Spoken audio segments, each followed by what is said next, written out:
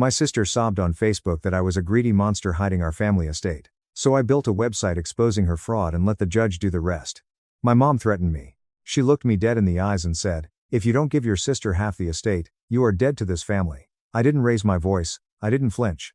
I just calmly replied, "I guess losing some greedy, entitled relatives won't hurt me at all." I never thought money could instantly vaporize a family, but looking back, the rot was always there, festering just beneath the surface.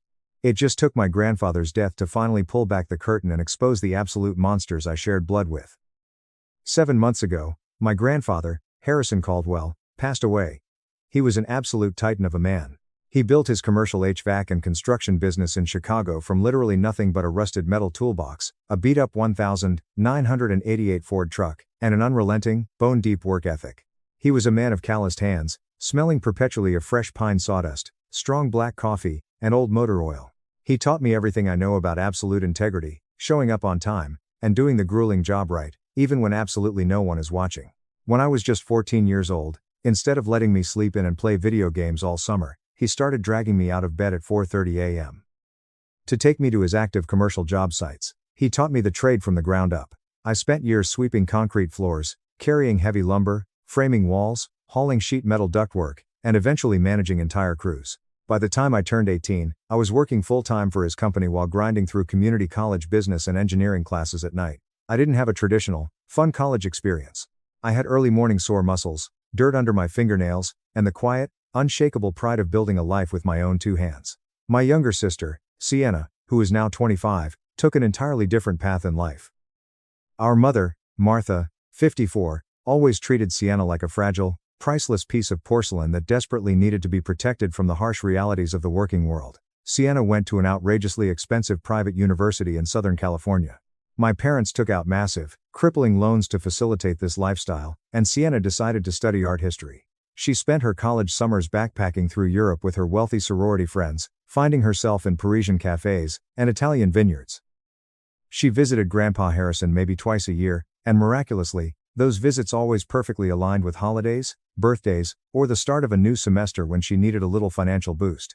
I am not judging her choices, or at least I desperately tried not to for a very long time. We were just fundamentally different people living in entirely different realities. But the bomb dropped when Grandpa's will was formally read in his attorney's mahogany-lined office downtown. Grandpa left me his prized lake cabin in the Adirondacks in upstate New York. Now, you need to understand, this isn't just a dilapidated fishing shack. It is a stunning, sprawling, 4-bedroom custom-built timber cabin sitting on 12 pristine acres of dense, untouched forest with exclusive, private deepwater lake access. It was his ultimate masterpiece, appraised at approximately $1,150,000 in the current real estate market. To Sienna, he left $75,000 in liquid cash and his collection of vintage, fully restored Leica cameras that were appraised at roughly $40,000. The entire remainder of his substantial estate was systematically divided among various local charities and trade school scholarship funds he had passionately supported throughout his life. The will included a sealed, handwritten letter explaining his precise reasoning. For me, he wrote page after page about our shared memories of that cabin. He wrote about teaching me to fish off the very cedar dock we spent an entire summer rebuilding together when I was 16. He wrote about my first clumsy attempts at carpentry on the massive wraparound back porch. His exact words were, "I want this property to stay firmly in the hands of someone who understands its true bleeding value beyond a dollar sign. A house is just wood and stone until you pour your sweat into it." Caleb knows the sweat. For Sienna, his letter was much shorter, but still kind. He mentioned being proud of her artistic passions and explicitly stated he hoped the $75,000 cash injection would help her finally establish her career and wipe out some of her crushing debts. My mother, Martha, went absolutely nuclear. She didn't just disagree with the will, she launched a holy crusade. She started calling me 4, sometimes 5 times a day. Her voice was shrill and demanding, insisting that generational family wealth must inherently benefit all children equally, completely regardless of what the person who actually earned the money intended. She aggressively argued that Grandpa Harrison was a toxic, old-fashioned misogynist who played favorites simply because I am male and chose to work in the dirt and mud like him. She demanded, not asked, demanded that I immediately list the Adirondack cabin for sale and split the $1,150,000 proceeds right down the middle with Sienna. Here is where my initial guilt and deep internal conflict came in. I genuinely loved my sister. Despite our massive differences, we had always maintained a close, if superficial, relationship. Sienna herself hadn't directly screamed at me for the money yet, But she had started making extremely passive-aggressive, calculated comments. She'd sigh loudly at family dinners, mentioning how incredibly lucky I was, and how a massive cash windfall from the house could literally solve every single problem in her life. She is currently drowning in about $92,000 of combined student loans and high-interest credit card debt from her lavish lifestyle. My mother then decided to weaponize the extended family. At a tense Sunday dinner, my aunt pointed her fork at me and called me a selfish, greedy opportunist. My uncle loudly proclaimed I was spitting on traditional family values. They created a toxic echo chamber, all aggressively chanting that Grandpa would have wanted us to take care of each other and that keeping the entire property made me a monster. But the absolute truth is, I don't want to sell it, period. Beyond the immense, crushing sentimental value, my wife Elena and I have been desperately trying to plan for our future. We want to start a family. We dream of our future children spending their humid July afternoons jumping off that exact same cedar dock just like I did. Currently, Elena and I live in a cramped, noisy 2-bedroom apartment in Chicago. This Adirondack property represents a future, a sanctuary that we could never, ever afford to purchase on our own. My mother's latest shifting argument is that I already have a highly stable, lucrative career. I successfully run my own mid-sized commercial HVAC and construction firm now. Meanwhile, Sienna is 25 and still struggling to find her true path. She works a meager 15 hours a week at a boutique art gallery and occasionally writes freelance blog posts that pay absolute pennies. Martha says it is my biological duty as the older, successful brother to even out the scales of the universe. I desperately tried to offer olive branches. I told Sienna she could use the cabin absolutely whenever she wanted for free vacations. I offered to personally pay for her flights out there. I told her she could have her future wedding on the property entirely free of charge. I even offered to dip into my own personal savings to help her aggressively tackle the high-interest portion of her credit card debt, but Martha shut it down instantly. She told me my offers were insulting, pathetic crumbs. She formally demanded I either sell the property and give Sienna $575,000, or I personally take out a massive mortgage and buy Sienna out for $575,000 cash. Reddit, AITA for refusing to sell my grandfather's cabin even though it undeniably created a massively unequal inheritance split between my sister and me? Edit. To clarify some recurring questions in the comments. Yes, the will was absolutely 100% properly executed with impartial witnesses and a high-end estate lawyer. Grandpa Harrison was thoroughly evaluated by his primary care physician and a geriatric specialist just 2 months before finalizing the will specifically to prevent my mother from trying to challenge it. The deed to the house has already been legally, fully transferred into my name. I hold the title insurance. I am not worried about the legal mechanics. I am just mourning the total destruction of my family. Update 1.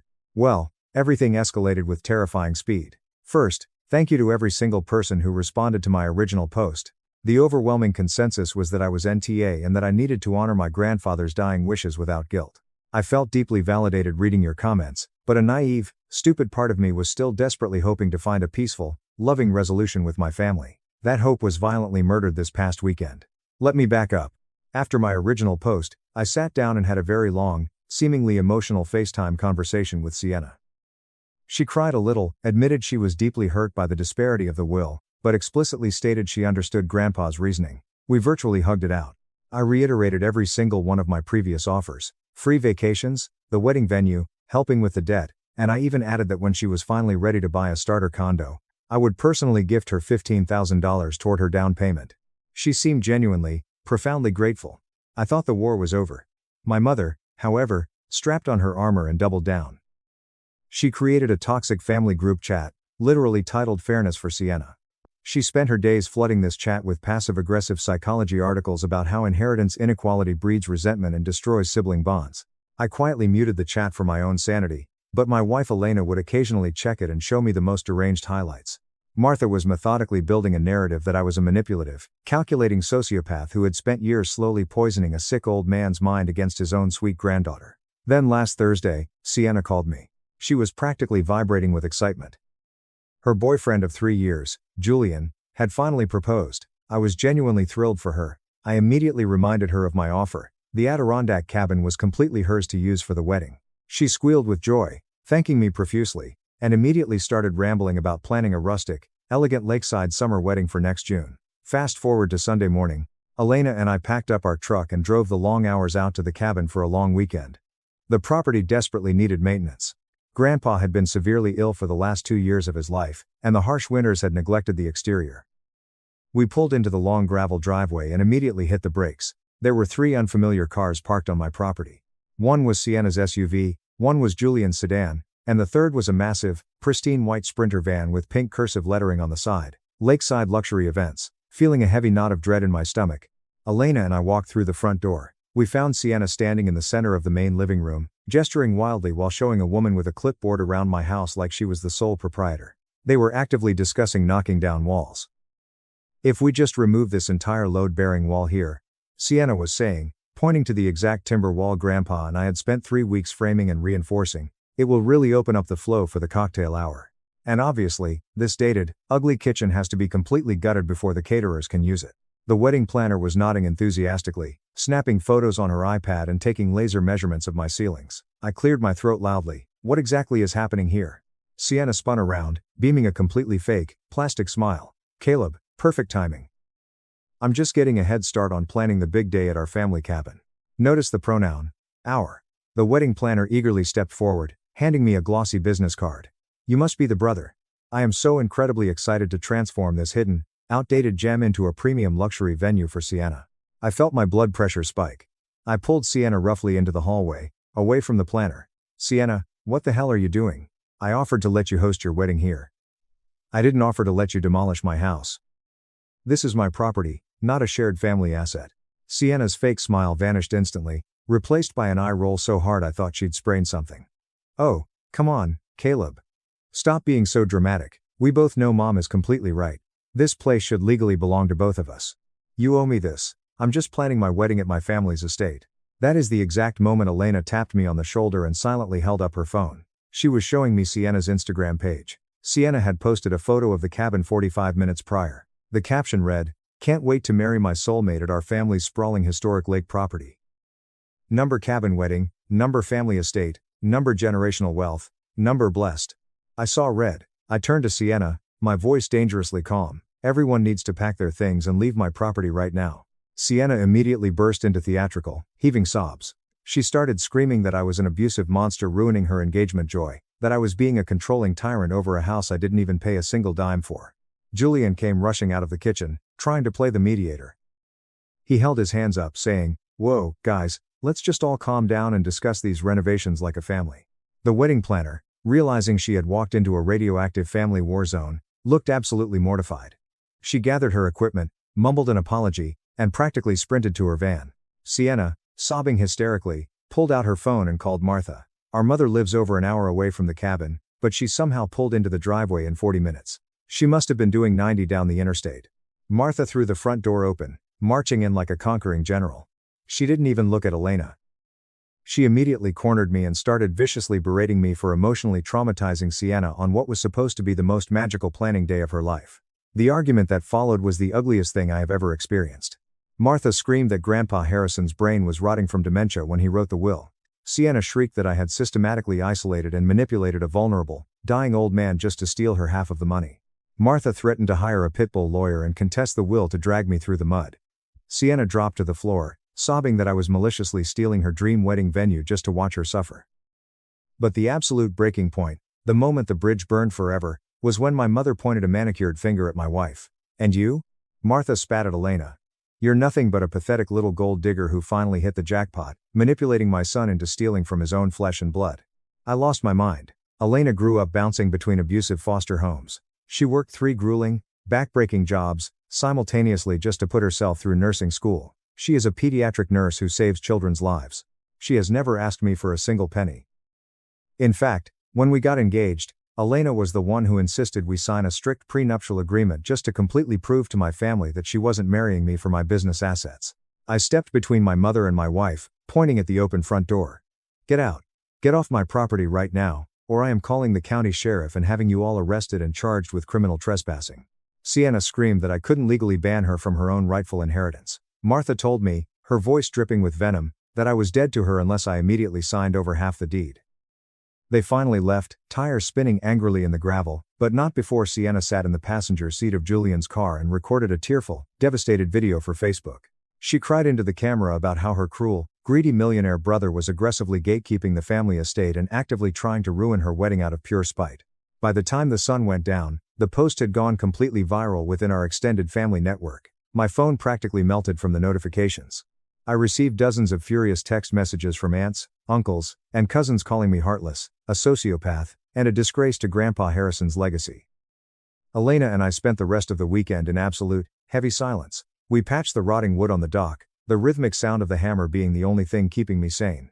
Later that night, I found myself standing in the living room, staring at a framed photo of Grandpa Harrison, quietly apologizing to him for the disgusting circus his beautiful sanctuary had become.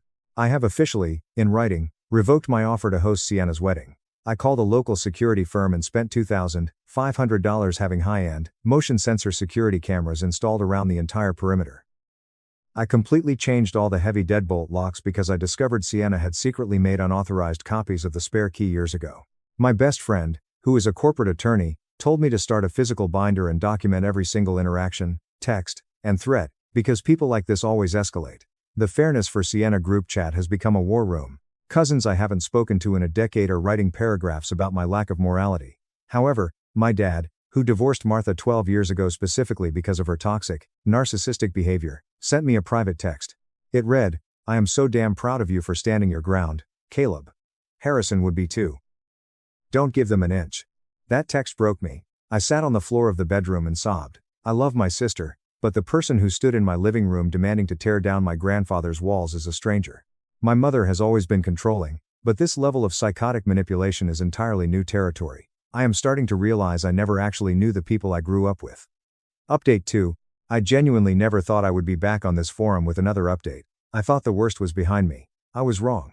The situation mutated into a nightmare beyond anything my brain could have possibly comprehended.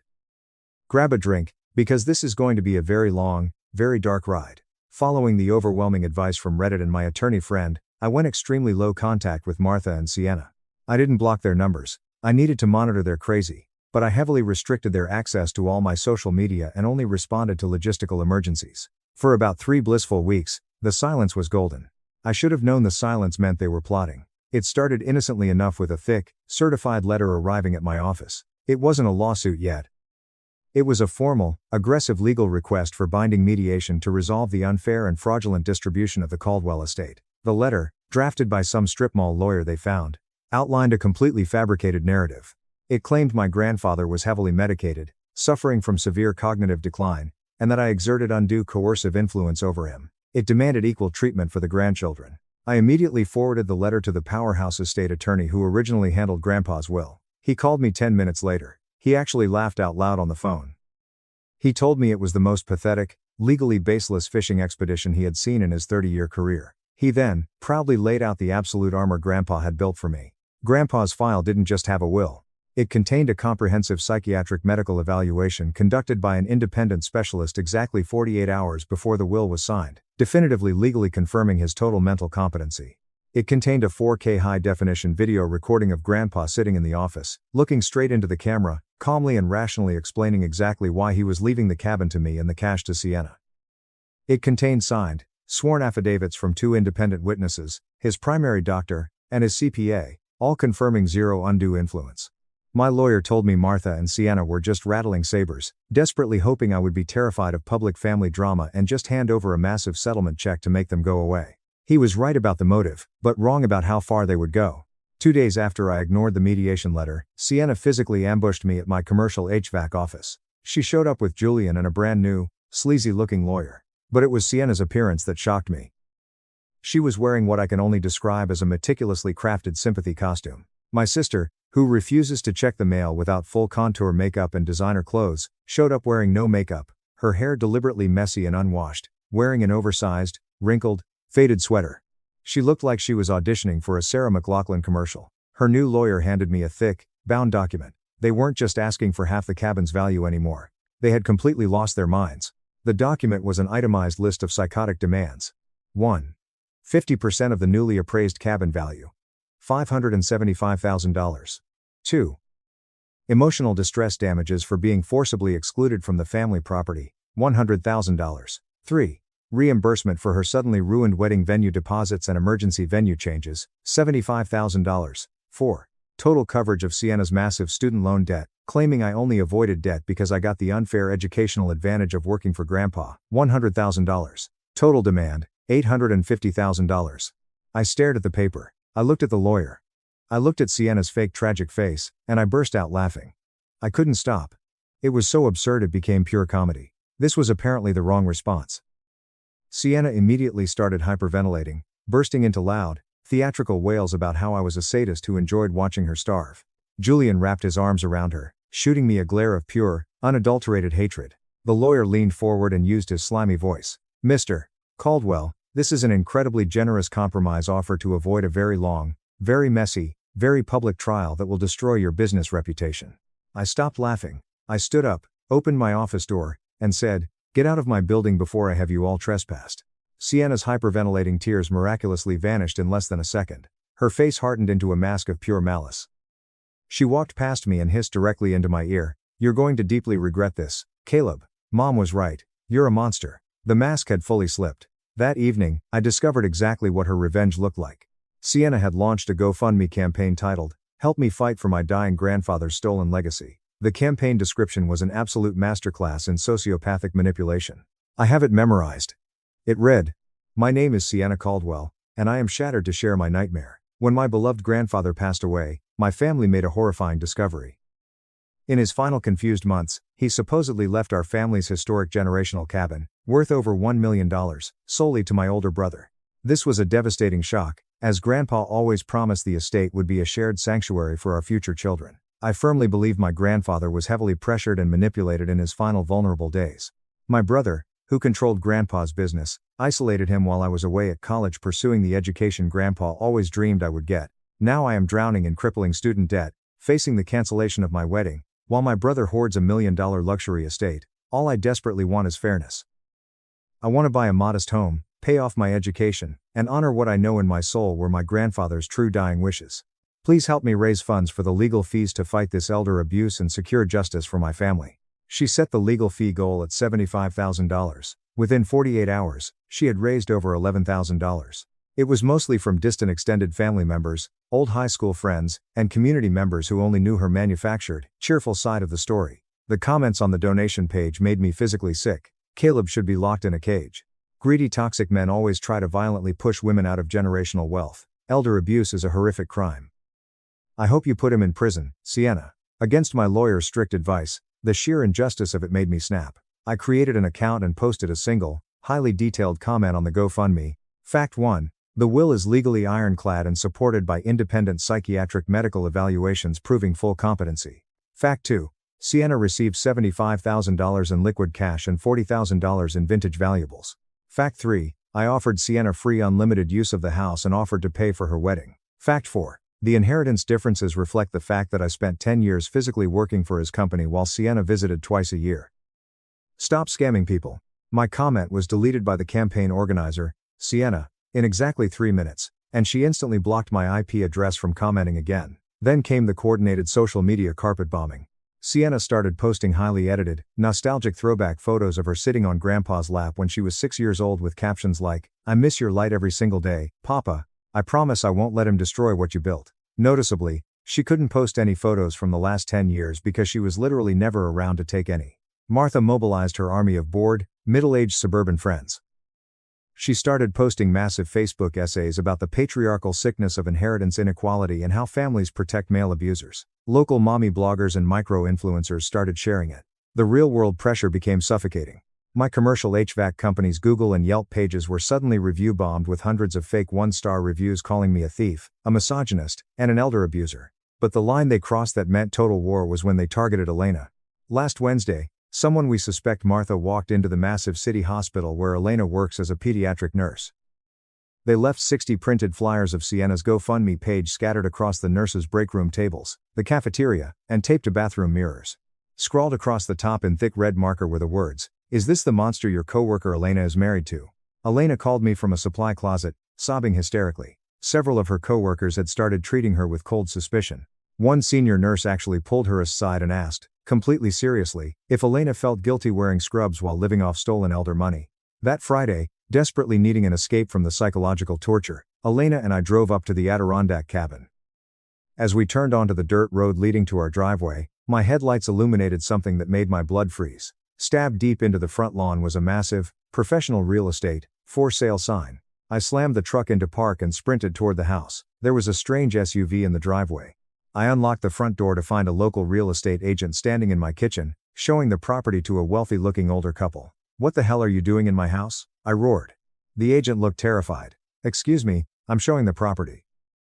The owner, Sienna Caldwell, signed an agreement with my brokerage yesterday to aggressively fast-track the sale. Sienna had forged my grandfather's old stationery, pretended the house was still in probate, and authorized a listing. I had to pull up the county tax records on my phone, show my physical ID, and explicitly threaten the agent with a massive lawsuit for breaking and entering before they finally scrambled out the door. That night, Elena and I sat on the edge of the wooden dock, our feet dangling over the black water. I was shaking with pure, unadulterated rage. I realized I couldn't just defend myself anymore. I had to utterly destroy their narrative. I went up to the attic to search for old property blueprints. Instead, I found a dusty, heavy cardboard box tucked behind the thick insulation. Inside were Grandpa Harrison's journals. He had kept meticulous daily diaries for 40 years.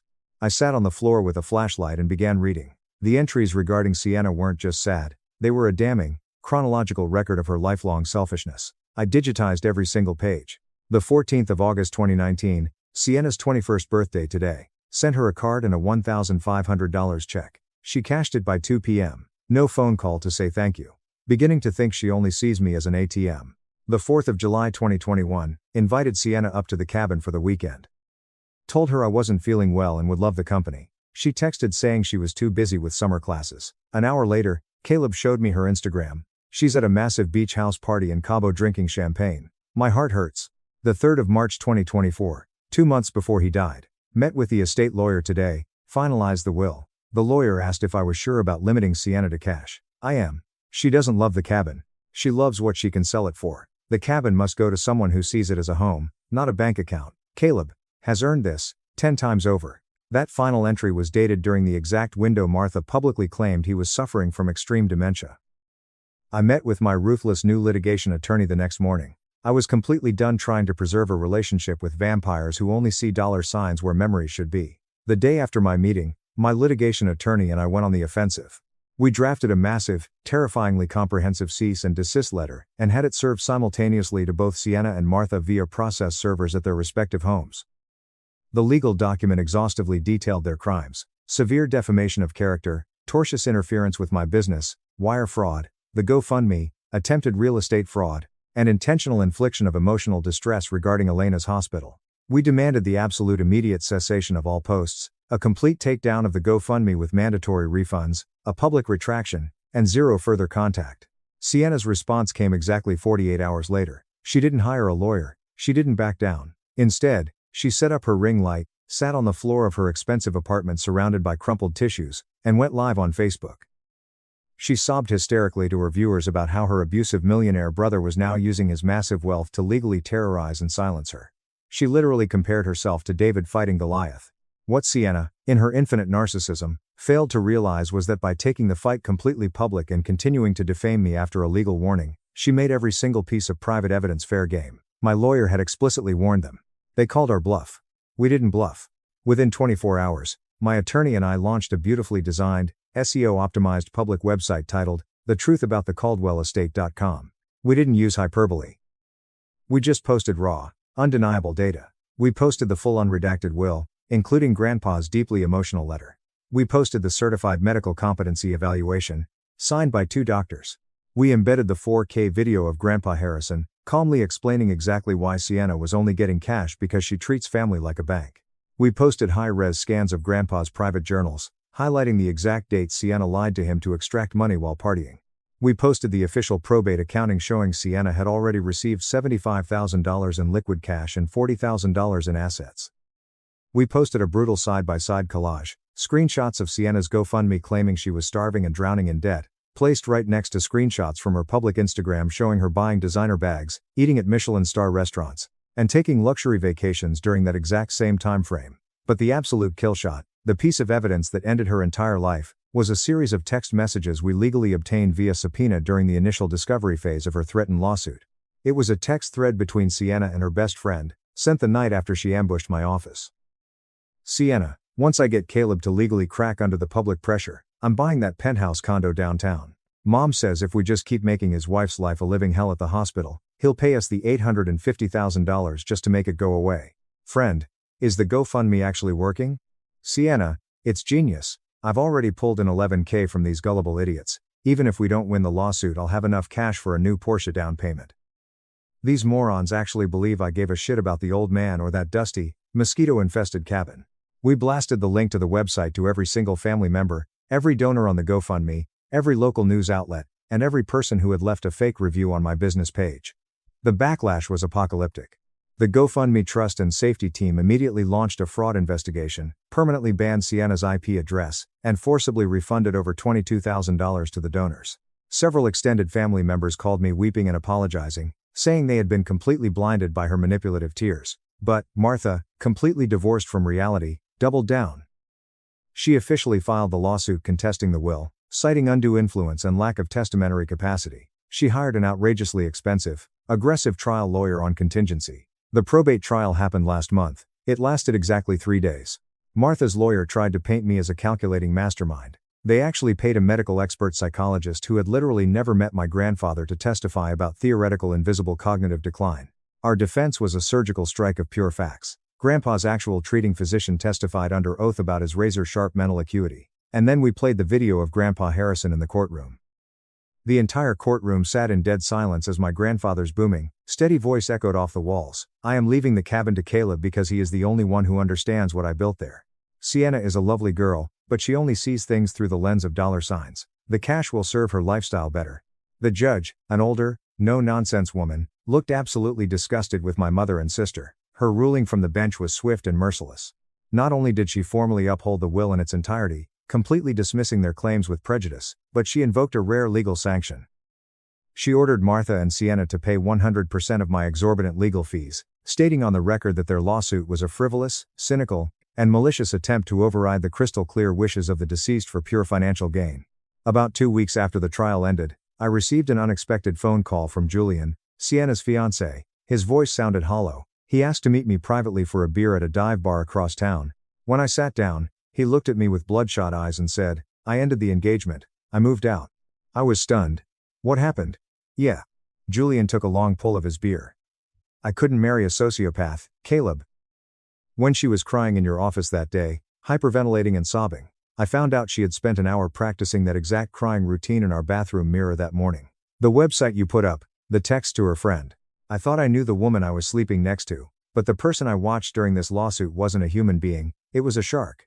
He then revealed the most pathetic detail of all. Sienna had already completely blown through her entire legitimate inheritance. The $75,000 cash was gone in less than 6 months.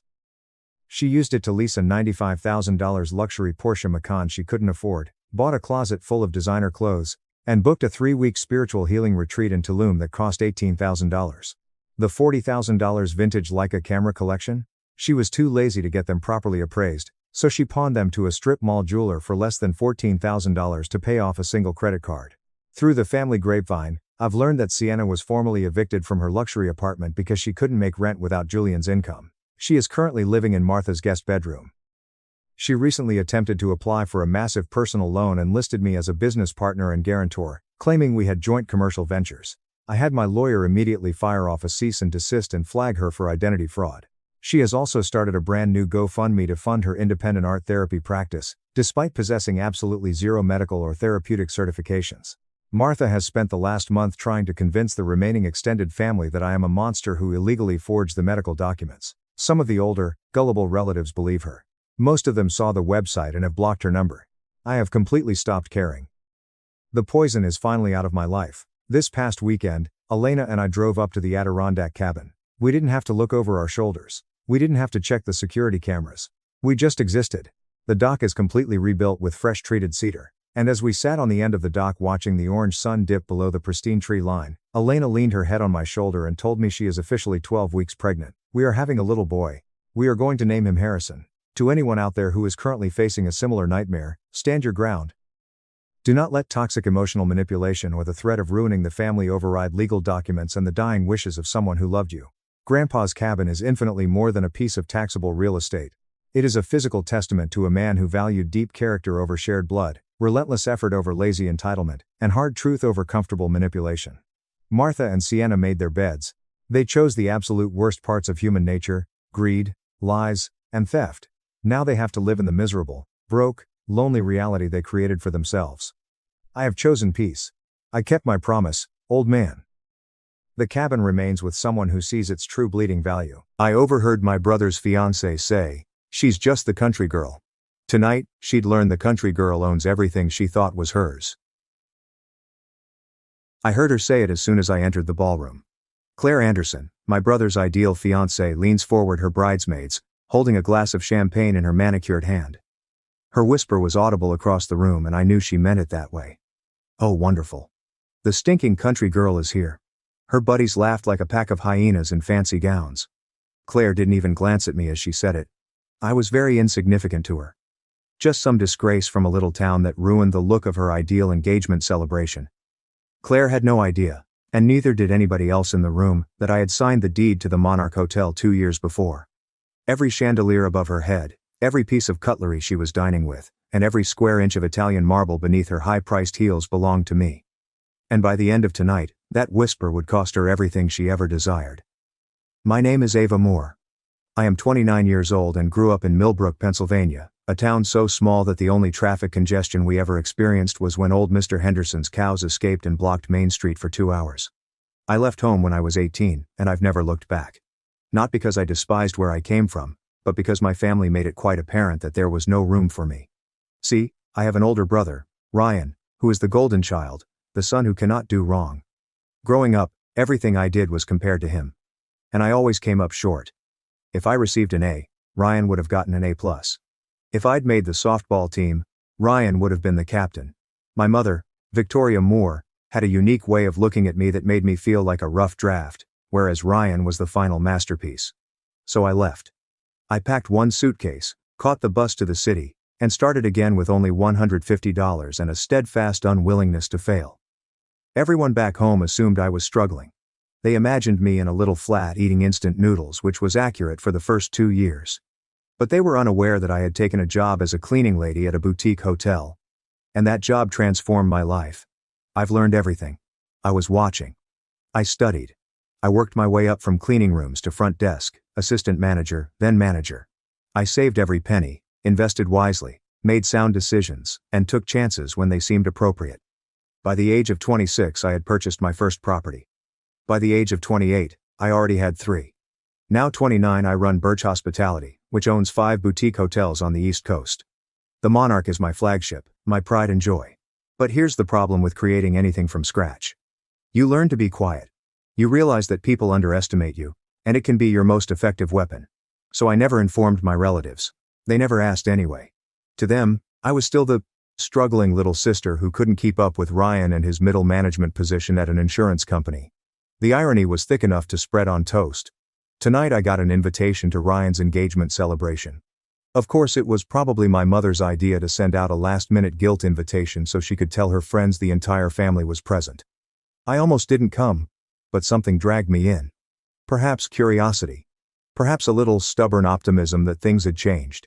They had not. I stood in the lobby of my own hotel, dressed in jeans and my favorite boots, my hair still smelling faintly of the countryside because I had traveled through Millbrook on my way here to remind myself of where I came from. My outfit certainly cost more than everything Claire was wearing combined. But you wouldn't know it from looking. That's the thing with real money. It does not need to yell. To be honest, you can take the girl out of the farm, but you can't take the farm out of her. However, you can take the farm girl's money directly to the bank. I noticed my mother across the room holding court with some of her friends, most likely talking about Ryan's lovely fiancée and their bright future together. Ryan stood next to Claire looking like he'd won the lotto. He had no idea that he was holding a losing ticket. Claire eventually glanced at me, her smile as keen as a paper cut. She didn't see me as anything more than an annoyance, a blemish on her ideal evening. It was fine. Allow her to believe I was nobody. Let them all think about it. I'd heard long ago that the best revenge is quiet. It is patient. It is quiet. It's watching people dig their own graves while looking down at you, without noticing the shovel in their hands. So I smiled at Claire, went to the bar, and got a drink. My employees understood not to acknowledge me. My general manager, Nathan Hayes, caught my eye from across the room and gave me a discreet gesture. Everything was running smoothly. Everything was well for the time being, since Claire Anderson would be learning a very important lesson in around 2 hours. Never underestimate a country girl, especially if she owns the land you are standing on. Before we continue, if you're enjoying this story, please subscribe and let me know where you're watching from and what time it is. I see every single comment, and it means everything to me.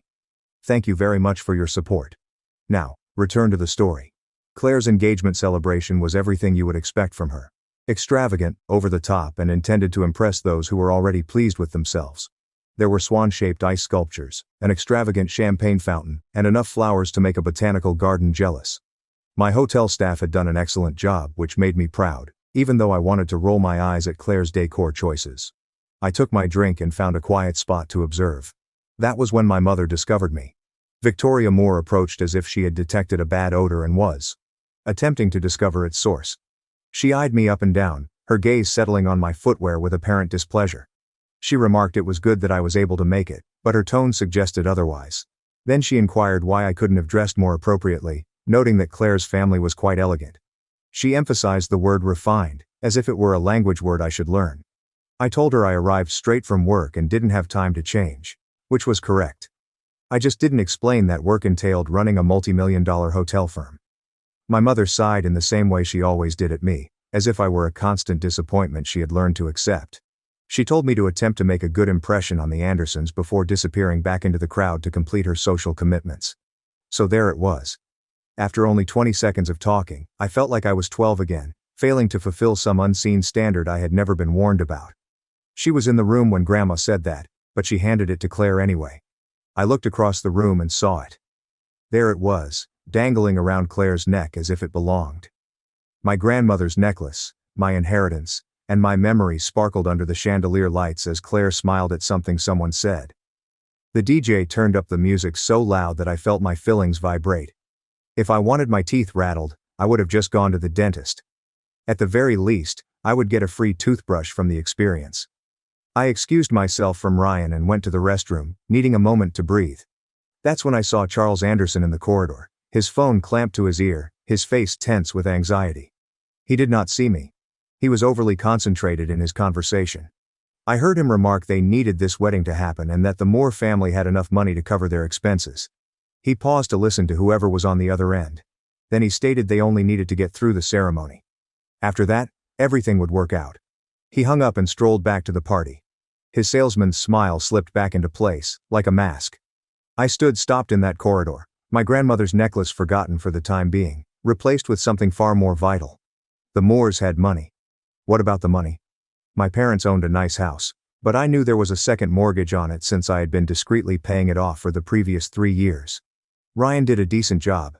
Nothing extraordinary, there was no family fortune. So, why did Charles Anderson believe there was?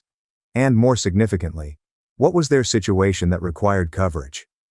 I spent the next hour observing the Andersons like a hawk would a field mouse. Every smile, handshake, and perfectly timed laugh. Now that I knew something was wrong, I could identify the flaws in their performance. Charles kept checking his phone, his jaw tightening as he read each message. Margaret's jewelry was stunning, but I observed she kept caressing it. Nervously, as if she was frightened it would go. Claire, gorgeous, exquisite Claire, had a yearning in her eyes that was driven by desperation rather than love. I began piecing things together. The Andersons believed my family had money. But why? Then it struck me. For the past 3 years I've been transferring money to my parents anonymously through my firm, Birch Hospitality. Every month a payment was received to cover the mortgage, electricity bills, and medical expenses. I never signed the paperwork for my father's knee surgery. I did not desire their gratitude or queries, I merely wanted to help from a distance. But my parents had no idea it was me. My mother had evidently determined that it had to be Ryan. Of course she did. In her imagination her golden kid was discreetly caring for them, like the responsible, accomplished son she had always known he was.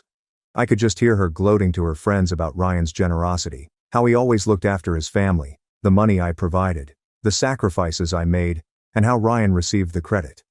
The irony was so thick that it might have stepped into the party and requested its own beverage. So the Andersons conducted some research.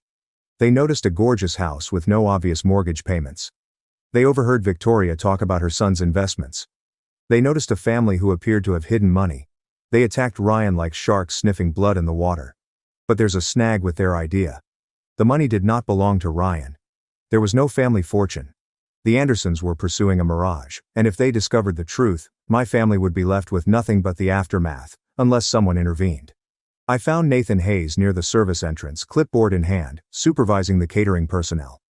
When I approached, he looked up, his professional mask giving way to real warmth as he recognized me. He calmly asked whether everything was okay, addressing me as Miss Moore, before I gave him a look. He corrected himself and simply called me Ava. I told him I needed a favor. I needed some background information on the Anderson family. He searched for anything he could discover, including corporate documents and news stories. Nathan did not ask why. That's what I admired about him. He simply nodded and said he would see what he could find. He vanished, his phone already in hand. I returned to the party, attempting to appear normal, which became increasingly difficult by the minute. That's when Claire discovered me. She stood beside me like a designer-dressed ghost, with a lovely smile that might give you cavities. She recommended we talk, just the two of us, to get to know each other. She placed her hand on my arm as if we were longtime friends. I let her bring me to a secluded place near the restrooms. Her smile evaporated as soon as we were out of earshot of the rest of the guests. She admitted to knowing about me. She stated that she was aware that I sent money home every month while acting as the good daughter from a distance. But here's what puzzled her. She asked, why would someone who couldn't afford their own apartment send money to a family who didn't even like them? My jaw tightened, but I kept my expression calm. She proceeded. Unless, she added, I was attempting to purchase their love and establish my worth. She called me pathetic. She leaned in and said I should know Ryan told her everything. I was always envious of him, and I couldn't bear not being the favorite. How the family only tolerated me out of sympathy. She smiled again, but this time it was piercing and vicious. She stated that she intended to marry Ryan and become a part of this family, and that she believed it would be best for everyone if I stayed away. She said nobody would miss me. She called me dead weight, patted my arm as if comforting a kid, and went away. I remained there for a moment, digesting what had just occurred. Claire assumed I was broke. She assumed the money came from Ryan. She had no idea who I really was. It was like seeing someone talk about how great their rental car is to the person who runs the whole store. Honestly, if arrogance burnt calories, Claire Anderson would be invisible. Nathan stood at my elbow, interrupting my thoughts. He gave me a folder and said I needed to see it. His face was pallid, and his typical serenity had been rattled. He stated, the Andersons weren't just in debt. They were being investigated for fraud. I opened the folder directly in the hallway and scanned the documents within. Financial records, judicial documents, and press articles. The more I read, the colder I felt. The Andersons were not who they claimed to be. Their real estate empire was a sham founded on deception and borrowed funds. They were 5 months away from declaring bankruptcy and facing a federal inquiry. This wedding was not about love. It was an escape plot. I carried the folder to my car in the parking garage because I needed some privacy to comprehend what I was reading. The above lights flickered as if they were as surprised as I was. The documents presented an unflattering image. Charles and Margaret Anderson have been running what amounted to a Ponzi scheme for some years. They raised funds from investors for real estate projects that either did not exist or were highly inflated. Early investors were compensated with funds from subsequent investors, a classic scam. But the house of cards was eventually crumbling. Investors posed queries. Auditors were circling. Federal investigators had begun a case. The Andersons needed an exit strategy, and fast. Enter my brother Ryan. I could see how warped their logic was. Locate a family that appears to have money. Marry into it. Use the relationship to bolster their deteriorating reputation. Or, at the absolute least, have a place to hide if everything falls apart. They presumably intended to empty my family's assets before fleeing to start the fraud. Somewhere else. They didn't comprehend that my family had nothing. The home was mortgaged. Ryan's pay was average. The only money coming into the Moore household came from me, and I could stop it with a single phone call. The Andersons were about to realize they'd targeted the wrong household. And when they did, they abandoned Ryan as quickly as a sinking ship, breaking my brother's heart and humiliating my parents. A part of me wanted to let it happen. Allow them all to suffer the repercussions of their decisions. My mother, who handed up my inheritance without a second thought. My brother, who has never stood up for me. Allow them to experience what it is like to be ignored, disregarded, or cast away. But I couldn't manage it. Even though they had injured me, they were still my family. Ryan was still the boy who taught me how to ride a bike, even though he had lost it somewhere along the line. My mother was still the woman who stayed up all night when I had chickenpox, even after she decided I wasn't worth remembering. Families are complicated. You can love someone while also being irritated with them. You may wish to defend someone even if they may not deserve it. So I made my selection. I was planning to expose the Andersons. I was going to save my family from a calamity they had no idea was coming, and I was going to do it in my own manner. I called my lawyer first. Sarah Cooper responded on the second ring despite it being 8 p.m., which is why I paid her what I did. I gave her a brief overview of the scenario and asked how quickly she could verify the material in the folder. She stated she will get confirmation within an hour. I next called Lucy Parker, a forensic accountant I had previously dealt with on a complex acquisition 2 years earlier. Lucy was an expert with financial records, the type of person who could look at a spreadsheet and tell you what someone had for breakfast. I emailed her photographs of the key documents and requested her to investigate further. If you've enjoyed the narrative so far, please take a moment to like and comment. It greatly encourages me to continue writing these stories for you, and I sincerely thank each and every one of you. Thank you from the heart. Now let's get back to Ava. Naomi called back in 40 minutes. Her voice was tight with the excitement of someone who had discovered something significant. She confirmed that I was correct. They were running a Ponzi scheme, which is textbook stuff. But here's the interesting bit. She stated she looked up the Anderson name in other states and discovered something from Arizona 2 years ago. Same design, same scheme, but different names. She claimed the bride's real name was not Claire. She asked if I was prepared for this. I told her I was prepared. Naomi told me that the bride's real name was Sandra Roberts. She claimed the parents were not even her true parents. They were involved in a long-running fraud. They'd been doing this for at least a decade. Different identities, different goals, same game. I sat in my car with the folder in my lap and began giggling. I couldn't help it. These folks have more identities than a Hollywood actress and her ex-husbands. Sandra and Claire are probably going to be Stephanie next year. My phone vibrated with a text message from Ryan. I gazed at it for a long time before opening it. He asked if we could talk. He said something about Claire feeling bad. I checked the time. 7 minutes until 9. When Charles Anderson was set to deliver his grand welcome to the family toast. Too little. Too late, big brother. You should have believed that feeling an hour ago. You should have trusted me years ago. But it's better late than never. At least he was beginning to see through the mask. I got out of the car and walked back to the motel. Arizona's night air was warm. And somewhere within, a con artist dressed in white was about to suffer the worst night of her life. It's time to crash an engagement party. I returned to the Monarch Hotel with a different enthusiasm than when I left. Previously I was the invisible sister, the country girl who everyone looked down on. Now I was a lady with a plan. Nathan approached me near the service entrance. His expression reflected a mix of anxiety and fascination. He stated he had been observing the Andersons all evening and that something was clearly wrong with them. He added that Charles had made 3 phone calls in the last hour, each of which left him more anxious than the last. I informed Nathan that I needed the AV system ready. I announced that during Charles's toast at 9 we would give the guests a presentation they would never forget. Nathan did not even blink. He inquired as to the type of presentation we were discussing. I gave him a USB drive. It included scanned copies of the folder's most damaging documents, as well as everything Naomi had sent me. Court records from Arizona, financial statements proving the deception, images of Claire taken 2 years ago under her true name, Sandra Roberts, and a decade-long paper trail of lies. I informed him that when Charles started his toast, I wanted everything on the screens. Every document, photograph, and piece of evidence. Nathan smiled slightly as he drove. He said he had always thought working for me would be interesting, but this was something else entirely. Then he vanished towards the control room. My phone vibrated. Sarah, my lawyer, confirmed everything Naomi had discovered. The Andersons were actually under federal investigation. More importantly, she had called the lead investigator, a woman named Carla Reeves, who had been searching for the Andersons for months. They kept moving, changing names and keeping one step ahead until tonight. Sarah informed me that Agent Reeves was already on her way with the team.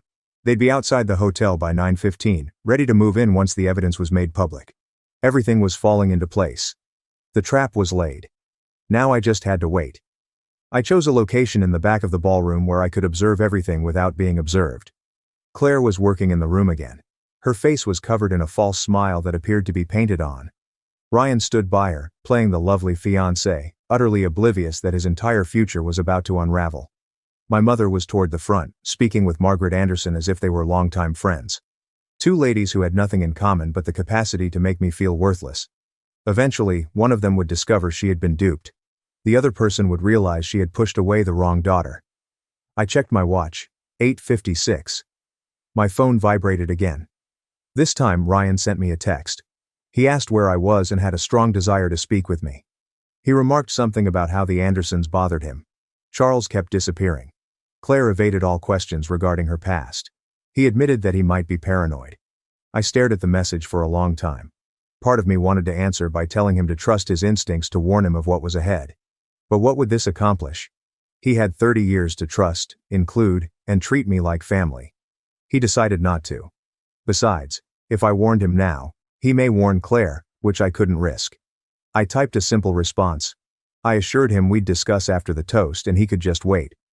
9:02. Charles Anderson was adjusting his tie near the little stage where the DJ had set up. He appeared confident again, his salesman mask firmly in place. He had no idea what was going to happen. I remembered what Claire had said to me earlier. I was dead weight, nobody would miss me, and I should simply keep away. The strange thing about individuals who underestimate you is that they never see you approaching. They're so focused on staring down that they miss the moment you stand up. 9:05. Charles entered the stage and took the microphone. The DJ turned down the music. The guests turned to face him, champagne glasses in hand, ready to salute the happy couple. I made eye contact with Nathan from across the room. He gave me a barely discernible nod. The screens behind the stage flashed to life, displaying a slideshow of Ryan and Claire's photographs. A happy couple at a restaurant. A happy couple at the beach. A blissful couple is living their blissful lie. Not much longer. Charles cleared his throat and started to talk.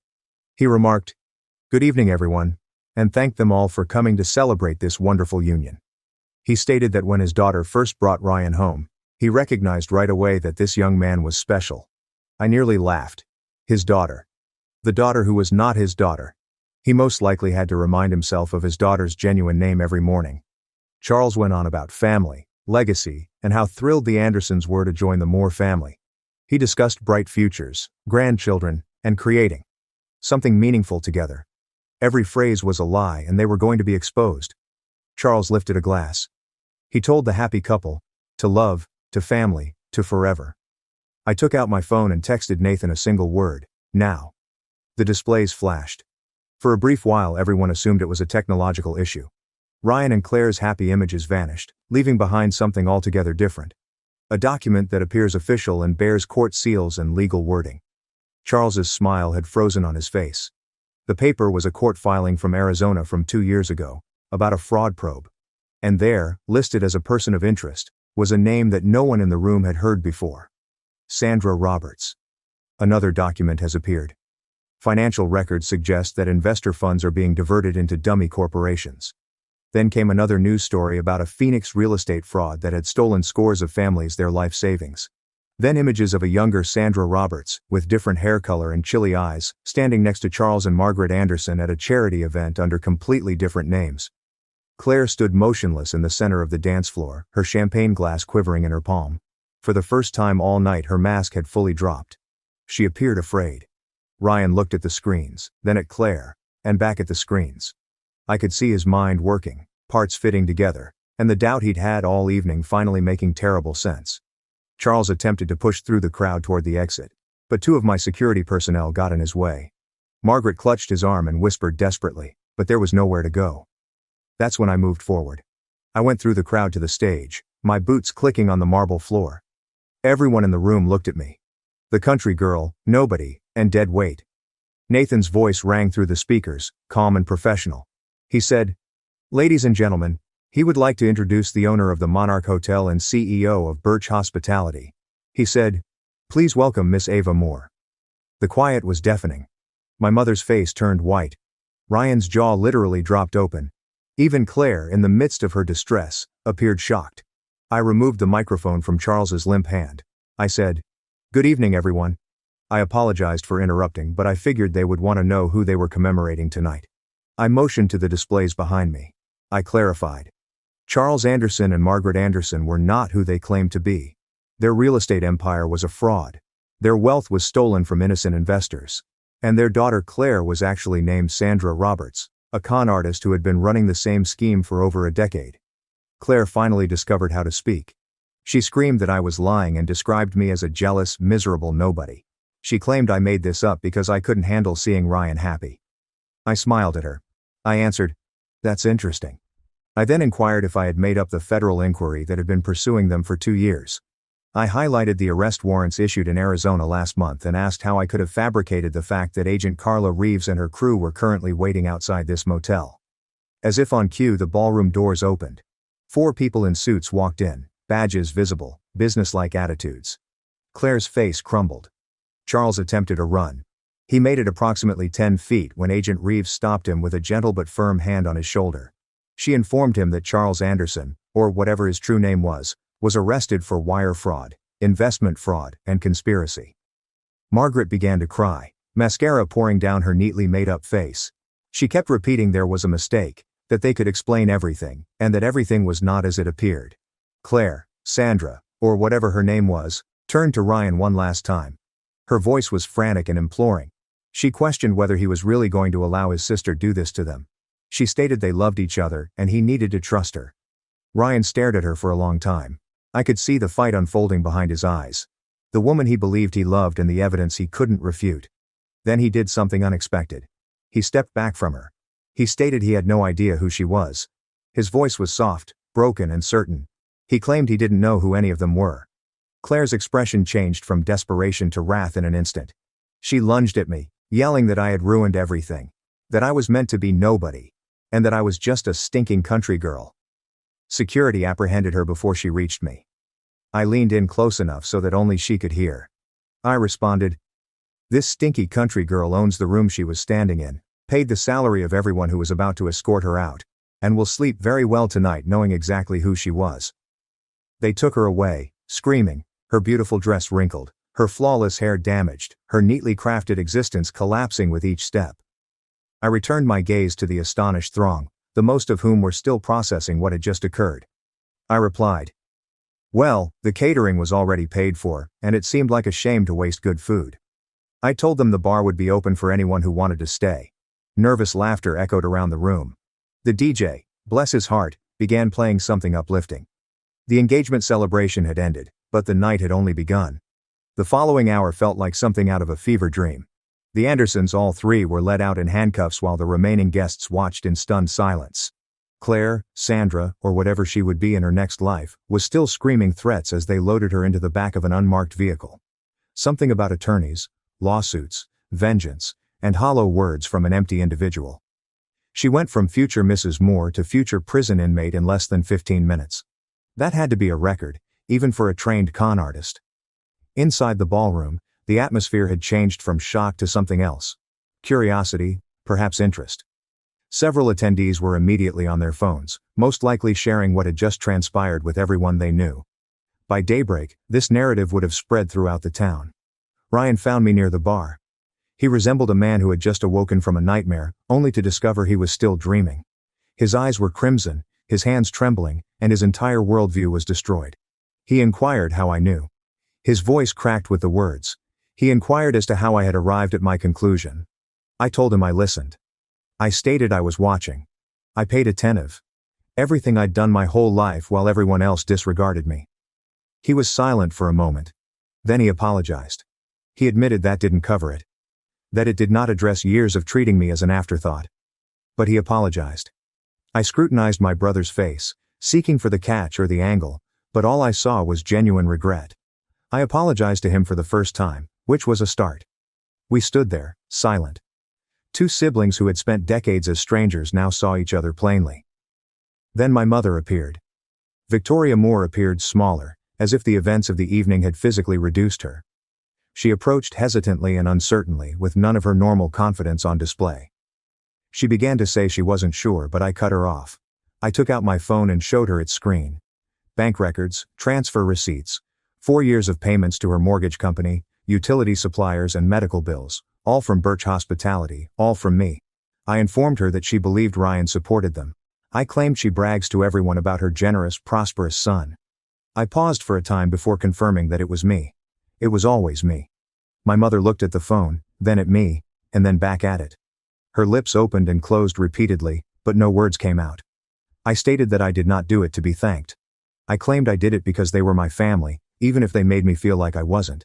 But I believed she should know the truth about who was truly there for her. Victoria's eyes flooded with tears. Not the showy performative tears I had seen her shed at family gatherings, but genuine ones that came from somewhere deep. She whispered my name, Ava, as if for the first time. Before I could react, there was a bustle on the dance floor. I turned to see Claire's grandmother's necklace, which was also my grandmother's, lying on the ground where Claire had flung it during her meltdown. Ryan stepped over and cautiously lifted it up, as if it could break. He took a long look at it before walking back to me. He said, "This was always supposed to be mine." His voice was full of emotion. He said that he had no idea Mom had given it away and expressed regret. He placed the jewelry in my hands. The weight felt appropriate, as if something lost for years had now returned to its rightful place. My mother cried as she observed the discussion. She claimed she had been completely mistaken about everything. I didn't disagree with her, but I also didn't go overboard. There would be time for unpleasant discussions later. Right now, I was just tired. A person approached and inquired if the celebration was still going on, looking bewildered yet hopeful. I gazed around the room. Ice sculptures were melting. The champagne fountain was still going. Half of the visitors had left, but the remaining half were determined to get their money's worth from the open bar. I shrugged and directed the DJ to continue playing. Might as well. The night had already been strange enough. Was a little dancing going to hurt?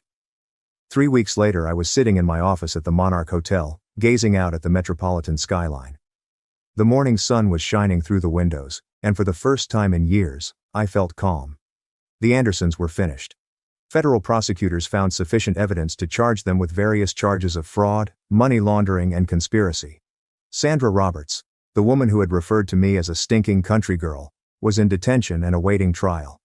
Her bail had been set so expensive that even her ostensibly wealthy parents could not afford it. It turns out that if you spend decades taking from others, you don't have many friends who are eager to help when things go wrong. The story dominated local news for nearly a week. A hotel mogul exposes con artist during a family engagement party. One article even described me as the stinking rural girl who controlled the room. I have that one framed. It currently hangs in my office, where I view it every morning. Ryan came to see me at the hotel yesterday. It was the first time he had seen my workplace, personnel, and the life I had made on my own. He wandered around touching objects as if he couldn't believe they were real. He explained that he had spent years believing he knew who I was. He claimed he was mistaken about everything. I informed him that we both had a lot of years to make up. I suggested, maybe we should start now. We went to lunch, a proper lunch, not a family gathering where we made small conversation and ignored anything significant. We genuinely discussed our childhood, our parents, and everything we had never uttered to each other. It wasn't flawless or easy, but it was honest. It was more than we had ever had. My mother began treatment last week. She called to tell me, her voice little and hesitant, so unlike the woman who used to treat me like a continual letdown. She stated that she wanted to understand why she had treated me the way she did. She stated that she wanted to be better. I told her I appreciated it. I said we could take it slow, and we would. Building trust takes time. But at least we were building something rather than watching everything crumble.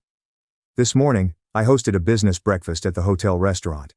Investors, partners, and anyone seeking to discuss expansion potential. Normal stuff for a regular day. A young woman walked in, appearing frightened. She was dressed simply, her hair pulled back into a utilitarian ponytail, her eyes wide as she took in the fine surroundings, definitely out of place. One of my investors, Gerald, who had too much money and not enough manners, made a comment that everyone could hear. He asked who let her in and informed her that this was a private gathering. I got up from the table. I stepped up to the young woman and extended my hand. I kindly addressed her as Nicole and expressed my gratitude that she was able to attend. I spoke to everyone. I wanted them to meet this year's Birch Hospitality Scholarship recipient, Nicole Patterson. I told them she grew up in a little town in Ohio, worked 2 jobs to pay her way through community college, and was ready to begin Cornell's hotel management program this autumn. The room became quiet. Gerald suddenly became really interested in his coffee. I brought Nicole to a seat at my table, the same table as the investors, the same table as the people who believed they were superior to her because of their money and connections. She mumbled a thank you to me, visibly overwhelmed. I advised her not to thank me yet. I said the real job was just beginning. But I told her that if she ever felt like she didn't fit in, she should remember that the individuals who constructed the most beautiful things frequently began with nothing but determination and dreams. She smiled at this. After breakfast, I stood in the lobby of my hotel, watching guests arrive and depart. Business people, Tourists and families were all walking on floors I owned, sleeping in beds I paid for, utterly oblivious of the woman who made it all possible. And that was okay. I did not need them to know. People will always try to make you feel tiny because of where you came from. Let them. While they're looking down on you, they won't notice you climbing up. I learnt that lesson a long time ago in a little town where I was never good enough, pretty enough, or had enough of anything. I carried it with me through years of difficulty, doubt, and others telling me I was never going to amount to anything. And now I'm standing at my hotel, surrounded by everything I built. The smelly country girl. She scented success from a mile away. My fiancé's mother laughed at my modest dress, called me the help at dinner. I smiled, then revealed her financial ruin in front of everyone. The moment I stepped through that mahogany door, I knew I had made either the best decision of my life or the worst mistake imaginable. Elizabeth Montgomery's face twisted into something between a smile and a grimace, like she had just bitten into a lemon while trying to pose for a photograph. Her eyes traveled down my simple navy dress, my modest flats, my drugstore earrings, and I watched her mentally calculate my net worth and find me worthless. She leaned toward her son, my fiancé Ethan, and whispered something she thought I couldn't hear. But I heard every word. She said I looked like the help who had wandered in through the wrong entrance. And that's when I knew this dinner was going to be very, very interesting. My name is Clara Davis. I'm 36 years old and I have a confession to make. For the past 18 months I've been keeping a secret from the man I was supposed to marry. Not a small secret like eating the last slice of pizza and blaming it on the dog. Not a medium secret like the fact that I still sleep with a stuffed animal from childhood. No. My secret was that I make $45,000 a month. Before taxes, it's even more obscene. After taxes, it's still the kind of number that makes accountants do a double take and ask if there's been a mistake. I'm a senior software architect at one of the largest tech companies in the Pacific Northwest. I've been writing code since I was 15, sold my first app at 22, and have been climbing the corporate ladder ever since. I hold 3 patents. I've spoken at international conferences. I have stock options that would make your eyes water. And Ethan thought I was an administrative assistant who could barely afford her rent. I never actually lied to him. When we met at a coffee shop 18 months ago, he asked what I did and I said I worked in tech. He nodded like he understood, then asked if I handled the scheduling for the executives. I smiled and said something vague about supporting the team. He filled in the blanks himself, and I just never corrected him. Why would I do something like that? Why would I let the man I was dating, the man I was falling in love with, believe I was struggling financially when I could have bought his car 10 times over? Because I learned something a long time ago from the most important person in my life. My grandmother raised me after my parents passed when I was 7. She lived in a modest house in a quiet neighborhood, drove an older car, shopped at regular grocery stores, and never wore anything flashy. She taught me to cook simple meals, to appreciate small pleasures, and to never judge my worth by the number in my bank account. And what I didn't know until she passed when I was 24 was that my grandmother was worth several $1,000,000. She had built a small business empire in her youth, invested wisely, and chosen to live simply because she believed that character was more important than appearance. She left me everything along with a letter that I still keep in my nightstand. In that letter, she wrote something I've never forgotten. She said that a person's true character only shows when they think no one important is watching. When they believe you have nothing to offer them. When they think you're beneath their notice. That's when you see who they really are. So, when Ethan invited me to dinner at his parents' estate, when he hinted that this might be the night things got serious, when he mentioned that his mother was very particular about first impressions, I made a decision. I would give the Whitmore family the test my grandmother had taught me. I would show up as the simple, unassuming woman they expected. I would wear modest clothes and drive my old car and speak humbly about my circumstances. And I would watch how they treated someone they thought couldn't help them. Someone they thought was beneath them. Someone they thought had nothing to offer. And before you judge me, before you think I was being manipulative or deceptive, let me ask you something. Have you ever wondered what your partner's family really thinks of you? Have you ever had that nagging feeling that the smiles are fake and the compliments are hollow? Have you ever wanted to know the truth, even if it might hurt? I wanted to know. I needed to know because I wasn't just considering marrying Ethan. I was considering marrying into his family.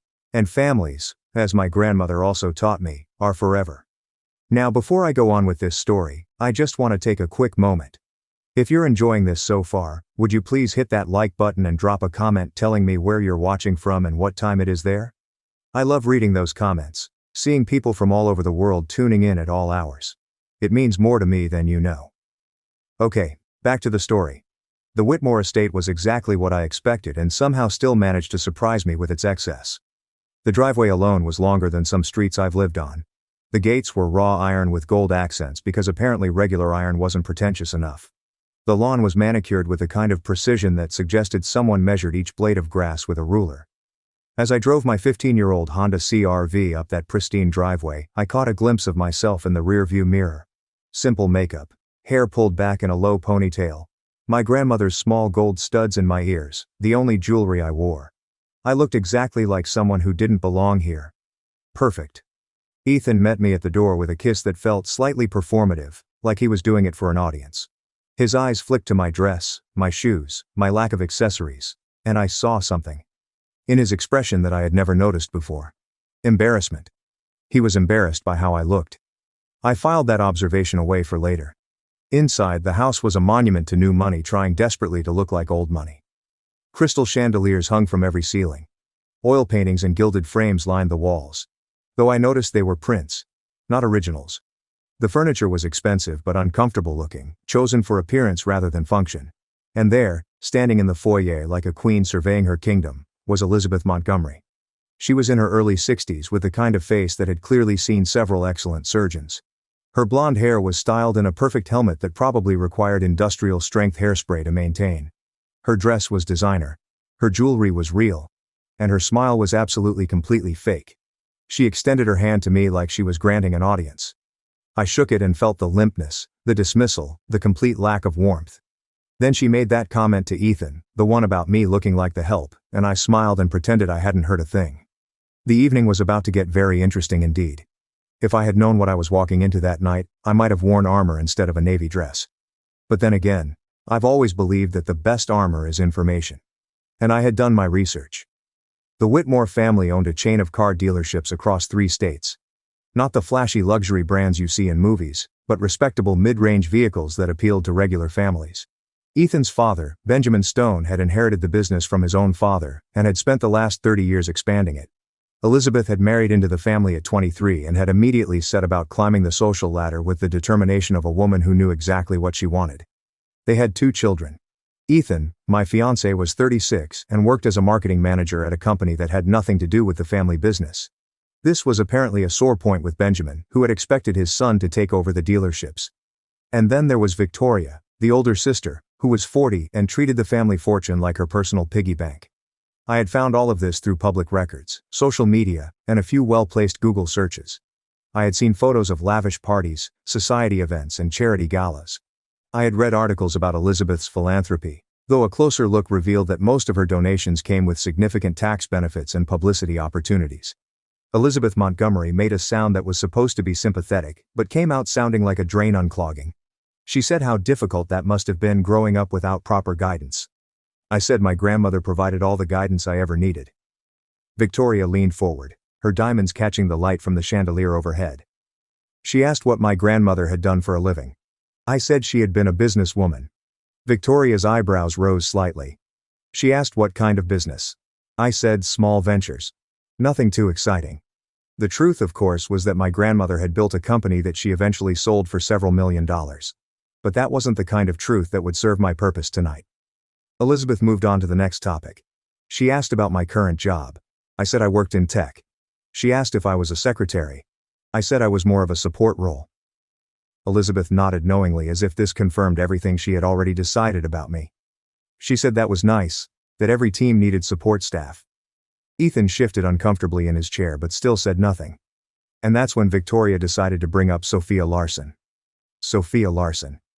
The name dropped into the conversation like a stone into still water, sending ripples across the table. Victoria said the name so casually as if she were mentioning the weather or the quality of the soup. She said she had run into Sophia last week, that she was doing wonderfully, that her family's business was thriving. I watched Ethan's face carefully. Something flickered there, quickly hidden. Guilt, nervousness. It was gone before I could identify it. Elizabeth picked up the thread with the enthusiasm of someone who had been waiting for this opportunity. She said Sophia had always been such a lovely girl, so accomplished, so well suited to their family's lifestyle. She had been Ethan's girlfriend for 3 years. Did I know that? I said I didn't. Elizabeth smiled. She said it was such a shame when they had parted ways. Everyone had expected them to end up together.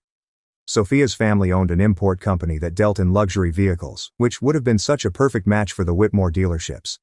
The implication was clear. Sophia had been the right choice. I was not. I looked around the dining room and noticed for the first time that there were photographs on the wall behind me. I turned slightly in my chair and saw a gallery of family moments, Christmases, birthdays, graduations. And in at least 4 of those photographs, a beautiful dark-haired woman stood next to Ethan, her arm linked through his, her smile radiant. Sophia Larson. Elizabeth followed my gaze and said nothing, but her satisfaction was almost palpable. Victoria twisted the knife a little deeper. She said Sophia Larson was still single. Actually, such a surprise that no one had snatched her up yet, almost like she was waiting for something or someone. I turned back to the table and smiled. I said she sounded like a remarkable woman. This was clearly not the response Victoria had expected. She blinked momentarily, thrown off balance. Elizabeth recovered first. She said yes, Sophia was remarkable. And then with the subtlety of a sledgehammer she added that she hoped I wouldn't feel too out of place in their world, given my more modest background. I asked what she meant by modest. Elizabeth's smile grew teeth. She said she understood that not everyone was born into certain advantages. That some people had to work ordinary jobs and live ordinary lives. That there was no shame in being common. Common. She had called me common. I felt something shift inside me. But I kept my expression neutral. I had come here to learn the truth about these people, and the truth was becoming very clear indeed. Ethan finally spoke up. He said his mother didn't mean anything by that she was just being protective of him. Elizabeth patted his hand and said, "Of course she was protective. A mother always wants the best for her son." The unspoken conclusion hung in the air like smoke. "And you are not the best." Benjamin cleared his throat and attempted to change the subject. He asked about my hobbies, whether I had any interests outside of work. I said, I enjoyed reading, hiking, cooking simple meals, nothing fancy. Victoria laughed and said that was adorable, like a child listing their favorite activities. Charles, the family friend, spoke for the first time since we'd sat down. He said he thought there was something to be said for simple pleasures, that his own grandmother had lived a modest life, and been the happiest person he had ever known. Elizabeth shot him a look that could have curdled milk. Charles ignored her and continued looking at me with that strange searching expression. He asked what my grandmother's name had been. I said, Eleanor Davis. Charles's eyebrows rose slightly, but he said nothing more, just nodded thoughtfully and returned his attention to his soup. The rest of dinner continued in much the same way. Elizabeth and Victoria took turns asking questions designed to remind me of my place, which in their minds was somewhere far beneath them. Ethan occasionally made weak attempts to defend me, but his heart clearly wasn't in it. Benjamin stayed mostly silent, watching the proceedings with the tired resignation of a man who had learned long ago that arguing with his wife was pointless. And through it all, Charles watched me. By the time dessert arrived, I had learned everything I needed to know about the Whitmore family. They were snobs of the highest order, the kind who measured human worth in dollars and social connections. They saw me as an obstacle to be removed, a problem to be solved, a mistake Ethan had made that needed correcting. But I had also learned something else. Something I hadn't expected. Ethan was not the man I had thought he was. The Ethan I had fallen in love with was kind and attentive and seemed genuinely interested in me as a person. But this Ethan, the one who sat at his mother's table and let her tear me apart without a word of real protest, was someone different, someone weaker, someone who cared more about his family's approval than about defending the woman he claimed to love. I wondered which one was the real Ethan. I was about to find out. After dessert, Elizabeth announced that we would have coffee in the sitting room. The men drifted toward the windows to discuss business while Victoria excused herself to make a phone call. Elizabeth said she needed to speak with the housekeeper about something and would join us in a moment. This left me alone with my thoughts and a perfect opportunity.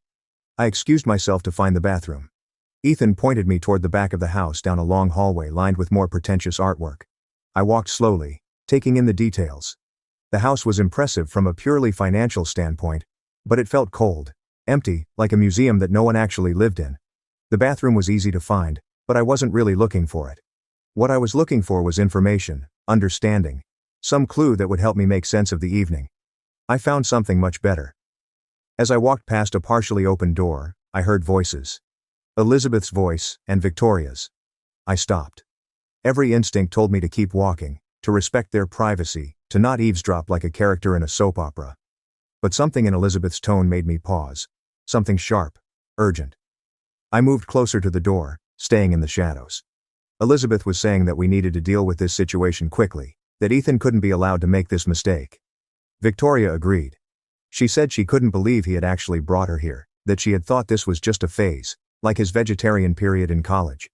Elizabeth said this was more serious than a diet. This woman could ruin everything. I felt my heart beating faster. They were talking about me. Of course, they were talking about me. But what came next was what really made my blood run cold. Victoria said the timing couldn't be worse. She said they needed the merger with the Larson family to go through. And Ethan needed to be with Sophia for that to happen. Larson, that was Sophia's family name, the luxury car importers. Elizabeth agreed. She said the dealership was in trouble, that they needed the Larson partnership to survive the next fiscal year. I felt the floor shift beneath me. The Whitmore dealerships were in financial trouble. I had suspected something from my research, but this confirmed it. Victoria continued. She said Ethan was supposed to keep Sophia interested while they worked out the details. That was the plan. Sophia's family would invest in the dealerships, and in return, they would get access to the Whitmore distribution network. Elizabeth said Ethan had assured her that he was keeping his options open with Sophia. Options open. While he was proposing to me, I leaned against the wall, my mind racing. This wasn't just snobbery. This wasn't just a family who didn't like their son's girlfriend. This was calculated, strategic. Ethan wasn't just a weak man who couldn't stand up to his mother. Ethan was using me. She was naive, trusting, probably just grateful that someone like Ethan had noticed her at all. Elizabeth laughed and agreed. I stepped back from the door, moving silently down the hallway. My hands were shaking, but not with hurt, with anger. They thought I was stupid. They thought I was naive. They thought I was so desperate for love that I would accept whatever crumbs they threw my way. They had no idea who they were dealing with. I found the bathroom, splashed some cold water on my face and looked at myself in the mirror. The woman looking back at me was not broken. She was not devastated. She was thinking. I had come here tonight to test Ethan's family, and they had failed spectacularly. But the test had revealed something I hadn't expected. Ethan himself was part of the problem. He wasn't just caught between me and his family, he was actively deceiving me. The question now was what to do about it. I could confront him. I could walk out there right now and tell everyone exactly what I had heard. I could create a scene, expose their plans, and leave this house forever. But that would be too easy. Too quick. They would dismiss me as emotional, dramatic, bitter. They would tell themselves that I was just proving their point about me. If I was going to respond to this betrayal, I would do it my way, on my terms, with a plan that they would never see coming. My grandmother had taught me many things, but one lesson stood above all others. She said that when someone underestimates you, they have given you a gift, the gift of surprise. Elizabeth and Victoria had just given me the greatest gift of all. They had no idea what I was capable of. I fixed my makeup, smoothed my hair and walked back to the sitting room with a smile on my face. The game was just beginning. When I returned to the sitting room, something had changed. The furniture had been rearranged slightly, the lighting adjusted. Elizabeth was standing by the fireplace with a look of barely concealed anticipation. Benjamin had positioned himself near the doorway, looking uncomfortable. Victoria was pretending to examine a painting, but I caught her glancing at Ethan with a smirk, and Ethan was standing in the center of the room looking nervous. Too nervous. He turned when I entered, and his face broke into what was supposed to be a loving smile. He walked toward me, took my hands in his, and said he wanted to ask me something. I felt the trap closing around me. Ethan said that he knew we hadn't been together very long and that his family could be a little overwhelming at first, but he said he knew what he wanted. He said he wanted me and then he got down on one knee. The ring he produced was large and flashy, exactly the kind of thing Elizabeth would approve of. It was also, I noticed, immediately of questionable quality. The diamond was cloudy, the setting uneven. It was the kind of ring that looked impressive in dim lighting but would reveal its flaws in the harsh light of day, much like the man holding it. Ethan asked me to marry him. Behind him, Elizabeth was beaming. This was clearly the plan, the first step in their strategy. Get Ethan publicly committed to me, then find a way to dispose of me later. In the meantime, they would use the engagement to keep Sophia Larson waiting, dangling the promise of Ethan while they worked out their business arrangements. I understood all of this in the space of a heartbeat. I also understood that I had a choice to make. I could say no. I could reject this proposal from a man who was using me in front of a family who despised me. I could walk out with my dignity intact and never see any of them again. But that would end the story too soon. I thought about what I had heard in the hallway. I thought about their plans to invent some scandal about me. I thought about how they saw me as stupid, naive, disposable. And I thought about how satisfying it would be to show them exactly how wrong they were. So I said yes. Ethan slipped the ring on my finger and Elizabeth began clapping like she was at a theater performance. Victoria offered her congratulations with all the warmth of a January morning in Alaska. Benjamin shook Ethan's hand and told him he had done well. Charles caught my eye from across the room. There was something in his expression, something knowing, like he suspected that this story had a few more chapters to go. I smiled at him and he smiled back. The rest of the evening passed in a blur of champagne and false congratulations. Elizabeth talked about engagement party planning. Victoria discussed venues. Benjamin mentioned business opportunities that might arise from the union of our families, though he stumbled over this, clearly unsure what my family could possibly bring to the table. Ethan stayed close to me, playing the role of devoted fiancé with surprising conviction. If I hadn't heard what his mother and sister had said, I might have believed it. But I had heard, and I would never forget. When the evening finally ended, Ethan walked me to my car. The night air was cold and clear and for a moment we just stood there in the driveway looking at each other. He asked if I was okay. He said he knew his family could be a lot, but he promised they would warm up to me eventually. I said I understood. I said I was just tired. He kissed me goodnight, and I drove away from the Whitmore estate with his ring on my finger and a plan forming in my mind. The next morning I started my research.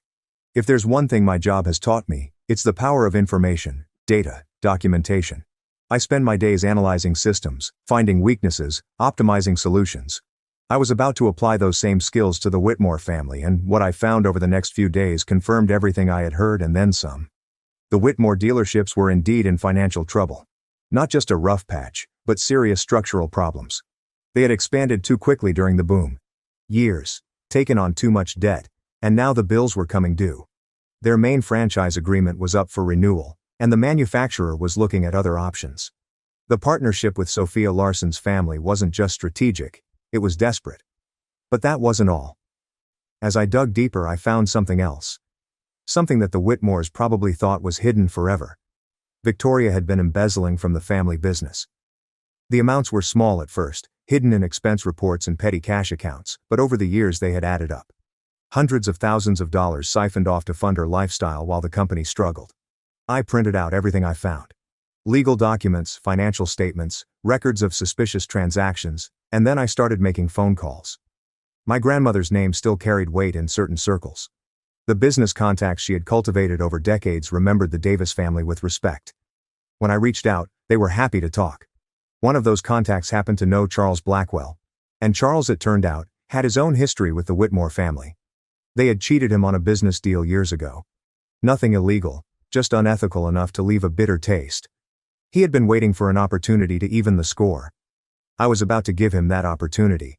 Before we continue, I just want to say something from my heart.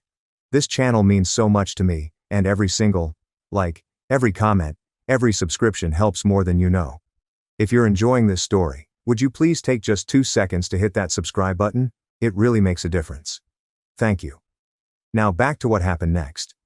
The next few weeks were an exercise in patience and performance. I played the role of the happy fiancé with the skill of an award-winning actress. I attended family dinners at the Whitmore estate.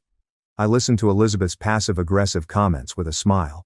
I watched Victoria flaunt her designer clothes and expensive jewelry, knowing exactly where the money had come from.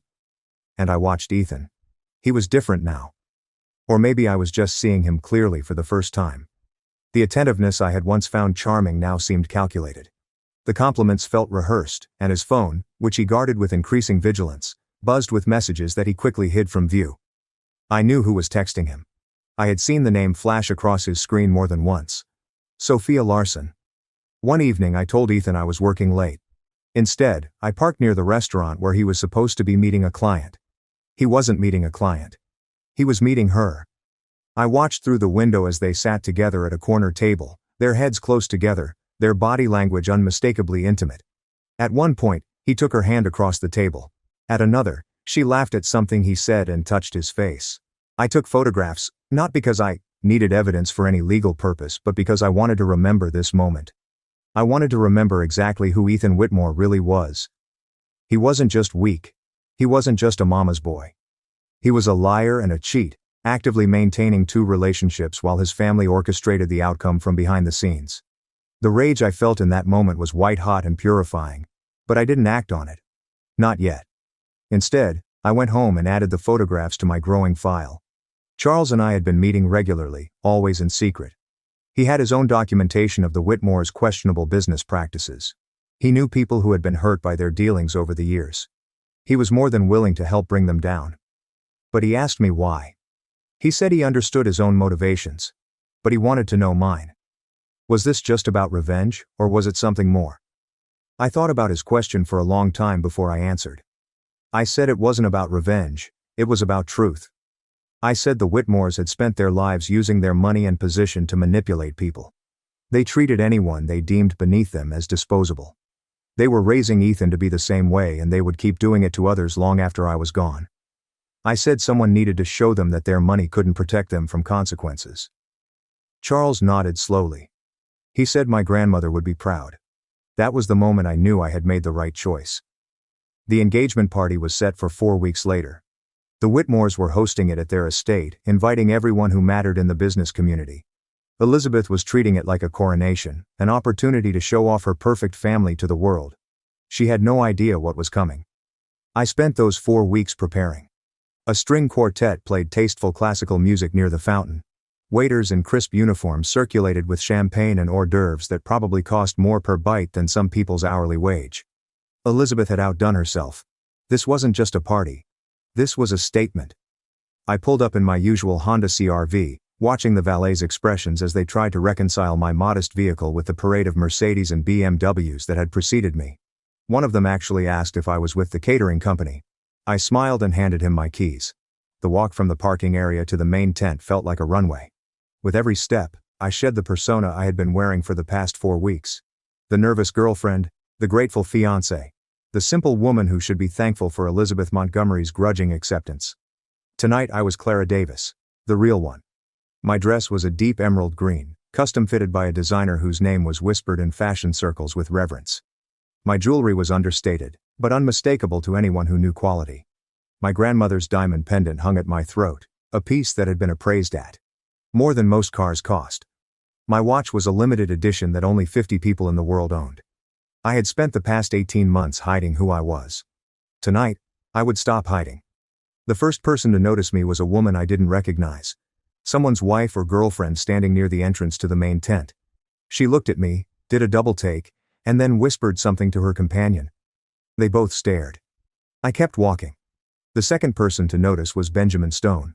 He was greeting guests near the bar, performing his duties as host with the tired enthusiasm of a man who would rather be watching golf.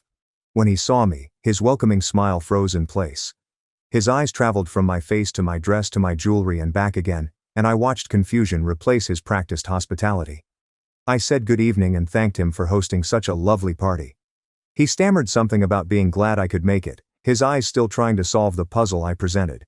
I moved on before he could ask any questions. The main tent was filled with perhaps 100 guests, a carefully curated collection of business associates, society figures and family friends. I recognized some faces from my research. The regional manager from the car manufacturer, several competing dealership owners, a journalist from the local business publication, and there, holding court near the champagne fountain, was Elizabeth Montgomery. She was wearing a cream-colored gown that had probably cost a small fortune, though it was clearly off the rack despite her best efforts to suggest otherwise. Her jewelry was impressive by normal standards, but unremarkable by the standards of true wealth. She was laughing at something one of her guests had said, her head thrown back in that practiced way that suggested she had learned to fake amusement at finishing school. She hadn't seen me yet. I collected a glass of champagne from a passing waiter and made my way through the crowd, stopping to introduce myself to several guests along the way. Each interaction followed the same pattern. Confusion at my appearance, surprise when I mentioned I was Ethan's fiancée, renewed confusion when my dress, my jewelry, my manner didn't match whatever they had been told about me. Word was spreading. I could see it in the whispers, the sidelong glances, the phones being subtly checked as people tried to figure out who I really was. Good. I finally reached Elizabeth's circle just as she was finishing a story about her recent charity work. She turned to greet the newcomer with her standard frozen smile. And then her face went through a remarkable transformation. First confusion, then recognition, then disbelief, then something that might have been fear. She said my name like a question. I said, "Good evening, Elizabeth," and thanked her for throwing such a beautiful party. Her eyes were moving rapidly, taking in every detail of my appearance. The dress that cost more than her monthly household budget, the pendant that had been featured in a jewelry magazine, the watch that she had probably never seen outside of an advertisement. She asked where I had gotten these things, her voice carefully controlled, but unable to hide the tremor beneath. I said they were just a few pieces I had been saving for a special occasion. Victoria appeared at her mother's side, summoned by some invisible distress signal. She looked at me and her expression went through the same journey Elizabeth's had: confusion, recognition, disbelief. But Victoria recovered faster. She said the dress was interesting, her voice dripping with false sweetness. She asked if it was a rental. I told her the designer's name. I said he was a friend who had made it specifically for me. The designer's name hit Victoria like a physical blow. This was someone who dressed celebrities, who had a waiting list years long, who didn't make dresses for administrative assistants who could barely afford their rent. She opened her mouth to respond, but nothing came out. I excused myself to find Ethan. As I walked away, I heard Elizabeth hiss something to Victoria about finding out what was going on. I heard Victoria's confused response, saying she had no idea that this didn't make any sense. I smiled to myself and kept walking. The first phase of the evening was complete. The seed of doubt had been planted. Now it was time to let it grow. Ethan found me before I found him. He emerged from a cluster of guests near the bar, his face pale and his eyes wide. He had clearly heard the whispers, seen the looks, tried to reconcile the woman standing before him with the woman he thought he knew. He asked what was going on. He asked where I had gotten the dress, the jewelry, the transformation. He asked why I looked like a completely different person. I said, I looked like myself.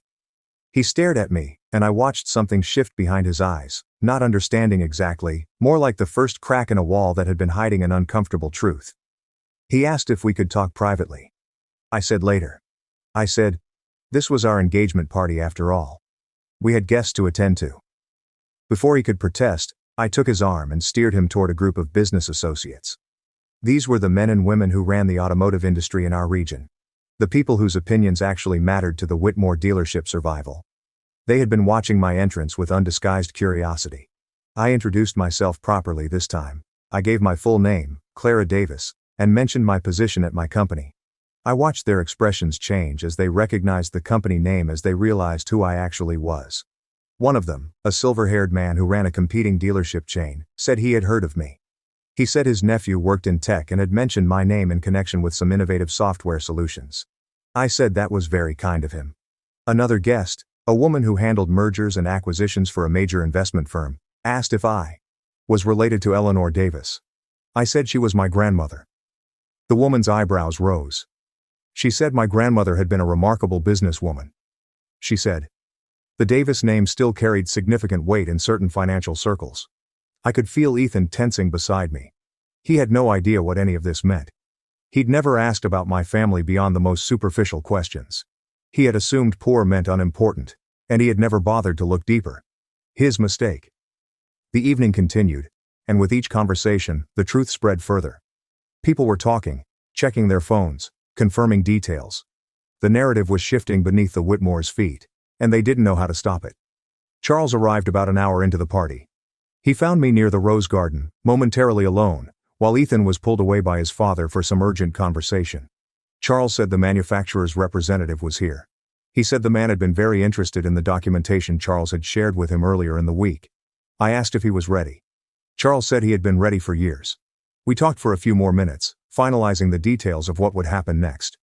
Then Charles melted back into the crowd and I returned to my role as the happy fiancé. Elizabeth found me next. She had regained some of her composure, though I could see the strain around her eyes. She pulled me aside with a grip that was stronger than necessary and demanded to know what I was doing. I asked what she meant. She said I knew exactly what she meant. She said the dress, the jewelry, the stories I was telling people about my grandmother and my job. She said she wanted to know what my game was. I said there was no game. I said I was simply being myself. She said that was impossible. She said Ethan had told her about my circumstances. She said I was a secretary who lived in a studio apartment and drove a car that belonged in a junkyard. I said Ethan had made certain assumptions. I said I had never actually told him those things. Elizabeth's face went very still. I said I worked in tech, which was true. I said I had a support role, which was also true since architects support the development teams. I said I had never claimed to be poor. I said I had simply never corrected their assumptions. She asked why. I looked at her directly. I said, "My grandmother taught me that a person's true character only shows when they think no one important is watching." I said, I wanted to know who the Whitmore family really was. Elizabeth's face drained of color. I said, now I knew.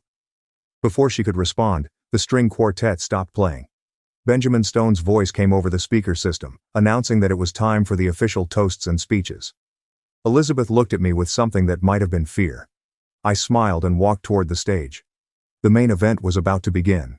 I set down my champagne glass and walked toward the stage. The tent was silent except for my footsteps. Every eye was on me. The whispers had done their work. Everyone knew that something was happening, that this engagement party was about to become something else entirely. I climbed the steps and stood beside Ethan. He reached for my hand, but his grip was uncertain. Questioning, Elizabeth handed me the microphone with a smile that didn't reach her eyes. She said she was sure I wanted to say a few words. I looked at the microphone in my hand. I looked at Ethan. I looked at Elizabeth, who thought she was in control. I looked at the crowd filled with people who could make or break the Whitmore family's future. I said, yes, I did want to say a few words. And then I began to speak. I said I wanted to thank Elizabeth for the warm welcome she'd given me. I said I wanted to acknowledge the Whitmore family for showing me exactly who they were over the past few weeks. Elizabeth's smile flickered. I said, when I first came to this house, I made a decision. I decided to let the Whitmores see a simple version of me. A woman without expensive clothes or impressive credentials. A woman they might consider beneath their notice. The crowd was utterly silent. I said I wanted to see how they would treat someone they thought couldn't help them, someone they thought had nothing to offer, someone they thought was, in Elizabeth's words, common. Elizabeth's face went white. I said what I had found was illuminating. I described the dinner where I had been compared unfavorably to my fiancé's ex-girlfriend. I described the whispered insults Elizabeth thought I couldn't hear. I described being called the help, being called common, being called a gold digger by people who knew nothing about me. Ethan was staring at me now, his face a mask of horror. I said, and then I heard something I wasn't supposed to hear. I described the conversation in the study. I described Victoria and Elizabeth discussing how to remove me from Ethan's life. I described learning that I was just a placeholder, someone to keep Ethan occupied while the family arranged his real future with Sophia Larson. Gasps rippled through the crowd. I said, I discovered that the Whitmore dealerships were in serious financial trouble. I said, I learned they were desperate for a merger with the Larson family to survive. I said I found out that Ethan had been keeping his options open with Sophia the entire time we were together. I pulled out my phone and showed a photograph on the screen. Ethan and Sophia at the restaurant holding hands across the table. I said this was taken 2 weeks ago while Ethan was supposedly working late. The crowd erupted in whispers. Ethan grabbed my arm. He said this wasn't what it looked like. He said he could explain. I said he had already explained. I said I had given him the chance to be honest the night before and he had chosen to lie. I turned back to the crowd. I said there was more. The tent had become completely silent again. Every person in that crowd understood they were witnessing something unprecedented. The comfortable rules of society events had been suspended. The masks were coming off. I said I had spent the past few weeks researching the Whitmore family business. I said I had found some interesting things.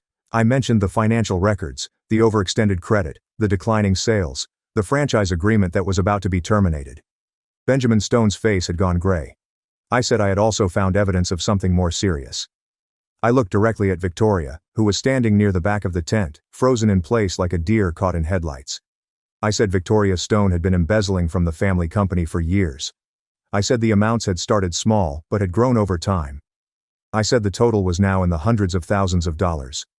Victoria's husband turned to look at her with an expression of pure shock. Victoria shouted that was a lie. She said I had no proof. She said I was just a bitter woman trying to destroy their family. Charles stepped forward from the crowd. He said he had proof. He walked toward the stage carrying a folder that I knew contained years of documentation, bank records, expense reports, transaction histories, everything needed to prove exactly what Victoria had done. He handed the folder to the manufacturer's representative, who had moved closer to the stage with the look of a man whose worst suspicions were being confirmed. Charles said he had been waiting a long time for this moment. He said the Whitmores had cheated him on a business deal 15 years ago, and he had never forgotten. He said when Clara had approached him with evidence of their current misdeeds, he had been happy to contribute what he knew. Elizabeth found her voice. She said this was outrageous. She said we had no right to make these accusations. She said she would sue us for defamation. I said she was welcome to try. I said everything I had shared was documented and verifiable. I said the financial records were public information available to anyone who knew where to look. I said the evidence of Victoria's embezzlement had been compiled from sources that would hold up in any court. I looked at Ethan, who was still standing beside me, looking like a man whose entire world had collapsed. I said there was one more thing. I reached up and removed the engagement ring from my finger. The cloudy diamond caught the light, revealing all its flaws. I said I would not be marrying Ethan Whitmore. I said I had never intended to. Not after I learned the truth about him and his family. I said the only reason I had said yes to his proposal was to give them enough rope to hang themselves. I handed the ring back to Ethan. I said he should give it to Sophia. I said she was clearly the one he actually wanted. Ethan's face crumpled. He said that wasn't true. He said he had feelings for me. He said the thing with Sophia was just business. Something his mother had arranged. I said that was exactly the problem. I said he had let his mother arrange his life, his relationships, his future. I said he had never once stood up for me when his family attacked me. I said he had lied to my face about Sophia even when I gave him the chance to be honest. I said a man who couldn't be honest with the woman he claimed to love was not a man I wanted to marry. The crowd was absolutely silent. I turned to face them one final time. I said I was Clara Davis. I said I was a senior software architect who had built a career through hard work and integrity. I said I made more money in a month than most people made in a year. And I lived simply because my grandmother had taught me that wealth was not the measure of a person's worth. I said the Whitmores had shown me their true character. They had revealed themselves as people who judged others by their bank accounts and social status. They had treated me with contempt because they thought I had nothing to offer them. I said that was the kind of character that would eventually destroy them with or without my help.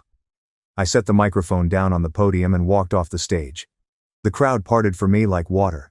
No one spoke. No one tried to stop me. Behind me I heard the chaos begin. I didn't look back as I walked through the tent, but I could hear everything.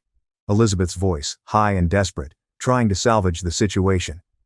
She was saying there had been a misunderstanding, that I was clearly disturbed, that none of what I had said was true, but the damage was done.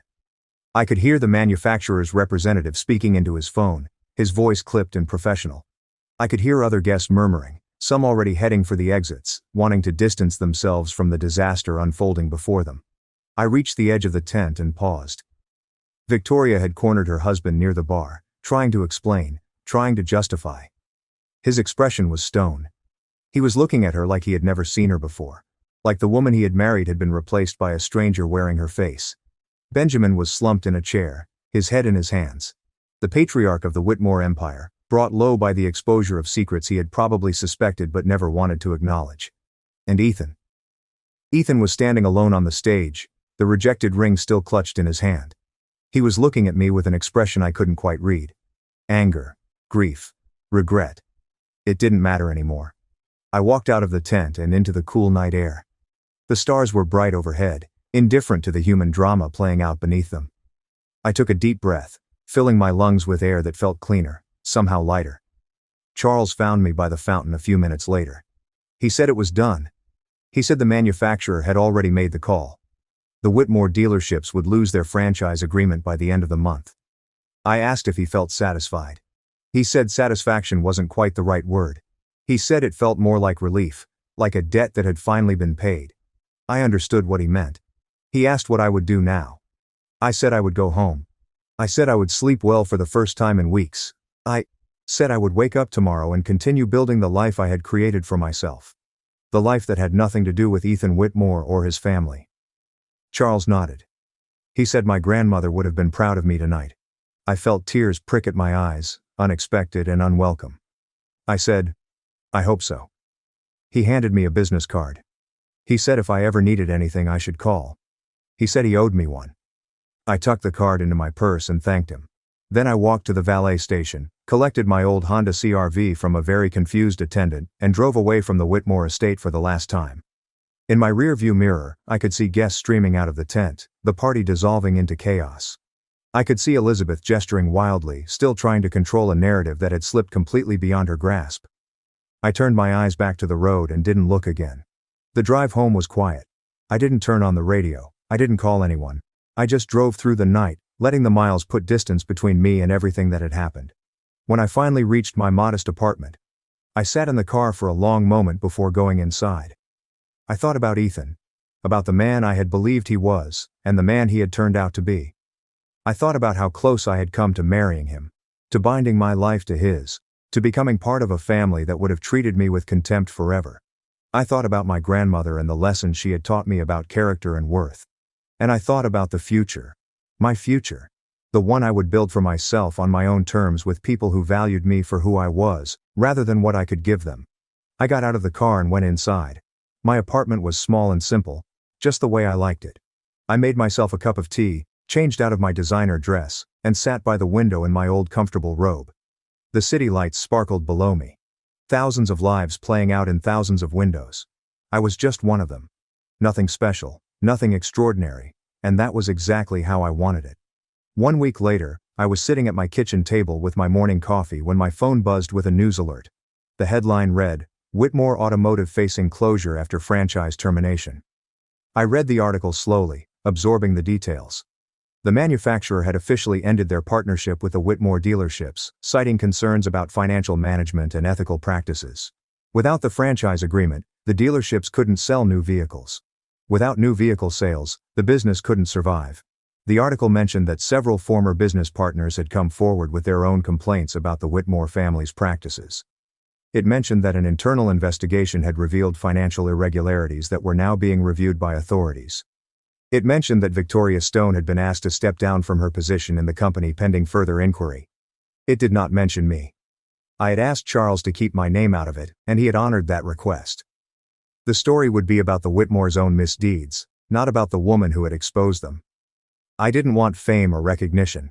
I just wanted the truth to come out. And it had. I finished my coffee and looked around my small kitchen. The same kitchen I had been sitting in a month ago when I had first driven to the Whitmore estate to meet Ethan's family. The same kitchen where I had made the decision to test them to see who they really were beneath their polished surface. So much had changed since then, and so much had stayed exactly the same. My phone buzzed again.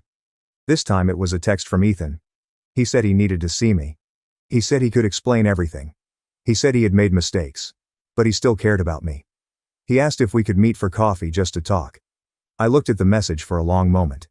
Then I deleted it without responding. Some doors once closed should stay closed. I stood up and walked to my window looking out at the morning sun rising over the city. It was going to be a beautiful day. A day for new beginnings, for moving forward, for building something better. My grandmother's pendant hung at my throat, warm against my skin. I touched it gently, thinking about the woman who had taught me everything I knew about character and worth. She had lived her life simply, not because she had to, but because she understood that the things that truly matter can't be bought. Love, integrity, self-respect, the knowledge that you have acted according to your principles, even when it would have been easier to compromise. The Whitmores had thought they could buy their way through life. They had believed that money and status made them better than everyone else, entitled to treat people however they wanted without consequences. They had been wrong. I turned away from the window and got ready for work.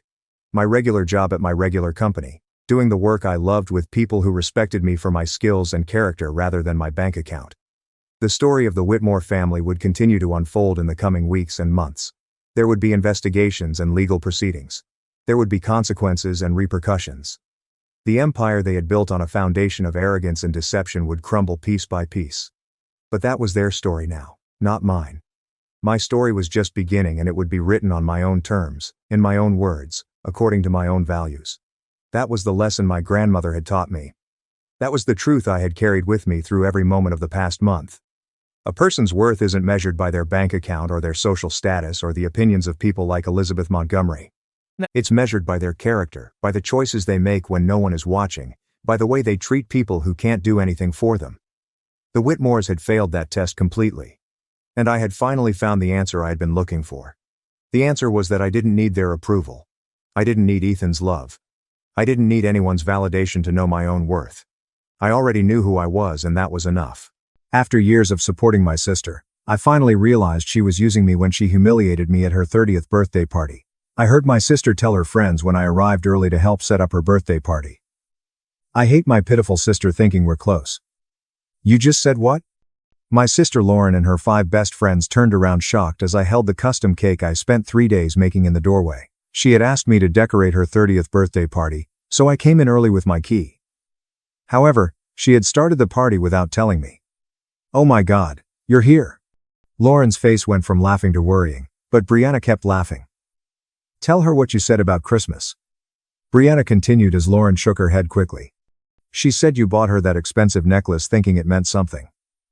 The Tiffany necklace I saved 8 months for, and how you cried when she gave you a gift card.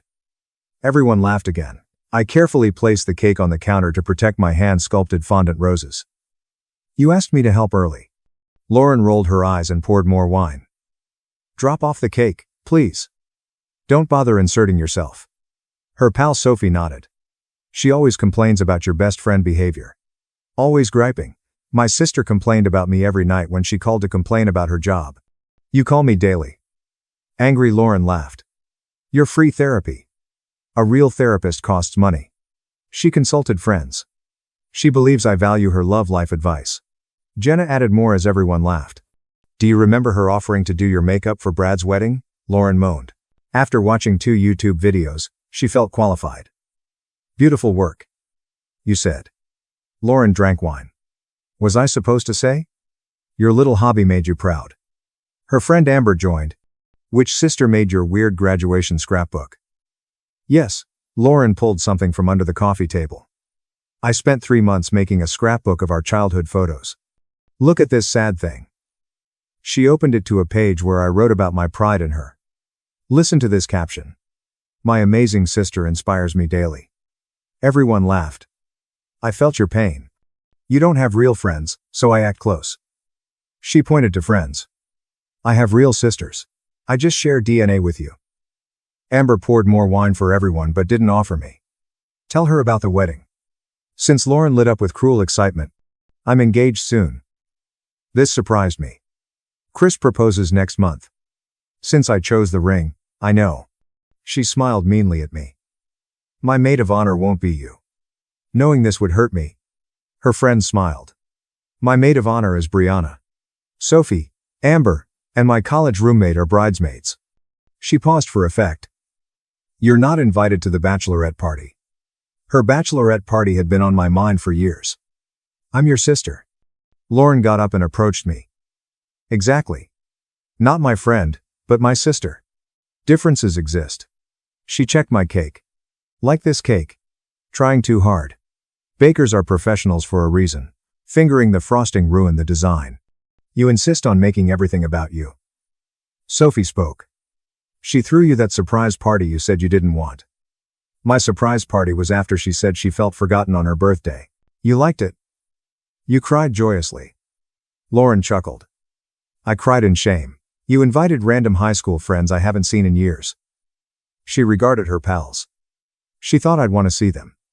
As the doorbell rang, more guests arrived for the real party. Lauren hard grasped my arm. Leave the cake and go. The decorations I bought were examined and set up yesterday. My entire place is decorated. Lauren shrugged. A kid's party. It seems. Redoing it anyway. I spent hours arranging streamers, but her friends took them down. The worst part is? Lauren spoke loudly for arriving guests. She believes our parents' deaths bonded us. After 4 years without our parents, we promised to always support each other. That trauma bonding is fake. Real friends provide emotional support. Our Aunt Catherine arrived for the party. What's happening? She saw my face and ruined cake. Lauren immediately changed pitch. Oh. Aunt Catherine. My sister dropped the cake. No, she can't stay. After drinking too much, Amber blurted out. Lauren said she's tired of imitating her sister. Aunt Catherine darkened. Pretending? She regarded Lauren. Due to your inability to pay, your sister pays half your rent. The crowd fell silent. Lauren flushed. Aunt Catherine stood between Lauren and me, her voice breaking through the party noise enough to draw newcomers to the doorway. Lauren's red face turned white instantly. The crowd behind Aunt Catherine kept growing, and they all heard every word.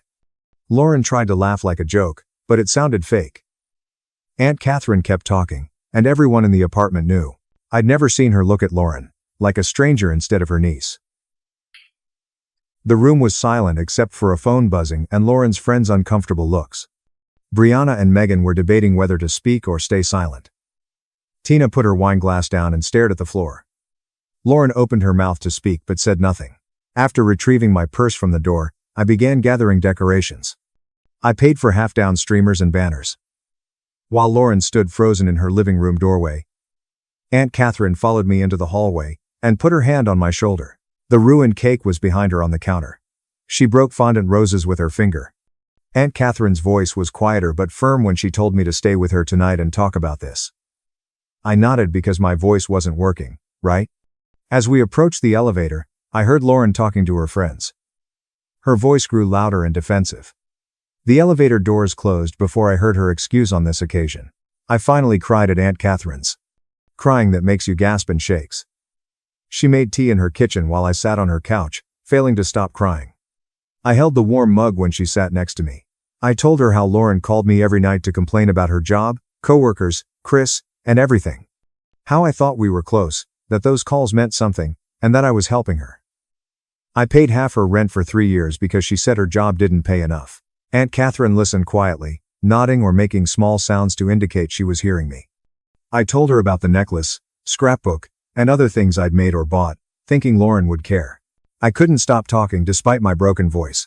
Aunt Catherine scrolled through her phone and showed me Lauren's text from the past year. Messages asking for money. Discussing expensive dinners with Chris, and planning weekend trips. The words on the screen hurt my stomach more. She said Lauren was using me. That sisters didn't do this. And hearing it out loud made it more real. I barely rested in Aunt Catherine's guest room. I just stared at the ceiling and replayed every conversation with Lauren. Almost crying in the office, I held it together until I could hide in the bathroom. Emma's apartment across town was my after-work meeting. Though older than mine and Lauren's, the building was well-maintained and had character rather than modern fixtures. I saw the empty room that was smaller than mine, but the rent was cheaper and it felt clean and simple. No memories on the walls, no furniture I bought thinking I was building a home with my sister. Emma clearly explained house rules. Simple respect for shared space. She mentioned her typical home schedule, liking quiet after 10 on weeknights. Everything felt balanced and fair, like she saw me as an equal, not a tool. I accepted and shook hands like adults doing business. She gave me an extra key and said I could move in whenever. Key felt lighter than one I left at Lauren's. I held my phone for 20 minutes in Aunt Catherine's guest room, before opening my messages that evening. Without overthinking or softening the words, I typed the text to Lauren. No, after information, just moving out and paying this month's rent. She could pay for it herself or find someone else. I sent it before I could delete and improve it. The response came so quickly she must have been staring at her phone. All caps saying I was selfish and ungrateful, and abandoning her when she needed me. More texts. Angrier than the last. Blamed me for ruining her life and being dramatic about nothing. My hands shook as I placed my phone face down on the nightstand. Aunt Catherine's front door banged at $9. C.00. Mathram PM $. Audible from the guest room upstairs. Lauren's high-pitched, crying voice repeated my name through the walls. I stayed in bed as Aunt Catherine walked to the door and told Lauren she couldn't come in. Lauren said she didn't mean those things, that her friends were drunk and encouraged her, and that I abandoned her over a misunderstanding through the floor. She repeated her text's excuses with tears. Aunt Catherine's calm voice prevented Lauren from being the victim. Lauren's car started and drove away after about 12 minutes of talking. My chest was tight throughout, almost wanted to run downstairs and fix things. The other part knew instinct was the issue. Aunt Catherine returned inside and found me on the guest bed. It was obvious that I was fine, so she sat next to me. She cut through my confusion and guilt by saying Lauren wasn't taking responsibility, just upset about losing her free ride. Clarity helped, but I felt guilty for feeling guilty, like I betrayed Lauren by seeing the truth. Aunt Catherine patted my shoulder and reminded me that real apologies don't blame or excuse. I nodded and tried to believe her, even though years of habit made me want to call Lauren to settle things. Bags, boxes, and town trips dominated the weekend. Aunt Catherine drove up Saturday morning and loaded my stuff from Lauren's apartment while she was out. We planned it that way to avoid another fight, or Lauren guilting me into staying. Most of my stuff fit in Aunt Catherine's trunk and back seat. Self-purchased clothes, books, and kitchen supplies. I didn't have energy to argue about who paid what percentage or who deserved the couch, so we kept the furniture we split costs on. Emma helped us move everything to her apartment. We three worked efficiently without talking. On Sunday afternoon, I had my clothes in the closet and books on the shelf in my new room. Space felt empty but mine. It has no shared history or broken promises.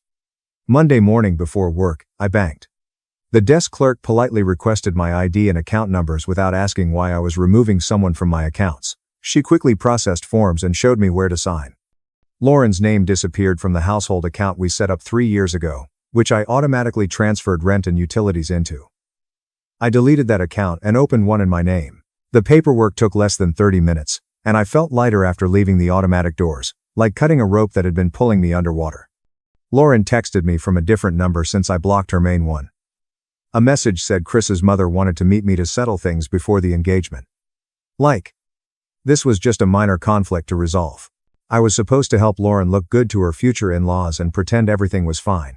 After blocking the new number, I blocked Brianna, Megan, and Tina in my contacts. Every number from the party night.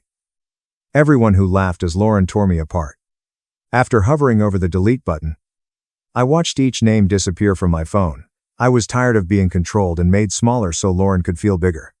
As I removed names from my life, my chest felt lighter. Emma left for her hospital shift at 6 a.m. most mornings. Her hallway footsteps were quiet as she tried not to wake me. Though I usually heard her, I stayed in bed, grateful for the consideration. I had the apartment for long periods after work because she worked 10-hour shifts 4 days a week. She took off other days. After I returned, she'd be cooking dinner or reading on the couch and ask if I wanted to join her without pressure. We settled into a rhythm of being together without interacting. Some nights, I worked on my laptop at the kitchen table while she watched TV, and the silence was pleasant. Emma would stop what she was doing to listen when I needed to talk about Lauren, the party, or my anger. She only gave advice when asked. Let me vent until I ran out of words without offering any solutions. Having someone who gave me space but supported me was different from Lauren. A stranger called 2 weeks after I moved out. Something compelled me to answer. The landlord of Lauren and my apartment, Carly Jackson, spoke. She seemed tired and annoyed when she asked if I'd quit the lease without notice. My stomach dropped because I knew what Lauren told her. I said I gave written notice, paid my rent through the month, and left a forwarding address for any deposit return. Carly paused before asking why Lauren said I'd disappeared and left her with the full rent. I inhaled and told her that Lauren was financially capable of paying the full amount and that I'd been covering half because she said she couldn't. That was BS. Carly made a note and said she'd seen Lauren driving a new car in the parking garage last week. A BMW, she said, wondering how someone with little money could afford a luxury car. Confirmation hit me hard. Lauren was lying about her finances and taking my money to buy herself expensive things, but I was too trusting to question it. When I thanked Carly for calling and hung up, my hands shook. My anger was sharp and hot, unlike my hurt. Lauren wasn't simply cruel at the party. She stole from me for months, possibly years. Aunt Catherine called me that night to recommend Dr. Olivia Davis, a therapist. She said Dr. Davis specialized in family trauma and helped several friends through difficult relationships. Aunt Catherine suggested the appointment for the following week, and I was tired of being angry all the time. My other cousin said Lauren made weight-related comments to his girlfriend at Thanksgiving, which made everyone uncomfortable. My uncle said Lauren borrowed money from him last year and never paid it back, then got angry when he asked. As others shared their stories, I realized Lauren's cruelty wasn't unique. Multiple family members were dismissed and mistreated by her. Because she was my sister, I thought I had to put up with anything. Everyone had distanced her, set boundaries, and stopped expecting her kindness. I was the only one trying to have a close relationship with someone who'd repeatedly rejected me. Rachel stopped me after eating to tell me Lauren had called her 3 days earlier for money. Lauren claimed I abandoned her and she couldn't afford rent, alleging I left without notice. Rachel said she told Lauren no and suggested she get a second job like I did when I supported us. Lauren got angry and hung up, which wasn't surprising. She called relatives for money while driving a BMW, which made my blood boil again. Despite losing me, she hadn't changed her behavior or learned anything. She wanted to use someone else who would give her money and emotional support without expecting anything in return. I was glad my family saw through her manipulation and didn't fall for her victim act like I had. 5 weeks after moving out, I woke up without a tight chest for the first time in months. I no longer had nightmares about Lauren laughing at me as I explained myself. Now they only came once or twice a week. And I could sleep afterward instead of staying awake until morning. I started cooking dinner with Emma on weekends. Not fancy, just pasta or stir-fry. But it felt good to share a kitchen with someone who didn't judge my vegetable chopping or tell me I was doing everything wrong. She invited me to meet her friends at a bar one Thursday night, but I almost declined because meeting new people scared me after Lauren. Her friends were nice when I went. They asked about my life and seemed interested. Nobody tracked who bought drinks or talked more. Nobody asked why I moved or for details I wasn't ready to share. Andrew, one of her friends, told a funny story about his sister drama, and everyone laughed. Walking home that night, I realized I hadn't thought about Lauren in 3 hours. I opened my email the next morning and saw a strange address. Please read this. I opened it and saw Lauren's name at the bottom. I blocked her main account, so she must have created another. Despite knowing better, I read the 12-paragraph email. It started with a genuine apology for 2 sentences. I was tearing the family apart by not talking to her, she wrote. She claimed she was drunk at the party and didn't mean it. The next paragraph accused me of being too sensitive and not understanding that friends vent. I was making things worse by lying to family about her. She wrote. I stopped reading halfway and clicked delete. Although my hand shook. I clicked. The email vanished and I closed my laptop. Without reading the rest, I knew it wouldn't get better. I mentioned the email to Dr. Olivia Davis in therapy that week. In response to her question, I said Lauren's apology felt wrong but couldn't explain why. Dr. Olivia drew a middle line on a notepad. One side was a real apology, the other a fake. She said genuine apologies acknowledge harm without excuses. They don't say but or blame the victim. I was drunk or you're too sensitive are excuses for fake apologies. Lauren's email had both. Dr. Olivia asked me to count how many times Lauren took responsibility versus blamed or excused me. I realized the email was fake apologies stacked. This framework helped me overcome my guilt. I wasn't mean by not responding. Protection from a non-sorry person. Something strange happened when I checked my bank account that week. I had more cash than expected. Not having Lauren's half of the rent every month left me with money after bills. After years of living on a tight budget, I forgot how it felt to have extra money. My credit card account showed $math BBS $800 in debt, mostly from emergencies over the past year when Lauren needed something, so I put it on there. I settled the balance immediately. I opened a savings account and put $math BBS $200 in. I stared at the screen because I'd never saved. Every extra dollar went to Lauren, or paid for expenses she couldn't afford. Now I was saving money to build something instead of just surviving. Catherine called Sunday afternoon to invite me to tea. At her house, she sat me at her kitchen table with a serious face. She told me Lauren temporarily moved back in with her and Chris because she couldn't afford the apartment. It upset Chris's parents because they didn't want Lauren to live with him before getting engaged. The situation caused Chris and his family to fight. Catherine said Lauren was stressed and snapping at Chris and complaining. Hearing this made me feel good. Lauren was finally paying for taking me for granted, but I was mostly sad and tired. Hearing that my closest family member was struggling didn't help me feel better after losing her. It reminded me that our relationship was never real. I told Dr. Olivia I felt guilty for being glad Lauren was punished in my next therapy session. Dr. Olivia leaned forward and said something memorable. The sister I thought I had, the one who valued me and cared about me, was never real. Lauren showed me who she was at that party. I was grieving the sister I imagined, not the sister who actually existed, which explained why I was so confused. A month after the party, Jenna sent me a message on social media. Jenna apologized for laughing at me and encouraging Lauren to be cruel. Watching Lauren spiral after I left made her realize how toxic their friend group was. She said she'd pulled back from Lauren and was trying to be a better person. I read the message twice, then closed the app without responding. Maybe Jenna was sorry and learned something, but I didn't owe her forgiveness or my time. She humiliated me in front of a room full of people. On Wednesday, my boss called me into her office and I felt sick. When I sat down, she smiled and told me I was being promoted to senior associate. She said my performance over the past month had been outstanding, that I'd shown initiative and focus that impressed the whole team. The promotion came with a raise and better benefits.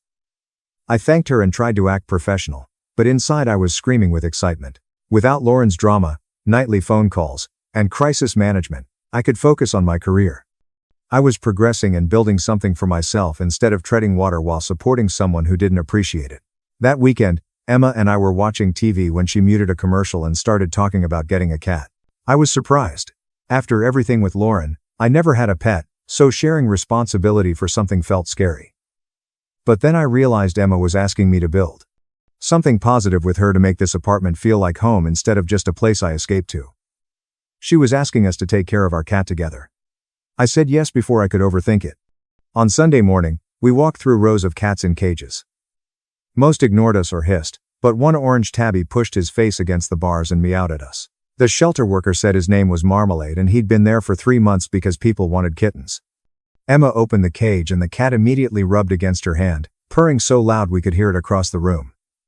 She looked at me and I nodded. We filled out the adoption papers and the worker helped us load the cat carrier into Emma's car. On the way home, Emma suggested renaming him after his color. Back at the apartment, we set up his litter box and food bowls. Toast sniffed everything and marked territory. Watching Emma and me work together to make him comfortable, sharing this responsibility in a healthy way where we both contributed equally, showed me what balanced relationships looked like. Nobody was keeping score. The next day at work, I was eating the salad I'd packed when the receptionist called my extension and said someone was here to see me. Before I could ask who, I heard Lauren's voice in the background getting louder. I grabbed my phone and walked to the lobby, where Lauren was crying near the front desk. I told the receptionist to call security and stepped back toward the hallway. Lauren followed me, saying I was being dramatic and we were sisters and she just needed 5 minutes. Security arrived within seconds, 2 guys I recognized from the building. I asked them to escort Lauren out because I didn't want to talk to her. Lauren started crying harder and reached for my arm, but one of the security guards gently blocked her path. She kept saying my name as they walked her out. My coworkers were staring at their desks, and I felt hot. I returned to my office and closed the door, sitting in my chair with my hands shaking so hard I had to put them flat on the desk to stop. Every time I replayed Lauren crying in the lobby, the shaking came in waves, but underneath it was pride. I'd held the boundary. My boss knocked on my door around 3 that afternoon and asked if I had a minute. I followed her to her office, expecting a lecture about personal drama at work, but she closed the door and asked if I was okay. I briefly explained that it was a family situation and apologized for the disruption.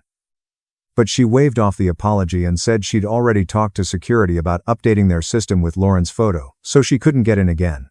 Having my workplace actively protect me from Lauren felt validating. I told my boss I didn't want to take the day off, but she nodded and said her door was open if I needed anything else. That week in therapy, Dr. Olivia and I started a new project. She asked me to talk about my parents' death and Lauren's betrayal separately to process them as separate traumas. As I talked, I realized I'd never properly grieved my parents because I was too busy keeping Lauren afloat. When Mom and Dad died, Lauren fell apart immediately, and I planned the funeral, handled the estate paperwork, made sure Lauren ate and showered, and went to work. Dr. Olivia showed me that Lauren had weaponized our parents' memory to keep me tied to her. I thought I was being strong, being the good sister, but I was just delaying my grief. The trauma bond Lauren dismissed as fake was real for me, just not mutual. On Saturday morning, I drove to the cemetery for the first time in a year. I'd avoided going because Lauren always wanted to go together and make it a big emotional thing. I parked near the entrance and walked through rows of headstones until I found theirs side by side under an oak tree. I apologized for letting Lauren use their memory to not protect what they wanted for us. The crying felt cleaner than at home, like it was washing something out instead of just expressing pain. I stayed there for almost 3 hours, talking, crying, and sitting in silence. I left feeling lighter but sadder, grieving them properly instead of through the lens of taking care of Lauren. The next week, Aunt Catherine called and invited me to dinner. I drove to her house after work and found her making lasagna, my mom's recipe. We sat at the kitchen table and she casually mentioned that Lauren and Chris had broken up. Chris expected Lauren to split expenses like normal couples. But Lauren expected him to support her like I did. When he refused and his parents got involved, the relationship fell apart. Aunt Catherine said Lauren was devastated and returned to living with her temporarily. I felt vindicated watching Lauren face consequences for expecting everyone to carry her, but I also felt sad because she was my sister, and she was hurting, even if it was her own choice. I discussed the breakup and my mixed reactions with Dr. Olivia in my next session. She helped me understand that Lauren was facing consequences, while also acknowledging that those consequences were due to Lauren's behavior. I didn't fix Lauren's problems or manage her emotions about the natural results of treating people badly. The guilt I felt was a trained response from years of being Lauren's emotional support system, not actual wrongdoing. Dr. Olivia asked me what I wanted my relationship with Lauren to look like in the future. I said I didn't know yet, that I needed more time to figure out who I was without her constant needs. 4 months after the party, I woke up on a Wednesday and went to work as usual. I made coffee, made toast, checked my emails, and drove to work. It wasn't until lunchtime that I realized I hadn't thought about Lauren all morning. In fact, I hadn't thought about her in 5 days since briefly mentioning the breakup to Emma. Lauren apologized and understood if I never spoke to her again. I read the letter twice, looking for the catch, the hidden blame or manipulation, but it seemed genuine. I folded it back into the envelope and set it on the coffee table, unsure what to do. I read parts of the letter to Dr. Olivia in my Thursday session and discussed how I might respond, if I wanted to. She asked what I wanted from Lauren, what I needed to feel okay about potential future contact. I said I wasn't ready yet, that the letter could sit while I figured out what I wanted. The letter showed Lauren was working on herself, but I didn't have to immediately welcome her back into my life. I could take my time and reconnect when I was ready, not guilted into it. Dr. Olivia nodded and said that was healthy, that I was protecting my own healing instead of Lauren's feelings, and that the letter could wait as long as I needed it. 2 weeks after Lauren's letter, my uncle's birthday party invitation arrived, and I noticed that Lauren's name wasn't on it, just mine, addressed to me at Emma's apartment. This meant Aunt Catherine had informed the family of my new address. I called my uncle to confirm my attendance, and he seemed happy to hear from me. He asked how I was doing, how the new place was going, and never mentioned Lauren. It felt deliberate, like everyone had agreed not to mention her unless I did first. On Saturday afternoon, I drove to my uncle's house with a gift I'd chosen, not worrying about Lauren's opinion or the wrapping. Walking up to the front door, I felt nervous, like I was tested, but when my aunt opened the door and hugged me longer than usual, the tension eased. Inside, my cousins greeted me warmly and positioned themselves near me, creating a buffer zone of support. The party was small, just close family, and everyone seemed eager to make me comfortable. My uncle thanked me for the gift, asked about my job, and listened instead of talking about himself. I ate lunch on the back patio with my younger cousin and Aunt Catherine, who kept looking at me. Nobody mentioned Lauren, but her absence hung over everything like weather nobody wanted to acknowledge. I appreciated the support, but it made me sad. After lunch, my cousin Lily pulled me aside near the garden, away from the others. She looked uncomfortable but determined, twisting her bracelet around her wrist. Lily told me Lauren had been calling her, asking if I was okay and what I was up to. She said Lauren sounded genuinely worried, not manipulative or fake, just concerned. I felt a complicated mix of emotions because part of me wanted to know Lauren cared, but another part realized I needed distance. Lily said Lauren had asked her to tell me she was respecting my boundaries, wasn't going to contact me directly, but she wanted me to know she was thinking about me. I thanked her and asked her not to tell Lauren about my life. Lily nodded and squeezed my hand, understanding without saying more. Lauren asking about me through family instead of showing up at my apartment or workplace showed that she was listening to me and giving me space, even though it was hard for her. That restraint was more meaningful than her 5-page apology letter because it showed she was trying to change her behavior, not just her words. I returned to the party feeling lighter, like knowing Lauren was struggling with our separation but respecting it made the boundary feel less cruel. 4 months later, I sat at my desk with paper and a pen, toast curled up on the chair next to me. I'd been thinking about Lauren's letter for weeks, reading it multiple times and checking every sentence for hidden meanings or manipulations. I wrote back to mark this moment in my healing process, not for Lauren, but for myself. I explained this wasn't forgiveness, just acknowledgement. I thanked her for her apology and her taking full responsibility without excuses. I told her I needed more time and space, maybe a lot more, but I recognized she was working on herself and that mattered. I spent 3 hours writing the letter because I kept stopping to make sure I wasn't being too harsh or soft, giving her false hope or unnecessary cruelty. I explained my boundaries, what I needed from her if we ever had contact again, and what I wouldn't accept anymore. I didn't promise anything or suggest a timeline for reconnection. After reading it twice, I sealed it in an envelope before second-guessing myself. Walking to the mailbox felt like closing one chapter of my life, and accepting that the next chapter might not include Lauren. Dropping the letter in the slot made me feel relieved and sad, but mostly clear. My company sent me to a marketing conference in Chicago 3 weeks later, my first work trip since everything happened. It was nice to be in a new city, where no one knew about my sister drama or family issues. I focused on the conference sessions, took notes, and networked with other professionals in my field. My boss chose me for this trip because of my recent excellent performance, which felt validating for reasons unrelated to Lauren. During breaks, I explored the city, ate at restaurants I chose, and enjoyed the freedom of making decisions. I was genuinely engaged in the conference's new marketing strategies and digital trends, asking questions and contributing ideas. One evening, I had dinner with colleagues from other companies and talked about career goals and industry changes. I realized I was building a professional identity and network separate from my role as Lauren's sister or caretaker. Being away from everything helped me see my life with fresh eyes. I had healthy friendships with Emma and her circle. I was advancing in my career. I was processing my grief with Dr. Olivia's help. I was okay, maybe better than okay. That realization hit me hard in a hotel room overlooking the Chicago skyline.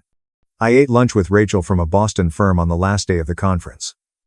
I'd spent so long defining myself in relation to Lauren, managing her needs and emotions, that I forgot I could exist for myself. She casually asked about my family, and I gave a brief, honest answer without falling apart. I told her my sister and I weren't close right now, keeping my tone neutral and matter-of-fact. Rachel nodded and moved on to other topics without pressing for details or offering unwanted advice. I didn't owe strangers my trauma or story. I could acknowledge it without making it the center of every interaction. Later, waiting for my flight home, I saw how far I'd come in 4 months. From sobbing in Aunt Catherine's guest room to calmly discussing my family situation with a stranger without shaking my voice. I wasn't pretending to be okay or forcing positivity. I was building a life that worked for me, one where Lauren's absence allowed me to discover who I was without her. Toast ran to greet me at the door, meowing and rubbing against my legs. Emma had left my favorite snacks on the kitchen counter with a welcome home note that made me smile. I unpacked my suitcase and looked around at the throw pillows we'd chosen, the photos on the walls, and the plants Emma was teaching me to keep alive. I was living here because I wanted to, not because I had nowhere else to go. I was building a life I liked instead of one based on managing Lauren's needs and moods. Emma came home from work an hour later and we made dinner while I told her about the conference. She asked good questions and seemed genuinely interested in my professional growth, celebrating my successes without making them about her. That evening, sitting on the couch with toast watching a movie, I felt content for the first time in years. This was what healthy relationships looked like: reciprocal care and support. Aunt Catherine called the next week and invited me to lunch at her favorite downtown cafe. We met on Saturday afternoon, and she hugged me tight before we went inside. Over sandwiches and coffee, she asked how I was doing, genuinely, and I told her my progress. She heard me carefully, nodding, and asking follow-up questions to show she understood my situation.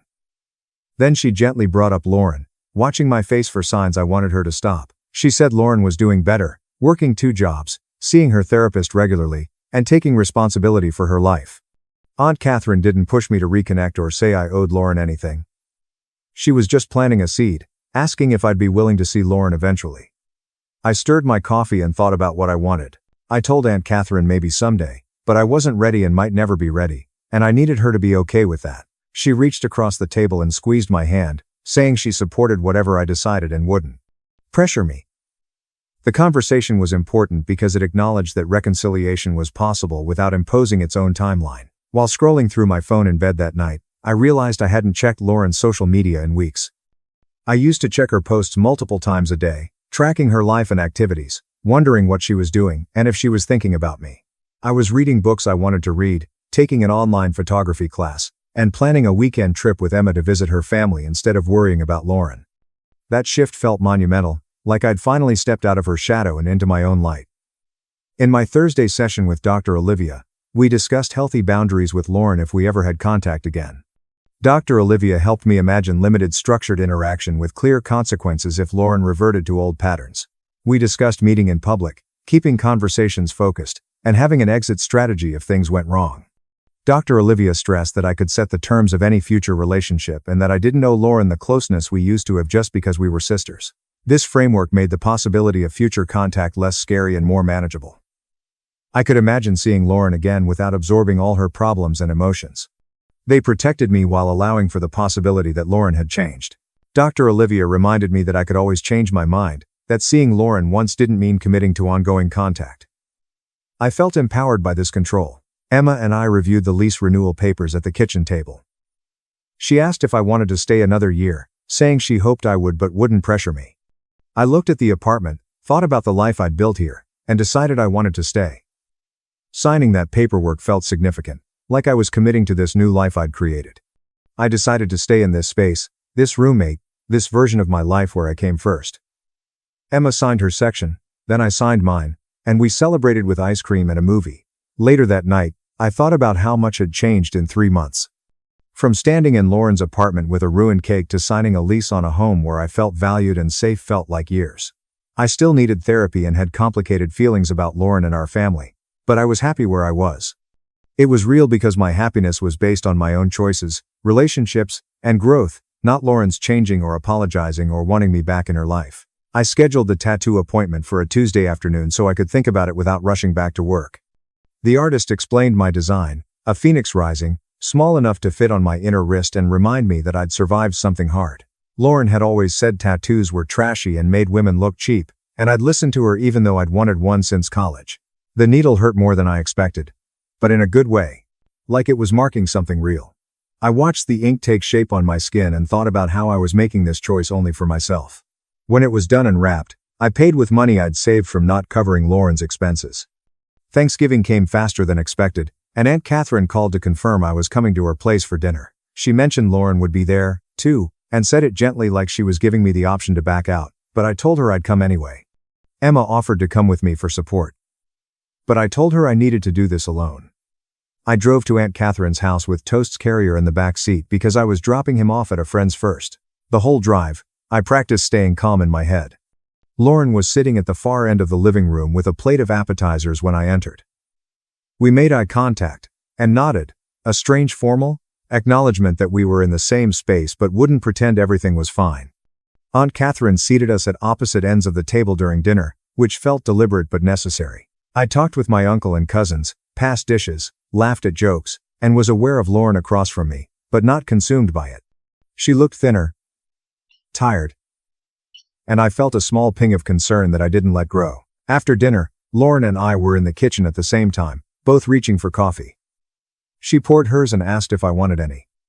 This tiny gesture felt huge given everything. I said yes, and we stood there for a minute, not sure what to do next. She told me she was working 2 jobs, one at a retail store and one doing administrative work on weekends, and that she had found a studio apartment she could afford on her own. Her voice was matter of fact, not asking for praise or sympathy. I was glad she was doing better, managing on her own, and I meant it without wanting to take care of her again. She nodded and said she was sorry again, quieter this time, and I accepted it without forgiveness or promises. I stared out the window at the dark streets while driving home with Aunt Catherine and felt a strange lightness in my chest. We weren't close and probably never would be again, but we weren't enemies standing in a kitchen pretending the other didn't exist. I didn't need Lauren's friendship to be okay anymore. I had Emma, and Toast, and Aunt Catherine and my job and this whole life I'd built separate from my sister. Our relationship would never be what I thought it was when I was standing in her apartment holding that ruined cake. However, I had rebuilt my life from those broken pieces and was happy with it because Lauren's loss forced me to find myself. I didn't need anything else. My husband hid millions assets, called the house a teardown, then tried to buy it back for $250,000. I exposed his lies and took him to court. When did you discover your ex's hefty settlement was worth millions? Last March, my husband Ryan presented me with divorce papers signed by his lawyer after 20 years of marriage. Focus on my career. You hinder me. You anticipated this. He waited tables at 3 restaurants while I paid off his medical school loans. Man whose residency I supported by working double shifts while pregnant. He became chief of surgery as I raised our kids alone, missing recitals, games and parent-teacher conferences. He made an insulting settlement. The Millbrook house his grandma bequeathed him. A 1990 Ford truck with 250,000 miles and $1,000 monthly alimony for 2.5 years. End of story. Take or leave. But that house requires major repairs. New roof, plumbing, likely termites. Cracked foundation. Basically a teardown. Thank goodness I'm giving you anything. The lawyer claimed battling would cost me more than I'd gain. Ryan concealed assets and shifted money for months. His salary was deducted on paper. Ryan was already uploading vineyard weekend photos with his 26-year-old surgical resident. After 2 decades as his support system, secretary, therapist and mother, I was 43 without a career. I accepted. 2.5 hours from the city, the house was in the middle of nothing. The eroding foundation stones indicate an 1835 building with 4 rooms, no insulation, wood burner heating, and rats in the walls. I contacted a realtor who laughed. Maybe $65,000 if lucky. More like $40,000 for the land after demolition. Wow, generous. The place is a disaster. I had nowhere else. California housed my sister. My parents left. In April, I relocated to slowly repair it up and maybe acquire $80,000 to start again somewhere cheap. Then I found the letters in the attic. Hidden under the floorboards in an old leather trunk were hundreds of them tied with faded ribbon. Each addressed to Samuel Montgomery. The ink was readable on yellow brittle paper. Googled him. None. But the return addresses were intriguing. Frederick Douglass, Harriet Tubman, Garrison, Truth, Brown. My hands shook. I drove to the County History Society that afternoon. Margaret, an elderly historian, paled as I showed her one letter. This is Belworth House. Actually own Belworth House? It was presumed destroyed in the 1920s. It burnt. Samuel Montgomery operated the state's main everyone believed underground railroad station. These letters are invaluable. This alters all we know about this region's network. State Historical Committee called me that night. They wanted to go right away. The Smithsonian, National Park Service, Yale University and Museum of African American History phoned next. By May, 3 government organizations and 2 universities bid for the land. State bid $2.5 million. Park Service promised $2 million. The Smithsonian Partnership offered $2.8 million plus consultation fees for repair. Yale offered $2 million and research. Ryan called me casually in June. Hello, checking in. I heard you're renovating grandmother's house. That going? Neighbors reported seeing many automobiles. Fine. Good enough. Fixing up. Actually, I thought. That house is nostalgic. Maybe we should reconsider the settlement. I could buy it from you. Give you better. Maybe a city condo, 2 bedrooms, a doorman, and more convenient. Played dumb. House sweet. I'm growing fond of country living. The place is quiet. 2 days later, his lawyer called. Dr. Haywood offers $250,000 for Millbrook. That's treble its value. Great generosity. That money could buy anything livable. I declined. Ryan called again, enraged. My grandmother owned that house. Family heritage. You're mean. No right to keep it. Strange that you gave me non-family heritage 6 months ago. Desperate calls. $350,000. $400,000. $500,000. His new girlfriend texted me. Kindly be reasonable. Ryan's grandmother wants the family home. This hurts him. Your actions break his grandmother-son bond. Consider his feelings. I blocked her after 15 messages in an hour. Ryan arrived at the property with his lawyer and a new offer in July. $1.2 million cash now. The lawyer prepared the paperwork and check.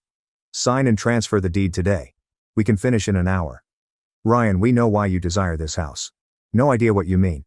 Just sentimental value for the house. Your historical commission employed cousin told me. He called about the letters in March before your divorce. You gave me exactly what you meant. Ryan's face turned red, then purple. His jaw moved like he was swallowing something sharp. The lawyer next to him coughed and switched his briefcase. Ryan brought them both here, expecting me to fold as I always did when he wanted anything. His glance during our marriage stated I was difficult and I always backed down. Not anymore. Ryan straightened his shoulders and put on his doctor face. A calm professional expression he used with patience. His grandma wanted this house to continue in the family. She told me before dying. Being tough about this dishonors her memory. We can negotiate if you quit being stubborn. Leaning against the doorframe, I crossed my arms. Your grandma left you the house, not me. You placed it on me in the divorce settlement. You stood in your lawyer's office and dubbed it a useless ruin with termites and a cracked foundation. You claimed I was lucky to get anything. Ryan, recall that. Conversation? Since I recall every word. The lawyer intervened before Ryan could react. Mrs. Haywood, we're trying to settle fairly. Dr. Haywood's family values the property and we think a reasonable negotiation may benefit everyone. We'll offer excellent property transfer arrangements. Ryan's lawyer spoke while I studied his expression. His left eye twitched as usual when stressed. His hands clenched and unclenched at his sides. The panic was showing through the professional mask because he knew I'd worked it out. His grandma and family background weren't involved. He tried to steal millions from me by lying. They left empty-handed after 20 minutes. Ryan tried 3 more times to change my mind before his lawyer pointed him to the car. After watching them drive away, I noticed Margaret's business card from 2 weeks earlier inside. She advised a divorce attorney when I told her Ryan's sudden interest in buying back the property. Women answered on the second ring when I called. Speech by Olivia Rivers. I described everything from the divorce settlement to Ryan's $1 million cash offer that afternoon. I told her about finding the letters, the institution's bidding to acquire the land, and Ryan's cousin at the historical commission who must have notified him. It was a rushed statement. 6 months of watching Ryan try to steal everything after 20 years of supporting his career. Olivia remained silent for about 30 seconds. I wondered if the call dropped till she spoke. This is one of the clearest divorce scam cases I've heard. Your ex-husband lied about the property's value during divorce. That's illegal. That warrants reopening the deal and even filing charges. My hands shook. My legs were weak, so I sat on the front porch steps. Is that possible? May we reopen the divorce? Olivia spoke professionally. We can accomplish that. You must understand what you're doing. Ryan will do everything he can to avoid fraud charges and medical license revocation. This won't be simple. Ready for a genuine fight? Thought about the past 20 years. Paying off Ryan's medical school loans with 3 waitressing jobs. He worked extra shifts while pregnant to focus on residency. We raised our kids alone while he worked. Ryan's work always came first, thus they missed every childhood moment. Taking care of everything at home so he could become chief of surgery and then receiving divorce papers with a settlement that left me nothing. While Ryan developed his profession, I fought his fights for 20 years. I'm ready to battle one alone. Olivia spoke happily. Good. We'll hear your case.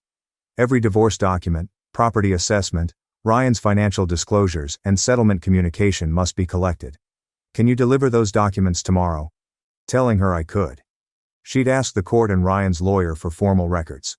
Another 20 minutes were spent discussing strategy and expectations. By the time I hung up, the sun was lowering behind the ancient house, and I felt more alert than in months. 2 days later, my phone rang while I sorted divorce papers in the attic. Screen displayed Ryan's name. Before answering, I thought of Olivia's instructions to record everything. Phone recorder on, I answered. Hey. Ryan's voice was kind and warm when he wanted something. I'm remembering our talk that day. Both of us are unreasonable about this circumstance. Why don't we discuss this like adults? We could have dinner together and solve problems like we used to. Without attorneys or pressure, 2 individuals who cared about each other resolved matters. Recording app timer ticked up. My voice was neutral. Ryan, any communication must go through our lawyers. It works that way. He lost his voice's warmth instantaneously. Your mistake is tremendous. No idea what you're getting into. My lawyers will overwhelm you with papers and expenses. Fighting me will waste all your resources and defeat you. Use the settlement offer while it's available. I quickly sent Olivia the recording after hanging up. She called 5 minutes later to say it was great. Ryan threatening me outside of court would seem horrible. Olivia moved to reopen the divorce settlement 3 days later. The 30-page filing contained everything. Ryan's cousin's job at the historical commission, when Ryan learned about the letters and when he divorced, and the property's appraised value versus Ryan's claim. Every home purchase bid Ryan made was documented. Ryan's threatening call recorded. Ryan's lawyer filed an emergency response motion the next morning. Olivia took notes on a legal pad while I read it in her office. Their argument was that the house was always intended as family property, that the divorce settlement was fair based on the structure's condition, and that any additional worth came from my discovery of the letters, not from Ryan's prior knowledge. Olivia glanced at me after circled 3 filing parts. Very weak. They want to divorce property worth from historical relevance, yet they're linked. History makes the house precious. Ryan knew about the past before divorce. Therefore, he knew the value. The logic is simple. Can we establish he knew? Really prove it in court? Olivia touched the legal pad with her pen. The emails between Ryan and his cousin about the letters and the historical commission's interest are needed. Your ex's cousin works for a federal agency, so the emails might be requested as public records, but he could give them up faster. Phone in hand, she called. Her voice was professional but strong as she explained the situation. Subpoenas, public records, and the cousin's career were mentioned. She appeared happy when she hung up. Emails will be provided by close of business tomorrow. He'd rather avoid this issue. I received the emails as promised. Olivia and I spent all afternoon at her office reviewing them. The first was dated March 15th, 2 months before my divorce in May. Ryan's cousin informed him of the Historical Commission's inquiry into Millbrook's old houses, particularly those with underground railroad routes. Ryan replied carefully, yet clearly. He asked the commission about his grandmother's Bellworth Road residence. 3 days later, his cousin wrote about Samuel Montgomery and the property's significance. Ryan repeatedly emailed about property valuations, historical designations, and commission acquisition plans for weeks. The last email was from April 28, 5 days before Ryan gave me the divorce papers. His cousin stated that the commission was interested in the Bellworth property and would likely make an offer after research. Ryan replied with 2 words. Good to know. Olivia copied and put everything to our case file. Just what we needed. In March, Ryan knew the property was historic. He purposely gave it to you in the settlement while stating it was worthless because he knew institutions would acquire it. It's fraud. Proven scam. A bombshell court filing. My phone went crazy within 24 hours. Ethan from the NPS started. He spoke with a courteous, direct government voice. He wondered when I'd decide on their offer. Ryan and I discussed the fraud case and the mess. Ethan quickly stated that they'd resolved property problems previously and could wait. My stomach dropped when he added anything. Other institutions may be impatient. They had deadlines and budgets. I might lose some offers if I took too long. I thanked him and hung up, feeling the strain rise. Sophia from the Smithsonian called 2 days later. She got to work.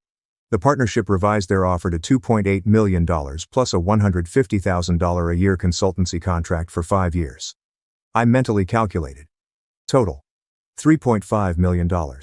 She claimed they were determined to get this before a competitor entered. What she mentioned about rival made it plain it wasn't simply history. I was winning a bidding war between these organizations. Ryan's girlfriend must have been stalking my social media because she launched a complete campaign against me. She posted old Bellworth house images of Ryan with his grandma, which I never saw during our marriage. The captions called me a gold digger stealing Ryan's heritage.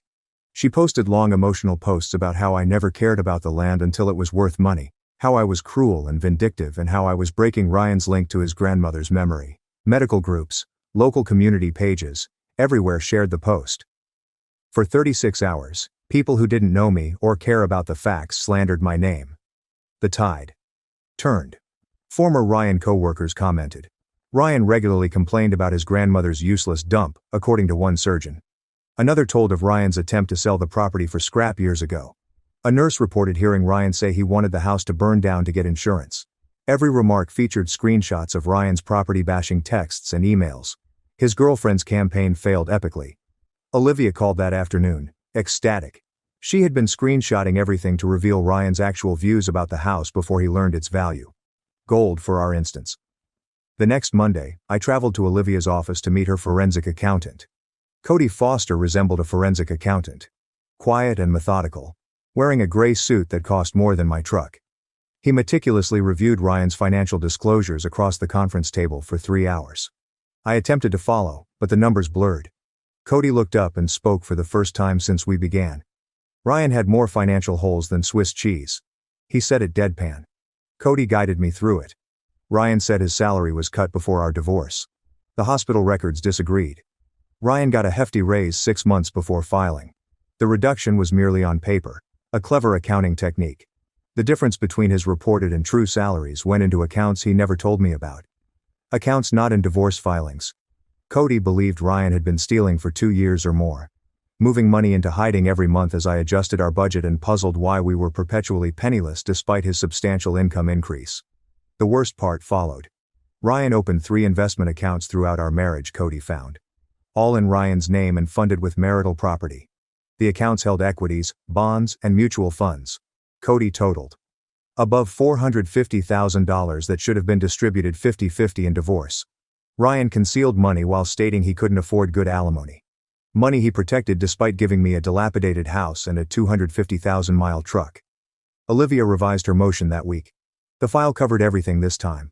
Hidden accounts, phony pay reductions, and years-long financial fraud. She said this altered our strategy. We no longer fought over one undervalued property.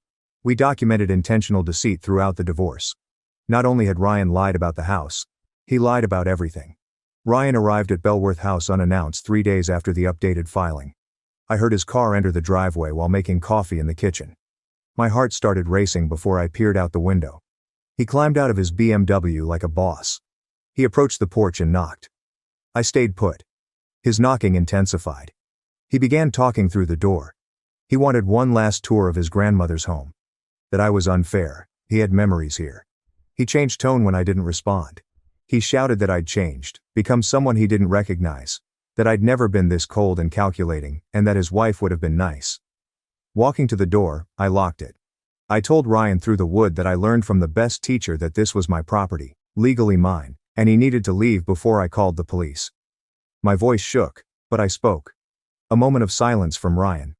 Walked back to his car. He didn't drive away. He sat at the driveway end, motor off, staring at the home. For 20 minutes, I watched him through the glass before he started the car and went. My hands shook an hour later. The next morning, my phone rang while I made coffee. Caller ID revealed County Sheriff's Office. My stomach sank. Sheriff Brennan introduced himself carefully and professionally when I replied. He claimed Ryan complained yesterday because I was barring him from his family property. The sheriff coughed and said he had to investigate any complaint, but this was a civil problem. He inquired if Ryan tried to access the property and I stopped him. I informed the sheriff about Ryan arriving without warning, asking to walk through the house and sitting in his car at the end of my driveway for 20 minutes when I refused.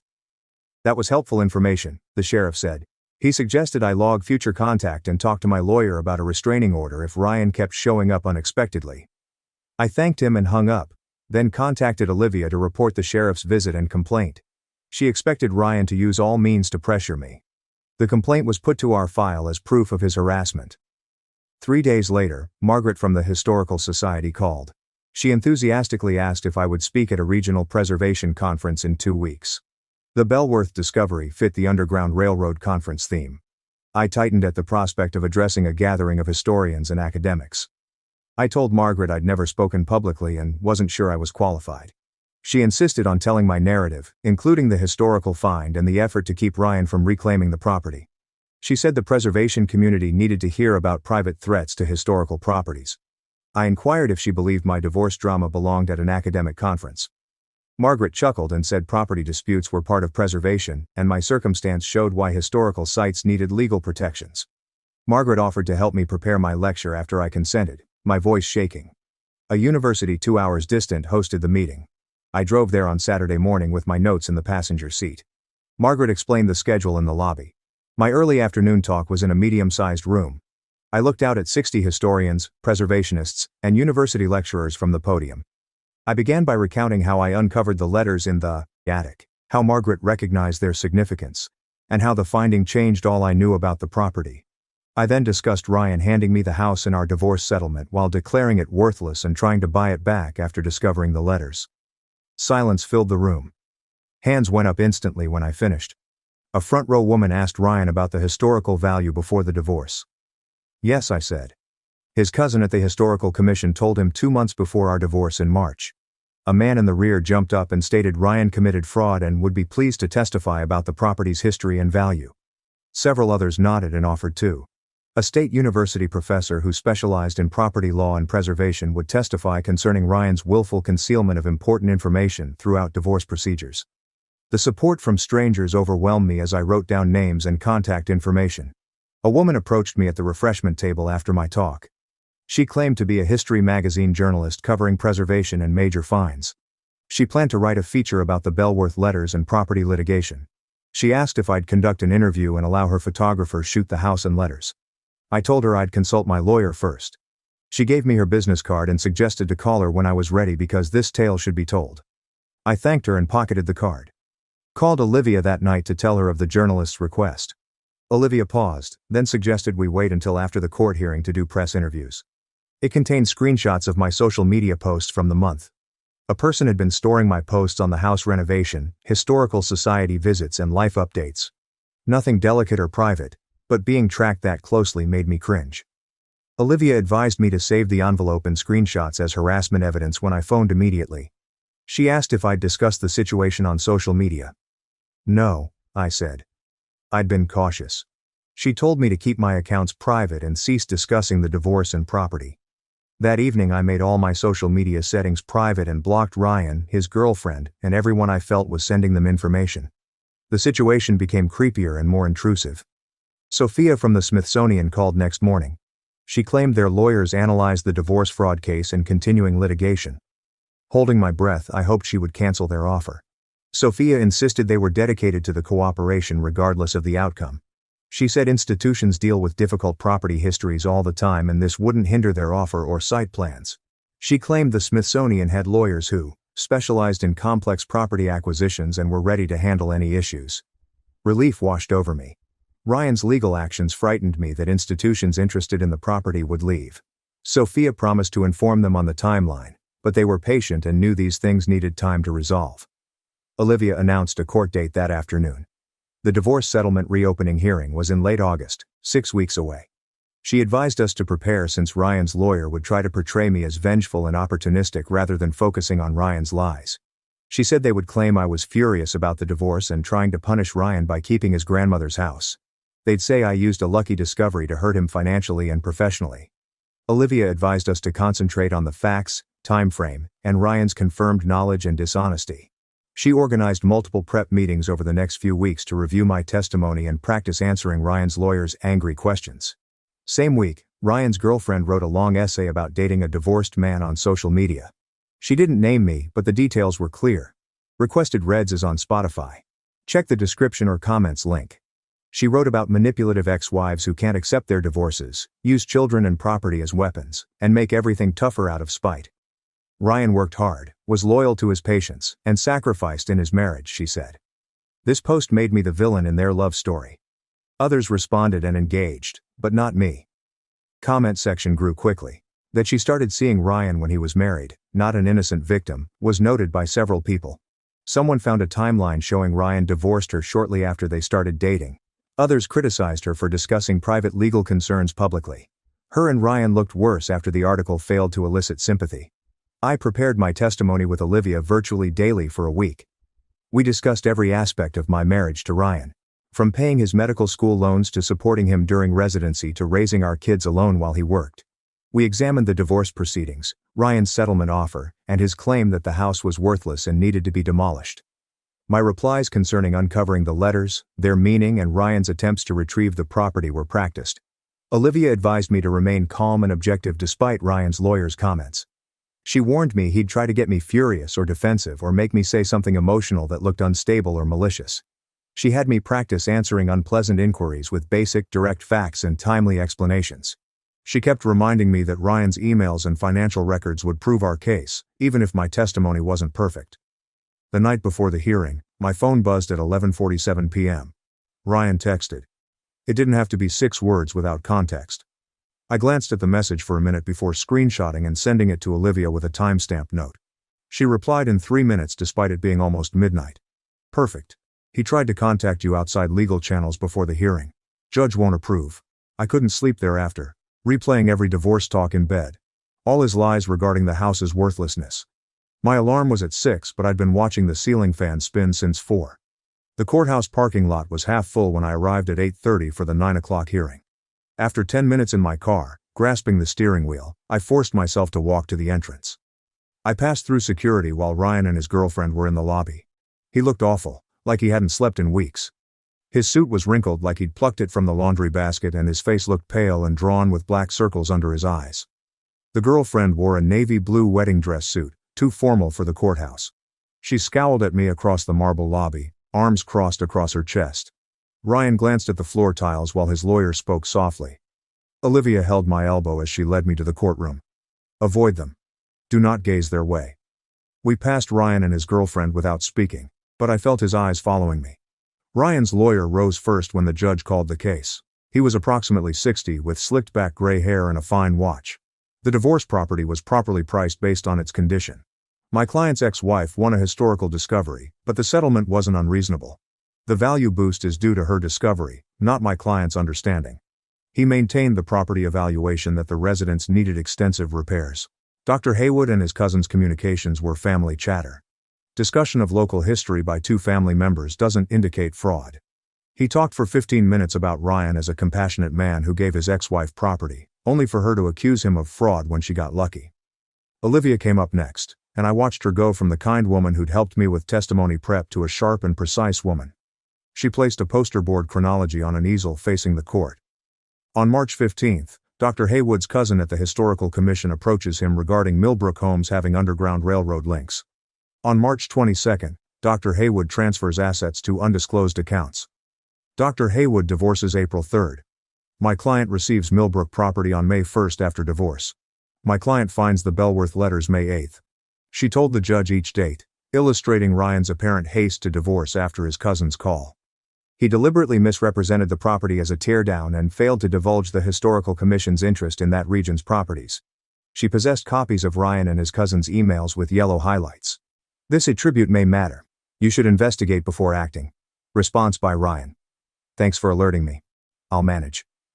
Olivia pondered those remarks before sitting down. When the judge called me to testify, my legs shook as I walked to the witness stand. Olivia asked me to characterize Ryan's settlement negotiating language. I inhaled and focused on the facts like we'd practiced. He said the house was dilapidated, needed a new roof, plumbing, and probably had termites. He stated I was lucky he gave me anything because the foundation was damaged. He made me choose the house above other possessions. Declared it more than I deserved for keeping him back for years. The judge typed quickly on the legal pad while we spoke. Olivia asked about Ryan's actions after I found the letters. He contacted, offering to buy the property back for $250,000 to $1.2 million. He arrived at my residence with a lawyer and a check. He termed the house a useless dump his grandmother gave him following the divorce, despite its sentimental importance. The judge kept writing, periodically looking up with an unreadable face. After me and his lawyer had Ryan relate the narrative about his grandma and how much the house meant to his family, he testified. I was raised there by my grandmother in Summers. Its sentimental value exceeds money. I wanted to keep it family. He played the emotional card by cracking his voice. Everything fell apart when Olivia stood up for cross-examination. When did you discover the property's history? Ryan paused. Olivia withdrew the emails with his cousin after my ex-wife found the letters after the divorce. Your cousin didn't mention Underground Railroad homes in March? Ryan blushed. It was casual banter. We discuss history, but you said you'd manage it, right? You meant what? Contradictory, Ryan stammered. I'd investigate property history. Maybe I meant I'd fix the house. Forgot exactly. Olivia persisted, inquiring about specific dates and conversations, and Ryan continued changing his replies, digging himself deeper. Cody took the stand after lunch and painstakingly discredited Ryan. He showed bank statements showing Ryan opened 3 investment accounts in 2 years before divorcing. Evidence of Ryan's true wage against his divorce filings. Over $450,000 in systematic asset concealing. Cody spoke calmly, citing statistics and dates, but the impact was terrible. The judge rejected Ryan's lawyer's assertion that the financial information wasn't relevant to the property dispute. The motion alleges a pattern of misrepresentation. I'll allow. Cody demonstrated for 30 minutes how Ryan had hidden money despite reporting lower income. Ryan's lawyer didn't question Cody and looked deflated as his client's financial scam was revealed in court. Olivia predicted the judge wouldn't rule immediately. Today's proof of financial deceit and asset misrepresentation concerned me. Before ruling, I need to consider all the evidence and witnesses. Within 2 weeks, I'll decide in writing. She stared at Ryan. I'm advising both parties against non-legal communication while I investigate. Offenses will be taken seriously. His lawyer whispered urgently as Ryan glanced at the table. At last I could breathe after hours of holding my breath as the judge left the courtroom with her paperwork. Olivia walked with me out of court. That went smoothly as expected. The judge's distress claim. That benefits us. His story is transparent to her. After 20 hours of reliving my worst memory, I felt cautiously hopeful yet exhausted. Every element of our marriage, every lie Ryan told, every manipulation was exposed to strangers. Olivia grabbed my shoulder. Rest at home. Judge's decision is expected in 2 weeks. Try not to stress. Nodding, I felt exhausted, worried, and a strange sense of achievement that I'd finally stood up to Ryan in a meaningful way. Ryan's girlfriend appeared behind a concrete pillar as I approached my car in the parking garage. "Your greed is wrecking his life. He should own the place. Your actions are damaging his profession, reputation, and all he built after so much effort." Her voice grew as she approached. "Due to your inability to accept divorce. You're pitiful." I passed her silently, still looking ahead and clutching my purse. Still talking and accusing, she followed me a few steps, but I kept walking. My car keys fell twice before I could unlock it because my hands were shaking. I sat in the driver's seat with the door locked, watching her dash back toward the courthouse entrance, and realized my whole body was shivering from adrenaline, rage, and relief that the hearing was over. My imagination replayed the parking garage confrontation as I traveled to Belworth House the next day. Olivia texted me to check my inbox the next morning. Ryan's hospital notified them of the court proceedings and began an ethics inquiry. Ryan was placed on administrative leave pending their financial disclosure and professional conduct assessment. Someone emailed the hospital board every document from our hearing, all the evidence of his hidden accounts and phony pay claims, and all the court records of his fraud. My coffee grew cold as I stared at the email at my kitchen table. Ryan had won accolades and spoken at conferences as chief of surgery for years. Now the hospital board was wondering if he misrepresented on his job disclosures. After 2 days of silence, I nearly believed Ryan would address this through his lawyer as directed by the judge. Ryan's name appeared on my phone at 7 a.m. I responded and regretted it because he was yelling so loudly I had to hold the phone away from my ear. He called me every vile insult he could. He said I ruined his job and reputation, that I was a vengeful witch who couldn't abide his happiness with someone else. He said I sent those documents to the hospital to injure him, that I was furious over the divorce and attempting to ruin his life. I hung up without saying a word and called Olivia even though my hands were shaking too much to dial. She responded on the first ring, listened to me explain the call and told me she was reporting the contact to the court as a direct violation of the judge's order. Ryan wasn't allowed to contact me while the judge considered, and scream threats were improper. Olivia argued the violation wouldn't help Ryan's case and could make the court harsher. The court sent a hefty envelope with the judge's written verdict 8 days after the hearing. I sat on my porch steps and opened it with shaky fingers, reading pages of legal terminology until I finished.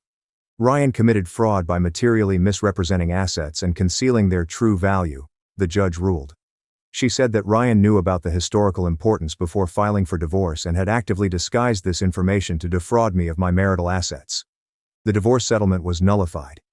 The judge ordered a complete appraisal of all marital assets with full financial disclosure from both sides, starting the divorce process afresh with proper facts. Olivia swiftly explained the ruling's practical implications when I called her. Property division would be repeated, using real values instead of Ryan's false numbers. Ryan's lawyer would likely appeal, and we'd need to find every account and investment, which might take months. Ryan was found lying under oath and the court knew he tried to steal millions from me, strengthening my argument. His credibility collapsed, whereas mine did not. Ryan's lawyer appealed 3 days later, as Olivia anticipated. She said fraud cases with this much proof seldom had successful appeals, especially when the court was unambiguous about willful deception. The appeal would take time, but she believed the verdict would hold. I met with all 4 Belworth House bidders the next week to explain the legal issue and updated schedule. The State Historical Commission official looked sad but said they understood. Park Service Director seems agitated but professional. Yale's representative mentioned other sites they were contemplating, but Sophia from the Smithsonian Partnership nodded and said they'd handled complex property conflicts previously. She wondered how long the legal process would take. I honestly told her I didn't know, maybe months or a year if Ryan kept fighting. Sophia stated that the Smithsonian would submit a written offer contingent on legal dispute resolution. Ryan would see what he lost, a formal offer for $2.8 million he might have split if he'd been honest from the start, giving me leverage in the divorce settlement. I signed the contingent offer letter in Sophia's office that afternoon and received copies from my lawyer. The new divorce negotiations began in early September with full financial disclosure from both sides. Our divorce should have included boxes of bank statements, investment records, and tax returns, which Ryan's counsel brought. Cody spent 2 weeks organizing everything and making spreadsheets showing Ryan's concealed money and earnings. The numbers were astounding when presented honestly. Ryan owed me half of the concealed accounts, almost $450,000 that should have been shared upon divorce. He owing me money for purposely undervaluing Belworth House, which institutional offers valued at $2.5 million. His lawyer understood they had no leverage because the judge had found Ryan guilty of fraud. Ryan's lawyer called Olivia with a settlement offer mid-September. Ryan agreed to pay me $1.8 million, give up Bellworth House claims permanently, and split the concealed accounts 50-50 as he should have. Olivia claimed it was a good offer that would avoid years of appeals and litigation and that battling for more would cost me time and money without a better result. I calculated and imagined situations for 2 days. I'd never had financial security like this, enough to start over and establish my dream life. But I needed one more thing money couldn't buy. I told Olivia I'd accept the deal with one condition. Ryan had to sign a declaration confessing his deception, concealing the property's value and marital assets during our divorce, and agreeing in writing to never contact me again except in legal emergencies. The lawyer called back within an hour, claiming Ryan would not sign a confession. Olivia calmly stated that we'd see him in court and that the appeal procedure would keep his hospital ethics probe open for at least a year. The lawyer called 20 minutes later to say Ryan accepted both requirements. He presumably signed acknowledgement and no contact agreement because his medical profession couldn't handle another year of scrutiny and negative press. Both lawyers attended a conference room meeting on a cool September morning to negotiate the settlement. Ryan looked dreadful, like he'd aged 5 years in 6 months. He signed every sheet without looking at me, scratching the fraud acknowledgement with wrath. After finishing, he rose up and left without saying a word, and I realized I'd probably never see him again. It felt like freedom and immense relief. Ryan's lawyer sent Olivia the hospital board's decision 3 weeks later in a formal letter. Ryan would remain chief of surgery but had to complete ethics training and serve 2 years on probation, with financial irregularities resulting in prompt firing. The letter detailed his divorce disclosure violations and willful asset deception in court. His co-workers would know about his probation, training and ethics infractions that led to this outcome. I read the letter twice and felt only slight joy that his deeds finally came up with him in a meaningful way. The Smithsonian Legal Department wanted every detail documented and validated, which took another month. Sophia explained contracts, preservation agreements, consulting terms, and payment plans page by page. Sale price was $2.8 million, and consultancy contract began at $30,000 per year for 5 years. I signed everything in Sophia's office with Margaret as a witness. We were laughing like nuts because it happened. 2 days later, the wire transfer hit my account, and I gazed at the balance for 10 minutes, unable to believe it was mine. Margaret called the following week to ask if I could catalog the letters for my consultancy business. She had set up an archive workplace at the Historical Society with climate-controlled storage and white cotton gloves for handling papers when we met. Documentation, photography, transcription, and Underground Railroad record comparison were required for each letter. The task needed patience and attention to detail, like the nursing preliminaries I took before Ryan urged me to skip out and support his career. Margaret described each correspondence history, secret language, and networks to send individuals north to freedom. I came early and stayed late, engrossed with these voices from the past who sacrificed everything to save others. In one session, Margaret mentioned that her hospital network had told her Ryan's girlfriend had dumped him. Apparently the surgical resident realized dating a man under ethics investigation with major financial concerns wasn't a career move she wanted after meeting the successful chief of surgery. Margaret's source said Ryan ate lunch alone in his office again. Stop posting weekend winery visits on social media. No more youthful girlfriend making him feel wanted. This news only made me curious about if Ryan now realized what it felt like to be dumped when you ceased being helpful. Using settlement funds for a down payment, I began house hunting in October. The real estate agent showed me a little ranch house 15 minutes from the historical organization, far enough from the city to avoid seeing Ryan at a restaurant or grocery store. The 3-bedroom house has new kitchen and bathrooms, central heating and air conditioning, and a fenced garden with grass instead of mud and rats.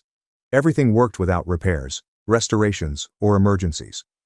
I made an offer that day and closed 3 weeks later, moving in with furniture I chose instead of Ryan's family's hand-me-downs or cheap pieces we bought decades earlier. At a mid-November press conference, the Smithsonian announced the acquisition and displayed some letters. Sophia requested that I attend as a consulting historian and answer discovery questions. I studied talking points with Margaret and acquired a professional dress that fit to avoid freezing up in front of cameras.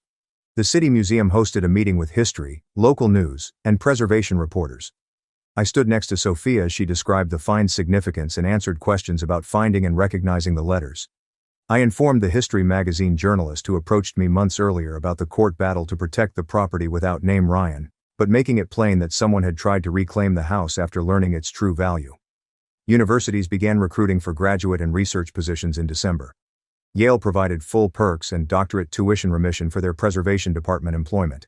2 state colleges contacted me about their public history programs and were enthused by my thesis research letters information. I was 43 and sat at my kitchen table reading emails from professors who wanted to work with me, something I never imagined during my marriage when Ryan's career and convenience ruled every decision. Returning to school was scary and exhilarating, an opportunity to create something own. A final email from Ryan's lawyer with an attached document arrived in late December. Ryan had to write a formal apology for his divorce activities as part of the settlement. I read the attachment apologizing for any miscommunications throughout our separation. His attorney wrote the apology with no genuine remorse or personal accountability, simply precise wording to meet a legal obligation without admitting misconduct. Ryan's apologies meant nothing compared to the life I was constructing without him, so I saved the paper to a folder and closed my laptop without responding. I started a master's in public history at a nearby university in January, using my Smithsonian consultancy work as a thesis idea. After 20 years away from academia, the application process felt weird, but the admissions committee appeared thrilled about my unique access to original source papers and preservation initiative. My thesis advisor, an Underground Railroad historian, nearly leaped out of her chair when I explained my consulting involvement with the letters. Her weekly sessions covered my research direction and connected me with other faculty working on comparable issues. In late January, I attended seminars with students half my age, taking notes and discussing historical methods and archival research. After the settlement, my life was nothing like I envisaged in February when Ryan gave me divorce papers. I spent mornings in graduate seminars learning research methodologies and historical theory. Afternoons at the Historical Society working with Margaret on the letter catalog. And evenings reading or writing course papers. Some days, fatigued from managing several responsibilities, I fell asleep and pondered if I'd taken on too much too fast. 3 pages of the legal text. But it was the good kind of fatigue that came from striving toward something worthwhile. Unlike the false exhaustion I'd felt during my marriage, giving everything to Ryan but neglecting my own potential. Emma, whom I hadn't seen since before Ryan's residency, was in the campus coffee shop in March. When I entered, she was getting a latte and looked surprised. We spent 2 hours at a window table catching up on all that had transpired since we last spoke 15 years earlier. Emma informed me she'd tried to contact me several times during my marriage, but I never responded, so she felt I didn't want to stay friends. In apology, I said Ryan's career had consumed everything. How I stopped answering calls and texts from those not directly helping his career. Emma said she'd always thought Ryan took advantage of me but didn't know how to express it without appearing judgmental or meddling in my marriage. At a hospital fundraiser, she met Ryan's mother, who grumbled about how demanding Ryan was and how nothing anyone did was good enough. The chat was like opening a window in a stuffy chamber, releasing years of solitude. Emma introduced me to 2 more old friends, ladies I'd lost touch with while supporting Ryan's goals. However, she feared I would cut her off if she attacked my marriage. She remained silent and felt bad for years. These chats showed me how isolated I'd been during my marriage, how Ryan had steadily closed me off from everyone who could have helped me realize what was occurring. The late April Bellworth House repair ceremony drew approximately 200 individuals. For the announcement, historians, preservationists, Underground Railroad descendants, local authorities, and Smithsonian Partnership representatives gathered on the grounds. Margaret and I spent months cataloging the letters and documenting the house's Underground Railroad network history. The Smithsonian official invited me to talk about uncovering the letters, and I stood at a podium on the front lawn, anxious but pleased of what I'd helped preserve. I described finding the trunk in the attic, reading the letters for the first time, and realized I'd found something momentous. Several descendants thanked me for preserving their family history and ensuring these stories wouldn't be lost. One woman gave me a photo of her great-great-grandfather, who had passed through this house on his way north, and she cried about finally having proof of his independence.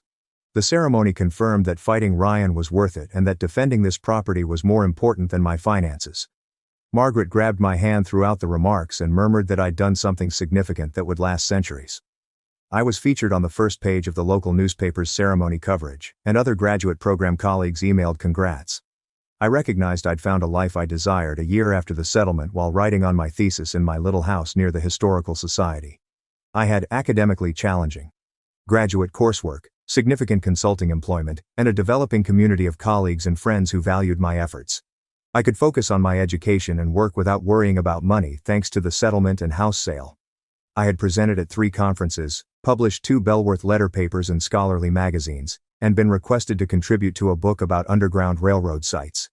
My thesis advisor said my study was increasing the field's understanding of this region's network, and several universities wanted to hire me after graduation. Ryan's attempt to trick me out of the property released me from a marriage where I was never cherished and simply supported his objectives while my potential was overlooked.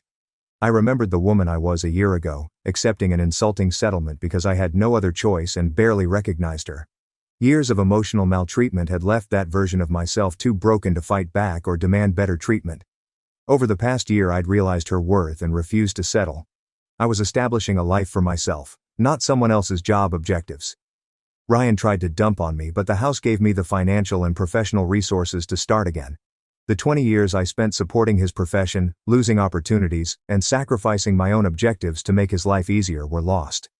But I was thrilled about my future, my work, and who I was becoming. I was going to apply for a tenure-track position at a local university that fit my research area after my graduate mentor mentioned it. Margaret and I discussed a cooperative initiative researching other underground railroad locations in the vicinity, possibly beyond Bellworth House. I had reunited with old friends, made new ones through academic work, and built a support structure that didn't exhaust me. I had to remind myself some mornings that this was my life, that I'd left my long-term marriage. Ryan tried to cheat me one final time before leaving, but he accidentally gave me my freedom.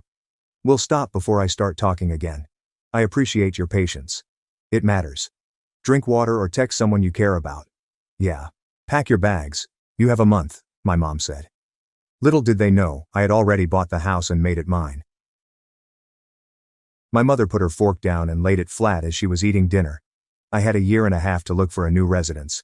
The home had been sold by them. I was not going to accompany them. There was no prior notice, and there was no discussion. On his plate my father fixed his gaze. My sister put on a grin. The home resounded as if I had never been there, and by the time morning arrived, their baggage had been removed. A message from my mother, questioning why I was still there, rang my phone 7 months later. The message asked why I was still there. It made me laugh. She was completely unaware of the identity of the person who owned that mansion. Tap the like and comment button on the device you're listening to if your family has forced you out of the house before I explain how this transpired. That would be me, Emily. I am 28 years old and I work in the IT industry. That appears to be rather impressive on paper. For me, this just means spending a lot of time staring at a screen for long periods of time, having iced coffee on my desk, and having a brain that never really turns off. As a rule, I have always kept my head down.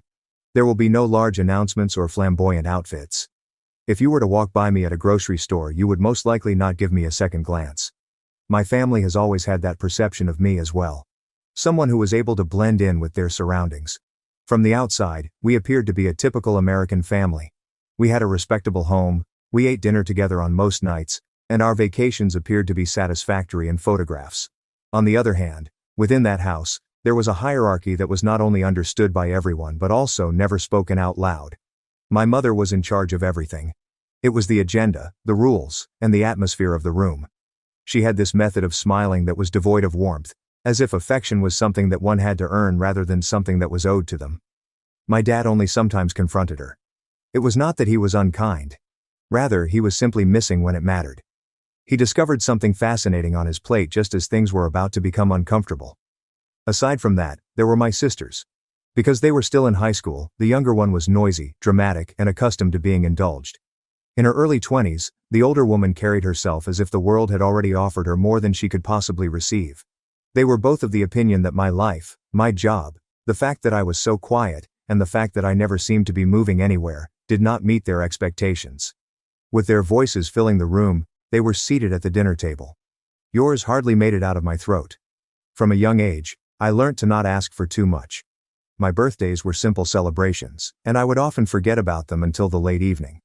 If I wanted to accompany them on their vacation, it would have been prohibitively expensive, but when it was just them, it was somehow inexpensive.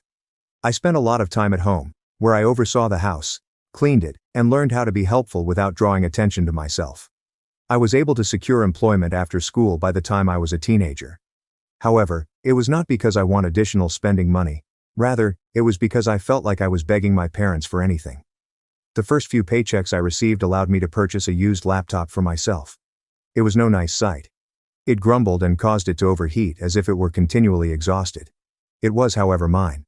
The laptop completely altered the situation. In the middle of the night, when everyone else in the house was sleeping, I began teaching myself how to code by sitting on my bed. In a way that people had never before, lines of logic made perfect sense. After putting forth the effort, you were rewarded with results. This is not a game of guessing or bias.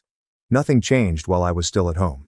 I was able to pay my fair share, meet my own bills, maintain my silence, and allow them to believe whatever they desired about me. I reassured myself that it was only a transitory situation, and that if I kept my head down, I would be able to endure it for a little while longer. Simply put, I was unaware that they had already made the decision that I was expendable. The beginning of that dinner was exactly the same as the beginning of the others. There was a strong aroma of roasted chicken and pepper in the kitchen. Plating was a clink.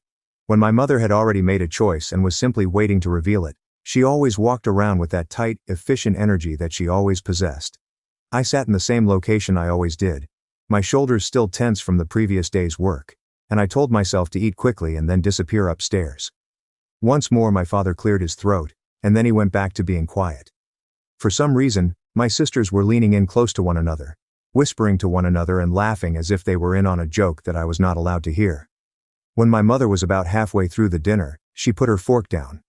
She spoke in a controlled and calm manner, saying, "I need everyone's attention." Then she turned her gaze directly toward me. "I am referring to you, Emily." Something in my chest became more constricted. The volume of her voice was not raised. She did not appear to be angry. That was the most terrible detail. The way she spoke was as if she were reading a list of groceries. A sale had been made on the residence. Formalities had been completed. They continued to move. "One day from now," I blinked. "Are you moving? Where is it?" As a response, she stated that it was pointless. The fact that you will have to look for a new place to reside is the most important thing. It is 2 months from now. It wasn't all at once that the words came out. They were stacked. Purchased. Moving forward. It's been 2 months. I turned my head to look at my father. He refused to look me in the eyes. His knuckles were bright white and his hands were folded on the table. The older of my sisters gave me a sly grin when I turned to face her. When she was struggling to suppress her laughter, the younger one squeezed her lips together. My question was, "Are you serious?" My mother gave a slight nod. "You will not be accompanying us anymore." She articulated it in such a clear and concise manner that it almost sounded reasonable, as if this was the natural order of things and I had simply failed to notice it. At long last my father spoke. "By now, Emily, you are an adult. You ought to have made preparations for this. My family had the intention of selling the house without informing me of their plans." A snort came from the younger one. "Perhaps you had better get started on packing," she advised. "Do you agree that positions in the technology industry don't pay very well?" It was a laugh. Not in a loud manner. There was not enough cruelty to cause a scene. To the point that it hurts. I was waiting for someone to tell me that this was over the top. If my mother were to order them to stop, and if my father were to intervene. Not a single person did. My supper sat there, unattended, and it became chilly. My eyes were experiencing that familiar pressure behind them, the kind of pressure that typically precedes tears. I forced myself to swallow it, for crying had never brought about any change in that house. With a low voice I inquired. "So that's it?" She said. "That's it?" And I agreed. They went back to eating, talking about neighborhoods and schools, and how much lighter the new place would feel once they moved in. It was as if I had already been removed from the room. "We've made our decision." I sat there until the chair I was sitting in seemed too heavy for my body. After that, I rose up, said something about being exhausted, and finally made my way upstairs. After closing the door to my bedroom, I rested my forehead against it, and listened to the sound of their laughter as it floated up the stairs. That was the moment when something within me finally underwent a change. This was no longer considered neglect. They did not show bias. Disposal was the term. And even though they believed that they had just eliminated me from their lives, they were completely unaware that they had just entered a circumstance that they were unable to manage. The following morning they departed. The low rumbling of a car engine outside my window and the sound of doors slamming shut were the sounds that awakened me up respectively. I was under the impression that I was dreaming about the entire incident for a brief moment. Next, I heard the crisp and conclusive sound of my mother's shoes hitting the wooden floor downstairs. It was like a punctuation mark. When I entered the living room, there were already a number of boxes stacked up near the entrance. The couch had been removed. The photographs of the family had been removed from the walls, leaving only colorless rectangles in the places where memories had been hung. Even though he was already halfway somewhere else, my father stood by the window with the keys in his hand. When my mother looked at me, it seemed as though she was crossing off the final item on a list. As she adjusted her coat, she whispered, "Remember. Right now, you have 2 months. Make sure that this is not more difficult than it needs to be." Who is it more difficult for? Laughing about their new rooms, their new neighborhood, and their new beginning, my sisters chugged by me as they made their way past me. I did not receive a hug from anyone. Nobody asked me if I was doing okay. The door to the front of the home was shut, and the silence that followed was immediate. It is not a peaceful silence, but rather a hollow stillness. After their vehicle vanished down the street, I remained standing there for a considerable amount of time. After their voices were gone, the atmosphere took on a distinct feel. My footsteps, my breathing, and the hum of the refrigerator were all sounds that echoed back and forth. They had not troubled themselves to take. The bookcases were empty and the walls were barren as I made my way through the house methodically, room by room. The home I grew up in has been reduced to a shell. I was the only object that was still inside of it for some reason. When I finally felt the weight of it, that was the moment. The awareness that my family had made a clean break was not a cause for worry or dread. Rather, it was a heavy sinking reality. Neither of them had argued. They had made no reservations. They had just come to the conclusion that I was no longer worth the space that I occupied. I ignored everything that was going on around me as I sat on the floor of the living room, with my back against the wall. The majority of the time, this was the point at which I would cry, when I would blame myself, and where I would question what I had done wrong. At the same time, however, a chillier atmosphere appeared. This was not something that appeared out of nowhere, because the truth was, I had been reading through postings late one night 3 months ago, but I was only half-heartedly considering the possibility of moving out at some point in the future. When I looked at it, I saw it. My room, my address and photographs of the house I was still residing in were all set and polished to make it appear as though I did not exist. Without a single word being exchanged with me, they managed to put the house up for sale. I thought back to the time when I was staring at the screen of my laptop, feeling first wounded, then angry, and then clear. Clear in a way that I hadn't experienced in many years. They had not been confronted by me. I had not inquired about anything. Rather, "Then do it," I had called. During the time that they were preparing their future and packing their belongings, I was quietly putting something into motion, something that was legal, and something that could not be undone. I stood up and brushed the dust off my hands as I returned to the living room, which was completely vacant. The house had an excessively large and quiet size. On the other hand, for the very first time, it felt genuine. They believed that they would give up on me. One thing that they were unaware of was the fact that this was the time when I ceased being the person they could step over without facing any consequences. In addition, by the time we had our next conversation, the power dynamic would no longer be in their possession. It had been 7 months. Not in a hushed manner, not in a magical manner, but gradually. First, the house underwent a transformation, but not in a dramatic makeover show fashion. Rather, it was done on purpose. The vacant spaces were filled with brand new furnishings. Echoes were no longer heard in the living room. Once more, the aroma of coffee permeated the kitchen. The reason the lights remained on throughout the night was not because I was waiting for someone else to get home. Rather, it was because I wanted them to. I also underwent a shift. I made an effort to stand more upright. I was able to sleep better. Every time my phone buzzed, I stopped flinching in response to it. They never actually showed up. Not a single time. No. "How are you doing?" No. "Do you have a place to stay?" None of it. I believe that in their opinions, I had already disappeared. The issue is with another person. It is the responsibility of another person. When I was working from home one afternoon, my phone vibrated on the desk. I was unaware of what was happening. It's Mom. I wasted more time than I should have been staring at the computer. Upon finally opening the mail, I discovered that it included only 6 words. "You are still there. Why are you?" No.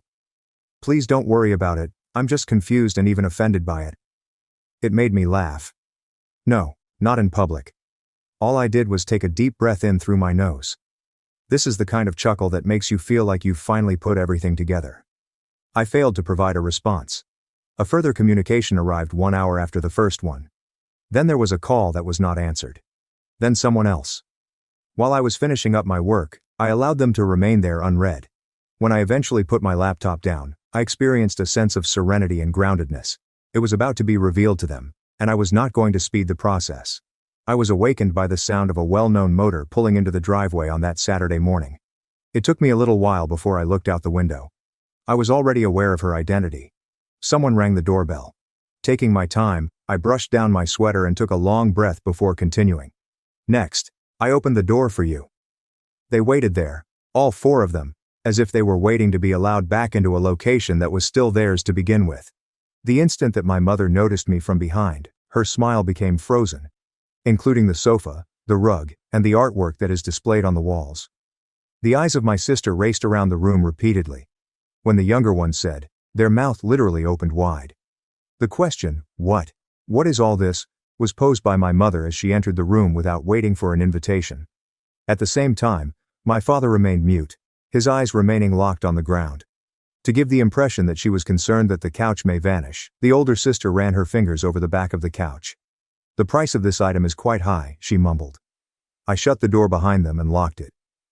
Sit, I announced, pointing in the direction of the living room. While my mother was attempting to regain her calm, she folded her hands in her lap and said, "They did." "Emily," she started off by saying, "it is imperative that we have a conversation about what is taking place here." In my recliner, I sat back and relaxed. "Could you please explain why I'm still residing in my home?" Her head suddenly jerked up. "You belong to me," I stated more than once. It was as if a weight had been dropped into the room. Silence. The last thing my father said was, "That's not funny. I am not just joking." The smile on my mother's face was strained. "That amount of money is not in your possession." I gave a shrug. "The things that take place when no one is observing you will take you by surprise." The younger one laughed, scoffing. "Do you mean to say that you purchased this property?" "Yes," in response to what the more senior individual inquired. "You were almost unable to pay the rent." I cracked a grin. "Quite a little bit." "That is what you believed, right?" The speed with which my mother stood up caused her chair to scrape against the floor. "Please explain straight now." And so I did. Not every single detail. Certainly not statistics that would cause their brain to spin over. Exactly. The truth is, I was employed in the IT sector. I had been quietly constructing stuff for a number of years. I had formed a partnership with a person in whom I had complete faith. All was well with us. More than satisfactory. The listing was available to me for a number of months before you informed me that you had put the house up for sale while I was still residing in it. As a result, I came to a conclusion. The color disappeared from my mother's face. "Please allow us to sell it to you. I legitimately purchased it. Everything has been organized. All of it, including payments, bills and ownership."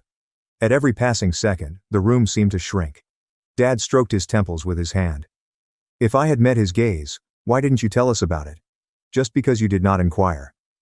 The younger one began to participate. "You ought to have assisted us if you had the financial means to do so." My mother gave her a glance before turning her attention back to me. She stated, her tone altering and becoming more gentle, that we had been experiencing some financial difficulties. What we anticipated was a lower price for the new location. "It is time to pay the tuition. We could greatly benefit from your assistance." That was the case. My head slowly nodded. "Permit me to rectify this situation. When you sold the house, you did not notify me about it. You informed me that I had 48 days to escape. When I inquired about the location where I was meant to go, you chuckled. And now you are requesting assistance from me. If you had known that I was useful." "I said that you would have treated me differently," she insisted. "We did not know." "That's not fair," my father told me in a feeble voice. I stepped up and asked, "Isn't it?" There was no quivering in my hands. At no point did my voice waver. That was the thing that startled me the most. "You did not forget me by accident. You did not neglect me. You made decisions over and over again. You selected who mattered in this family. And it was not me." My mother's eyes flooded with tears. "We are still your parents." "No," I said, "you're people I'm related to." "That's not the same thing." The older sister crossed her arms. "So that's it. You're just cutting us off." "I'm setting boundaries." The younger one started to cry. "You're being cruel." I looked at her. "No. I'm being consistent." I walked to the door and opened it. "You should go." My mom stared at me, stunned. "This isn't over." "It is for me." They left the same way they had months ago. Quietly, without looking back, I locked the door and leaned against it, exhaling for what felt like the first time in years. Justice didn't feel loud or dramatic. It felt clean. And finally, the house was truly mine. They didn't disappear right away. My father left voicemails that began with apologies and ended with excuses. He said that he should have protected me more. He said that he didn't realize things were that bad.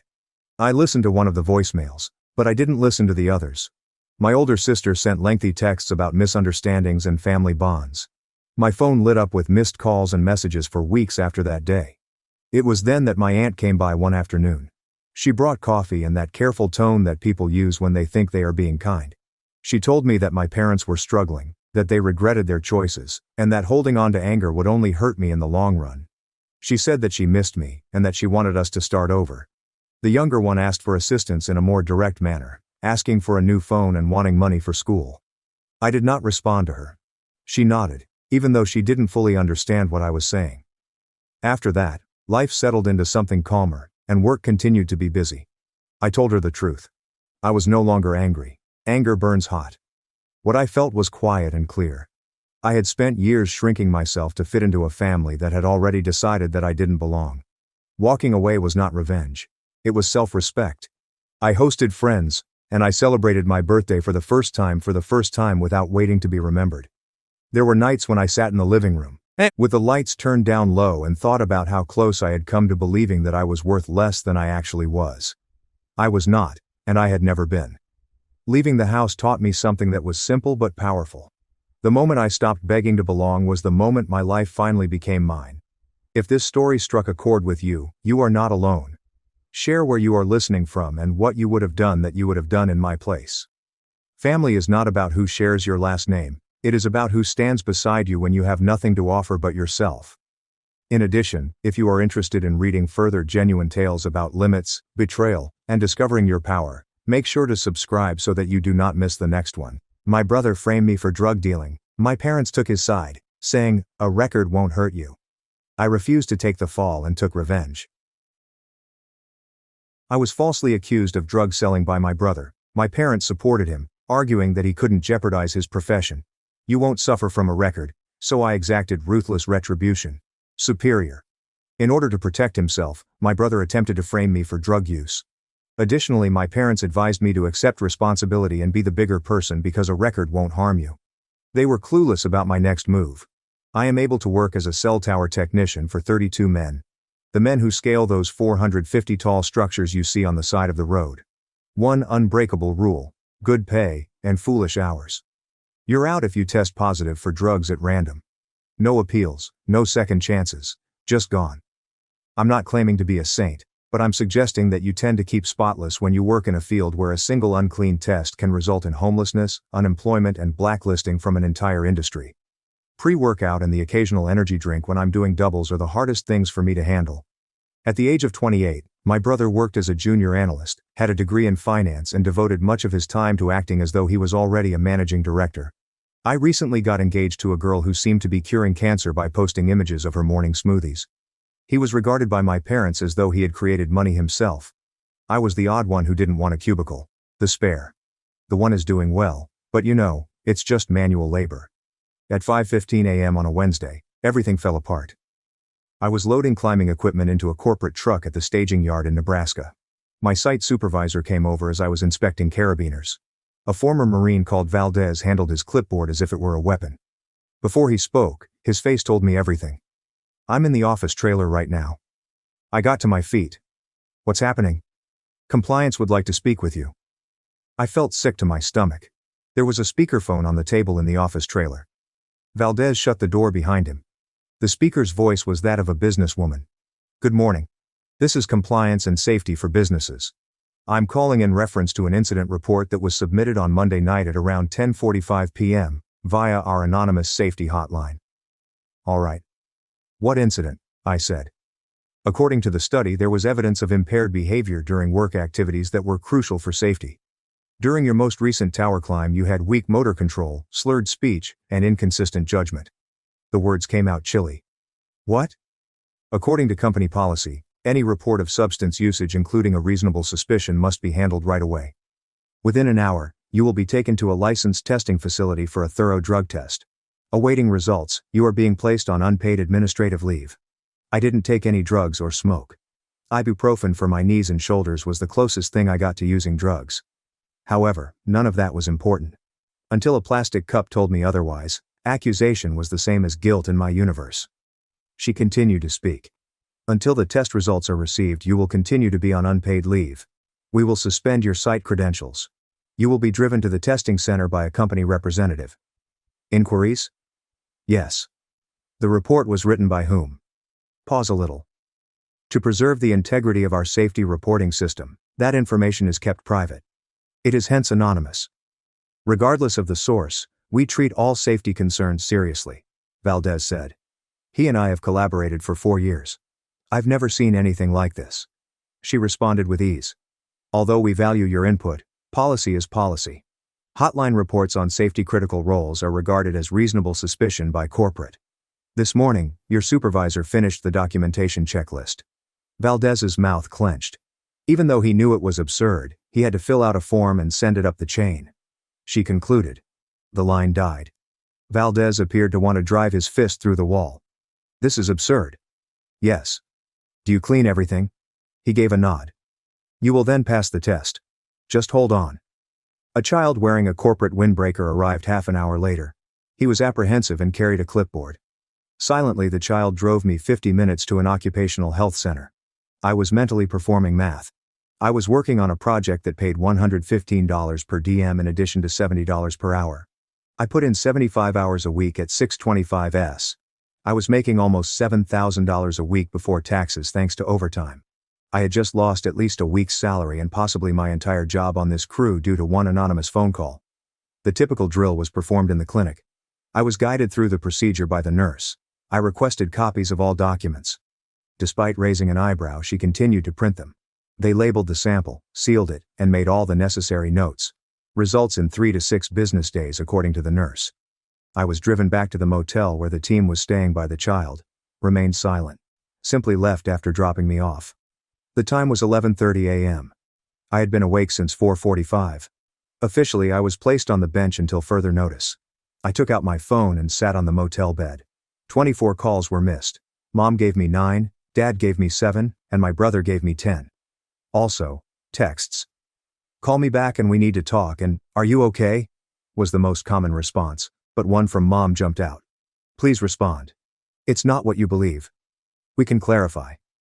I gazed at the display. We can clarify. Thus they were already aware of what had occurred. I knew this. My brother had unexpectedly arrived up at my flat on Monday night, 2 days prior to the test. 9:50 p.m., appearing anxious. He requested to use my truck. He had stated that he only needed to move a few items for her bridal shower. I had refused him. I had climbing gear and equipment worth $16,000 in the bed of my 2020 Silverado truck. I never loaned it out. He appeared injured.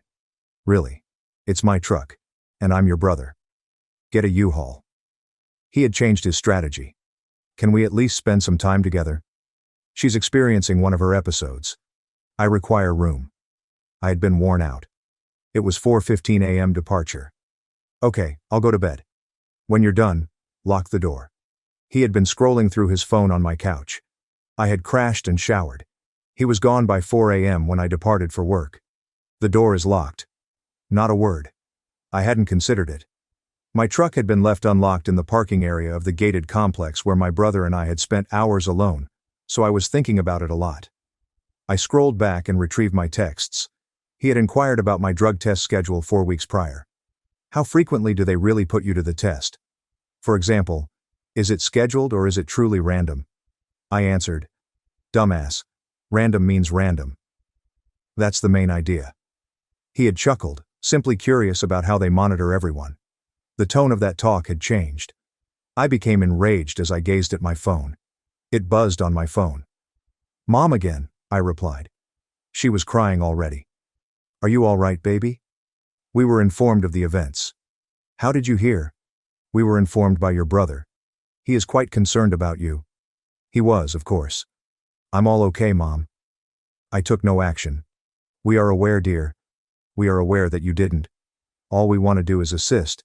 What can you help with? Longer pause. Join us for dinner this evening.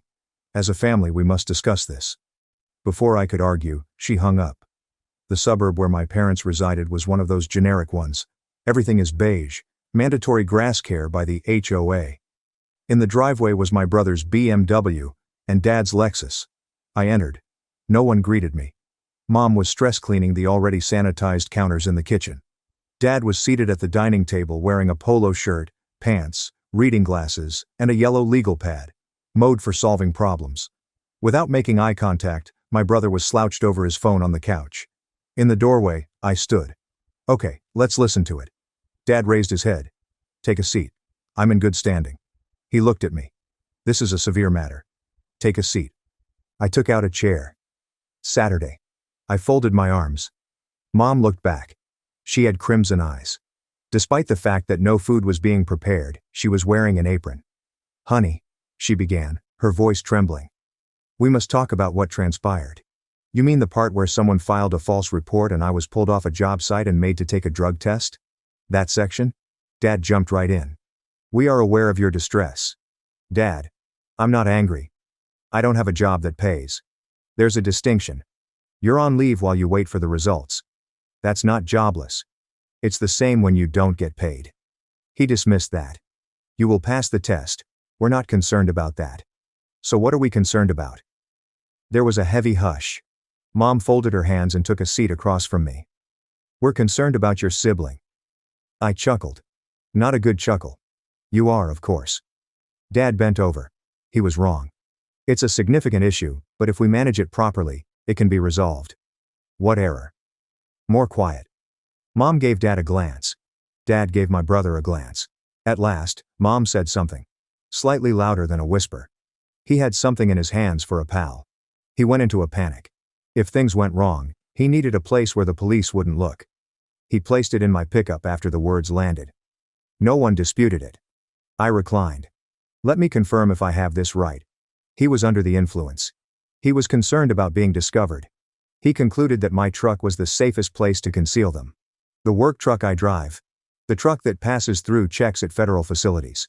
The truck that comes with a job where random drug testing is required. He then called in a tip to have me removed from the scene. I was probably hoping that the corporation would send security to examine my car or that I would be searched. Now Mom was crying. He was not thinking. I'm not joking. He didn't give it much thought. Dad's tone became abrasive. Be mindful of your tone. Or what? Will you try harder to frame me? You weren't set up? Dad said. I turned to face my brother. Have you called? He didn't respond. Have you submitted the report to my employer? At last, he raised his head. He had tears in his eyes. His voice cracked as he said, I didn't think they'd actually test you. I assumed it would simply enter a system and vanish. You had the incorrect idea. Mom extended her hand across the table. I retreated. She said that he had erred. An awful error. He is your brother, though. He attempted to frame me. Dad gave a head shake. He might be implicated if the inquiry goes on and they begin to inquire about the source of that tip. He's got a job. He has gotten engaged. His future cannot afford to be complicated. I also don't. Dad didn't think twice. Physical labor is the nature of your profession. There's another tower to climb. He's establishing a career for himself. He works in finance. Everything he has worked for vanishes with just one mark on his record. It was there. Mom jumped right in. Her parents are wealthy. They have expectations. They will withdraw their support if this is revealed prior to the wedding. His condo was co-signed by us. We lose the property if he loses his job. They weren't merely keeping my brother safe. Their investment was being safeguarded. What exactly do you want me to do? Dad took off his reading glasses. He rubbed his eyes. We want you to accept accountability. I chuckled. What is the responsibility? I took no action. We are aware of that. However, this will stop if you claim to have done so, if you tell your employer that the medicines were yours and that it was a private matter. He remains clean, you move on to another job and the business treats it as a policy breach. I didn't do the crime you want me to admit to. Dad responded, if there is no legal proceeding, it's not a crime. It is merely a matter of employment. Mom was crying. We're not requesting that you serve time in jail. Simply inform your business that it was an error. Accept the loss of employment. After that, we all go on. And he leaves unscathed. He is given another chance. Dad was right. I got to my feet. The chair made a loud scraping sound. No. Mom blinked. What? I'm not gonna do it. Dad got up as well. You're being self-centered. I'm being self-centered. It was me who was set up. His brother is you. He also attempted to frame me. At last, my brother said something. Speak quietly. Why are you acting this way? I apologized, I said. I looked over at him.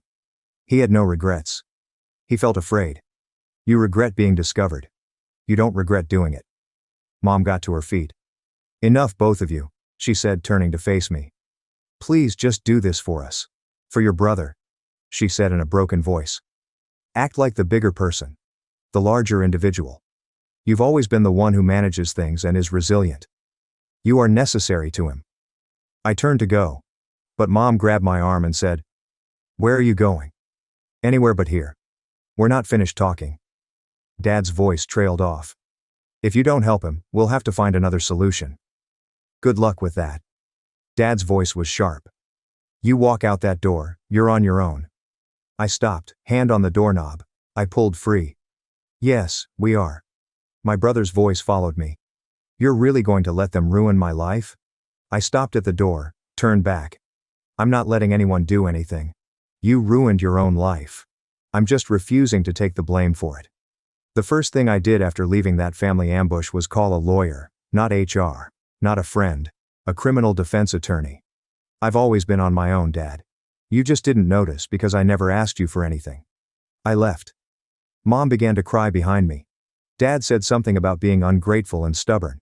My brother was crying and asking what he was supposed to do now. I didn't have an answer for him. My brother showed up Monday night with his sob story and I was able to find one through a quick search. His voicemail stated that he dealt with drug cases and false accusations, so I left a message. He called back 20 minutes later and said, You retained yet? Not officially. Then let's keep this general until you sign the paperwork.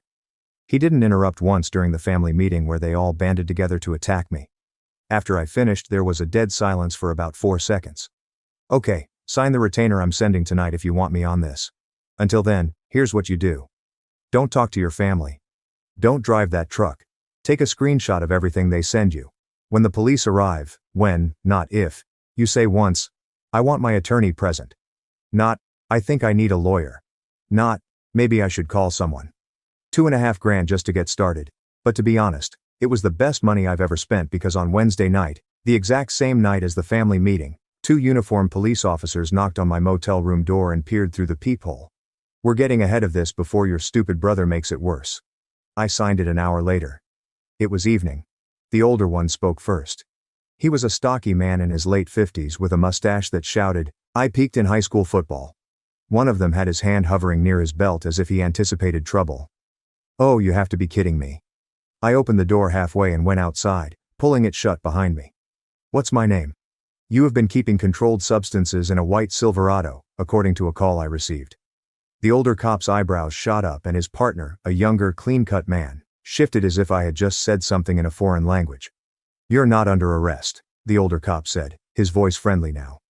Work truck registered to a telecommunications company. Mind if we ask you a few questions? I want my attorney present for any questioning. I stood there and said nothing, but the older cop tried again, saying, If you have nothing to hide, this will take 2 minutes. Just want to make sure everything's cool here. I still didn't say anything, so the younger cop took over, explaining that we know you drive a work truck. That white Silverado in the lot? Didn't respond. Would you mind if we took a quick look in your truck? He asked as if he was asking to borrow a lighter. No. The older cop cocked his head and said, No, we can't look. Or, no, you don't mind.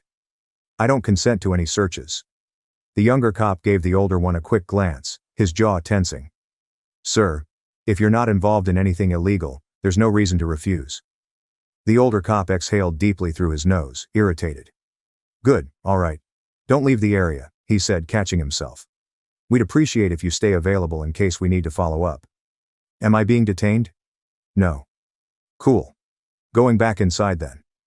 I opened the door, stepped through, shut it, and locked it. I stood with my back to the door, my heart pounding as if I had just finished a marathon. I tried to recall their badge numbers, but I was too preoccupied with maintaining my composure and not making a mistake. I caught a glimpse of the older one's nameplate, but the porch light was terrible. It didn't matter because I had the time, the description, and what they said. I could hear them talking outside, but I couldn't understand what they were saying. A minute later I heard footsteps leaving, so I took out my phone and called my lawyer. I rang 4 times and they had already arrived. He said, "Yeah, 2 uniforms. You did everything perfectly." "Did they say who tipped them off?" "No, but we both know it was my brother." "Probably. Doesn't matter. What matters is that you didn't give them a shit." "They said they received a call about drug activity and asked to search my truck. I told them no, and they said I wanted my lawyer present. They bounced. They will either return with a warrant or they won't, and if they do, we deal with it." "So, what now?" "The same thing as before. Don't talk to your family, don't drive that truck, and document everything. I'm sending you a form. Write down everything that just happened. No consent, no statements, no self-explanation. Time, names, badge numbers if you caught them. Exactly what they said. Exactly what you said. Email it to me tonight." "Okay. And listen, your brother just escalated this from a family mess to an attempt at criminal framing. That's a huge escalation. He's panicking. And panicked people do really dumb things. We'll stay ahead of it. But you need to remain vigilant. No heroics, no confrontations, just do what I tell you, and we'll do it. Okay, send me that write-up, and I'll get in touch with you tomorrow." Click. I sat down on the bed and began typing. Time: 8:47 p.m. 2 uniforms, 1 older and 1 younger. What they said, what I said, everything. I finished and emailed it. Police contact Wednesday at 8:47 p.m.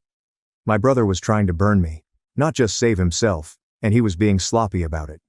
He called the police before he had a complete story, gave them just enough to send uniforms, but not enough for a warrant, and then just sat there in the dark with my phone in my hand. It was the worst combination of being sloppy and strategic. My brother wanted to play this game, but I didn't panic, didn't let them in, didn't explain, didn't turn over anything, and did exactly what my lawyer instructed.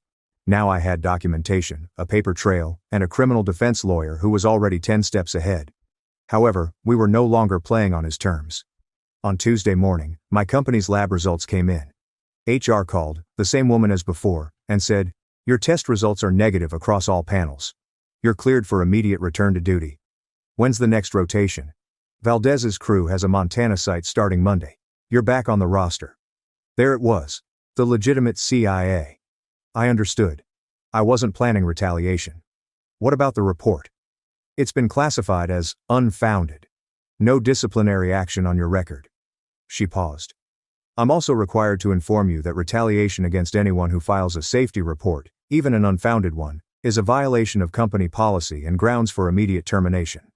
I was preparing documentation. "Big difference. Your credentials will be reactivated by the end of business Thursday. You'll have full access by Monday morning. Thank you." She hung up. Crisis over. Mostly. I sat there staring at my phone for 10 minutes or so. Clean test results. Job secured. Record clean. My brother had tried and failed to destroy me, but he was still out there, still dealing. I pulled up the local police department's non-emergency number and called the police department. "How can I help you?" "I need to report drug possession. I have specific information about someone who may be transporting controlled substances." "All right, what's your name?" I gave it to her. He was still using my truck as his stash spot for all I knew. "And your callback number?" "This one." "Who are you reporting?" "My brother." "Why do you think he has controlled substances?" He acknowledged to me that he has been hiding drugs in my car without my knowledge.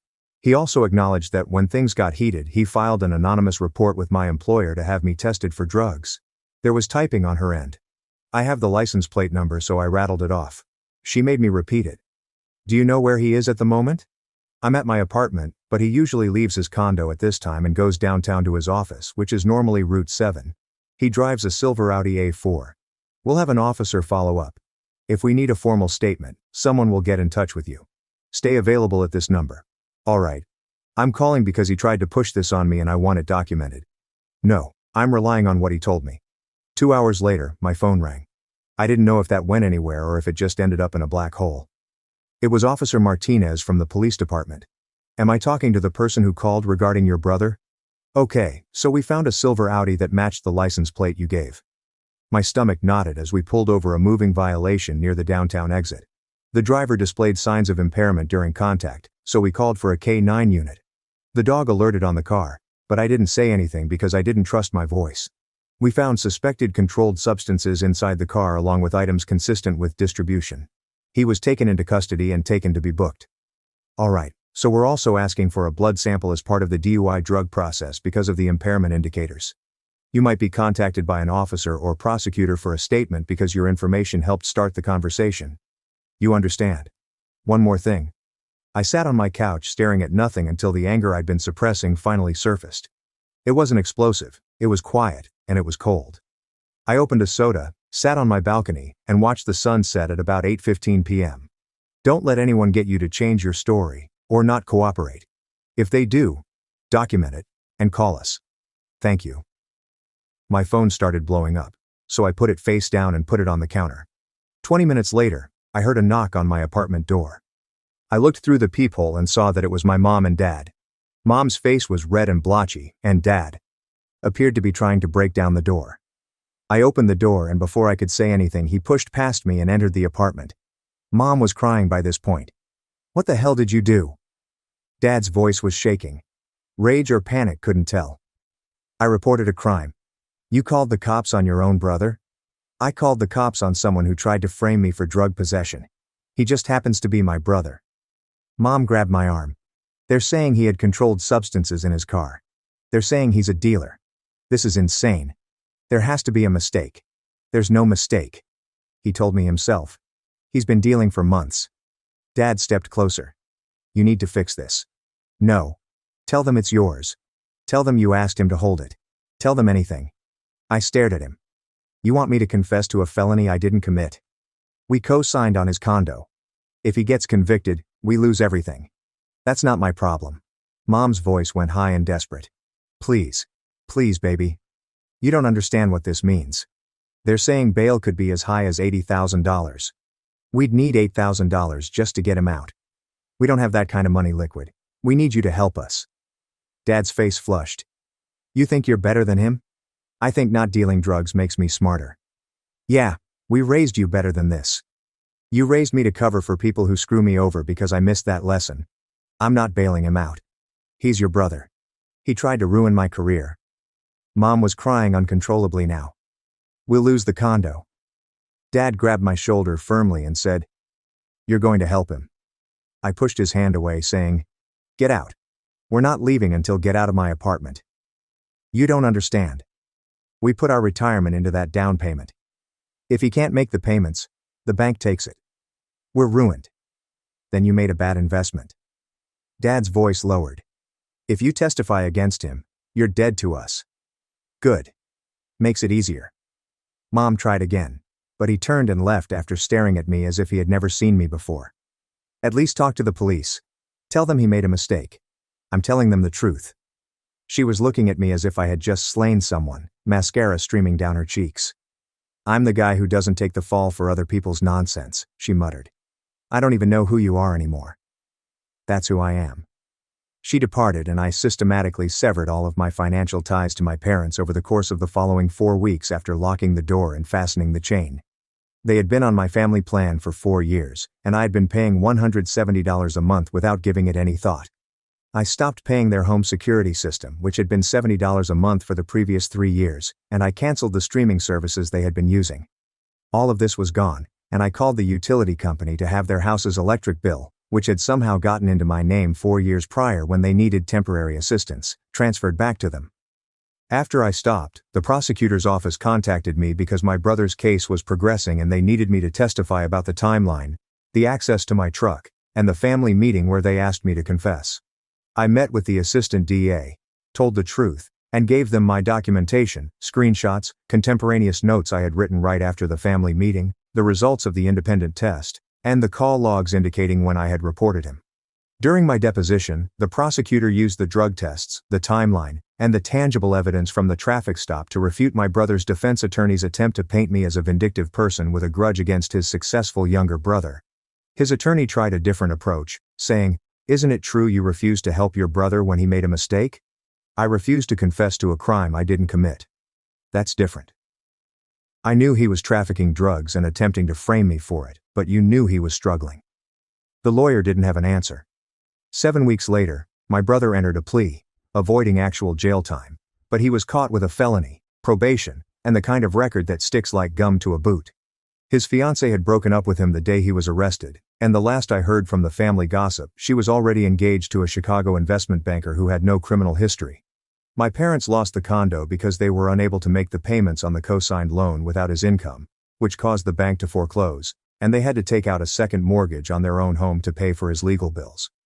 I received a text message from an unknown number 3 months after my brother was sentenced. It said, "This is your mother. I had to get a new phone because we couldn't afford the plan anymore. Please call me. We need to talk." I didn't answer. And when she called from that number, she left a voicemail, which I erased without listening. My aunt, who told me I was right, called me 2 weeks later and said, "Your parents are in trouble. Real trouble. Okay. They're behind on their mortgage, the second mortgage payments are killing them, and your dad's talking about declaring bankruptcy, which is disappointing. They need help," she said. "I know what they did was wrong. They didn't just do something wrong. They asked me to confess to a felony to protect their investment. I told them they were crazy, but they're still your parents. Genetically, yes." Long pause. "Your mom has been taking on extra shifts at the hospital. She's 62. They needed help 4 months ago. They chose my brother instead." My aunt sighed. She should have considered the fact that she can hardly stand after a full shift before asking me to ruin my career. I understand. I do. I just wanted to let you know how things stand. Thank you for the update. We hung up.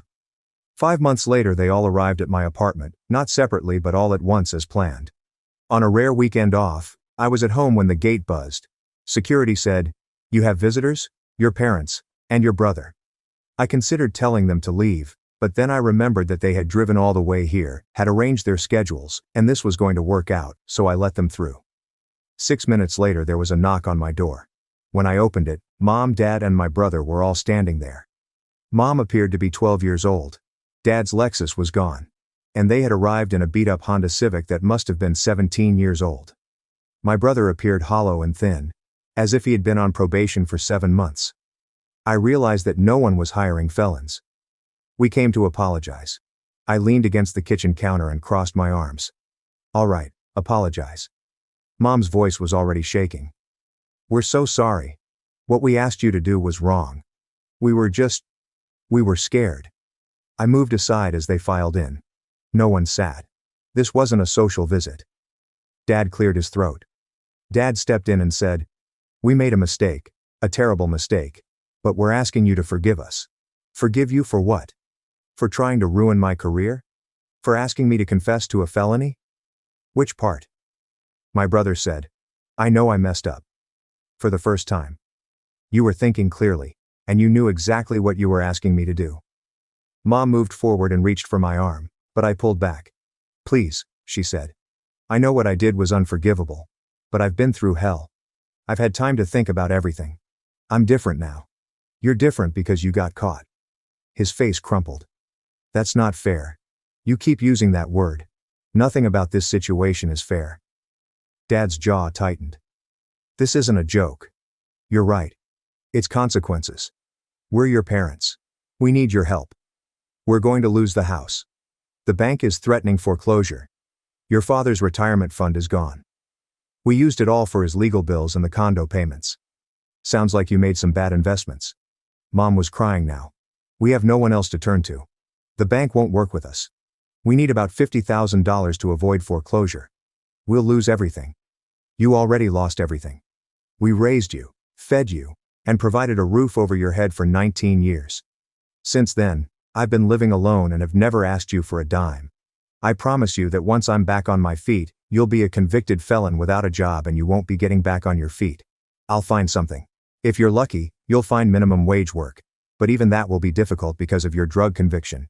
You just haven't accepted it yet." My brother moved closer. "I'll pay you back."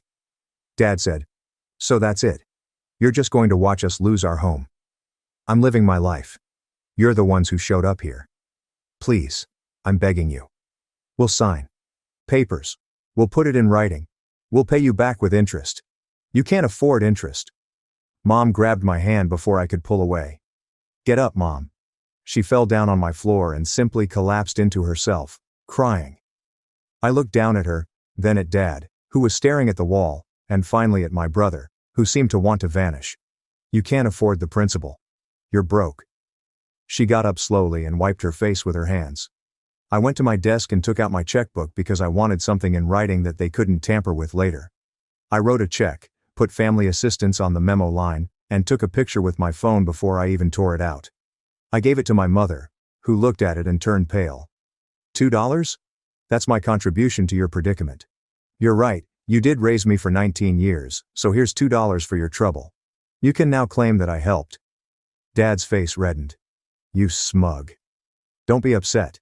You came here pleading and I gave you what I believed you were entitled to.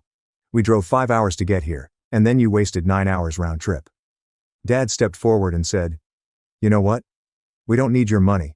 We'll figure it out ourselves. Mom was staring at the check as if it might change if she looked long enough. My brother's voice was quiet. That's the value I place on people who tried to destroy my life in order to save their investment. No, you will not. You have been enjoying his alleged success for years. You paid his legal bills to protect your own reputation. You co-signed his condo to boast about it, and you came here because you finally realized that no one else would save you. Mom threw the check at me and it bounced off my chest. I hope you're happy, she said, her voice breaking. I hope you feel good about yourself watching your family suffer. We're sorry, she screamed. How many times do we have to say that? You're not sorry for what you did. You're sorry it didn't work. I actually sleep great. Full 9 hours. Dad followed him, stopped at the door and turned back. When we lose the house, when your mother and I are living in an apartment and barely making ends meet, that's on you. No, Dad. My brother moved toward the door. This was a mistake. We shouldn't have come. Finally something we agree on. The only thing I regret is not cutting you off sooner. That's on you. You made the decisions. I'm just not paying for them. You're going to regret this. He left, followed by my brother. Mom stood there for a while longer, staring at me as if I were a stranger. I don't even recognize you anymore, she said. Good. She left, and I shut the door behind them. I picked up the crumpled check from the floor, smoothed it out, snapped a picture of it, and saved it to my phone under receipts. An hour later, my phone buzzed, and I received a text from Mom's new number. The person you knew was your backup plan. I'm not that person anymore. I typed back, Mom, you're making a huge mistake. Family helps family. We're family. Family doesn't frame family for felonies. I blocked the number, blocked my dad's number, and blocked my brother's number. 4 months later, my aunt called again, saying, They lost the house. They're moving into a 2-bedroom apartment in a cheaper area. Your mother works at the hospital full-time. Eventually they all stopped trying. If you like this video, please hit the subscribe button. Your dad's doing contract work where he can find it. Alright, I thought you should know. Thanks for the news. We hung up. My brother attempted adding me on social media from a new account. I banned it. Thanks to it, the channel is able to provide you with more and better stories. When I learned my mother left everything to my spoiled brother in her will, I realized I was just a resource, not a daughter, so I cut all ties. In the middle of a calm Tuesday evening, my phone rang. What's up? And how are you doing? Only the voice of my mother, asking in a tone that was both flat and impatient, where her money was. Yes, that was it. She contacted me as if I were a mistake after she had done everything she could to cover my brother's payments, bills, and every excuse she could think of for him for an entire year. Neither of us argued. I did not provide an apology. The only thing I did was listen, and I felt something inside of me finally clicking into place. That phone call didn't hurt, that's why. This made everything much clearer. And the reality about it began a very long time before that particular event. Before I tell what happened next, I want you to touch the like button and comment on your city if you have ever spent money on family boundaries. I did not grow up with the notion that my family was dysfunctional. From the outside, it appeared as though we were just like any other family living in a peaceful American metropolis. A little home with a front yard that my mother made an effort to maintain in order. There were photographs of the family arranged in a row along the hallway, frozen smiles from various years that were almost telling the truth. The morning that my father passed away was the end of my true childhood. My age was 7. One moment, he was there, moving around the kitchen, filling the house with noise and warmth, and the next moment, The entire world was silent. After that, everything seemed empty, as if our house had an excessive number of rooms but not enough air throughout it. Not too long after she met James, my mother Linda survived by shutting off certain aspects of herself. This is a strategy that some individuals use to live. Although he was not very loud or charismatic, he was perceptive. It was noticeable to him when I paused in the middle of a statement. When I began doing my own laundry before I was tall enough to reach the machines comfortably, he took notice of my actions. The birth of my brother Ryan caused a change in the center of gravity in our home during that time. At first it wasn't very spectacular. It was just a few minor things. My requirements grew more adaptable. His became an urgent matter.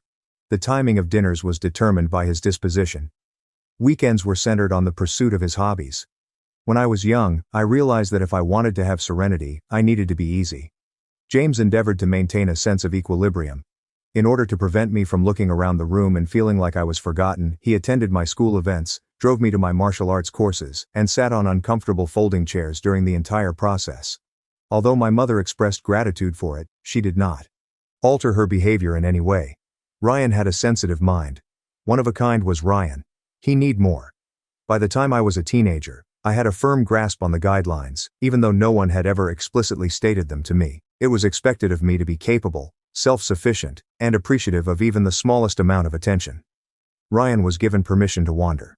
When I left for college, I took a bag full of clothes with me and made a silent pledge to myself that I would not want permission from anyone in order to construct a life for myself.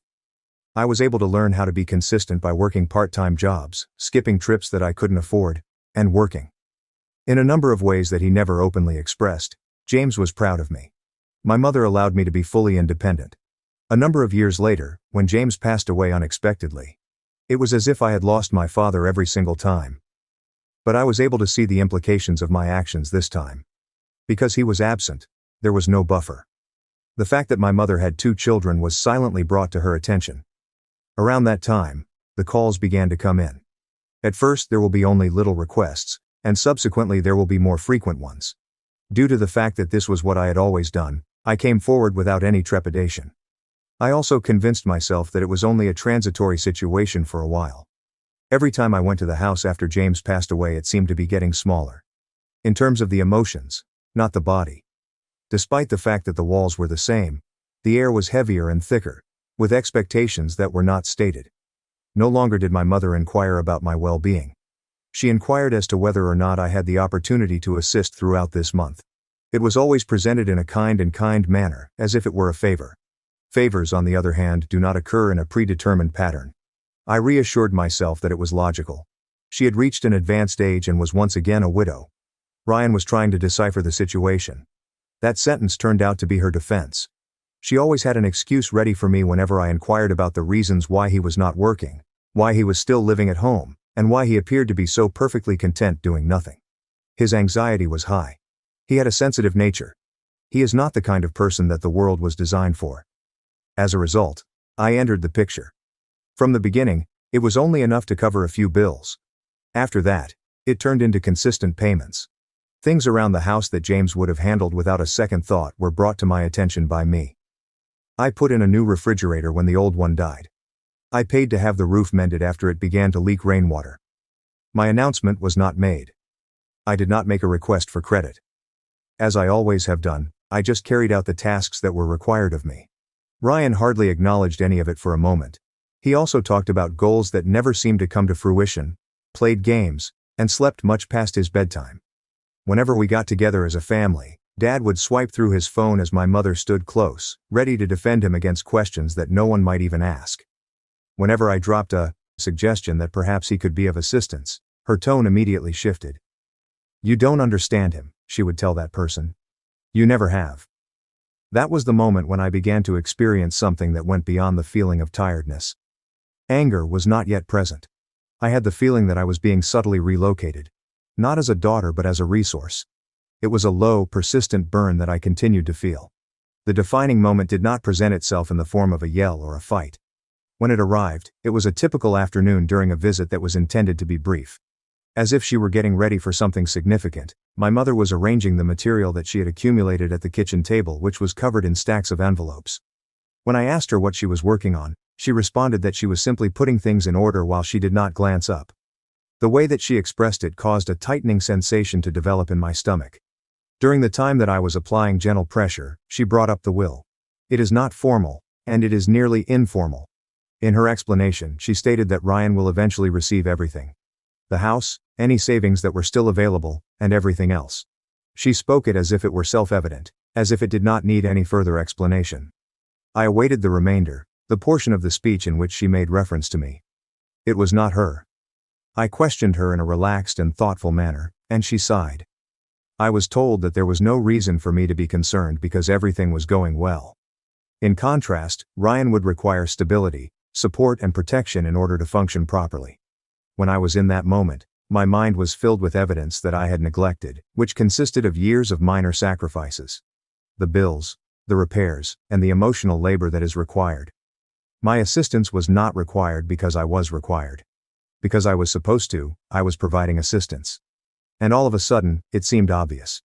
The issue at hand was neither love nor fairness. A sense of entitlement was at play. I did not respond in the manner that she most likely anticipated. It was not a heated debate, there was no raised voice, and there was no spectacular exit.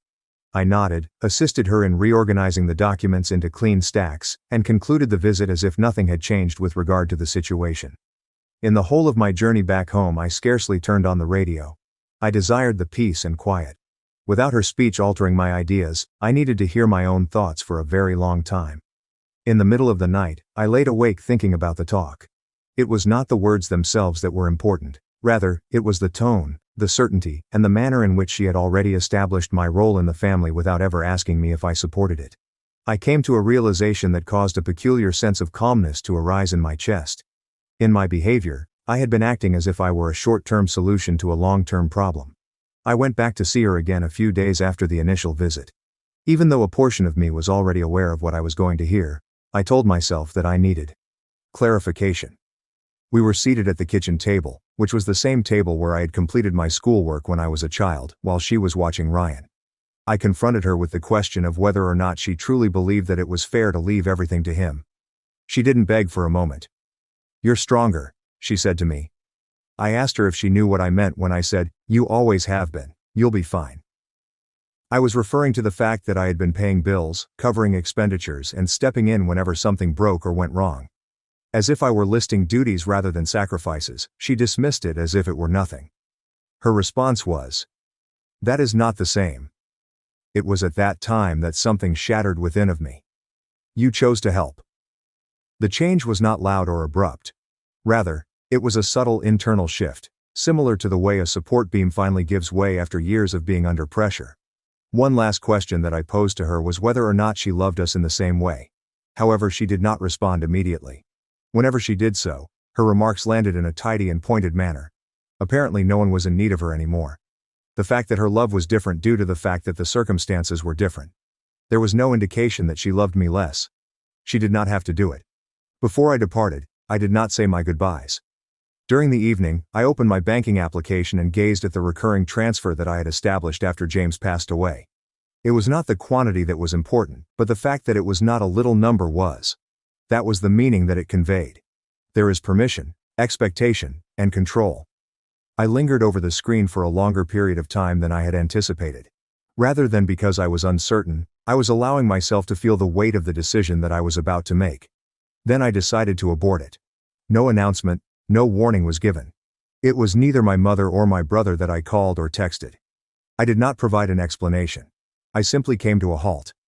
Following that, there was a hush that seemed foreign and somewhat perilous, much like the moment you take your first steps off of solid ground. Nevertheless, beneath that anxiety was something more stable, a sense of relief. I found myself not reacting for the very first time. I was making a decision. And I was aware that it wouldn't be long before they became aware of it. The time it took was precisely 2 months, not 3 weeks or 6 weeks. While I was in the process of preparing dinner, my phone suddenly lit up 60 days to the day after I had canceled the payments. It was because the pan was sizzling, the oil was popping quietly, and the aroma of garlic was pouring into my flat that I remember it. For the first time in a very long time, I was able to concentrate on the task at hand without feeling rushed or constantly calculating what the next bill would be. I was on the verge of not responding. The name that was displayed on the screen remained there as if it were a dare. After wiping my hands on a towel, I picked up the object. "I don't know where my money is," my mother asked. There was no greeting, no pause, and no affection. It was just that inquiry, which was harsh and immediate, like if I had failed to finish a transaction. Entirely. The only sound I could hear was my own breathing as I stood there with my phone placed to my ear. The sounds that were known to me from her home could be heard in the background. There was a television that was turned up too high, and I could hear the faint clink of a bottle being laid down. There was another person present. She went on to say, "I was not successful in this transfer." A hint of irritation could be heard in her voice. It was there. "There must be a problem with your bank." There it was then. It was not a question like, "Are you okay?" or "Did something happen?" but rather a presumption that the money will come, as it always does. "It's not an issue at all," I confirmed. After that, there was a profound deafening quiet. I pictured her blinking and performing a recalculation. She inquired, "What exactly do you mean?" When she said, "I have bills due," I responded, "I canceled it." Very little. Her breath caught in her throat. In order to fill the void, fury flooded in at that moment. The volume of her voice increased as she asked, "You what?" I switched the burner off on my stove after looking down at it and saying, "You can't just do that. We depend on that money. You may wait for the food." This was not possible. "I helped because I chose to," I explained to myself. An instantaneous change in her tone occurred when she said, "I'm not doing that anymore." Suddenly the annoyance was gone. Something familiar, something that had been rehearsed, appeared in its stead. The voice for the wounded. "Jessica, you know Ryan is going through a hard time," she remarked in response. I almost chuckled out loud at how predictable it was when he said, "This isn't about you." "No," I responded in a composed manner. Ryan's voice, which was far away but clear, became audible at that moment and said, "This is exactly about me." He was close enough to hear, close enough to comment. "What's her problem now?" he said to himself. Not even my mother lowered the volume of the phone. I said that, landing, "You're being dramatic. This is family. Family helps. Family does not draft a will, cutting out one child and expecting that child to fund the consequences." She snapped at him, "Don't start." And then brought her focus back to me. "You're being dramatic." Her tone became more firm. "You went through my things and you told me everything," she added, as if it were nothing at all. She let out a harsh lungful. "I did what I had to do. No one needs security, and I don't." I inquired about it. Not because she was unable to comprehend the question, but rather because she was unwilling to respond to it. There was a pause taken by her. She finally said, "You're doing fine." And she meant it. My eyes were closed as I listened to the words. "You have a good job. You are independent. You have always been." That was not a coincidence, I was able to say. With a sneer she said, "That was survival." Ryan laughed in the background as he said, "Oh, don't turn this into something it's not." A brief sound that betrays disdain. When he said that, it was as if we owed you something. "You always think you're better than everyone else," he remarked. Something icy began to settle in my chest and I felt it. To be sure, not to be angry. I stated, "I don't think I'm better." And I meant it. At that moment, my mother lost her temper and said, "I think I'm done." She yelled out, "After everything I've done for you." And she meant it. I steadied myself by leaning against the counter and saying, "This is how you decide to repay me." "Tell me," I commanded. She stumbled over her words as she asked, "What exactly have you done for me lately?" Her words were tangled up with each other. After that she was able to regain her balance. "I gave you life," she remarked to him then. "It was I who brought you up." "And I brought myself up," I responded. "You taught me how to disappear quietly. Congratulations." "I learned the lesson," she said with a voice that was low and menacing. "You're selfish," I grinned. But she couldn't see it. "I understand." "No," I clarified. There was movement on her end of the line, a door opening, and at that moment she said, "I'm setting boundaries." The sound of footsteps. After then, a different voice, which was bright and obtrusive, came in. Someone questioned, "Is that Jessica?" As I closed my eyes once more, I asked myself, "Oh my God, is this about the money?" My mother added, "Of course she was there. She thinks she can just cut us off." Pretending that I wasn't paying attention to what she was saying. Samantha let out a chuckle. "That's messed up. Ryan was banking on that. Ryan was counting on it as if it were income or something." just as if it were due. I responded by saying, "That is precisely the issue." I responded to my mother's statement by saying, "No," and she stated, "You were counting on something that was never yours. You are ruining this family." The irregularity in her breathing increased as she said, "You already did. I just stopped paying for it." At this moment I was able to hear the panic which was once again bursting through the entitlement. "You can't leave us behind," she pointed out. I thought about all the evenings that I had gone without things that I wanted, so that they may have what they demanded. What are we supposed to do? I asked myself before thinking about it. When I stayed at home for vacations, they went on vacations. I was responsible for paying for the repairs while Ryan slept until noon. "You have a house," I told her. "The statement that you made, 'You have choices. You have the son you chose,' was not the appropriate one to make." "I never loved you the way I love him," she exclaimed in anger. "He needs me. You never did."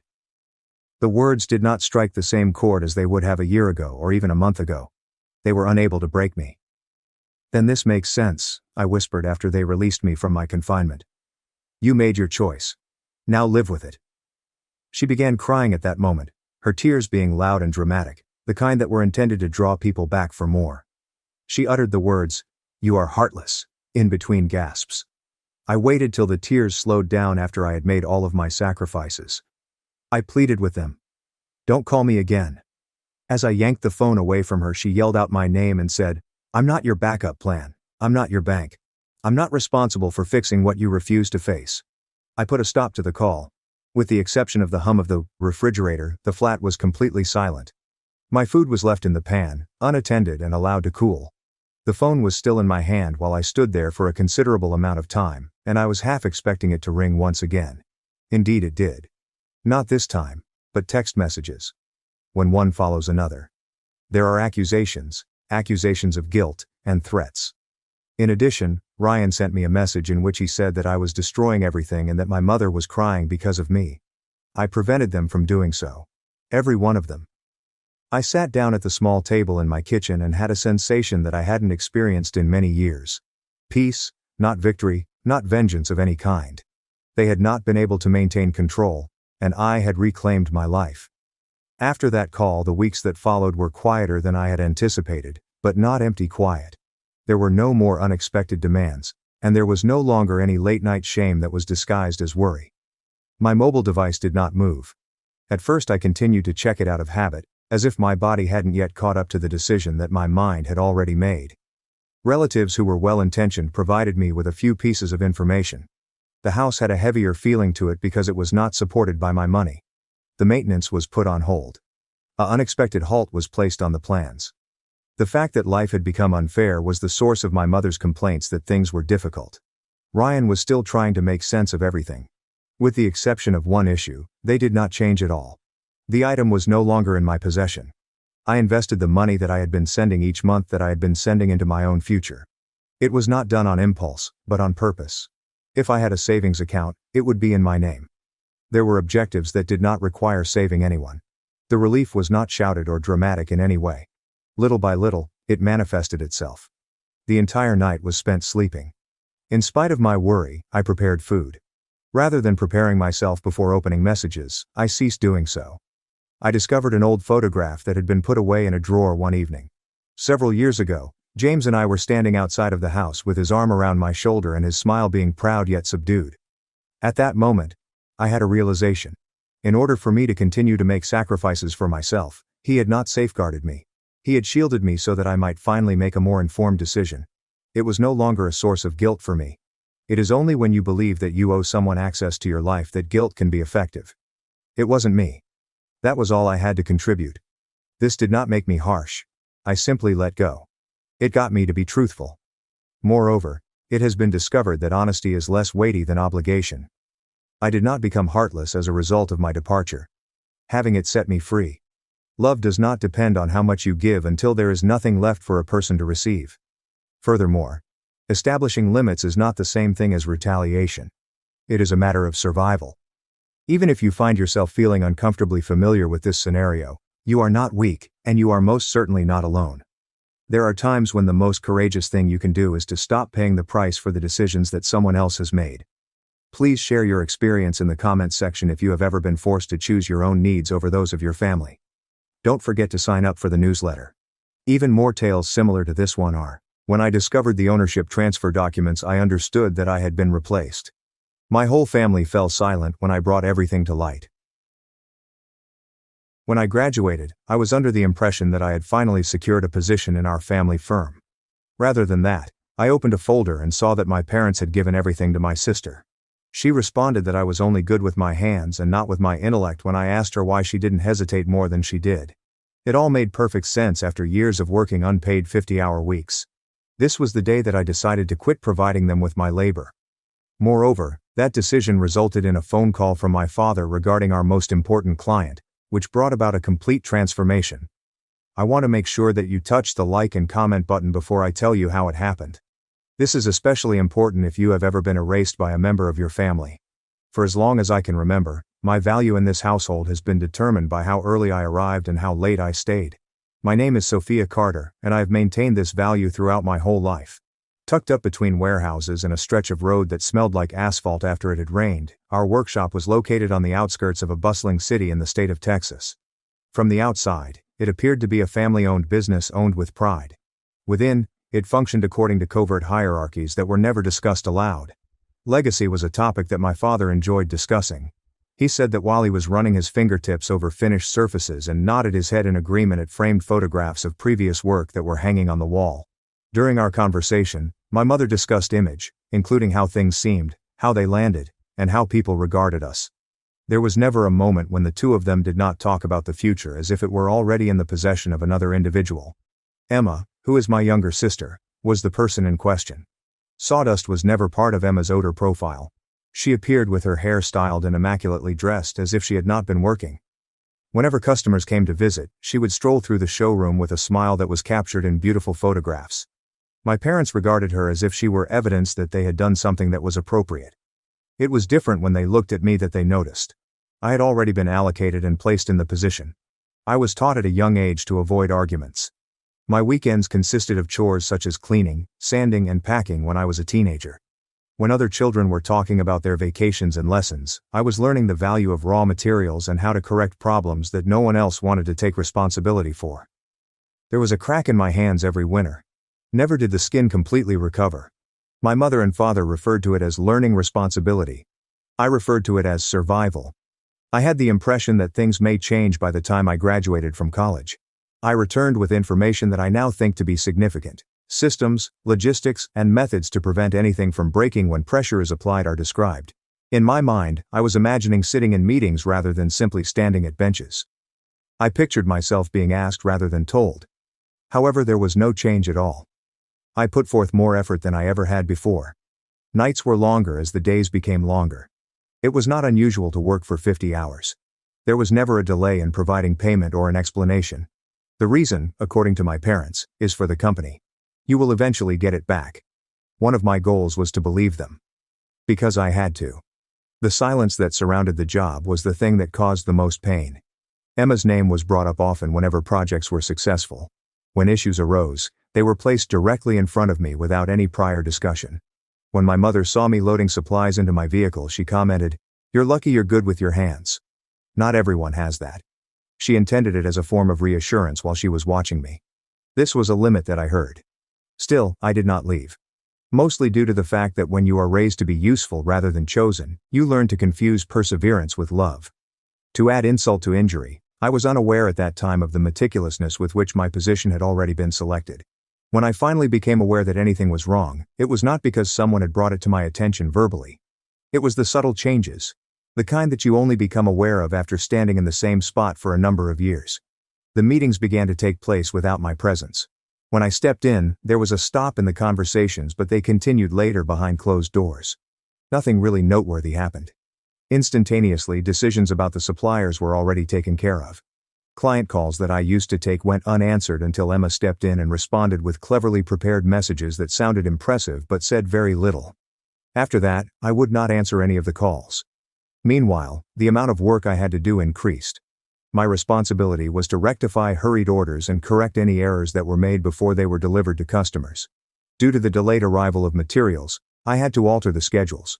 When a piece did not turn out properly, I waited till the wee hours of the morning until it did. A blurring of the lines between 50-hour weeks occurred. With my hands hurting so badly that I had to wait in the vehicle for a minute before turning the key, I would just let the engine idle as the pain subsided. There were several evenings when I drove home with my hands doing this. It was always going to be paid. That word began to have a hollow feeling to it. My father would sigh and tell me that there was a lack of financial flow if I put it to him. She would always tell me that making sacrifices was an essential element of constructing something that had significance. None of the conversations were ever attended by Emma. She did not have to do it. She occasionally arrived in the middle of the day with a photographer. On occasion she would only hold her phone high. In the process of walking by workbenches as if they were props, she would smile, take a few pictures, and then evaporate. I would later see the posts, which included captions that were refined, discussions about craftsmanship, and others admiring her vision. Every single one of them was shared by my parents. When I proposed a modification to the way in which we dealt with a recurrent delay, I meticulously and methodically sketched out the process. My father gave a slight nod, and then stated that we would give it some thought. After a period of 2 months, Emma gave a branding pitch that was almost identical to the idea she had given. The applause was unanimous. I was experiencing a change on the inside at that very moment. Not yet. Not yet. Not yet. Perhaps more accurately described as a tightness, a quiet realization that this was not about effort or loyalty, it was about roles though. And I was able to fix mine.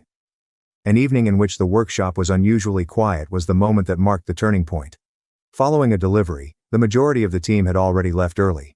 I remained behind in order to retrieve some documentation that had been requested by my father. In relation to insurance, he has stated. I was aware of the location where he stored stuff. A gentle thump could be heard as folders slid against each other while I opened a drawer at the same time. Only one stuck out. Beautifully typed label. Internal planning. No, I told myself. I should not look. In any case. My hand gestured. I took a seat and first opened it. In the beginning, the words were hazy, but after they became clear, they became something that caused my stomach to drop. There are names for the ownership transfer timeline. There was no shortage of Emma's name. Once upon a time, mine was included in a part that discussed the transition phase out of restructuring. I read it once more, this time at a slower pace, thinking that I had misinterpreted it. It wasn't me. I had not been forgotten by them. They were able to account for me. It had been some months since the room had the sensation of being smaller. The hum of the lights became amplified in volume. The folder was shut. It was placed back precisely where it had been, and I remained there for a longer period of time than I had intended to, staring at nothing. That was the moment when I realized the truth that I had been trying to escape. It was not that I was being ignored. They were going to replace me. On the spot, I refrained from confronting anyone. You won't find me slamming doors or demanding explanations. On that particular evening, I returned home and remained awake, staring at the ceiling while reliving each and every conversation that I had ever had with my parents. When they instructed me to be patient and when they said to just help out for a little longer, everything seemed to fall into place in such a way that it was impossible for it to have been an accident. I went back to the workshop the following morning as if nothing had changed from the previous day. The same silent nods to the team, the same pants, and the same apron. On the other hand, something had broken down inside. The idea that if I put forth sufficient effort, I would eventually be seen had vanished from my mind. And everything else altered as a result of the absence of that notion. It wasn't a huge change, but I stopped staying late. My announcement was not made. At the moment that the clock struck 12, I finished cleaning up my workstation, turned off the lamp that was hanging above my bench, and then I departed. If an issue arose outside of normal business hours, I made a note of it and put it on my to-do list for the following morning. In the event that a delivery encountered difficulties, I forward the details rather than attempting to fix it myself. There was no sabotage committed by me. What happened was that I stopped taking in the damage. Initially, nobody took note of it. A few fissures started to emerge then. I received a call from a supplier who inquired about a specification that I typically manage. The phone call was forwarded to the office by me. Technical inquiries were sent in via email by a customer. Instead of responding directly, I responded in a courteous manner and told management about the situation. The length of the meetings increased. Neither decision was made. The element of guilt was the most difficult. During times of relative calm, when I observed the crew battling with issues that I could solve in a matter of minutes, it snuck up on me. People who had worked beside me for a number of years were individuals whom I held in high regard. The system, however, had been designed to function based on my silence, And I reminded myself of this fact. If I continued to soften the effect, there would be no change in the future. The workshop was not the only place where an unexpected event took place. During a normal pickup, a supplier with whom I had dealt for years approached me and asked me to come in. In a casual manner, he inquired as to whether or not I was still intending to remain for an extended period of time. After I had a moment of hesitation, he gave a nod as if he already knew the answer. No matter what you do, he assured you that you will emerge victorious. After a few days had passed, a client forwarded me a mail expressing gratitude for a previous assignment and inquiring about the possibility of my working freely in the future. While I was staring at the computer for a longer period of time than was required, my heart rate increased somewhat. I did not immediately react to your message. Despite the fact that I was not prepared, I managed to save it. That week's conclusion marked the beginning of the true collapse. During the time that I was loading my truck, my phone rang. When I saw my father's name, the screen lit up. It was unusual for him to call me directly during my work hours. He spoke in a manner that was tight, controlled, but strained when I responded to him. His words were, "We are in a predicament." I looked back at the workshop, the open bay doors, the familiar buzz, the place that had stolen everything away from me while offering me nothing by saying, "Our most important client has concerns. They are asking questions that only you can answer."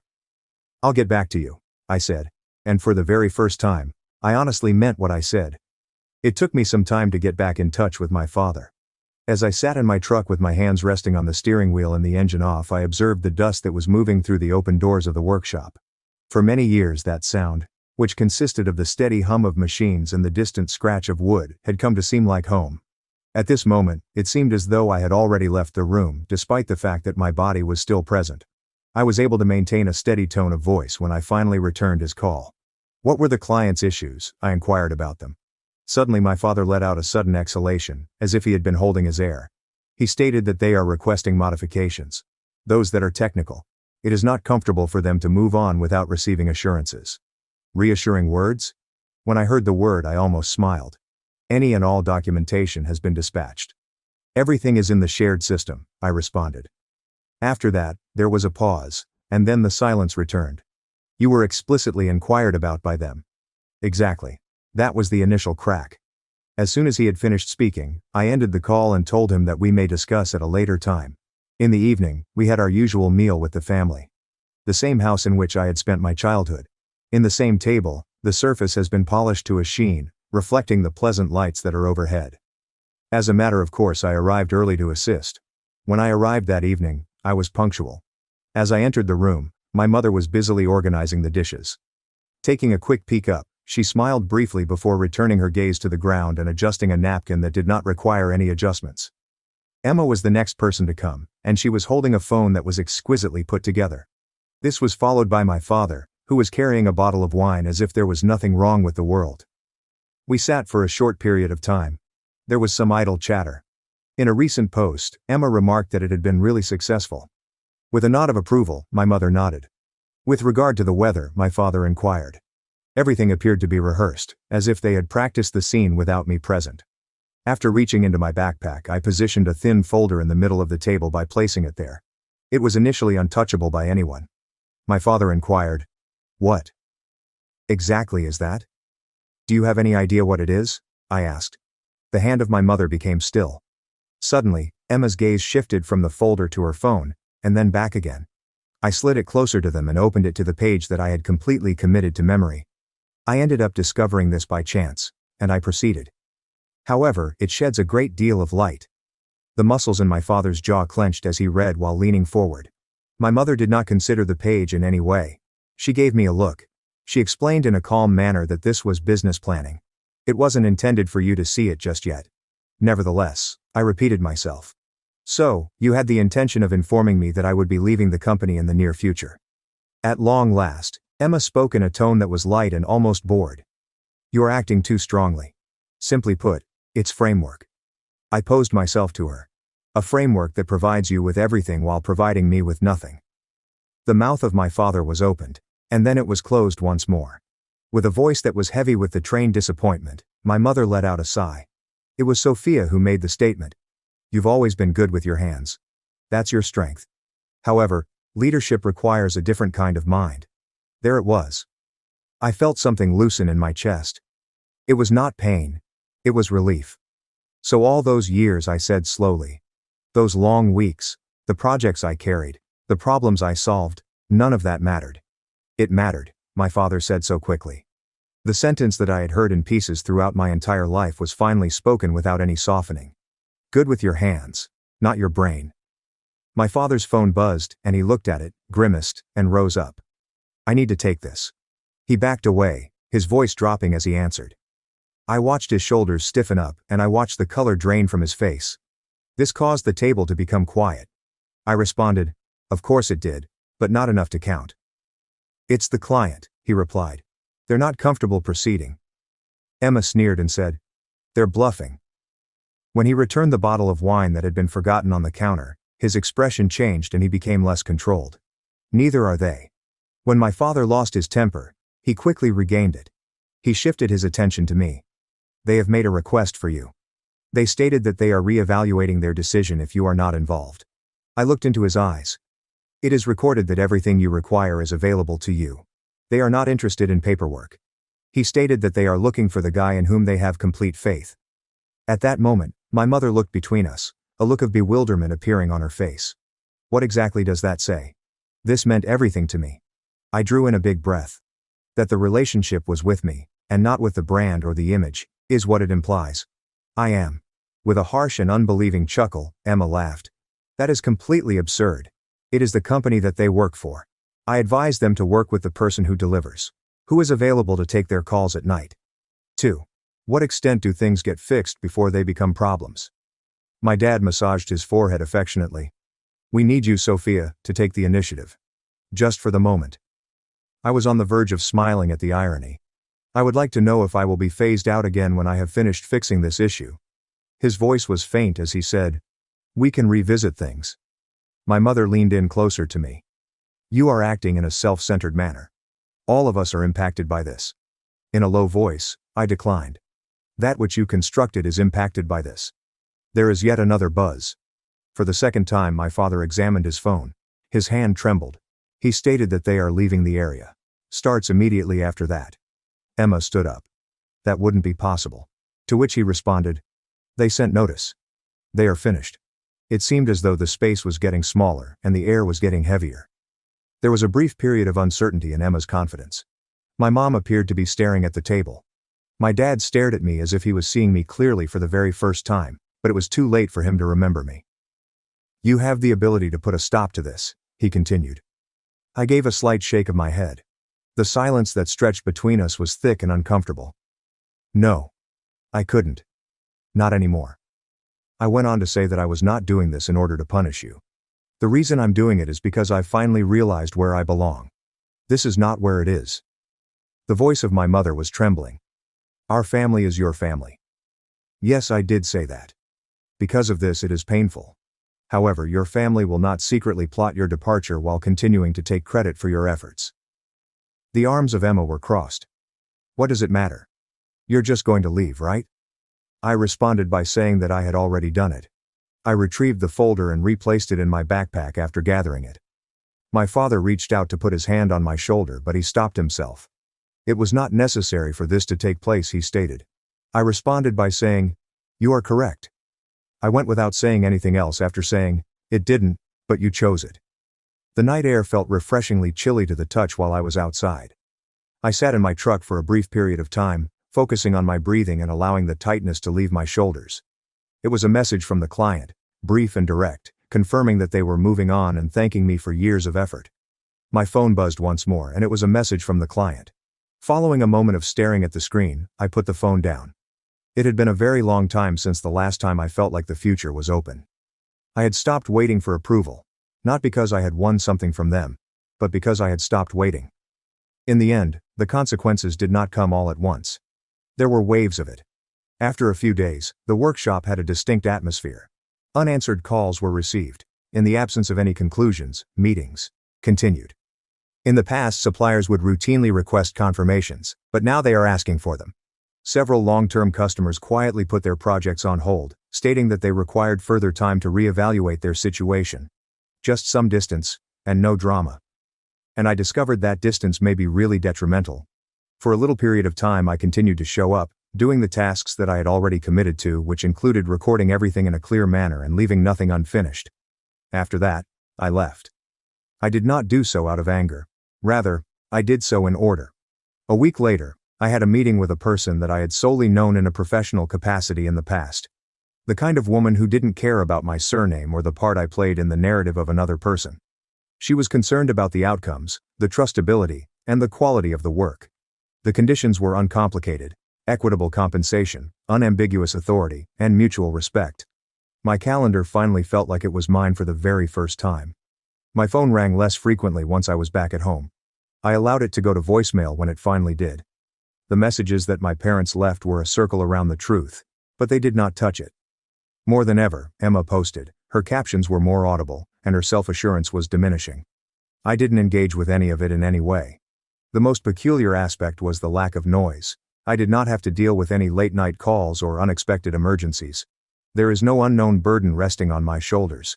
The entire night was spent sleeping. During dinner, I did not check my phone at any point. My body began to return to its natural state. I did not come out on top. I was not defeated. I made the decision. The decision that was made brought about a state of equilibrium.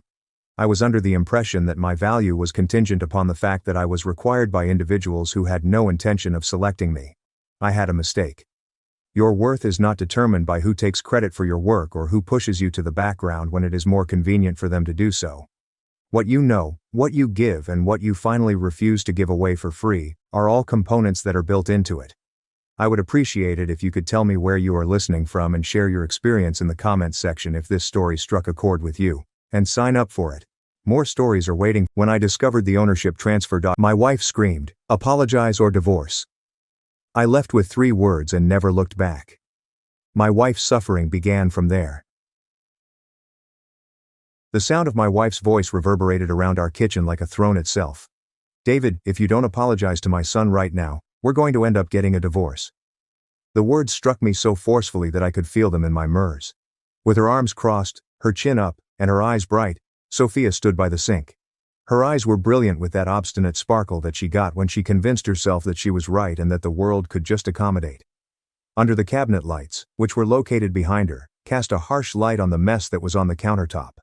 Bags of groceries, a bag of pretzels that was only partially open, and my pill organizer were all sitting in the same spot each time, serving as a subtle reminder that I was no longer 24 years old.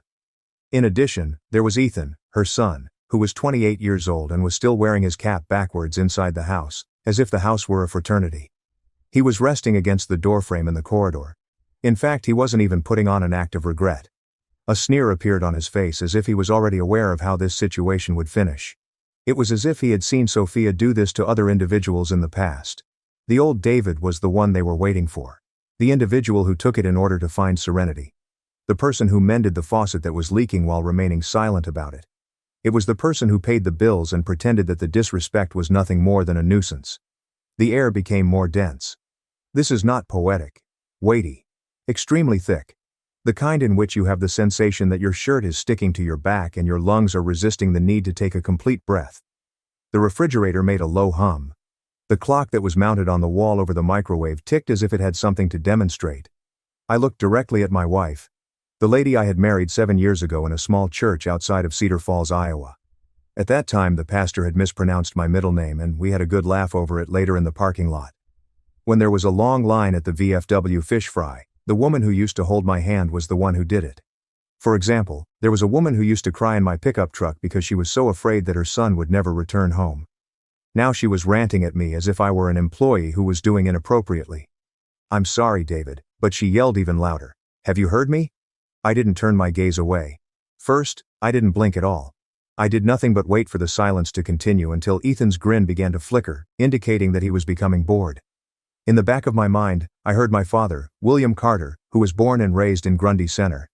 It was as if I was hearing a voice from another existence. This is the kind of man who could mend a combine with nothing but shame and baling wire. If a man begs today, he will pay for it forever. My jaw became very tense. My left shoulder, which had been affected by arthritis for many years, was the location where I felt the pain. Almost as if my body itself had become weary of keeping everything together. I cast my gaze directly at Ethan, passing by Sophia. After being let go from his sales position in Des Moines, he had moved back into our home 2 months previously for a brief period of time during which he had been there. After all, Sophia was the one who said it. There was a variation in Ethan's interpretation depending on who was listening. On occasion he was terminated from his position. At other times, it was management that was toxic. One time I overheard him over the loudspeaker explaining to a friend that he had left the company because he refused to sell his soul. This was what I was aware of. When he arrived at our house on Prairie Lakes Drive, he brought with him 2 duffel bags, a PlayStation, and an attitude that was so huge that it could fill the entire ranch-style house. Additionally, as he remained in our home for a longer period of time, Sophia's bravery and honesty shrank, and eventually everything in our house began to revolve around Ethan's moods. When he slammed a door, the supper was a hushed affair. In the event that he rolled his eyes, Sophia would apologize to him as if he were the one who had been hurt. Her handbag was the first thing she reached for if he wanted cash for gas. This evening had begun in the same manner as any other winter evening. When the windows were pressed against the cold of Iowa. The furnace is operating continually. I am still wearing my work boots and I smell like the dust from the factory and the oil from the machine. When I got home, I would look forward to seeing Meatloaf on the local news. Instead I came into Ethan giggling at something on his phone while Sophia was sitting at the table with a stack of mail. Sophia was holding the stack of mail. One of the envelopes was already open. On it was written my name. I felt as though I was being accused by the Blackhawk Credit Union emblem which was staring up at me. "Oh, what is that?" I inquired about it. Just comments were said by Sophia. She did not glance at me. I heard Ethan snort. It's as if he doesn't already know that he's on the verge of bankruptcy. I halted this. My apologies. It seemed as if Ethan were in a movie when he slowly stood up. I continued. You're acting like you don't know. You're always on my mom about money, like you're some hero because you pay the bills. Sophia finally looked up at that moment, and the expression on her face was not one of apology. The admonition was given as if I was the issue since I had poked the bear that she had been feeding herself. Ethan, she whispered in a low voice. However, it did not have any bite to it. With his hands resting on the table, he leaned forward. What are you aware of, David? The way you behave as if you own everything is getting old for me. It's not your tiny factory where you work. Moreover, this is the home of my mother. What about you? He took a quick look at the photograph that was framed and displayed in the corridor. At James Lake, my father was seen wearing a flannel shirt and holding a crappie. Ethan's lip tightened up. Not only that, but your cherished elderly gentleman quit flashing his ghost around like a badge. He has not arrived. He is no longer there. And you continue to be little more than a maintenance person. That is what caused it to happen. This is not an insult to me. At 2 a.m, when a conveyor belt is falling, I've heard men chat more loudly in the break room than they normally would. I am able to have a hit. On the other hand, my father was the kind of man who never talked to anyone by raising his hand, and continued to educate 50% of the county on what constitutes decency. There was no reason for Ethan to speak to my father. I moved closer to the object. Make sure you don't bring up my father. Suddenly Ethan's eyes lit up. Or, what is it? Sophia jumped up from the chair, her palms facing outward like if she were trying to break up a brawl in a club. Stop what you're doing, David. Just halt, if you please. It was he who initiated it, and I detested the fact that my voice sounded worn out, harsh, and older than I actually felt on the inside. When Sophia turned her back on me, that was the moment when she decided to press the nuclear button. I beg you to tell my son that you are sorry, or we are going through with a divorce. To the extent that the previous 7 years could be reduced to a switch that she could turn in order to maintain Ethan's comfort. We had arrived at this point. A loud noise, 2 brilliant hearts, and the lights in the kitchen. When Ethan was in the corridor, he was smiling as if he had already won. The nostrils of Sophia became tense. While continuing to smile, Ethan folded his arms and said, "Say it." At that moment, I looked back at my wife and said, "Go ahead, David. Tell me you're sorry." When I looked for the woman I married, I looked for her face. For the person who had previously stated to me, "I just want a peaceful home." For the one who promised me we'd be partners. What I witnessed was someone standing between me and her kid, selecting him once more without even being aware that she was doing it. Not once did I yell. No, I did not criticize anything. I didn't give Ethan the joy of watching me finally cave in to his demands. I have just expressed the one and only truth that's still in my mouth. I am finished with this place. With a blink, Sophia appeared as though she had not yet absorbed the English language. What is it? My old brown Carhartt jacket was waiting for me as I turned around and walked to the coat rack. I found my keys hanging on the hook. I was the one who took them. When I went to retrieve my duffel bag from the closet, it was only partially packed because I had been on a work trip that never took place, as the cosmos knew. Sophia called David and voice climbing was heard. "Don't you dare to say that." A momentary delay at the entrance allowed me to take one more look behind me. Ethan's sneer trembled slightly, as if he had just become aware that the game might be about to change. Neither of them received another word from me. When I went outside, the cold forcefully struck my face.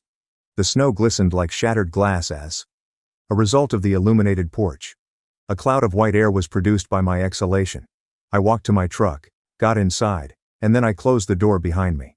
In a way, the fragrance of the cab was reassuring because it smelt like stale coffee and motor grease. I was sitting there with my hands on the driving wheel, peering at the window of our living room, where the curtains moved as someone moved inside. Then, my phone began to buzz. To Sophia. I chose not to respond. I shifted the truck into reverse and backed out of the snowy area, the tires making a crunching sound. While I was driving toward town, passing the black outlines of cornfields that were sleeping under the cold, a single thought settled in my chest like a stone that was heavy and settled sure. During that evening, when I was sitting in my truck in the parking lot of the VFW, I became aware of something that they had not yet recognized. There was a place that I needed to go. Unfortunately, I hadn't made it there yet. That night, I hadn't gotten a lot of sleep. The couch that Tom had was old and had a depression in the middle. It was the kind of couch that could recall every man who had ever slept on it. The wheezing sound that the furnace made as it turned on and off brought to mind the sensation of my own knees on chilly mornings. On Highway 20, a semi-truck was seen lowering its gears somewhere outside. It sounded like a lengthy sigh as it reverberated deep within the darkness. While I was lying there, I was staring at the ceiling fan and watching it wobble. I was thinking about the way Sophia's expression had become more stern when she presented me with that provocation. Not so much angry as certain anger, as if she had a genuine belief that I would give in. I gave up on getting any sleep by 6 o'clock in the morning and sat down at Tom's kitchen table with a mug of coffee that had the flavor of something that had been reheated an excessive number of times. He was watching the local news on his small television. There is nothing about a 56-year-old man who just walked out of his own house with a duffel bag and his dignity damaged. There is nothing about snow totals because schools have been delayed.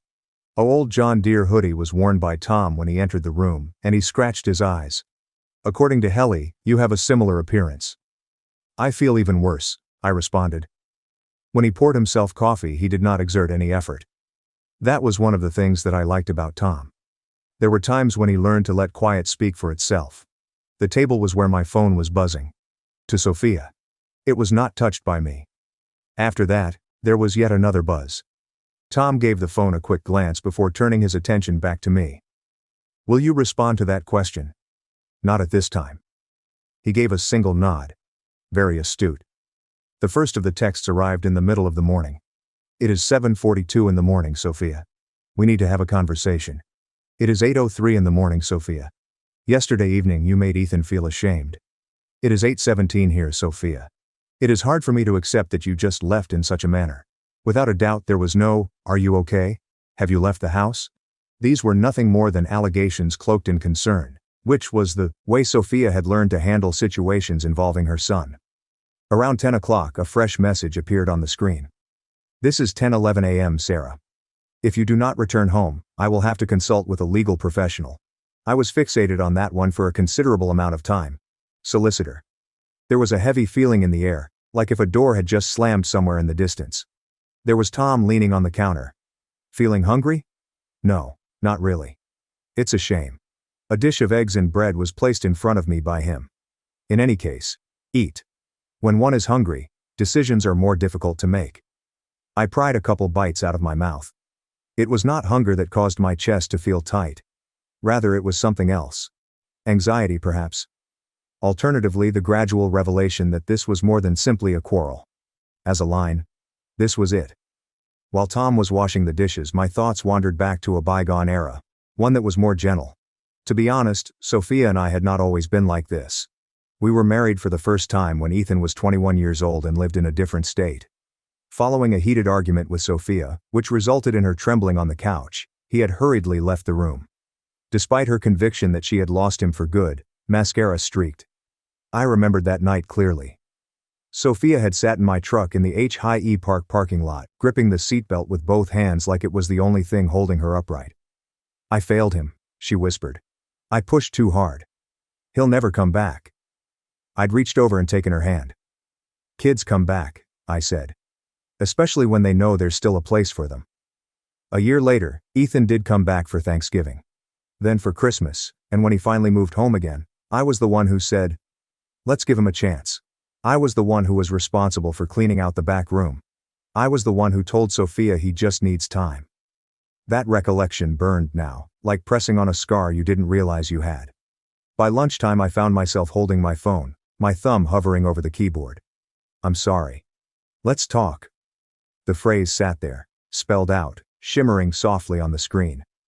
For a moment, I imagined driving back, apologizing, swallowing my pride for the sake of the marriage, sitting across from Ethan at the kitchen table while he smirked and pretended to forgive me. Peace at any price. My thumb hovered over send. Then Tom spoke, his voice, casual but sharp enough to cut through my thoughts. "You know my buddy Steve," he said. I looked up. "The guy from Cedar Rapids?" "Yes, we are the same age as you." A similar ultimatum was once presented to him by his wife. He expressed regret. Thought he was being the larger guy. Tom shook his head slowly. "She learnt something that day." "What?" "That if she pushed hard enough, he'd buckle. Took her 5 years to clear out his retirement and left him with a leased apartment and a terrible back." The room went quiet. I looked back at my phone. The words were still there. "I'm sorry. Let's talk." In my head, my father's voice came back clear as if he were sitting across from me at that table, cap pulled low, hands wrapped around a mug. "A man who begs. Today pays forever." I exhaled long and slow. Then I deleted the message. The screen went blank. Tom didn't smile. He just nodded once like he'd seen this moment before and respected the weight of it. That afternoon, while Tom went out to run errands, I drove downtown to Blackhawk Credit Union. The building sat on the corner like it always had. Brick, sturdy, unpretentious. The kind of place that remembered your name if you'd been there long enough. Inside, the heat hit me along with the smell of old carpet and fresh coffee. A young teller smiled politely. I asked to see someone about past refinancing documents. "Name?" she asked. "David Carter," I said. "Account ending in 481. She typed, glanced at the screen, and her eyebrows lifted just a touch. "One moment, Mr. Carter." I sat in a chair near the window, watching cars crawl past on icy streets. My hands rested on my knees, steady now, not calm, but focused. A man in his 40s with wire-rimmed glasses came out and shook my hand. "David, haven't seen you in a while. I need copies of the refinancing paperwork from 2 years ago," I said. "The full packet." He nodded. "The ones from when your father passed?" "Yes. That'll take a few minutes," he said. "You want coffee?" I declined and waited.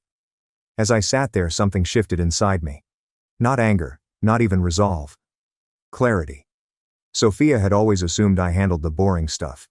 Bills, paperwork, contracts. She signed where I pointed, trusted me to keep things running, and she'd never once asked what any of it meant. When the man returned with a folder thick enough to thump on the desk, I felt a strange calm settle in my chest.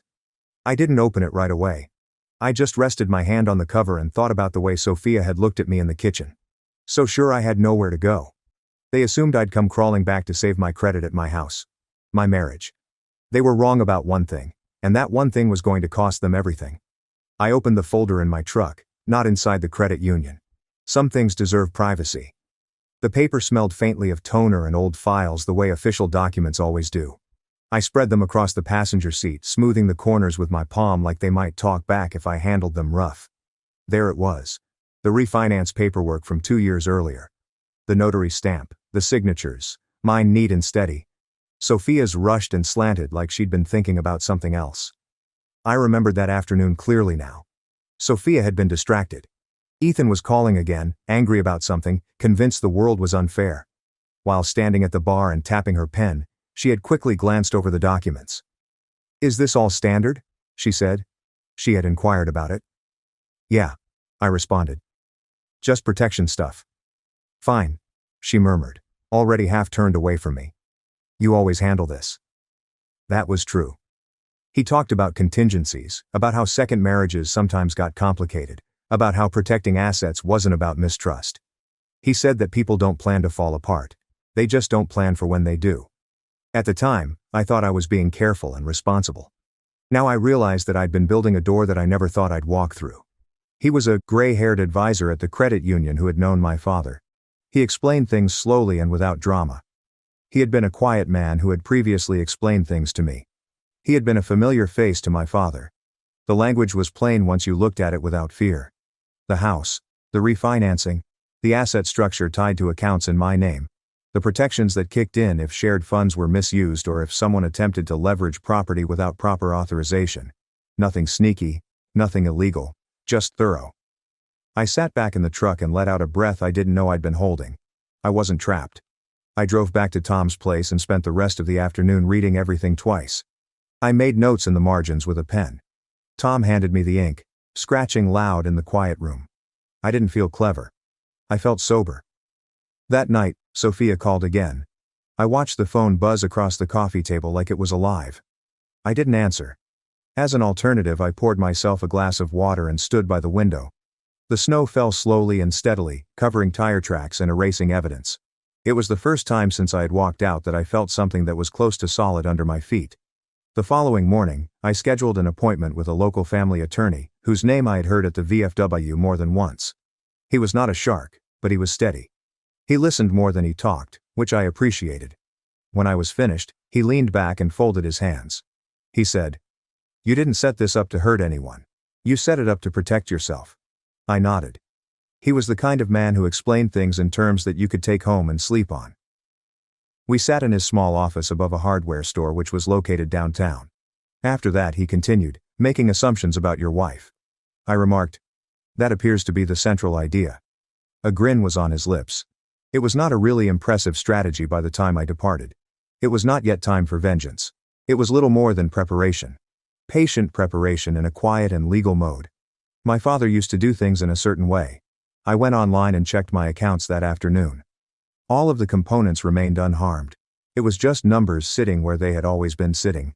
There were no sirens or alerts. Finally, in the late evening of that day, my phone rang. A number that is already known. The call was left on my voicemail. The sound of Ethan's voice was piercing and loud, as if he were walking away from the phone when he phoned. "Hey David," he said with a huge amount of sarcasm. "We need to talk right now. There's some kind of issue with the accounts. Mom's freaking out. So if this is some kind of stunt, you made your point. Make your selection." My eyes were fixed on the television. A stunt. After 10 minutes there was yet another voicemail. The same number but a different tone. "So, pay attention. This time," Ethan said slowly. "One is misunderstanding the situation. I had just been attempting to take care of a few things when all of a sudden the car stopped working perfectly. It's not typical at all. This has to be fixed by you." Neither did I move. Another ringing sound came from my phone an hour after that.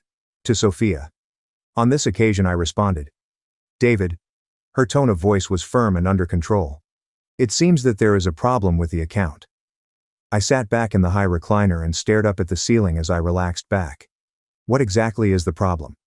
Apparently it is frozen over. There was something that Ethan was attempting to pay for, but it was denied. "What do you pay for?" A brief pause transpired. She spoke softly and whispered, "A boat. A well-used boat for fishing. It was an excellent deal according to him." I lowered my gaze and closed my eyes. A vessel of fishing. Without a doubt it was. "You didn't even think to ask, did you?" I stated that. "Please come, David."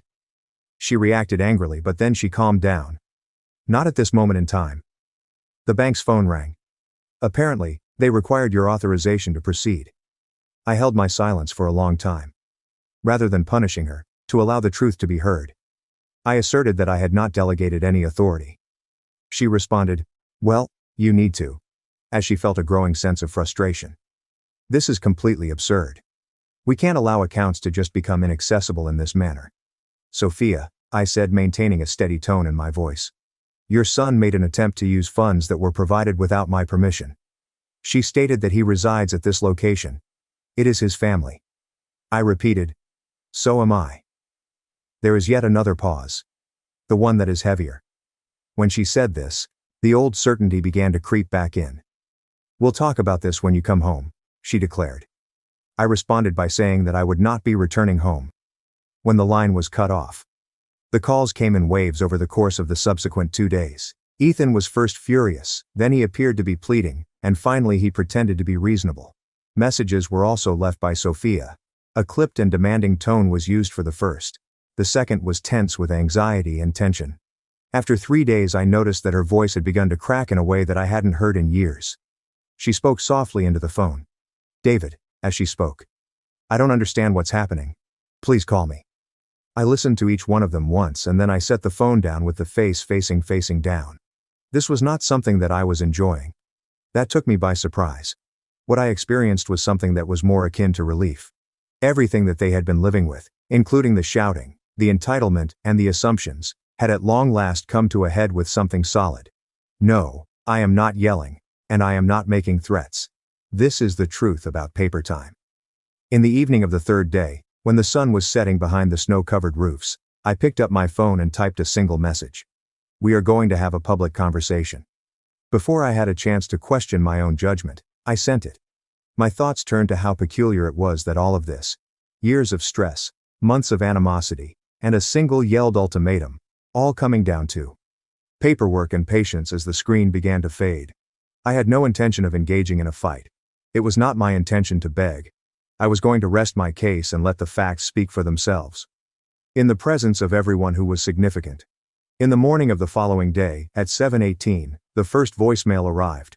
With the same chipped mug in my hands and the same gloomy Iowa sky pressing against the window, I found myself once again seated at Tom's kitchen table. During the time that I waited for the notification, I let the phone to ring on its own. Brand new voicemail. It took me some time to pay attention. Initially, I completed my cup of coffee. It seemed to be significant. At the moment that I finally hit the play button, Ethan's voice erupted from the speaker. He spoke out in a terse manner. David, what the hell is wrong with you? In the background I could hear the sound of wind, as if he were walking about outside. That card was refused in front of people, and they asked, You think you can just lock us out of our own money? When they saw it. Would you have any clue how I seemed as a result of that? Unconsciously I was able to picture it. While Ethan was standing in some marina office or sports goods store, his credit card was sliding back over the counter, and the clerk was smiling at him in a manner that was both friendly and embarrassed. Just a little bit I felt sad for him. Not quite. Ethan continued by saying, You are performing some kind of power move there. This is something that you always do. Despite the fact that you are acting cool and as if you are the brightest guy in the room, you are actually being petty. Over here Mom is completely losing her head.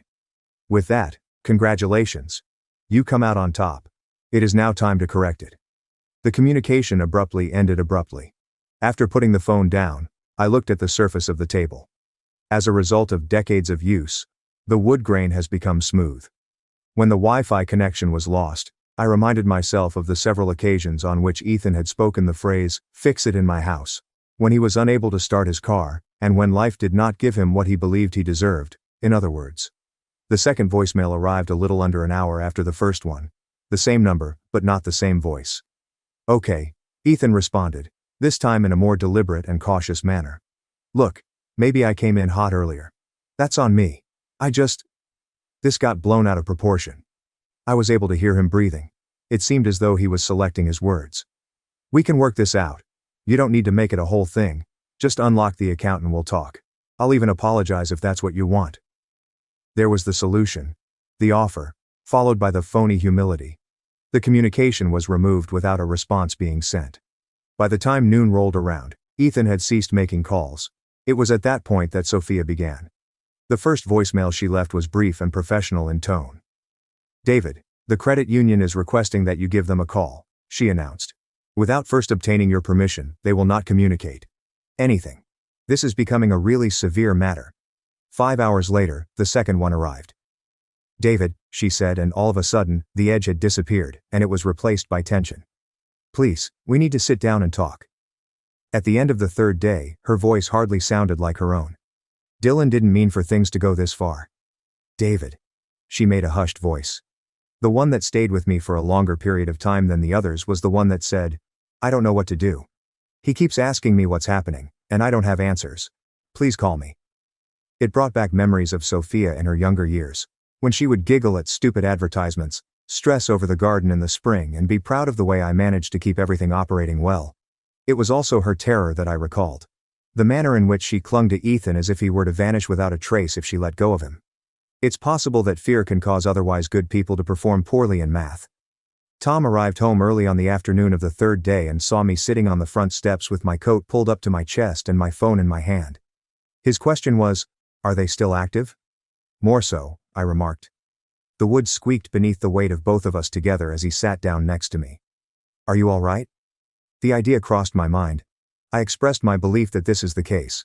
"I'm just weary." Tom gave a slight nod. "That is very typical. You are putting in a demanding effort." I turned my head to gaze at the street. There was a plow that drove by, and it threw snow into the tidy white walls that were along the curb. Everything appeared to be spotless and in order, as if the town had been reorganized in the previous night.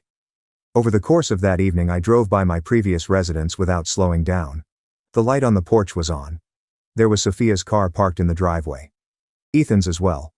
When I anticipated to sense a tug, I didn't experience it. No compulsion to turn in. There is no natural inclination to make things better. I was instead aware of a distance. Distance that is clean and unobstructed. When I got back to Tom's house, I finished listening to Sophia's final voicemail one more time. The one in which her voice suffered a crack. This was not something that I was enjoying. I placed importance on that. It was not about punishing her in any way. Putting an end to something that had been decomposing for a considerable amount of time was the goal. One and only one message was typed by me. "We are going to have a public conversation." I took a moment to look at it before clicking the send button. After that, there was no sound from the phone. I was resting on the couch that night and for the first time in my life, I did not hear my father's voice. Sophia's ranting was not audible to me. Ethan's sneering was undetectable to me. I was experiencing something that was more consistent than anger. It was not my intention to yell. I had no intention of engaging in a fight. I was going to rest my case and let the facts speak for themselves, in the presence of everyone who was significant. All limestone and narrow steps that have been worn smooth by boots for 100 years make up the Black Hawk County Courthouse, which is located on a quiet street in the downtown area. Despite the fact that I had driven by it 1,000 times, I never once imagined that I would visit those doors for the purpose of getting married. On that particular morning when I arrived, the parking lot was already 50% full.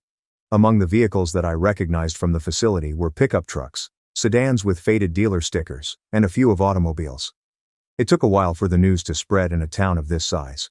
It made its way in a circuitous manner, making its way through talks at gas stations and church corridors until everyone acquired just enough information to be fascinated about it. Inside there was a subtle odor of paper, aged wood and the drying off of winter jackets to be found in the air. On the ceiling, the fluorescent lights made a faint buzzing sound. I took a seat on a sturdy bench and folded my hands on my lap, observing how steady they were. I was absorbed in the experience. After 10 minutes, Sophia finally showed up. She was dressed in a navy coat that I had purchased for her for Christmas 2 years prior. Her hair was set with care and her makeup was neat, but she was in a hurry. She appeared to be trying to count the number of allies in the room as she gazed about. Ethan arrived closely behind her, dressed in an excessively formal manner for a courthouse on a weekday morning. Clean jacket, brand new boots and a clenched jaw. He took a look around the room before focusing his attention on me. On his face, I caught a fleeting glimpse of uncertainty for a fraction of a second. After that, it became more rigid. There was a gentle filling of the room. An employee of the credit union took a seat a few rows behind the other patrons. My lawyer gave me a single nod, remaining as composed as ever. In the vicinity of the wall, a couple of town residents whispered to one another while pretending not to stare. After taking her seat, Sophia did not look at me at any point. At the beginning of the proceedings, there was no drama at all. Nothing but names, dates, and voices that were calm and collected spelled out the facts in the manner in which facts prefer to be laid out methodically and without passion. The material, including the documents pertaining to the refinancing, the signatures, the asset structure that Sophia had just briefly seen a few years previously, the calendar of attempted transactions, and the account activity that had been reported, was brought out. There was a movement in Ethan's chair. During the time that the representative of the credit union was speaking, the point was made. Simply put, there is no allegation, no drama, simply an explanation. She stated that there were multiple instances of unauthorized attempts to access shared assets within a short period of time. Consequently, an automatic review was triggered. Suddenly Sophia's head jerked up. She stated that we had not committed any wrongdoing. There was a hand raised by the mediator. "Dear Mrs. Carter, I ask you." Ethan moved his body forward. "This is really absurd," he mumbled. Simply said, "This is money." What followed was a complete silence in the room. Over the glasses she was wearing, the mediator gazed at him. People get serious about money when they believe it isn't serious. It wasn't long before the subsequent section arrived. "It is the house." The phrase was taught to Sophia in words that were easy to understand, and her shoulders sagged. Not legalese, but the truth of the matter. Without David's permission, she was unable to use the house as collateral, leverage, or guarantee it. She could not utilize it under any circumstances. Not at any point in time. Ethan snorted with disdain. "You are not being fair." I refrained from looking at him. A turn was made by the mediator to Sophia. "While you were signing these documents, Mrs. Carter, did you take the time to read them?" Sophia parted her lips and then shut them again. "I trusted him," she said in a low voice. I finally spoke. "And I trusted you," I stated in response. When I was my partner, my voice carried further than I had anticipated it would. After that, Ethan stood up. "You planned this," he said at me, pointing at me. "You set this up so that you could control everything." A bailiff came up and took a position. "Sir, please take a seat." But Ethan did not. "I was fired from my job," he continued, his voice rising. "And you sit down," the bailiff said once more, this time with a greater volume. "I needed help." Ethan sank back into his chair, his cheeks red and his chest heaving from the effort. Holding one's breath caused the room to hum with the sound of it. She appeared to be staring at the table in front of her as if it were about to open up and consume her in its entirety. The judgment was not delivered with the force of a hammer when it finally arrived. It was not necessary for it to be. The mediator spoke steadily and in a comprehensible manner. The property would continue to be safeguarded. Up until the proper separation is completed, the accounts will remain frozen. In cases where there was an abuse of financial resources, further responsibility would be allocated in addition to the division of legal fees. At that moment, Sophia's eyes shifted to mine. She murmured, "I had no idea that it would come to this occurrence. One more time, I feared that I might lose him." A hush fell over the room. I stood in a sluggish manner. "The day you forced me to make a decision," I said, "you have lost me." I did not raise my voice. I switched my attention to Ethan. "I told you that I had apologized to you many years ago for not being your father. You owe me a great deal more than just an apology presently." His mouth was completely empty. After it was ended, individuals began to leave in small groups while whispering to one another. My hand was shaken by the representative of the credit union. Tom gave me a single applause on the shoulder and smiled as if he had just witnessed a combat that was balanced. And that is how it ought to be. Sophia lingered close to the entrance. She referred to David. Her gaze caught mine. What I stated was that I hope you find serenity. When I finally made my way past her and out into the chilly air of Iowa, I felt something lift off my chest that I had been carrying for a longer period of time than I had anticipated. The apartment was quiet in a way that hadn't been the case in my previous residence. There is no television humming in the background. Nobody is smashing doors. There is no tension humming under the flooring, which is a sign of poor wiring. Simply the gentle ticking of the wall clock, accompanied by the constant hum of the refrigerator performing its duties without making any complaints. 2 weeks after the courthouse, I moved into my new home. The Riverwalk is not too far away from this cozy one-bedroom apartment on the outskirts of town. It's nothing grand. There is a balcony that is just big enough for a folding chair and a cup of coffee, and the walls are beige, and the carpet is brown. The type of location that you select if you have exhausted all of your efforts to impress somebody. On the very first night that I was there, I ate a sandwich that was still in its wrapper while sitting on the floor with my back against the couch. Mustard, turkey, and a straightforward approach. Also, for the first time in a very long time, I did not have a tightness in my chest. The work continued in the same manner as it had in the past. The factory continued to smell like oil and metal that had been heated. The machines continued to malfunction at the most inopportune times. Younger males continued to complain about their shifts, while older guys continued to act as if they were not aware of their complaints. There were a few individuals that inquired. It had spread throughout the town in the same manner that it does in a place like ours. "David, how are things doing at your house?" I gave a slight nod. "Yes, we are making progress." So that was sufficient. From that point on, I made it a habit to visit the VFW on Friday evenings. There were the same long tables, the same awful jokes, and the same fish fry that for some reason tasted better as you got older. Tom never failed to offer me a seat. He pushed a drink across the table one evening and said, "You smiling more." I hadn't noticed, but he was true. I was smiling more than I had before. Only about a month after the hearing, Sophia sent a single text message. "I'm sure you're doing fine." I admired the message for a considerable amount of time. But I didn't despise her. I too was taken aback by that. One sentence was typed back by me. "I pray that you are able to find some serenity." That was the end of it. I was informed by people in the community that Ethan had left not too much longer after that. Or perhaps a cousin who lives in Illinois. Still another new beginning. I sent him my best wishes. To tell you the truth, the world is already challenging before you start giving it the incorrect things. There was a Saturday morning when Tom and I decided to go fishing at James Lake. We brought 2 inexpensive fishing rods and a thermos of coffee with us. The water was placid, with a grayish-white coloration that gave the impression that it was contemplating something quite significant. Very little was caught by us. None of it mattered. At one point, Tom leaned back in his chair and asked, "You ever regret it?" I thought about the kitchen, the ultimatum, the smile, and the way my stomach had dropped when Sophia spoke the word divorce as if it were a weapon. I found myself thinking about all of these things over and over again. My mind wandered to the couch at Tom's apartment, where I was sitting with the phone in my hand, and having just composed and deleted an apology. My palms are resting on the bench in the courthouse. "No," I told them in the end. "It's a shame that I kept my mouth shut for such a long time." Tom gave a slight nod. "That makes sense." My father's voice came back to me one last time while I was driving home that afternoon with the windows cracked and the sun getting low over the fields. "If a man begs today, he will pay for it forever." Now, I have a different understanding of it. The issue was not one of pride. It wasn't about coming out on top. Understanding when your own voice counts more than maintaining calm at whatever cost was the key to success in this situation. I did not come out on top. I just couldn't bring myself to lose myself. Those 3 words that I uttered in my kitchen, "I'm done here," were not intended to be a kind of retribution at anyone.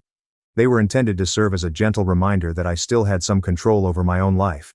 It turned out that was sufficient in the end.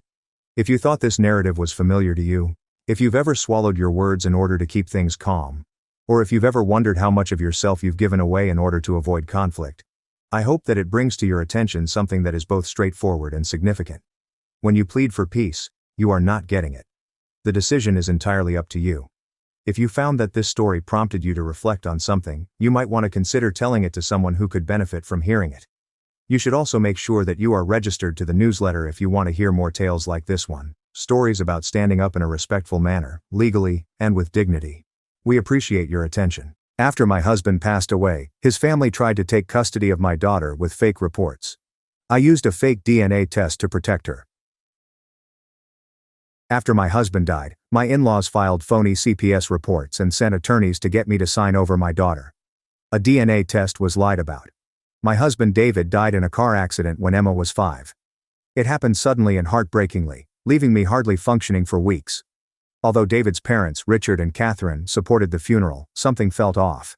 They stated, now she was all they had left of David. They took hundreds of shots of Emma without me. Catherine kept taking Emma to the bathroom alone, and Richard recorded her height against the door frame. James, their lawyer, gave me custody paperwork 3 weeks after the funeral. Calling me an inadequate grieving mother, they sought Emma's complete custody. I neglected Emma, as documented. Photo evidence. Me crying at the grocery store while Emma played on my phone. The reception after David's burial displayed our dirty home. Catherine.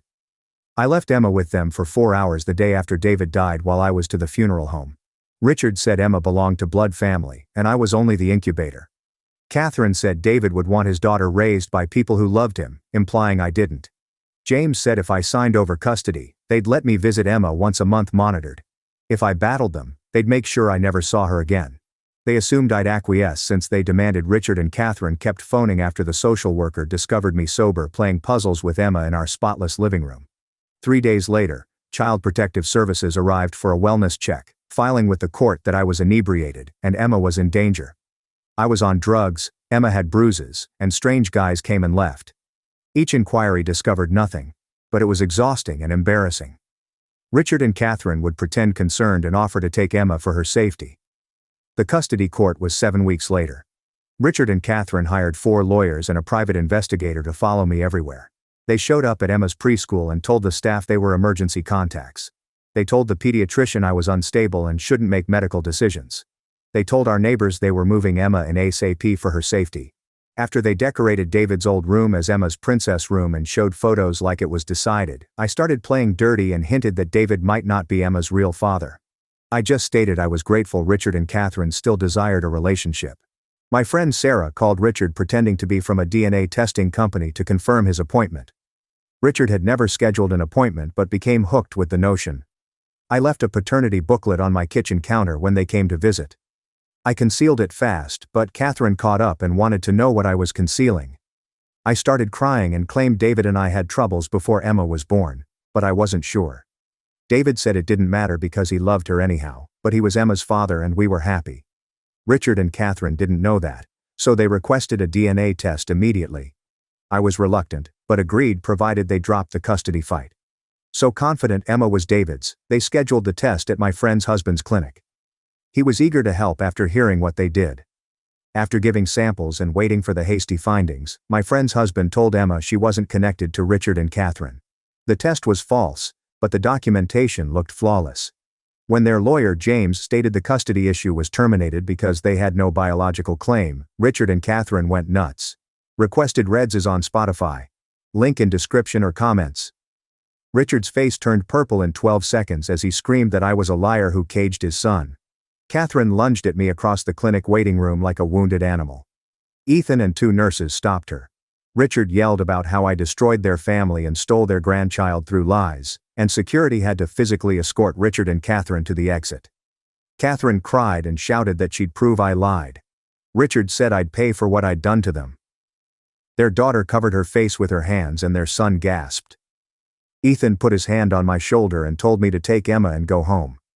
I took Emma's hand and left the side door while Richard and Catherine were evacuated. Emma played with her bunny in her car seat behind me like nothing happened. The weight of what I did hit me swiftly, and I had to pull over because I couldn't see through the tears. Emma asked why Grandma and Grandpa were yelling so loud. I wiped my eyes and told her they were unhappy about grown-up things. She understood and kept letting her bunny hop across the seat. I drove again and called Jackson on my phone through the car speakers. After I settled Emma at home with her coloring books, Jackson contacted me an hour later and asked about the clinic. He said he'd review Richard and Catherine's paperwork and conclude the custody case. He highlighted that Richard and Catherine's agreement before the DNA test specifically stated that they would relinquish all custody claims if the DNA proved no biological tie with Emma. James, their lawyer, witnessed and signed the document. Since they were unstable and desperate, Jackson advised me to film everything and ask for a restraining order if they didn't stop harassing me after the custody case. I thanked him, hung up and stared at nothing on my couch that night. Emma looked so serene and safe in her butterfly-sheeted bed, so I cried silently to not wake her sleeping. David was her father. Despite shame, I wiped my eyes and kissed Emma's forehead and reminded myself I did what I had to do. Richard and Catherine would have taken her away and allowed me see her once a month like I was a dangerous stranger after I lied to delete his parents from her life. Next morning, Catherine called my phone at 6 a.m. I let it go to voicemail, and she called again immediately. This happened 50 times before I blocked her number around 8 a.m. I listened to a few of her voicemails, which ranged from begging to see Emma to threatening legal action to calling me every nasty. I saved all the text messages in a folder and blocked his number because Richard started sending them around the same time. He called me terrible things and promised to pay for my lie, saying I destroyed their family and robbed their sole connection to their dead son. I contacted Alice at 10 a.m. to tell her about the phony DNA test while Emma watched cartoons in the next room. Alice hugged me as I cried and told her I felt terrible. She pulled back and looked me in the eyes, saying, "I did what I had to do to protect my daughter from people who were trying to steal her." She reminded me of how Richard and Catherine had been clever and cruel from the moment David died, taking photos to build a case, filing false CPS reports and hiring 4 lawyers to take. She said they left me with no good choices, so I made the only one that kept Emma safe. 3 days later, Richard and Catherine arrived at my house around lunchtime. I saw their car pull up and started recording on my phone. They came to my front porch and punched the door, demanding I admit the test was fake. I stood inside with the door locked and recorded while they screamed Catherine knew I'd switched the samples or paid Ethan to lie about the results. Richard said there was no way David wasn't Emma's father and I was running a conspiracy. They argued for 12 minutes before I called the police and told the operator I had a recording and they wouldn't leave. The next day, Jackson filed for a restraining order, citing harassment, false CPS reports, threatening voicemails and texts, and trespassing. The police removed Richard and Catherine in 15 minutes, collected my statement and recording, and asked if I wanted to prosecute charges. The court approved a temporary injunction forcing Richard and Catherine to stay 500 feet from me, Emma, our home, and her preschool with no contact until the permanent restraining order hearing 4 weeks out. Jackson felt the evidence was strong enough. I started seeing Claire for grief counseling and trauma the following week to process everything. I told her about David dying and Richard and Catherine trying to take Emma in the fake DNA test I used to stop them. Claire listened without judging, and helped me understand I'd been backed into a corner by predators using my vulnerability. She told me the lie was survival, not malice, and we spoke about sadness, protection, and being a good mother when there are no good options. She gave me ways to manage the panic attacks, guilt, and horror that kept coming in waves. When Catherine called his clinic a few days after the restraining order to obtain DNA test results and lab documentation, Fletcher had created false lab letterhead, technical information, and reference numbers that looked authentic. Catherine threatened to sue the clinic for fraud, but her lawyer said the test results were valid and properly documented, and there was no evidence of tampering or deception. Fletcher called me afterward to say we were safe and the fake paperwork had held up. Mark, David's brother, showed up on my phone 4 days after the DNA test exploded. He hadn't called since the funeral or responded to custody battle messages. I let it ring twice before answering. His voice was broken and shaky, unlike the confident guy who teased David at family dinners. He apologized, saying he had no idea they'd gone that far and had been working abroad and returned when the DNA findings exploded the family. I told him I needed time to think about it and hung up, feeling weird and suspicious but hopeful that David's family hadn't gone insane. Alice watched Emma the next morning while I met Mark at a downtown coffee shop. Several days later, one of my friends sent me a screenshot of Catherine's long post about being kept from her granddaughter and hinting that I was abusing Emma. She didn't use names, but it was obvious who she meant. Several people who knew the truth responded with the custody attempt and false CPS reports. After the post backfired, Catherine deleted it within hours, but many had already collected screenshots and her reputation was harmed. Her attempt to make me appear terrible made her look insane to everyone watching.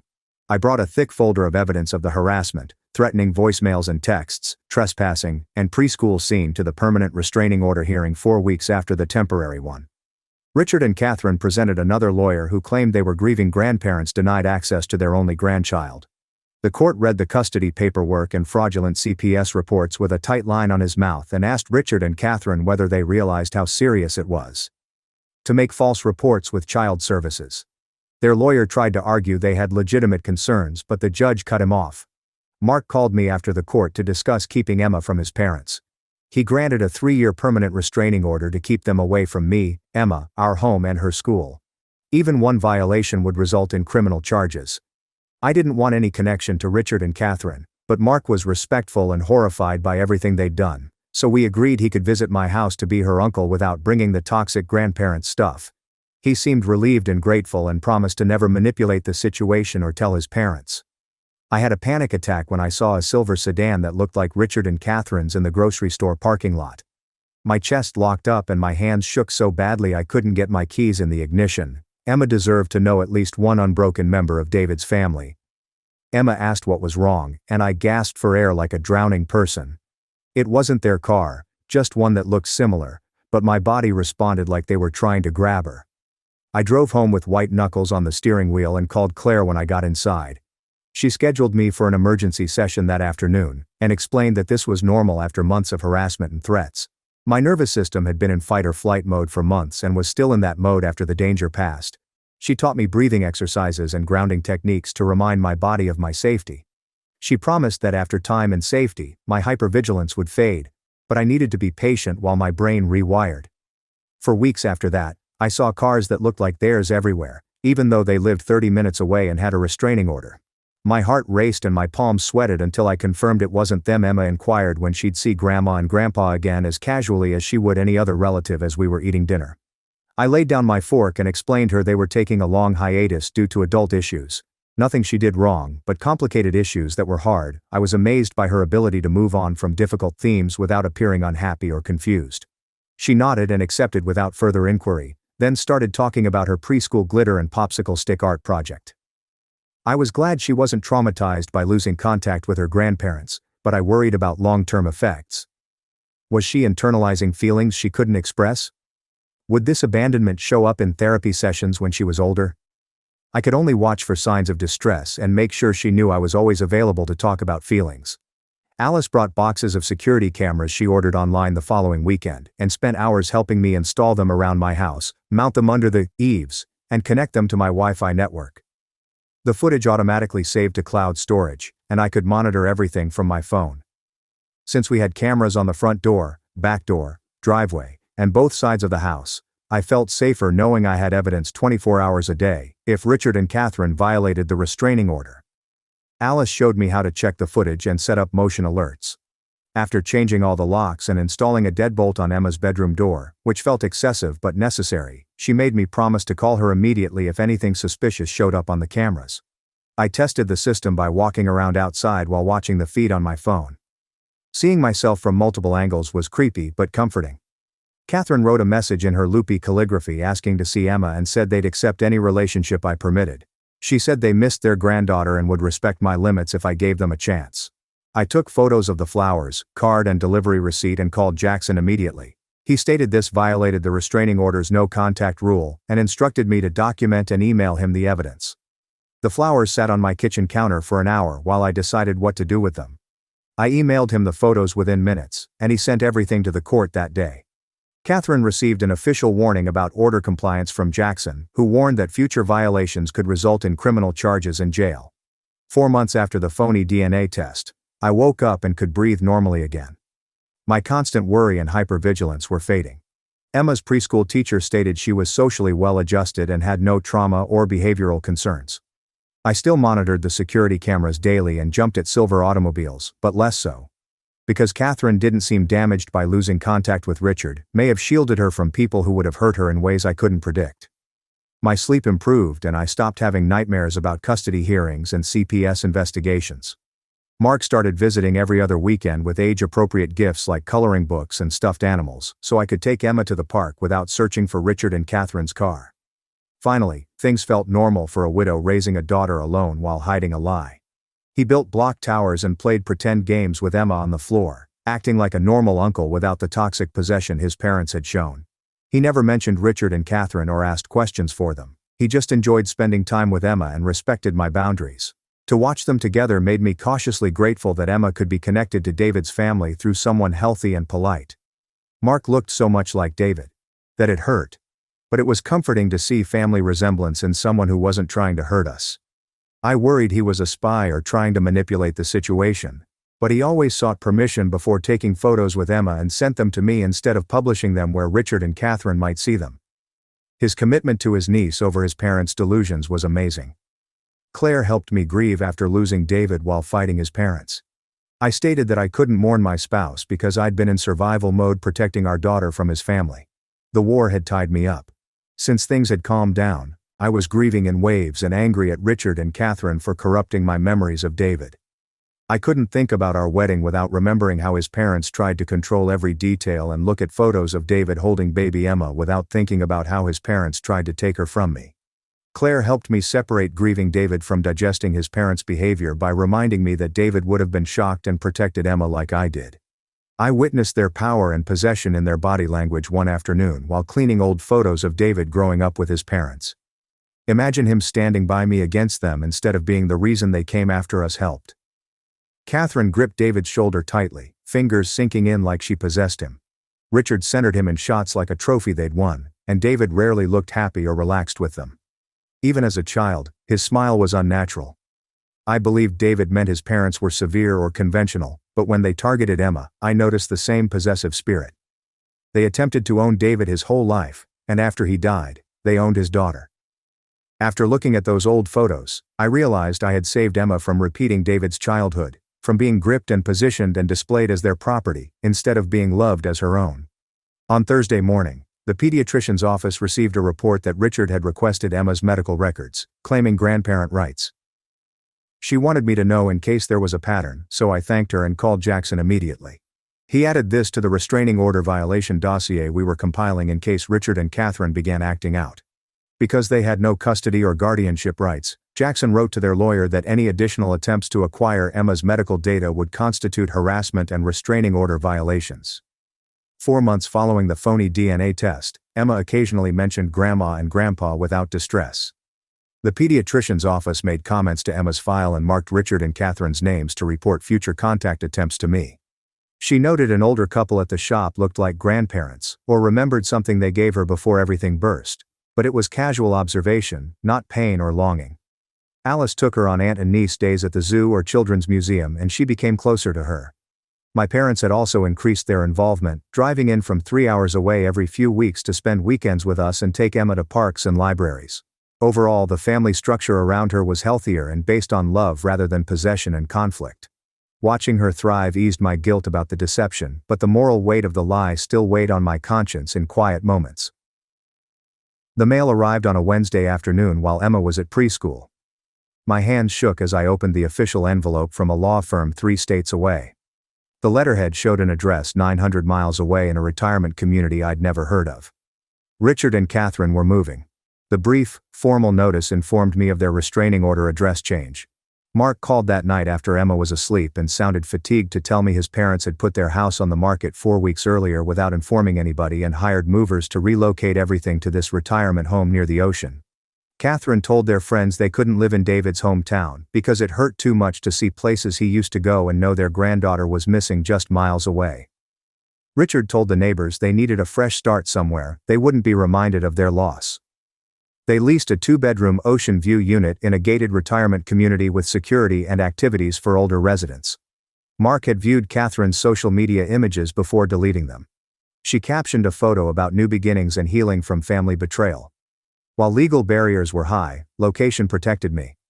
I said I was fine when Mark asked if I was okay 4 weeks after the moving notice.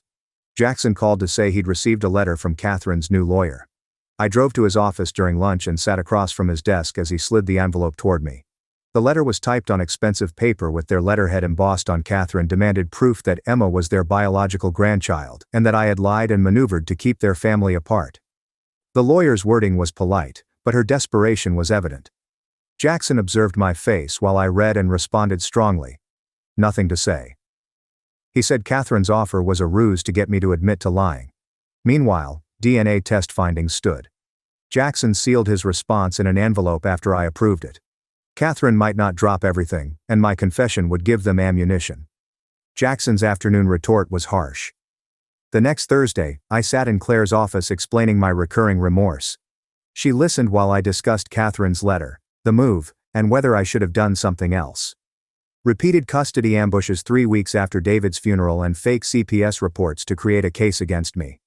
Claire leaned closer and inquired what Richard and Catherine offered me. A private eye and 4 lawyers. My life is manipulated from Emma's preschool to our pediatrician to our neighbors. Pre-court princess chamber decor. I was threatened to never see Emma again if I fought. Claire inquired about ethics. She stated I'd put Emma's safety before my morality, as a mother should in a tough situation. I could expose my daughter to individuals who saw her as property and me as an incubator, or I could deceive predators who'd shown they'd destroy me to achieve what they wanted. Richard and Catherine broke all the rules, forcing me to lose my child if I behaved ethically. I cried for 4 minutes in her office while she sat silently. She said remorse was normal, but I had to distinguish deception from survival. I used the only weapon to save Emma from a hazardous circumstance. That made me a mother who refused to be destroyed by grief owners. Not a horrible person. The night Emma fell asleep, I took out a blank journal I'd bought weeks previously but couldn't read. A pen in hand, I stared at the empty first page at the kitchen table for a long time before writing. I covered David's death, funeral, and Richard and Catherine's Emma fixation. Emma may read this journal about the custody paperwork, bogus CPS reports, systematic harassment, fake DNA test plan, execution, and aftermath when she was old enough. I included my deception-related worries and guilt. When she asked the hard questions about why her father's parents weren't in her life at 16, 20, or 30, I wanted her to know the truth, including my failures, lies, manipulation, and relationship destruction. The first night I wrote for 3 hours, filling pages with things I didn't want to forget. My journal would ensure she knew the truth even if something happened before I could tell her. Emma was adding chocolate chips into the batter Saturday morning and didn't see when I entered the hallway to answer the call. Mark's voice strained as he told me his parents still believed I fabricated the DNA test. Their new retirement home neighbors learned their son's widow lied about test results to keep their grandchild. Emma was their biological grandchild being held prisoner by a vengeful lady, they stated with images. They found fresh audiences for their illusion in their new neighborhood, where no one knew the past. People in their previous town nodded politely and changed the subject when Catherine mentioned conspiracy, fraud, and stolen grandkids. Catherine immediately joined the retirement community's social committee and has been presenting Emma's photos at coffee hours and book groups to raise awareness of the family tragedy. Mark learned this from a family acquaintance with a local cousin. Mark seemed fatigued when he claimed he'd tried to talk to them but they wouldn't hear anything contradicting their story. They had a comprehensive story about being victims of my harshness instead than legitimate child thieves. It was time to return Emma to the cemetery after 6 months. At a flower shop she chose a little yellow rose bouquet. The cemetery was quiet on Wednesday afternoon, with few visitors among the headstones. We strolled to David's grave with Emma's hand after I parked.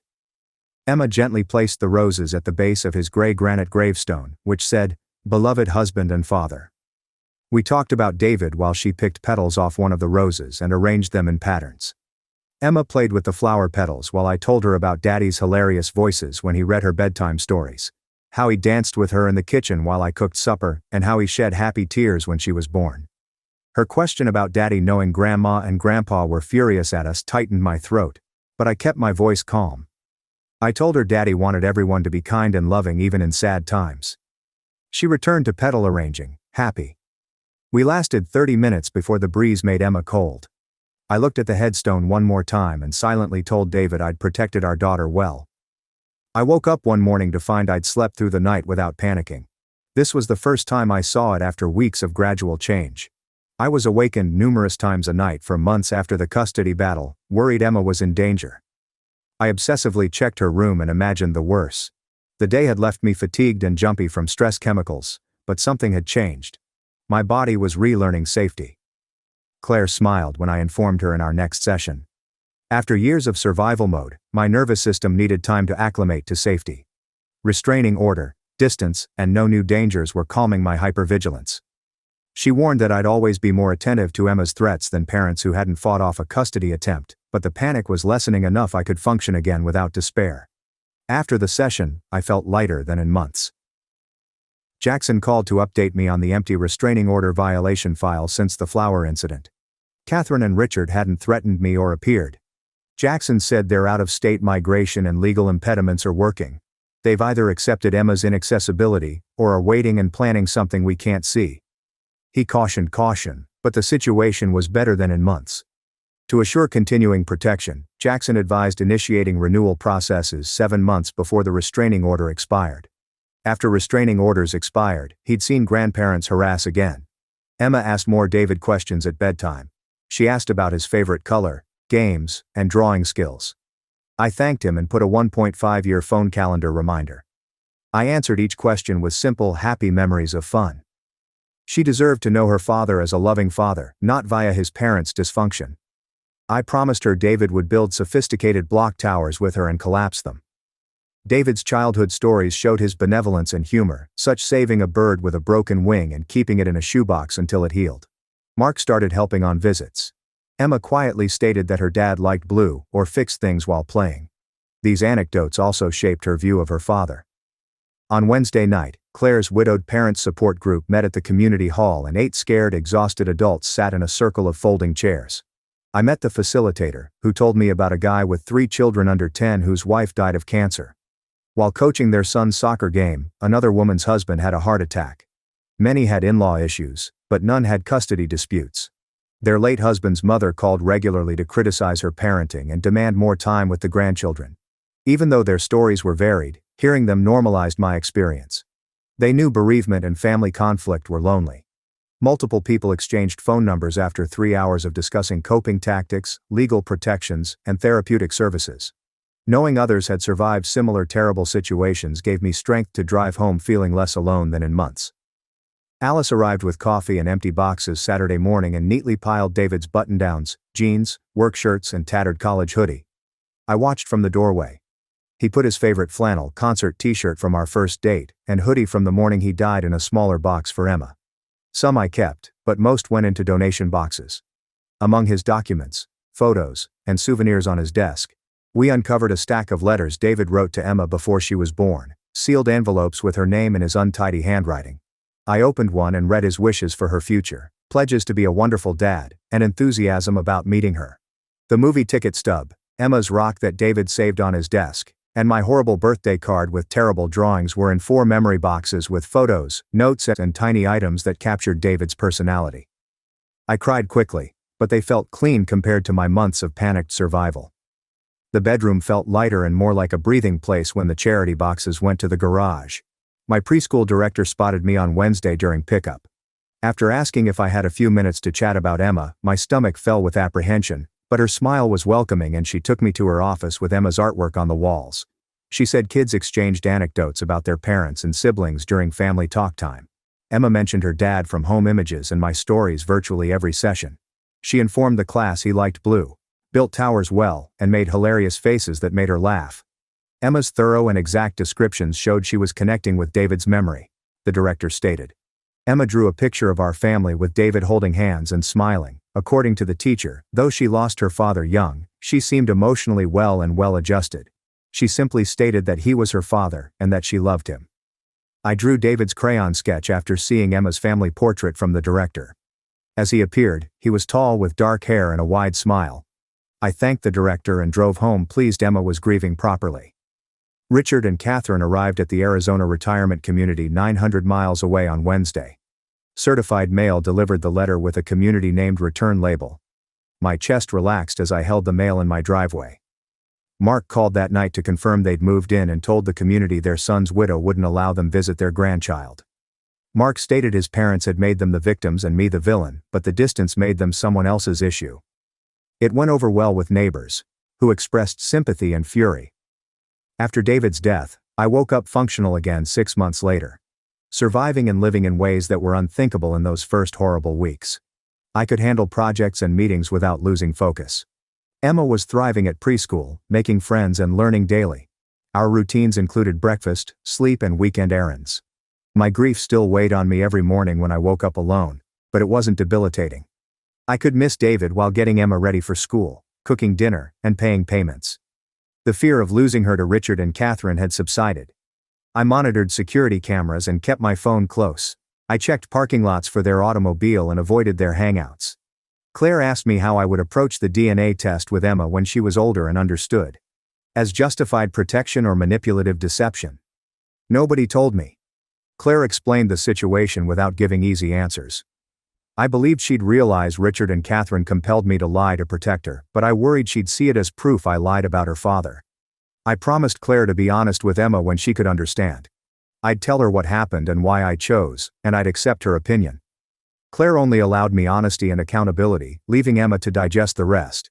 Mark took Nicole, his fiancée, a third-grade teacher from 2 towns, to meet Emma on Saturday afternoon.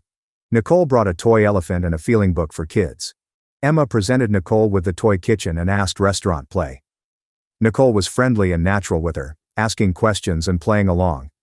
Instead of mentioning David or trying to be a mother, she treated Emma like a youngster she liked.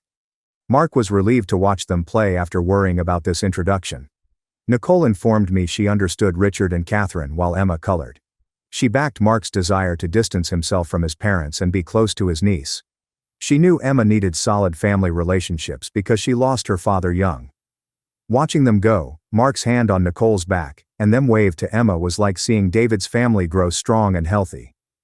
In downtown Jackson's office with too much marble and terrible chairs, I sat across from him as he spread files across his desk to revise my will and custody arrangements to prevent Richard and Catherine from accessing Emma after I died. Jackson mentioned the DNA test without admitting deceit. The phrasing carefully noted that Richard and Catherine had decided to abandon custody claims based on test results, which was legally enforceable. Alice was primary guardian. He further stated that their documented harassment and fake CPS reports would determine custody even if the DNA test was challenged. Jackson led me through the difficult paperwork, granting Alice immediate legal custody and complete authority to maintain the restraining order and restrict communication. Richard and Catherine were barred from guardianship. Jackson filed copies with the court after I signed everything. Leaving his office gave me the same relief as the restraining order. Legal protection. I replayed the bogus DNA test in bed, witnessing Richard's purple face and Catherine's horror when Fletcher gave the false results. David's look in our wedding photos made me question if he'd mind me lying about his daughter's paternity to protect her from his parents. I remembered Richard calling me an incubator, Catherine's systematic false CPS reports to make me look unfit, their complete disregard for Emma's bond with me or her emotional well-being, and how they'd shown up with lawyers 3 weeks after David died before I'd even started to process his death when I couldn't breathe. I had to make the same option every time, because my only weapon was lying. Although the guilt was heavy, I knew Emma was secure and thriving because I did whatever it took. Emma and I created new Christmas traditions without Richard and Catherine's destructive influence. We hung photo ornaments on the tree so she could see David's smile. I showed her superhero movies he loved and told her Dad would quote every phrase. I told her he sang made-up songs while doing dishes and danced despite being lousy to make her laugh. She was connecting with her father through memories and affection, not Richard and Catherine's ownership. Wednesday morning I saw Mrs. Anderson at the grocery store. Richard and Catherine tried to turn her against me during the custody battle. After seeing me, she halted her cart and I braced for conflict.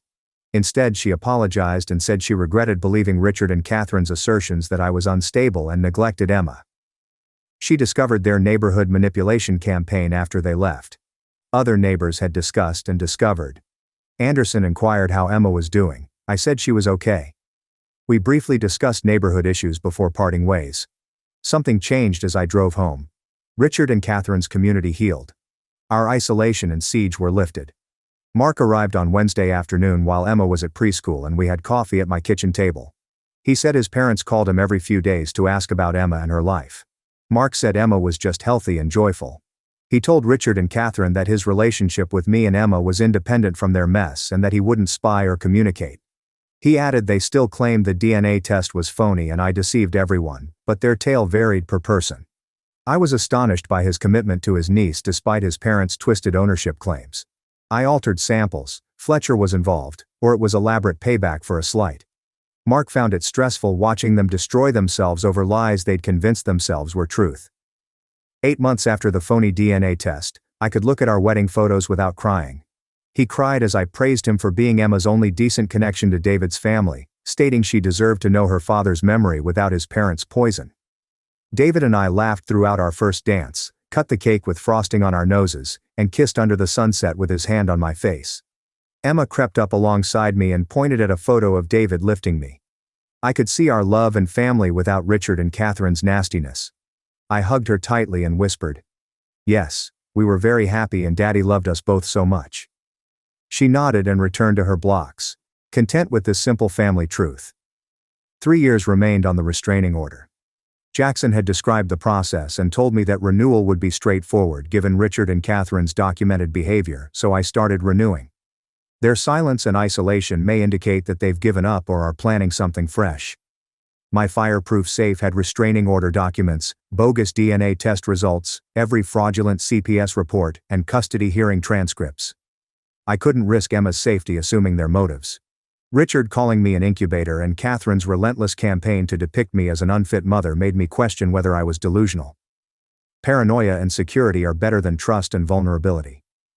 Claire gently mentioned that isolation wasn't healing in one session. I needed to move on after betraying David. I loved my husband and worried that dating would mean forgetting or betraying him. Claire said me living fully was the best way to honor David and teach Emma resilience. My first dates were awkward and uncomfortable. Coffee dates with nice dating app men that didn't click. Some guys were scared by my disclosure that I was a widowed single mother with a difficult in-law history. I understood their inability to handle a 5-year-old and legal issues, but each failed date hurt. I tried, put myself out there, and proved life was more than survival. Emma invited Uncle Mark to her 5th birthday party one morning, and I agreed immediately.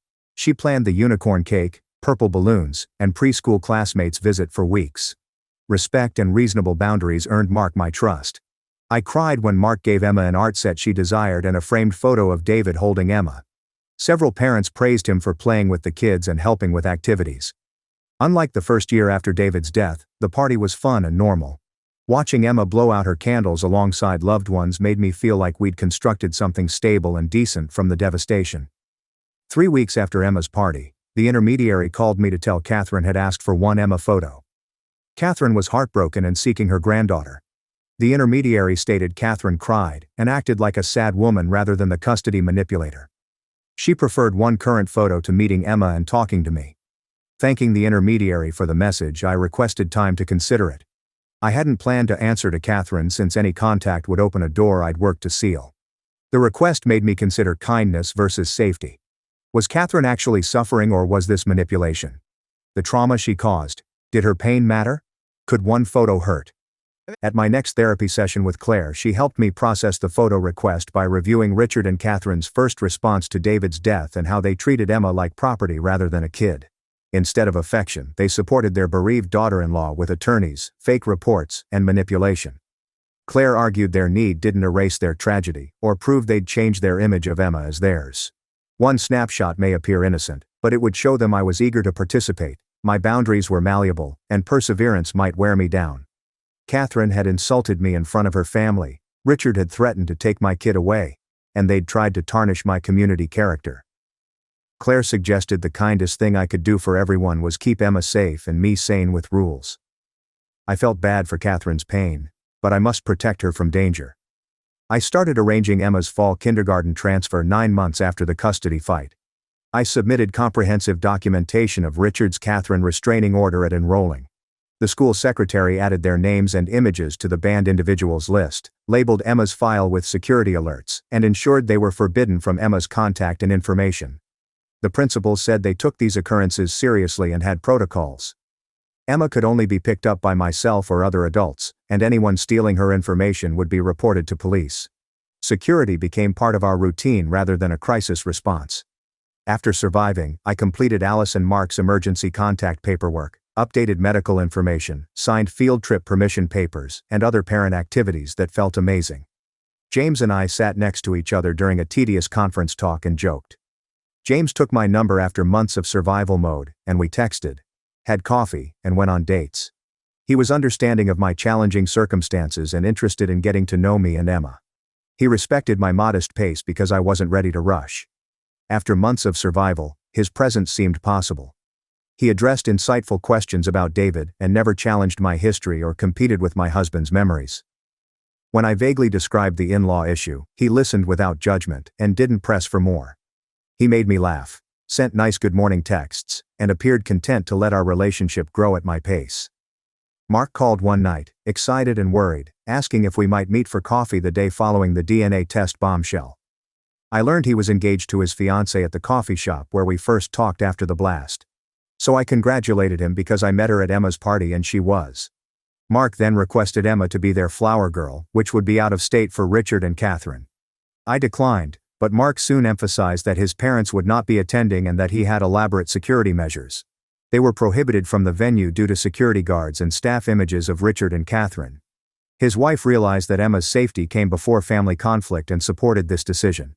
Mark said he'd gained trust via respect and appropriate boundaries and hoped Emma could be part of his special day. After 10 months following the phony DNA test, I felt honest in the mirror. I agreed to security and emergency measures, and Mark wrote everything down. He cried as he thanked me, stating having his niece celebrate with him meant everything. Richard and Catherine coerced my hand by treating my sadness like weakness, and my daughter like property they might claim through papers and deceit. I protected her the only way they left, and seeing her grow made the moral weight bearable, even if it never went away. I still woke up thinking about what I did, but then I saw Emma sleeping blissfully in her room and remembered why I crossed that line. She was mine to defend, and I'd do it again. Her backpack bounced when Emma started kindergarten in late September. When her teacher called me 4 weeks into the school year to schedule a conference, I worried something was wrong, but she grinned and said Emma was doing great. Emma made friends easily, participated in class debates, and read above grade level, according to her teacher. She occasionally mentioned her father in sharing time, saying he died in a vehicle accident, but she still loved him. Emma's processing of David's death was healthy and age-appropriate, said the teacher. Her non-traumatization and lack of behavioral issues lifted a weight I hadn't realized I'd been carrying for months. I worried the custody battle and losing David would destroy her foundation, but she looked great. Emma knew James was my friend, but this was their first meeting. Emma helped me set the table with triangle-shaped paper napkins after I made spaghetti. Emma graciously took James' flowers and coloring book. James helped her blend crayon colors, and they sang crazy songs about their animals as I did dishes. He never impersonated her father or David. He treated her like a valuable person with true compassion and respect. Jackson called me on a Wednesday morning 11 months after the custody struggle in response to Richard's formal letter through a new lawyer requesting mediation to repair the family split. I felt better seeing them chuckle at a purple elephant drawing. Jackson read the letter over the phone, and I could hear his disbelief. He suspected deception to get Emma or me to admit something about the DNA test. They may hope I collapse at mediation and admit the test was false. Or they may be recording a reconciliation attempt to file for grandparent visitation later. Jackson urged me to decline legally without physical contact, which I did immediately. I only spoke to Richard and Catherine through the restraining order. Richard's lawyer wrote me an angry letter 3 days later, calling me nasty and accusing me of parental alienation. Jackson saved it in case we needed harassing proof. Mark married on a Saturday in October at a winery 3 hours away. Emma looked somber as she carried a basket of rose petals down the aisle in a white dress with pink flowers. Like a pro, she dropped petals every few steps as a flower girl. Mark promised Richard and Catherine an invitation, but venue security officers had images of them and asked them to notify police if they showed up. Nicole, Mark's bride, crouched down to Emma, admired her attire, and asked if she was excited to be flower girl when we arrived for photos before the ceremony. Nicole met me twice before the wedding and knew Richard and Catherine. It was apparent she welcomed Emma and supported Mark's decision to exclude his parents. Emma danced at the reception, ate too much cake, and fell asleep driving home. Just over a year after David's death, Emma and I visited his grave on a November Sunday afternoon. Emma delicately placed the flowers on his headstone while I stood behind her with my hand on her shoulder and told Daddy about kindergarten, her teacher, and Olivia, her new friend. She recounted Uncle Mark's wedding and her flower petal throw. She then recounted her new friend James, who taught her to draw elephants and read books with hilarious voices. When his parents tried to take Emma, I knelt next to her and told David I did my best to save her. Despite my unclean and complicated decisions, I believed he understood. James brought me to a quiet restaurant for dinner the week before Thanksgiving while Alice watched Emma. We evolved gently and cautiously over 7 months of dating. He clasped my hand across the table and confessed his love for Emma and me. He wanted to heal instead than replace, develop something fresh, and honor David and me without rushing. Emma called him James, not Daddy, and everyone understood. James always arrived and was nice and kind. When I told him I liked him but needed to take things slow, he grinned and said he'd wait. After supper, we drove to my house to find Emma sleeping on Alice's lap watching a movie. Emma was doing well in kindergarten with friends, confidence, and good methods to communicate about her dad. Alice, Mark, and James were our lovely family. The weeks after David died were sad, but I was happy in ways I never thought possible. My phony DNA test was morally confusing and unethical, yet it protected me. We were protected from Richard and Catherine, who lived 900 miles away with fantasies they'd never abandon. Emma climbed into my bed and told me about her dreams some mornings, while I made pancakes and she colored at the kitchen table. Healing and establishing a future that respected David without his parents' dysfunction were our goals. The death of David restored normal life in ways I thought were lost forever. There was still grief, but it wasn't overwhelming. Coexisting happiness and loss seemed like a win. I spent $45,000 on my dad's cancer dream trip, then my family tried to replace me with my sister's freeloader boyfriend. My ailing dad's dream vacation was funded by me. I canceled everything and watched them go downhill as my family replaced me with my sister's freeloading boyfriend, claiming, "He's basically family. You're just the sponsor." Well done, Reddit. After learning that my dad had cancer, I spent $45,000 on his dream vacation to New Zealand. My family also felt they should be invited. They devised their own strategy to make it happen after I declined. I am a 32-year-old man who manages projects for a Fort Worth commercial signs company. After working my way up from install teams, I now get about $92,000 base pay with bonuses that, in good years, bring me closer to $120,000. I don't lack financial knowledge.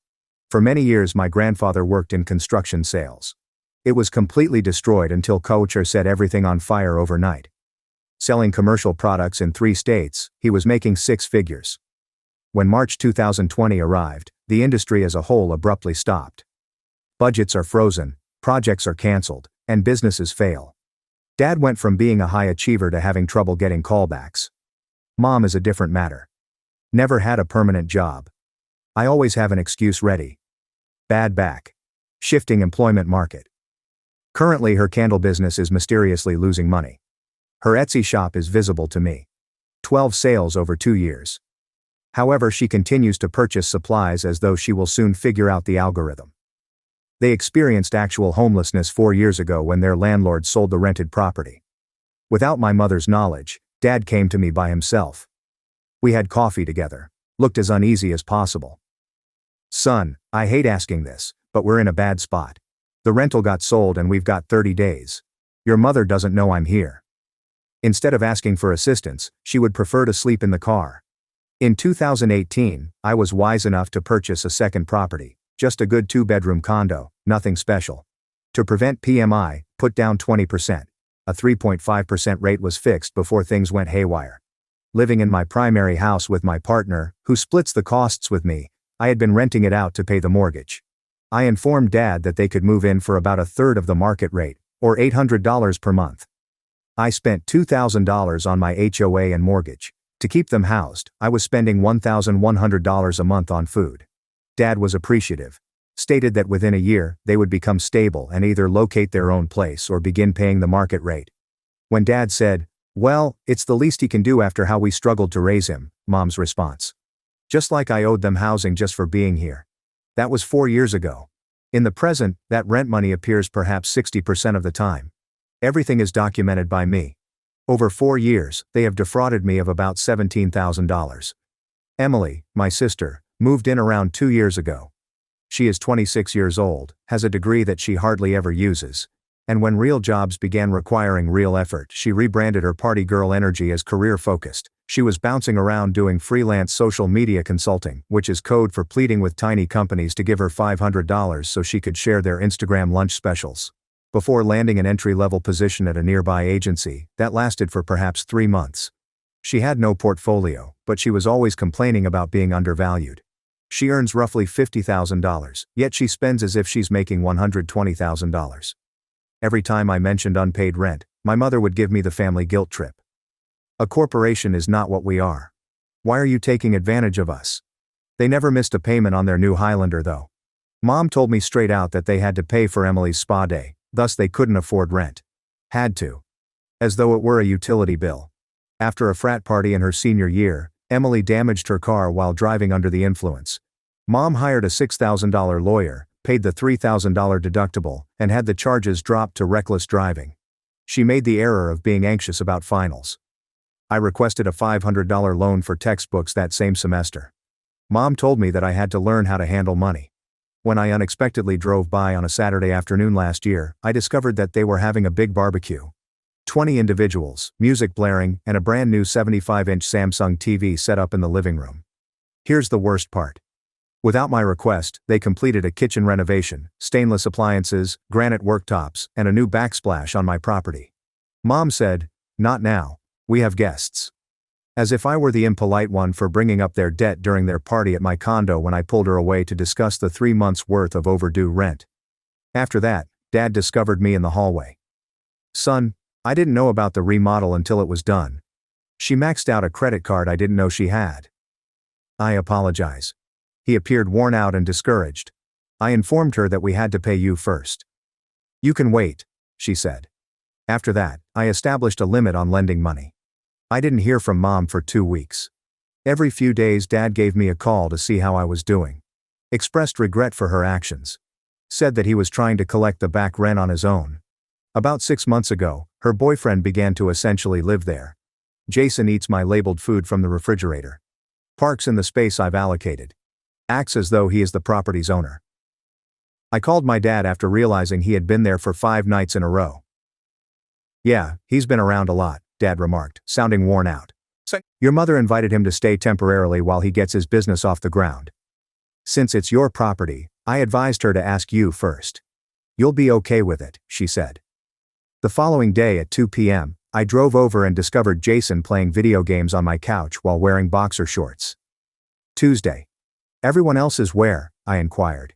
He said, work, without raising his gaze from the screen. I could hang out here during the day, Emily added. Wi-Fi is better than where I am. I remarked, you don't live here. On that night, I convened a family gathering and told the members, bro, relax, it's just temporary. Jason, Mom, Dad, and Emily were all seated in my living room, which they had been using as their own clubhouse. I said, Jason is not under any lease, so he doesn't live here. He needs to leave because he isn't paying his rent, Mom said right away. He's Emily's boyfriend. He's practically family. Why are you being so territorial? Because it's my property and I didn't agree to have him living here. Jason tried to speak with a calm tone. Look man, I'm just here helping Emily out, contributing where I can. You're not contributing anything. You're eating my food, using my parking spot, and lounging around during business hours when you're supposed to be building your empire. Emily began to sob. You're being cruel. Jason's going through a tough time financially, and we're just trying to help him get back on his feet. Not my problem. He's an unauthorized occupant, and I'm serving notice to vacate for lease violation. I'll either start the eviction process against all of you or Jason will go in 7 days. I had already investigated it. Texas law was unambiguous. Unauthorized occupancy was against the terms of the lease. For the duration of the lease I could provide written notice to depart. They must correct the infraction, or else everyone will be subject to forcible detention.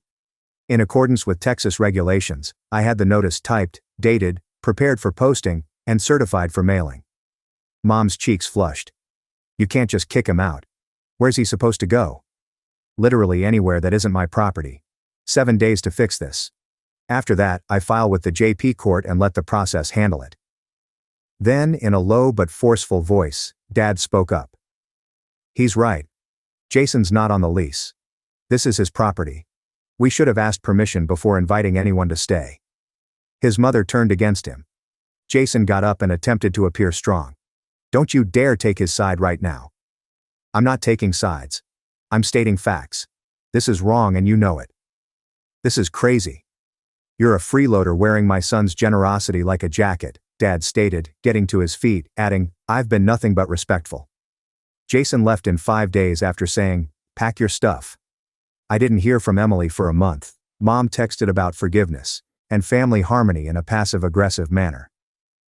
The day after Jason moved out, Dad gave me a call. I appreciate you standing your ground. That was necessary. Emily's money has been being drained to sustain that child, and your mother has been enabling him. Perhaps this will wake them both up. It didn't. However, it demonstrated to me my father's true position when it came to matters. Dad received the diagnosis in March of this year, stage 3 pancreatic cancer. He was given the facts by the oncologist, a weary-looking woman who had likely told him this news 1,000 times. 18 to 24 months with severe chemotherapy and radiation, or 6 to 12 months without treatment. However, the course of treatment will make you feel awful. In that sterile exam room, Dad sat there and nodded as if she were giving a technical explanation. Mom was in tears. I was attempting to comprehend the true meaning of 6 to 12 months. In order to confirm staging and finalize a plan, the following few months were filled with scans, biopsies, and specialist appointments. Dad said, "It's not a family trip," more loudly. "It's my bucket list trip that my son is paying for. You don't get to invite yourself." The conversation quieted down. Dad had never shut her down in public like that, as far as I knew. Mom squinted her eyes. She rose from the table and said, "Fine. I see where I stand." Emily trailed behind her and glared at me as they left. For a minute, Dad and I sat there silently. He continued, "Thank you for all of this. She's going to make this difficult." I replied, "Probably, but this is between you and me." She doesn't get a vote for about 3 days. It stayed. Details were planned with Dad. Discussed what we hoped to see. Lists of the sceneries he had dreamed about for 20 years were created. Mom then launched the campaign. It started with the quiet treatment. Then there were remarks at every family get-together. Must be nice to afford expensive vacations while your parents struggle with medical bills. Some sons include their whole family in what might be their father's final memories. I guess I know who matters and who doesn't. Dad resisted at all times. Mom had Emily working the same approach, but she said, "Stop it, he's doing something kind. Don't poison it." Social media messages, phone conversations, and texts about keeping families together and not abandoning them in their hour of need. Emily shared a lengthy Instagram story one evening, complete with depressing music, about feeling left out by those who ought to love you the most. Then Dad fell silent. During one of our planning sessions, I became aware of it. He appeared preoccupied, anxious, and physically more exhausted than normal. At last, he added, "Your mother's been on me every day about this trip, telling me I'm choosing you over her, that I'm a bad husband for going along with excluding her when I'm dying. She's making my life miserable." It was there. Every day the mortality card was used as a weapon. I said, "You want to cancel?" He hesitated and appeared worn out in a manner unrelated to cancer. "No, but I also don't want to spend what might be my last few good months listening to her weaponize this every single day." I glanced at him and asked, "What if we invited them just to stop the war at home?" "You really want them there?" "Yes, 100%, son. It would be better." I said, "It'll cost more. Maybe another $18,000 out of pocket after using what points I have left." "I know, and it's not fair to ask, but I'm asking anyway." "Yes," I replied. The reservation was extended for the four of us. The entire out-of-pocket cost, including cash and points, was approximately $43,000. Over half of my yearly take-home pay after taxes. At Sunday supper 3 weeks prior her departure, Emily mentioned Jason. I didn't even look up from my plate when he said, "So, Jason's really interested in New Zealand. He's been researching the startup scene in Auckland." "Good for Jason." "I was thinking," she said. "It would be amazing if he could come. He's basically family anyway." I replied, "No. Budget's maxed." Mom jumped right in. "But honey, Jason's going to be part of this family soon. Don't you want your father to have everyone important there? This might be his last chance to make memories with all of us." Halfway to his mouth, Dad's fork halted. It was in a somewhat trembling hand. Cancer-related side effects, or simply fatigue? It's difficult to tell. "Nobody asked me if I want Jason there." "I don't." Mom gave him a glance. "Dad, I don't want him there." Dad spoke it more loudly. "This is already more people than I planned for. I wanted a trip with my son. Now it's 4 of us. That's the line." "Jason could pay his own way," Emily said, sounding defensive. "Then Jason can book his own trip," I replied. "This one's full." His micro-expression told me everything about his financial situation when I suggested that he should cover the cost of his own travel to New Zealand. Dad called me at work 4 weeks before to my trip. He had a unique voice. Tense, nervous, the way it was when there was a big problem. "Son, I need you to come to the house right now. Don't tell them I called." I was parked down the street 20 minutes later. At the corner, Dad greeted me, gazing over his shoulder as if someone were pursuing him. His words, "They're planning something. Something bad." "What kind of bad?" "Identity fraud. Bad. Your mother's been talking to Jason on speakerphone when she thought I was asleep. They're going to use your credit card information to book him a ticket." My blood chilled. How would they even get my card info? "Emily took a photo of your credit card last month when you left your wallet on the counter during Sunday dinner. I saw her do it but didn't think anything of it at the time. Thought she was just on her phone. And Mom knows about this. She's the one who told Emily to do it. They've been planning this for weeks. They're going to try buying Jason a ticket using your card details. Once they book it, they figure you'll just accept it rather than cause drama." I was ill. "That's credit card fraud. That's identity theft." "I know. That's why I'm telling you this crosses a line I can't ignore, even if it cost me my marriage." He had trembling hands. "They're willing to commit crimes to get what they want, and they're using my cancer to justify it. What do you want me to do? Stop them any way you must, and I will fully support you. I'm done defending those who would harm you in this way." I called my credit card company first and spent the next hour on the phone. Explained the situation. Family members had photographed my card and were planning fraudulent purchases. The first representative was empathetic but constrained. "Sir, I can freeze this card and issue you a new number immediately. Any attempted charges on the old number will decline automatically." "Do it, and can you flag the account for fraud monitoring?" "Absolutely. I'm noting everything you've told me. If anyone tries to dispute a decline charge or claim authorization, we'll have this on record. New card ships overnight, different number entirely. Got a case number FR2847392. The old card quickly froze. I then gave the airline a call. Outlined how someone may attempt to book tickets fraudulently using my card information. When the representative said, "We can add security notes to your reservation. Any changes or additions will require in-person verification with photo ID and the physical card matching our records." I informed them of the new card number I would be getting. Reservations made on the old number would not be processed. At 9:47 a.m. the following day, I received an alert about a refused transaction. An attempt was made to charge the airline $9,500. The card is dead. Automatic rejection. I called the fraud department of my credit card company right away. That's the attempt I warned you about yesterday. Case number FR2847392. We see it. Transaction was declined due to frozen card status. Would you like to pursue this legally? Absolutely. I went directly to the police station by car. Not an emergency. Sat down and explained everything to a detective. Dad's warning, the credit card photo, the fraud alert case numbers, and the just rejected attempt at a transaction. The detective, a woman in her 40s, appeared to be truly upset for me. "So, your family tried to steal your credit card information to book a ticket for your sister's boyfriend while your father's dying of cancer. That's the situation. And your father is willing to testify to what he heard. He'll give you a written statement." She duplicated everything. I handed her screenshots, the denied transaction record, and case numbers along with a sworn affidavit. This is considered attempted credit card misuse and fraudulent use of identifying information under Texas law. I'll need to contact the airline, document the attempted booking, get your father's statement. Building a solid case takes time. How long are we talking? Weeks at minimum, probably longer. These things don't move fast. Their flight's in 4 weeks.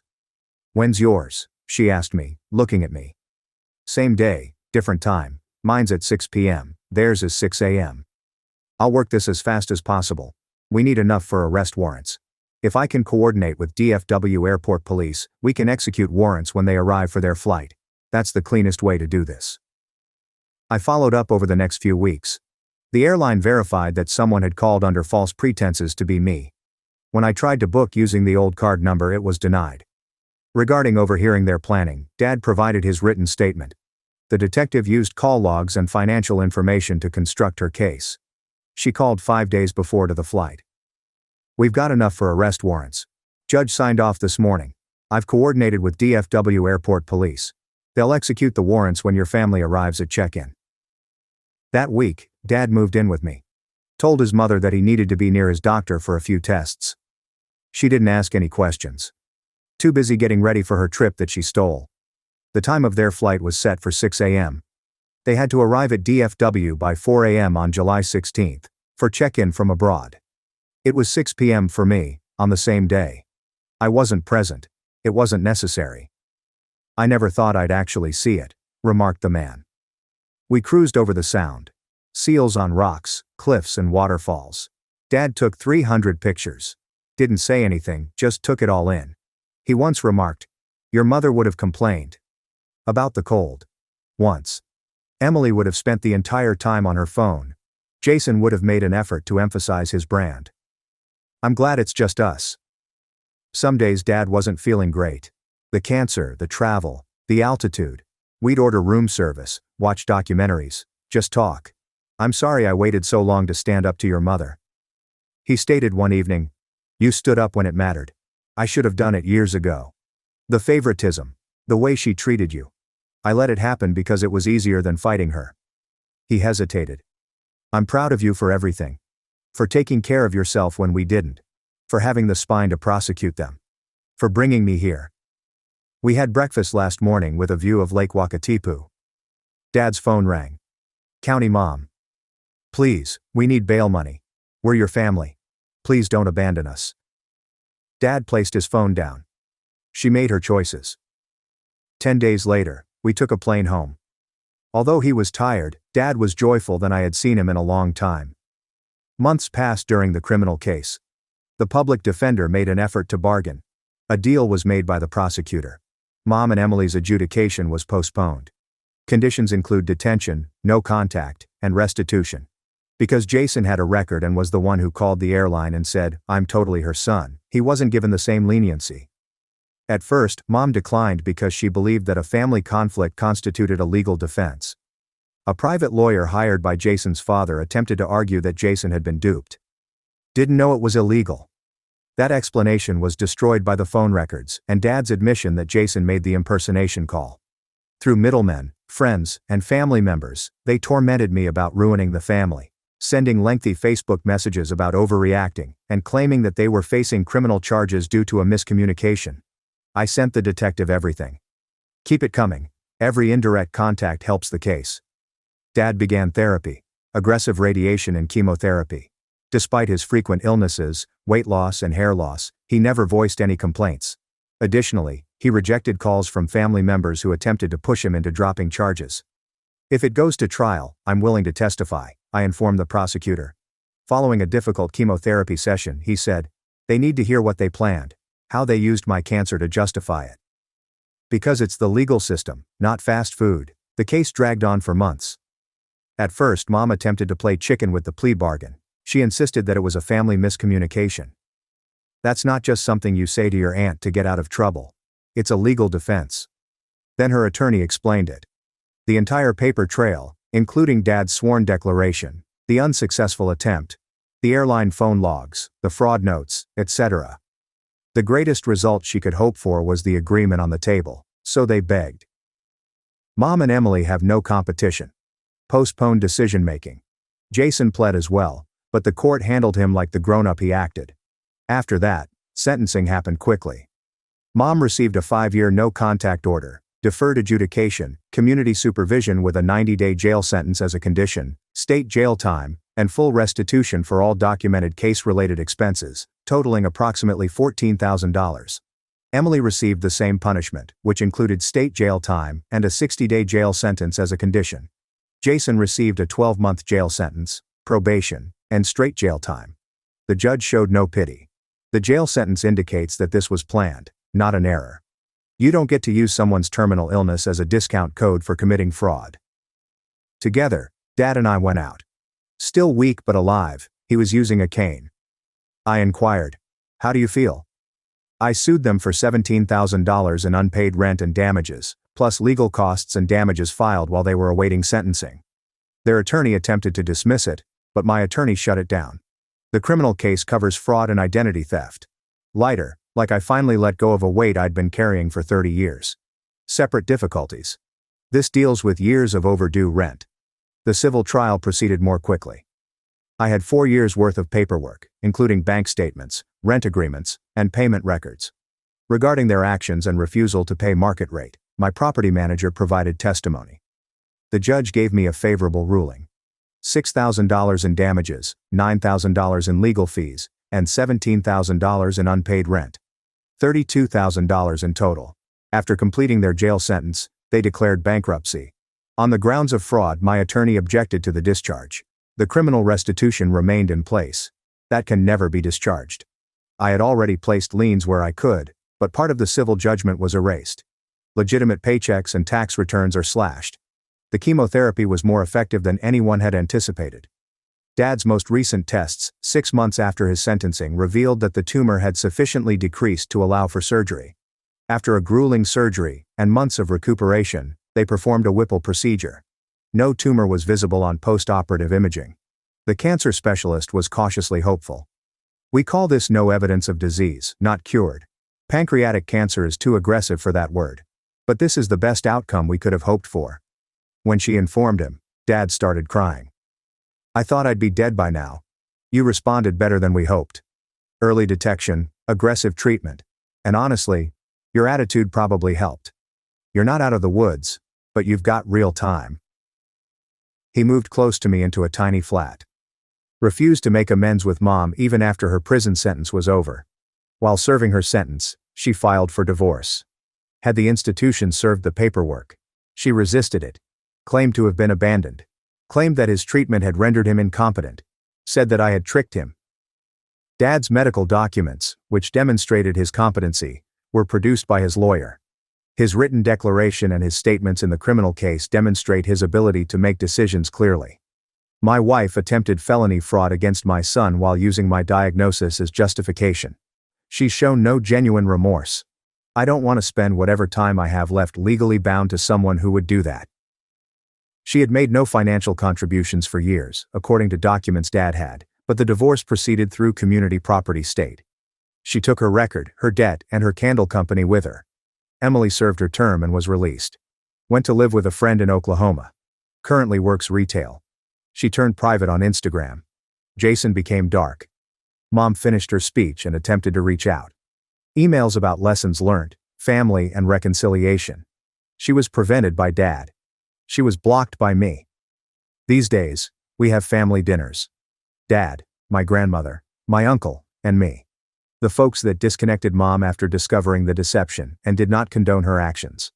I hosted Thanksgiving that year. Dad had a nice appearance. Still skinny, easily exhausted but alive, with gray hair sprouting back. We discussed his scans, travel schedule, whether he remained healthy, and other typical topics. Mom was once mentioned by my uncle. She called to ask if I had seen Dad and to find out if he would pardon her if she made an appropriate apology. Dad didn't raise his head.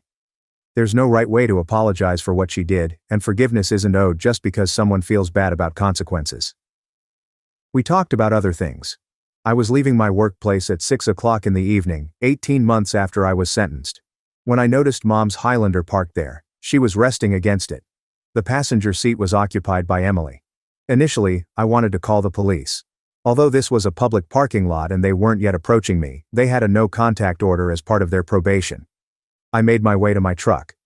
Mom pushed the automobile away. Please, just 5 minutes. I'm begging you.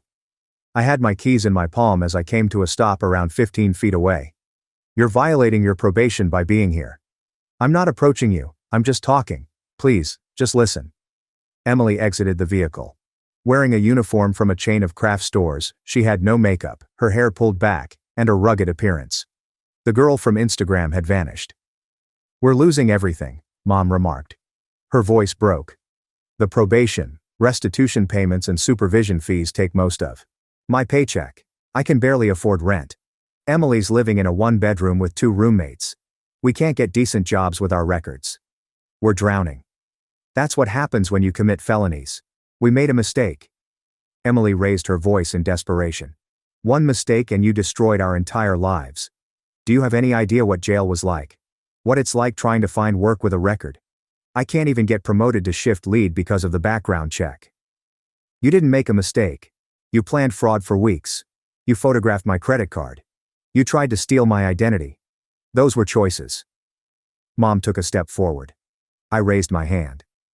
That's close enough. Red-eyed, she paused. Your father is poisoning you against us. He's turned you into someone cold. Someone who'd watch his own mother suffer. I wasn't made into anything by Dad. He simply ceased shielding you from the repercussions. We're family. Now Mom's voice broke completely. Complete sobbing. We raised you. We gave you everything. And you repay us by putting us in jail, by taking everything from us. You gave Emily everything. I got community college and plasma donations. That's not fair. You paid for her lawyer while I was selling blood for textbooks. Don't talk to me about fair. Emily had started crying as well. I'm sorry, okay. I'm sorry we tried to use your card. I'm sorry about Jason. I'm sorry about all of it. Please. We're begging you. Drop the restitution. Talk to your lawyer. We can't live like this. The restitution isn't optional. It's court-ordered. I couldn't drop it if I wanted to. You could talk to them, Mom insisted. You could tell them we've suffered enough, that we've learned our lesson. Please, I'm your mother. I'm begging you.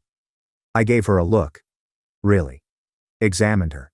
This woman, who had always favored Emily, guilt-tripped me for demanding fundamental justice, and planned atrocities against me while claiming to be family. No, please. You used Dad's cancer to justify stealing from me. You committed identity fraud. You tried to scam your way onto a trip I paid for so Dad could see something before he died.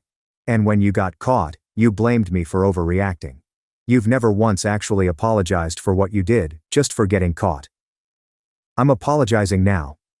Mom's hands were trembling. I'm standing here begging. What more do you want? I don't want anything from you. I want you to leave me alone and pay your debt. Emily tried something else. What about Dad? Don't you think he'd want us to reconcile? He's doing well now, he beat it. Don't you think he'd want his family back together? While Mom was incarcerated, Dad filed for divorce. He made a sworn declaration against each and every one of you. He has no desire to interact with you. Stop using him as a prop.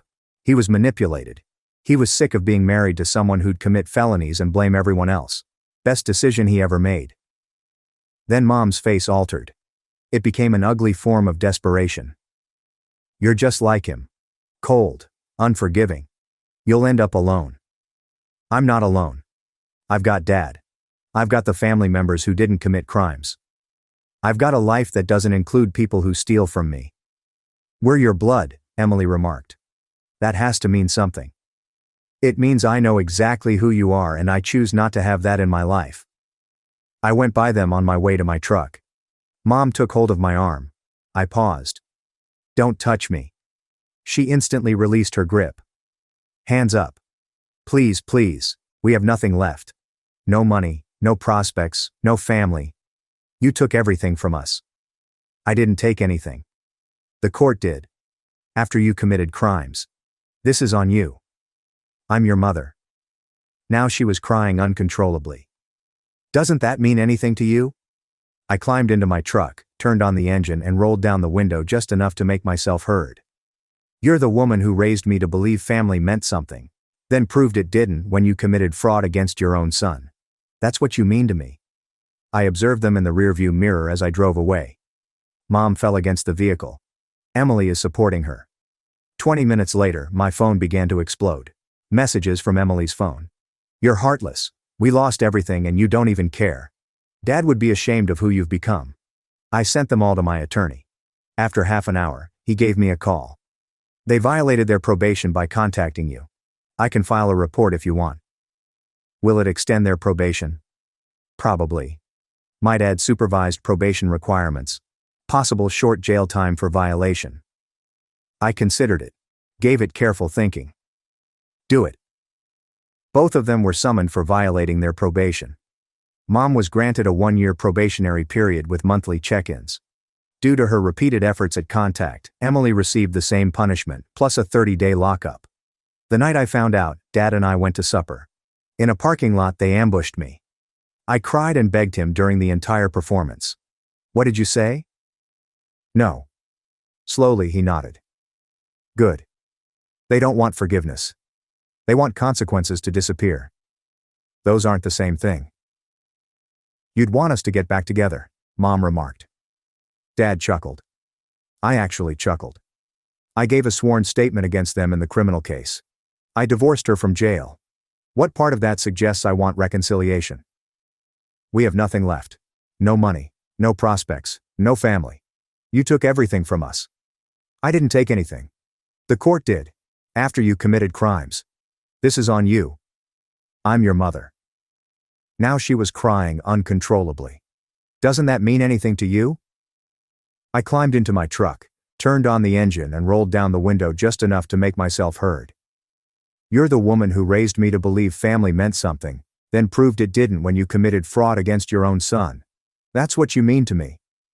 I observed them in the rearview mirror as I drove away. Mom fell against the vehicle. Emily is supporting her. 20 minutes later, my phone began to explode. Messages from Emily's phone. You're heartless. We lost everything and you don't even care. Dad would be ashamed of who you've become. I sent them all to my attorney. After half an hour, he gave me a call. They violated their probation by contacting you. I can file a report if you want. Will it extend their probation? Probably. Might add supervised probation requirements.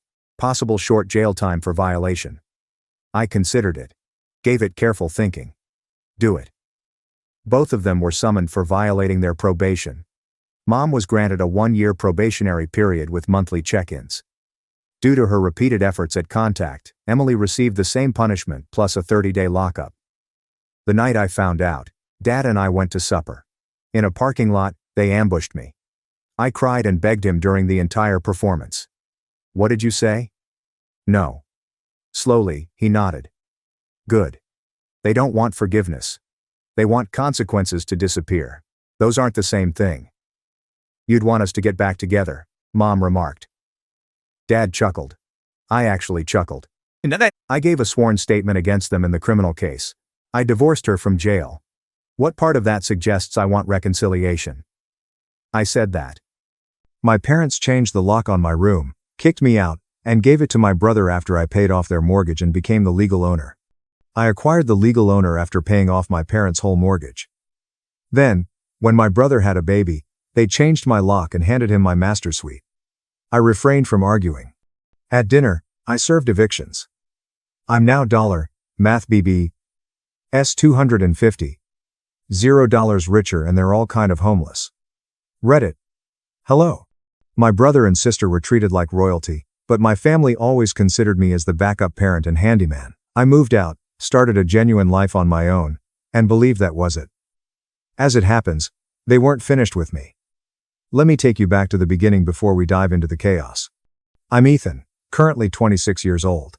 However, this section of the narrative begins at the age of 19. I used to live with my parents, James and Laura, as well as my younger sister, Hannah, and elder brother, Caleb.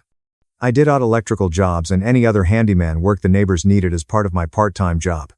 But none of that mattered in my home. Already, I was the one who cleaned up after everyone, did errands without being asked, and mended anything that broke.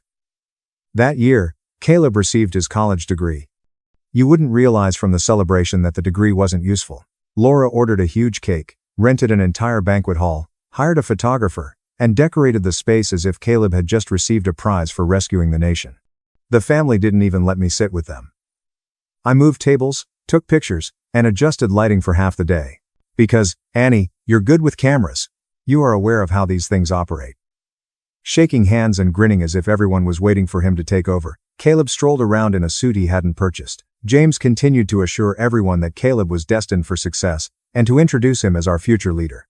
Laura requested different napkins, so I ran to the store twice, carried trays, and cleaned up spills. I didn't voice any complaints. I still thought it was normal to help at that age. It cost about $4,200 for the celebration. They also didn't conceal it. Laura boasted about it to their audience. I recall holding the camera strap while I stood close to the back wall and watched Caleb receive more ovation for a degree he barely passed. Laura told him how proud she was and gave him another hug. Throughout the entire evening, nobody mentioned my name until they had to move something. Hannah's high school graduation came 2 months later.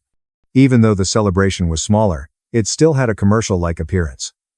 Laura decorated the garden and had food provided, while James got her an old automobile with a large bow on top.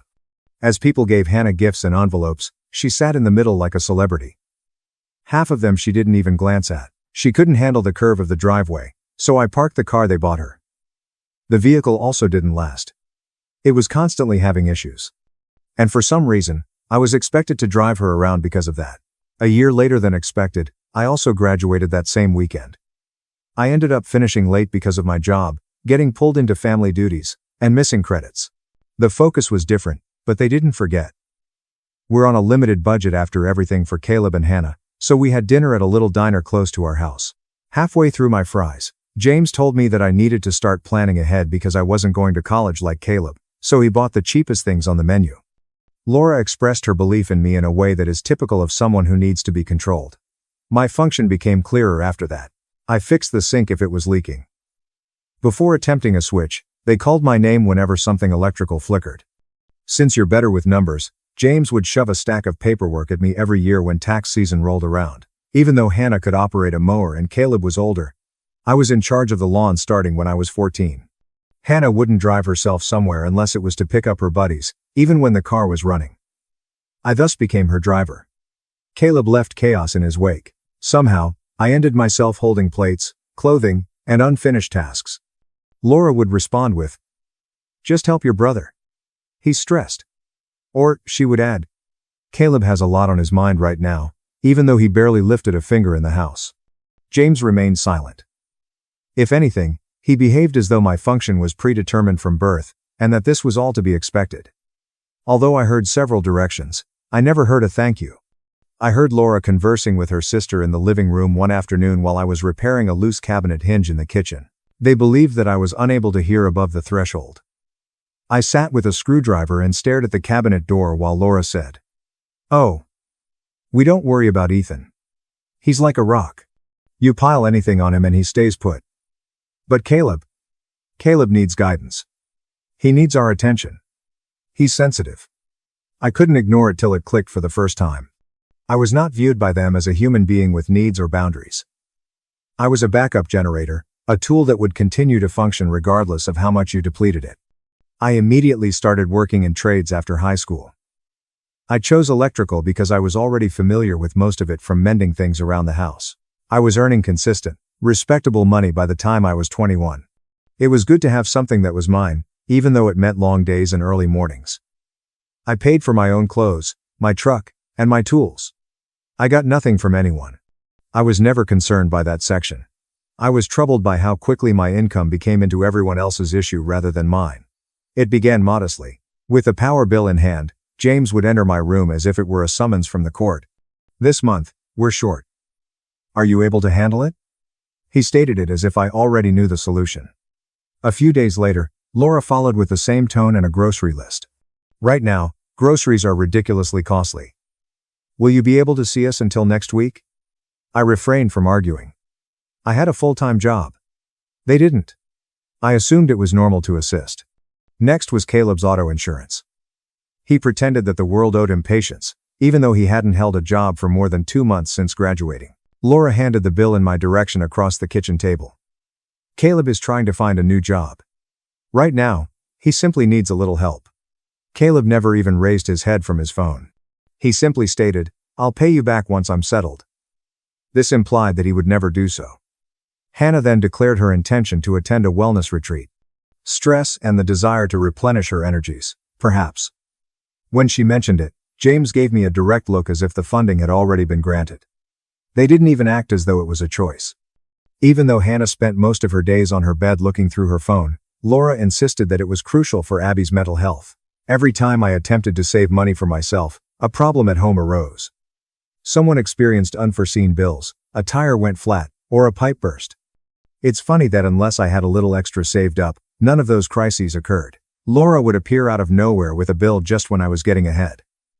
Caleb would indicate his card was denied once more. Or James would allude to past due payments. It wasn't a coincidence. There was a pattern. I didn't require an explanation from a therapist. After a storm, the roof began to leak 1 month later. They didn't call anyone, despite James's promise that they would later. They turned to face me after waiting for the stain on the ceiling to spread. "You ought to take care of it," James added. "You are familiar with this material." Although I was unfamiliar with roofing, I managed to figure it out. I went up there, corrected the flashing, replaced the plywood, ripped off the damaged shingles, and sealed everything. Since James and Laura weren't sure when they would be able to reimburse me, I then purchased all the materials on my own. They never reimbursed me. Rachel began dating Caleb at this time. When I initially met her, she was amiable. However, Laura treated her like royalty right away. She continued saying, "She's perfect for Caleb. Someone who makes his life simpler is what he deserves." It wasn't nuanced.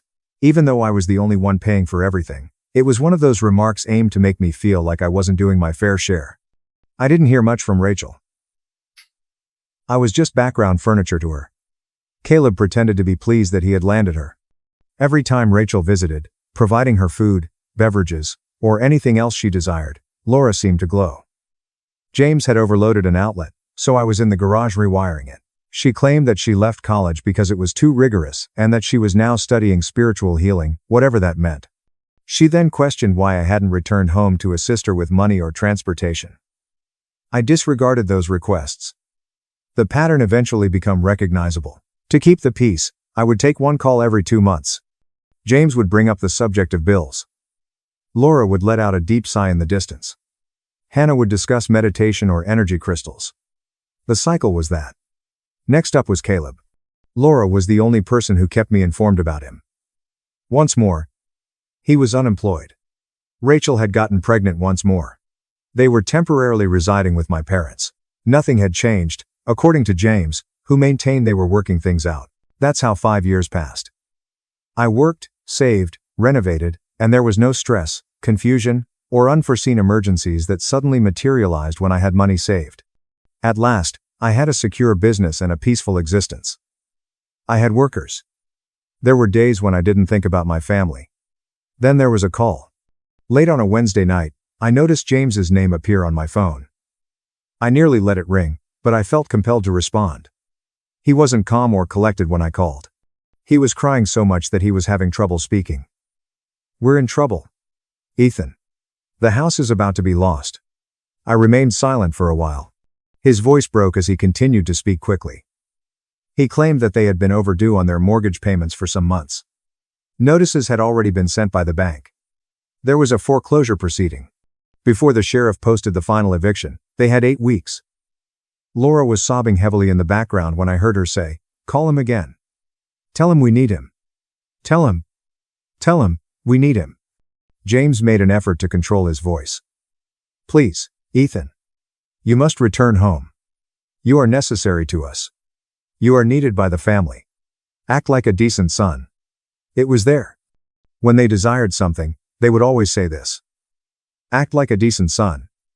I took a while to respond. James broke the stillness by pleading, panicking, and explaining that they did their best, that Hannah was unable to help, and that Caleb was unable to find steady employment.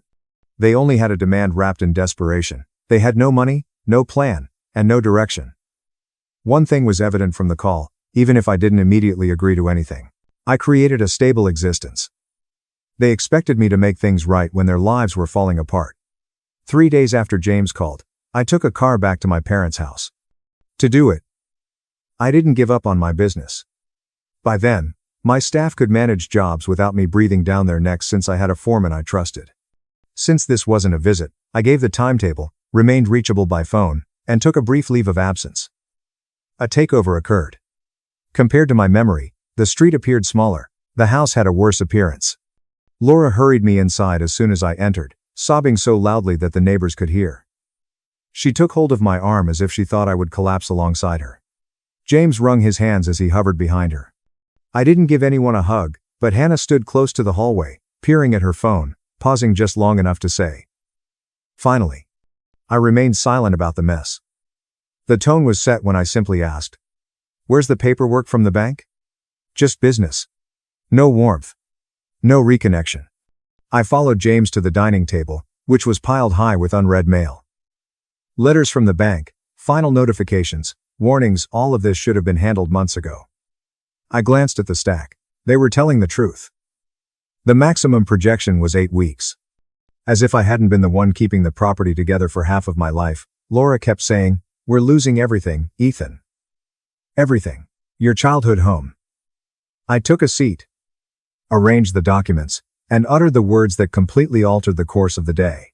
"I'll pay the Rs and I'll pay the mortgage off in full," I replied. "But I'm not giving away that kind of money for free." Laura was frozen. James looked at me as if he didn't comprehend what I was saying. He questioned, "What does that mean?" I explained that if I save this house, I will legally be the sole owner, no disputes afterwards. In other words, when the payoff posts, I will have cleared the bank's claim and registered the house in my name. Laura's voice instantly became louder.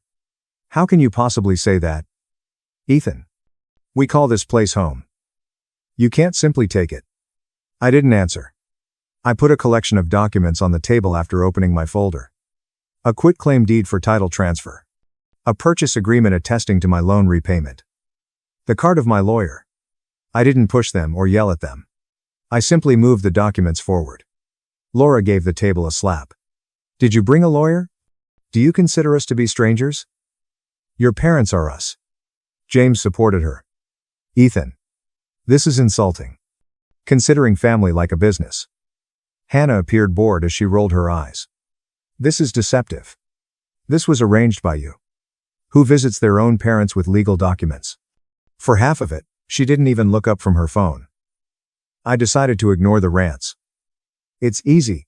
I'm willing to save the house if you want it saved, but I won't give the bank 6 figures to watch everyone mismanage it once more. I own it if I pay for it. This only works in one direction, because the bank still holds a lien. At closing, I fully repay the debt, and I receive the deed that same day." Talking about treachery and how she didn't raise me to be like this, Laura hid her face and began to cry even more. James began to speak about duty and loyalty. Hannah said that I was treating my own family like a landlord. The numbers were not contested. The foreclosure was not denied. They didn't provide an alternative. They simply attacked the notion that I was in charge. I learned everything from that. James eventually ran out of justifications. Laura's tears dried up. Hannah walked out of the room. They had no choice but to sign even though they didn't want to. Caleb was not making any money. Hannah signed because they had no savings and they were avoiding responsibility like it was a sport. Following the transfer, my lawyer also had them sign a simple month-to-month lease. Written rules prevent misunderstandings later. Laura sobbed during the whole ordeal. James had a defeated expression. Something about karma was whispered by Hannah. I didn't respond. After the signatures were recorded, I collected the paperwork, called my attorney, and declared, "It's done." After the legal aspect was resolved, I proceeded to examine the house. It was worse than I thought it would be. The carpet in the living room contained stains large enough to trace the outline of a tiny animal. The walls of the hallway were covered in crayon drawings. Obviously, Caleb's child. The leak I patched years ago caused water damage to a corner of the ceiling. Now it's terrible. I looked in the restrooms. Mold. Black stains are appearing on the tiles and behind the toilet. Something I didn't want to name was clogging the bathtub drain. Hannah's previous room was a complete mess. Half-burned candles, broken jewelry, empty cups, piles of clothing, and notebooks with scrawls concerning energy fields. Nothing was touched by me. The house was littered with boxes, bags, toys, shoes, and wrappers belonging to Caleb and Rachel. They had a cleaning crew and handled the property like a hotel room. There was only one thought on my mind as I stood in the corridor and observed everything. It wasn't a house. This was a sinking ship that had been fixed with excuses and duct tape. But suddenly my ship was sinking.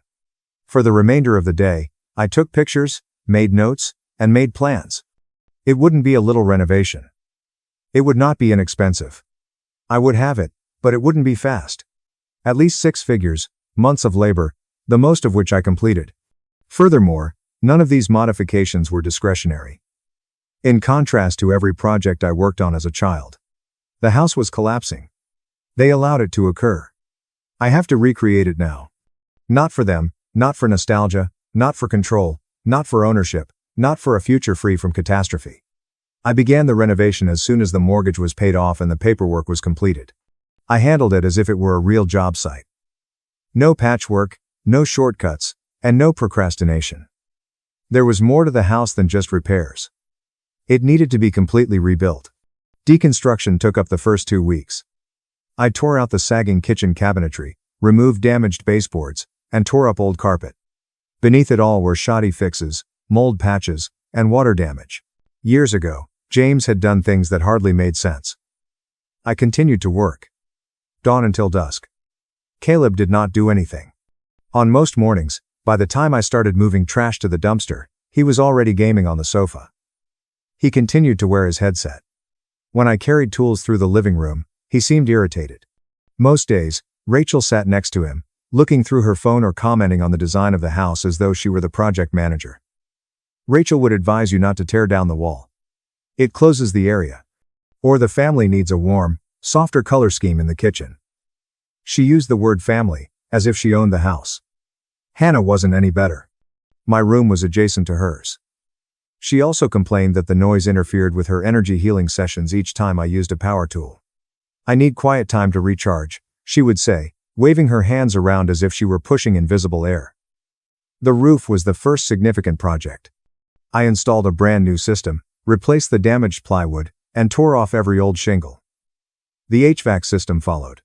Like a dying engine, the old unit rattled. I installed a more contemporary system with improved zoning and ventilation.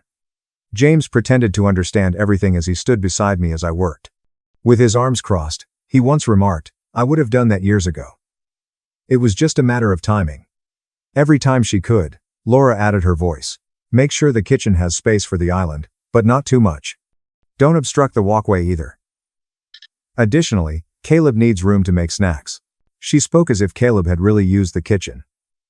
James felt compelled to criticize everything when I installed the new electrical system. He said, "Those outlets are too high. Caleb will not enjoy stooping." Caleb hadn't left the couch in 4 hours, but he didn't mention that. I began working on the interior as soon as the construction was stable. The entire house has new floors. Nothing cheap, clean lines, thick planks. There was an instant difference. Already, the area appeared cleaner. Rachel trailed me from room to room as though I asked for her opinion. It should be blue on this wall. Shelving is required for this one. There should be more seats in the living room for everyone. She spoke with assurance as if she were the house's owner. I'm reconstructing this place, I told her once. Don't touch the tools, please. She didn't pay attention. The master suite was the largest project. The only place I made just for myself. I installed a reinforced door, a strong lock, insulated the walls, and used premium materials. It wasn't very large, but it was peaceful, tidy, and entirely within my control. It was the only room in the house where nobody else was permitted. To ensure that there were no ambiguities, I posted a single rule for the duration of the remodeling. Maintain the common area's cleanliness. That was it. Just basic respect, no heavy lifting, no chores. They instantly disregarded it. Everywhere he sat, Caleb left cups and food wrappers. Rachel strewn her belongings on tables and counters. Everywhere were Hannah's diaries, candles, and crystals. For whatever they didn't want to put away, James and Laura used the kitchen as a dump zone. They behaved like supervisors rather than offering assistance. Don't put the island there, Laura advised. Caleb requires more room in the pantry. Hannah requires a space beside the window for meditation. They didn't inquire about my desires. None admitted that I was the lone one reconstructing the building under their feet. They talked confidently, as if the house still belonged to them and my choices were merely ideas that they could disregard at any time. The entitlement extended beyond remarks. Rachel nodded as I heard Caleb say, Ethan only owns the house on paper. Mom and Dad won't let him do anything big. He knows better. I had just come back from the hardware shop one afternoon. He's too gentle to throw anyone out. Later, Hannah gave Rachel her own version. He doesn't genuinely move us. Yet he presents himself as harsh. He isn't constructed that way. They spoke it casually, as though I hadn't even been mentioned, as though I was weak for not threatening them or blowing up. I listened while standing in the corridor. They continued. Their voices remained high. They thought I wouldn't take any action. I didn't answer. I didn't criticize them. They weren't corrected by me. I simply continued to work. I invested about Math BB. S. $180. $0 in a home that was regarded by everyone as a vacation rental. And their sense of entitlement became louder every day. I remained silent. They thought it was a sign of weakness. Already, Rachel had been all around the house. However, Laura made the announcement as if it were a community choice on the day she moved her bags in. She'll just stay until the baby comes, she replied, giving Rachel a royal-style slap on the arm. Rachel didn't wait for permission. She entered the house right away, left her bags in the hallway, and made herself at home. As soon as she was settled in, she behaved as though the house was her own. She took her time going through each room, examining everything I had constructed and pointing out things she wanted changed. The following morning, she approached me in the kitchen while I was taking measurements. She calmly said, "The master suite is way too big for one person. You should move your stuff to the basement. It makes more sense for a family to have that space." I didn't respond.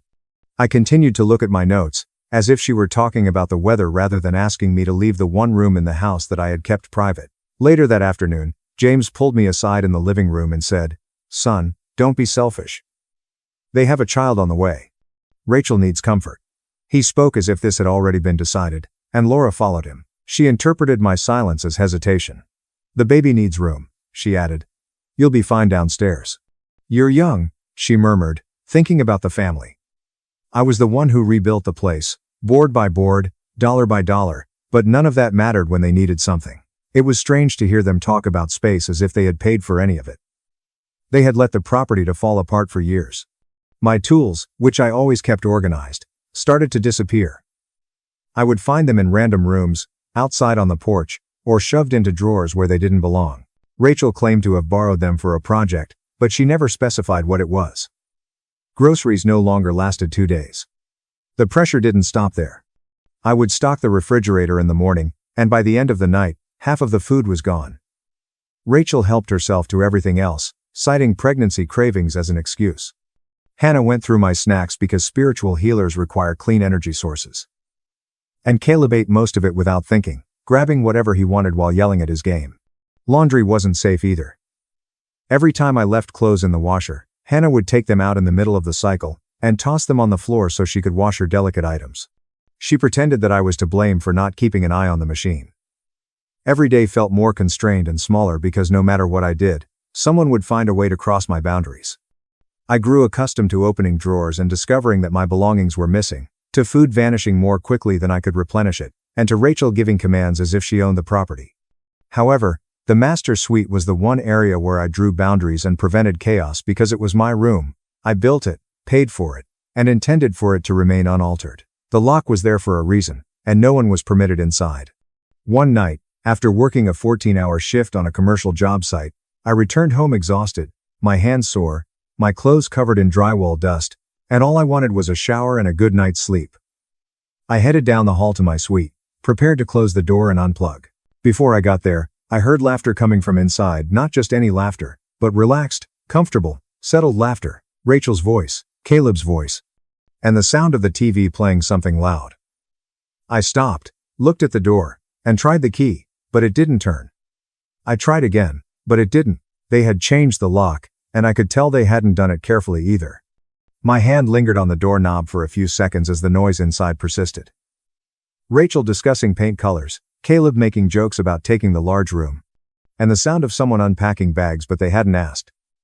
The hardware was scuffed, and the frame had new marks, as if Caleb had muscled it and said it was good enough. "Don't make this dramatic," Laura replied, appearing behind me in the hallway as if she had been waiting. "It's our house," she continued, adding that they hadn't even pretended to respect the one limit I had established. "Rachel requires the room." She didn't sound sorry. "You'll understand when you're a parent."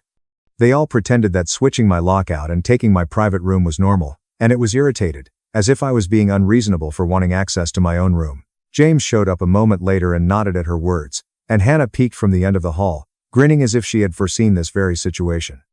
I looked at the door again, not because I was unsure, but because something inside me moved cleanly and quietly, and I didn't raise my voice or shake my hands. There was no point in arguing. It would only reinforce their sense that the house still belonged to them. After Laura informed me that it was their house and Rachel needed the space, I didn't say anything when I left the hallway that night. I also didn't sleep. Instead, I stayed in my truck for a while, letting the engine idle while I stared through the windshield. My chest didn't tighten. Instead, I just fell silent, not the kind of silence that comes from exhaustion, but the kind that comes right before a decision, a final one. After a while, I went inside to take a shower and change into clean clothes. I went to the master suite to check if anyone had changed their mind, but they hadn't. Instead, all of my belongings and personal belongings that I had kept ordered in that room were thrown in the corridor like trash. My work clothes were strewn all over the carpet. My toolbox was open with half of the outlets missing. My PC case had a dent in the side panel. And my safe, which was so heavy that no one should have touched it, was sitting crookedly against the wall with scratches all over the top, obviously dragged out. When I stood there staring at the mess, I no longer felt shocked, angry, or incredulous because they had already broken the lock on my room, so this was just the next step. The door to the master suite opened, and Caleb came out wearing my robe, stretching and drinking from my cup as if he had just woken up from the best sleep of his life, and he grinned at me. "Calm down, man," he said. "Mom and Dad said it's their house. Couch won't kill you," as if I was being dramatic about wanting access to the room I built and paid for. Instead of responding, I simply moved past my disorganized belongings, entered my former room, picked up a duffel bag, and packed the essentials. James called after me once, asking where I was going, but I didn't answer. I left the house without telling anyone, leaving only a few clothes, documents, and small necessities. I took pictures of everything before I left, including every mess, broken item, and infraction, not for nostalgia, but for proof.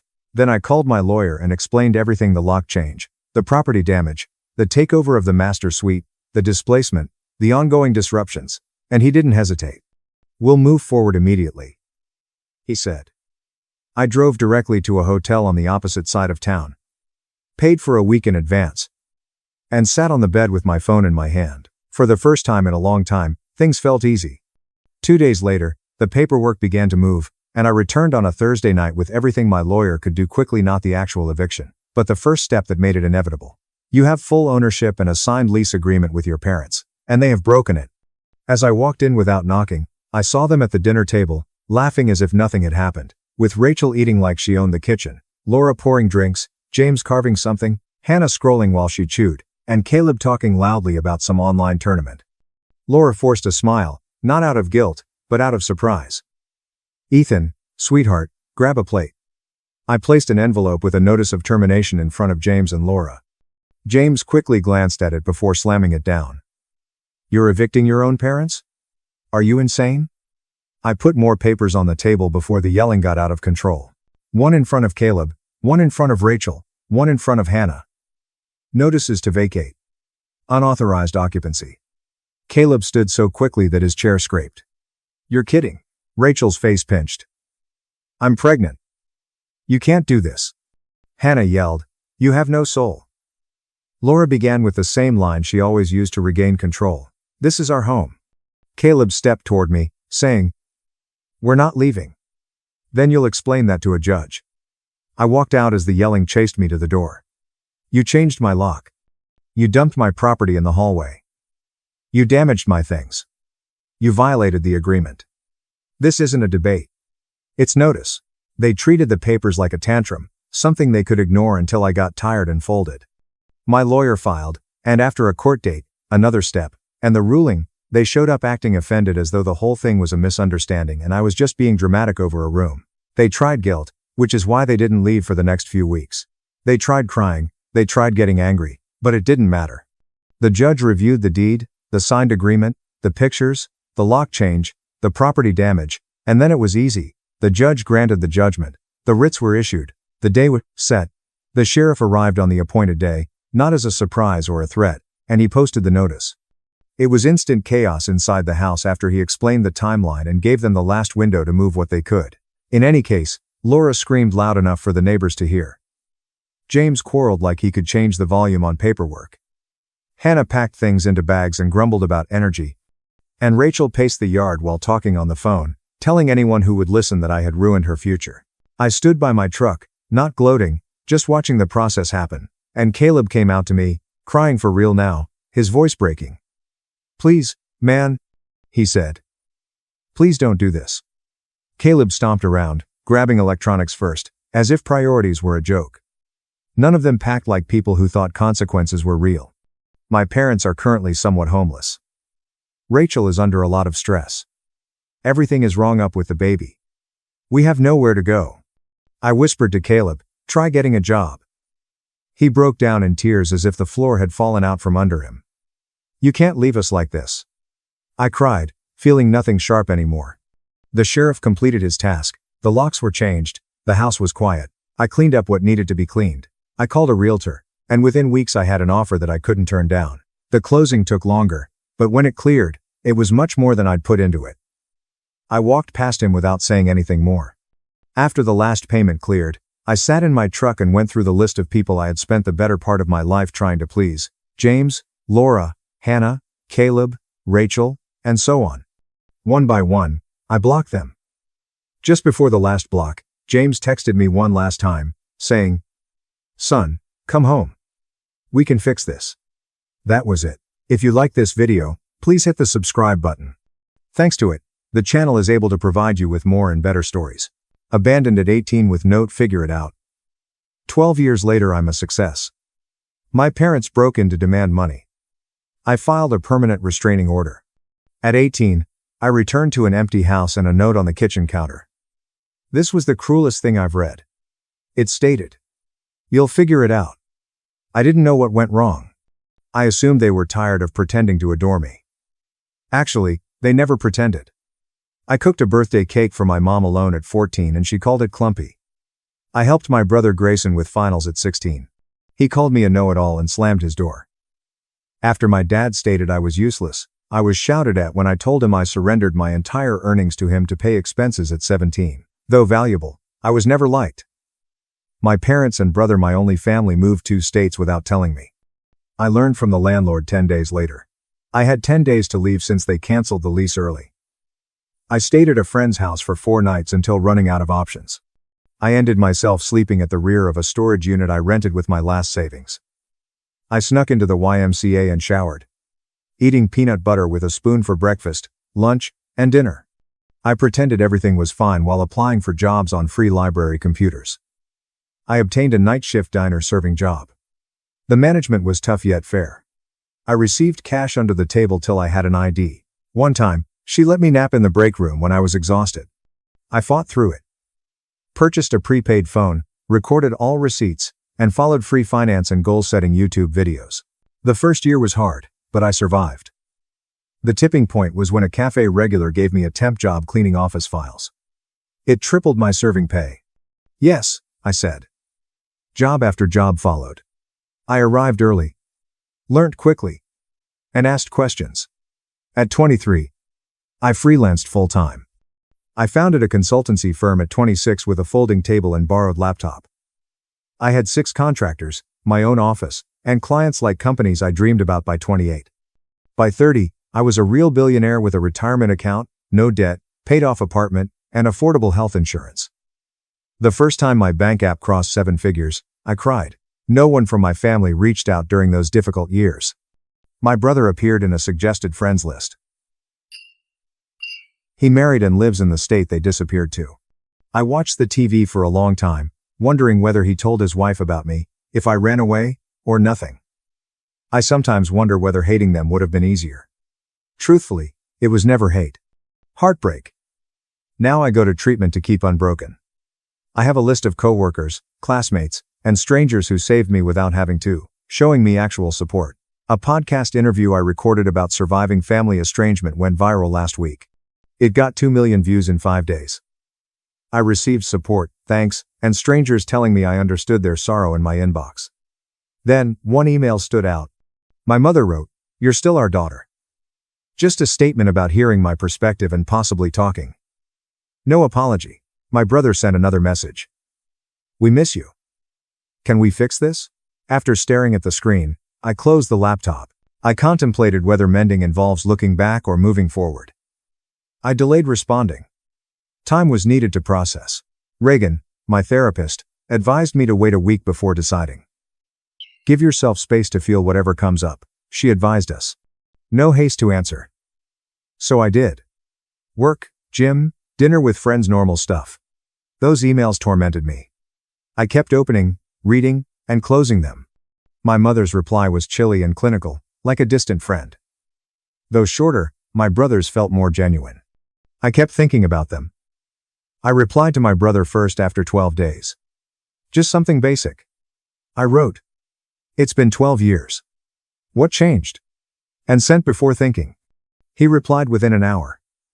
His realization of their actions came via the podcast. He said he was 16 when they left me, that he didn't have a choice, that he'd always wondered about me, that he'd looked me up online a few times but never had the confidence to reach out, and that seeing me succeed made him proud. Not fully bought. Why wait till I was famous if he was worried? I asked him that exactly. His following email was lengthier. He admitted they were broke, my parents' business had failed, his wife was pregnant with their second kid, and medical bills were mounting. My stomach sank. The reason was there. Another week passed before I replied. My mom wrote a follow-up email with old family photos of me as a newborn, us at the beach when I was 6 or 7, and Grayson and me constructing a snowman. Happy times that felt like they belonged to someone else's life. Her email concluded, "We made mistakes. We want to make amends." Reagan saw the emails in our following session. She reminded me that I was in control, could set boundaries, and didn't owe them anything, but she also suggested that closure, whether reconciliation, or a final goodbye, might help me go forward. Although I nodded, I was conflicted. Almost wanted to tell them to go to hell. A portion of me wanted to know why they left me, and a tiny idiotic portion wanted them to love me. I met my brother initially, without parents. We planned to meet in a Chicago coffee shop midway between our homes. After flying in that morning, I checked into a hotel to calm down. I almost canceled 3 times, but at 2 p.m., he was readily visible as I entered that coffee shop. Though older, heavier, and with a receding hairline, his eyes were the same.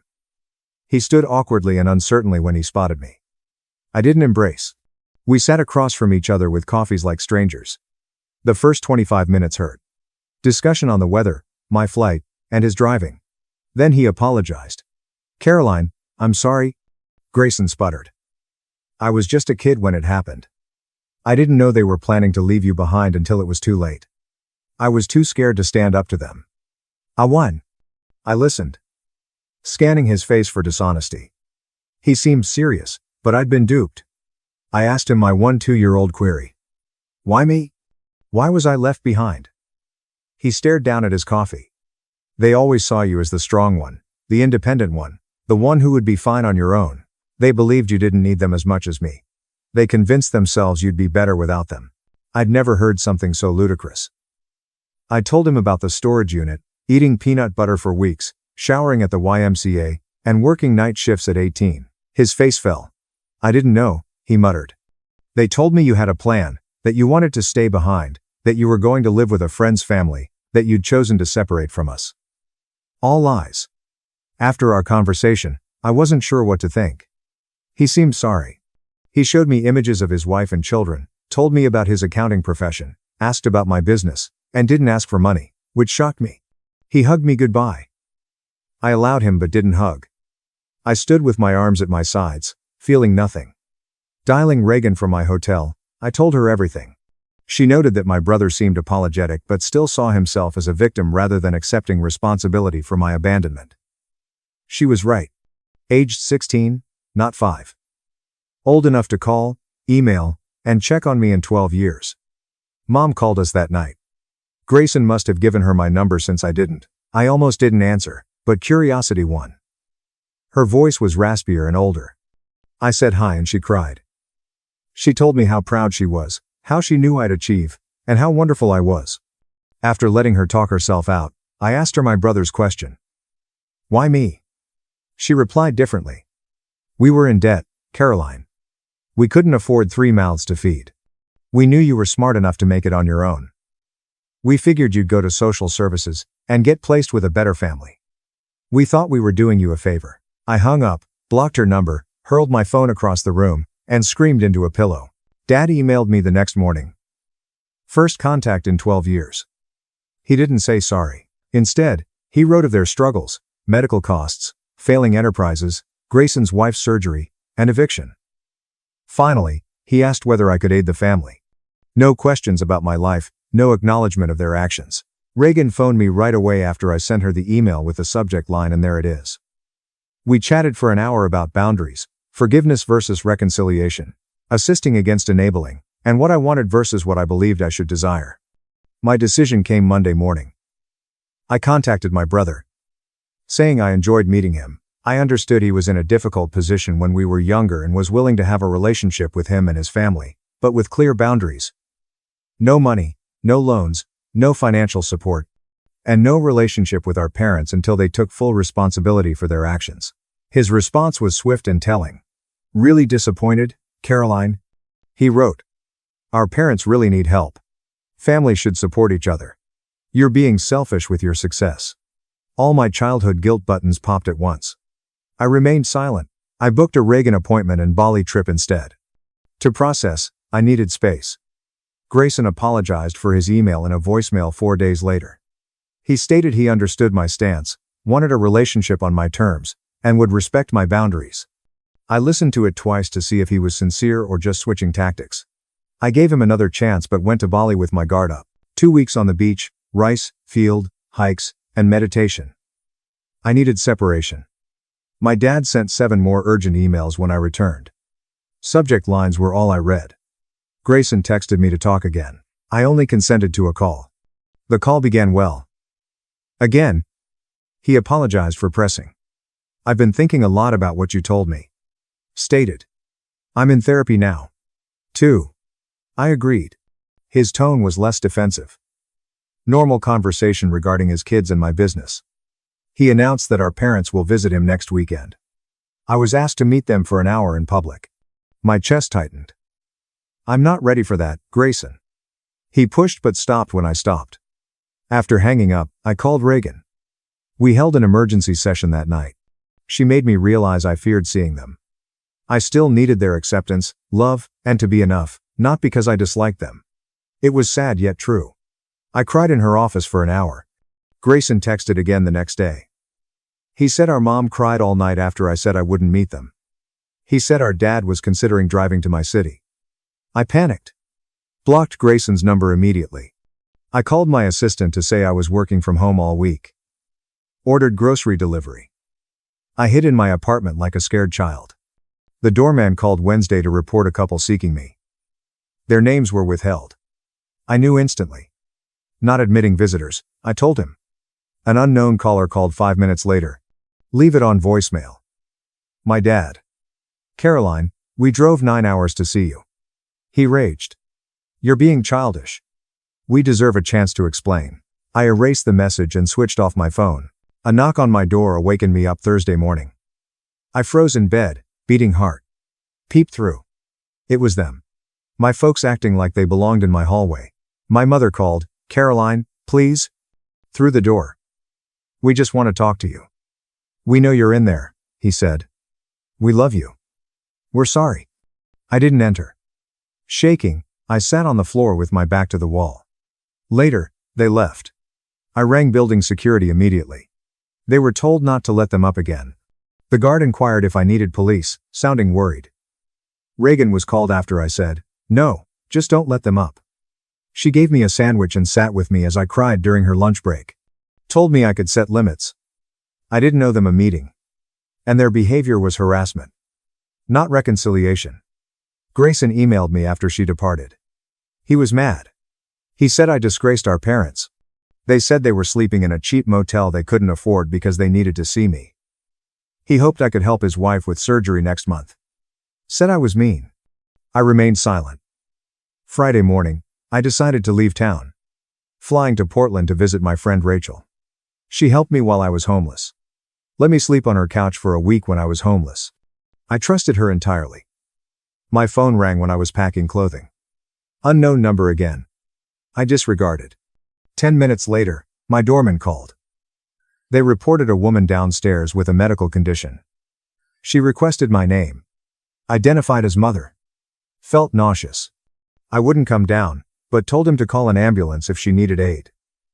He sounded uneasy but consented. After packing, I went downstairs an hour later.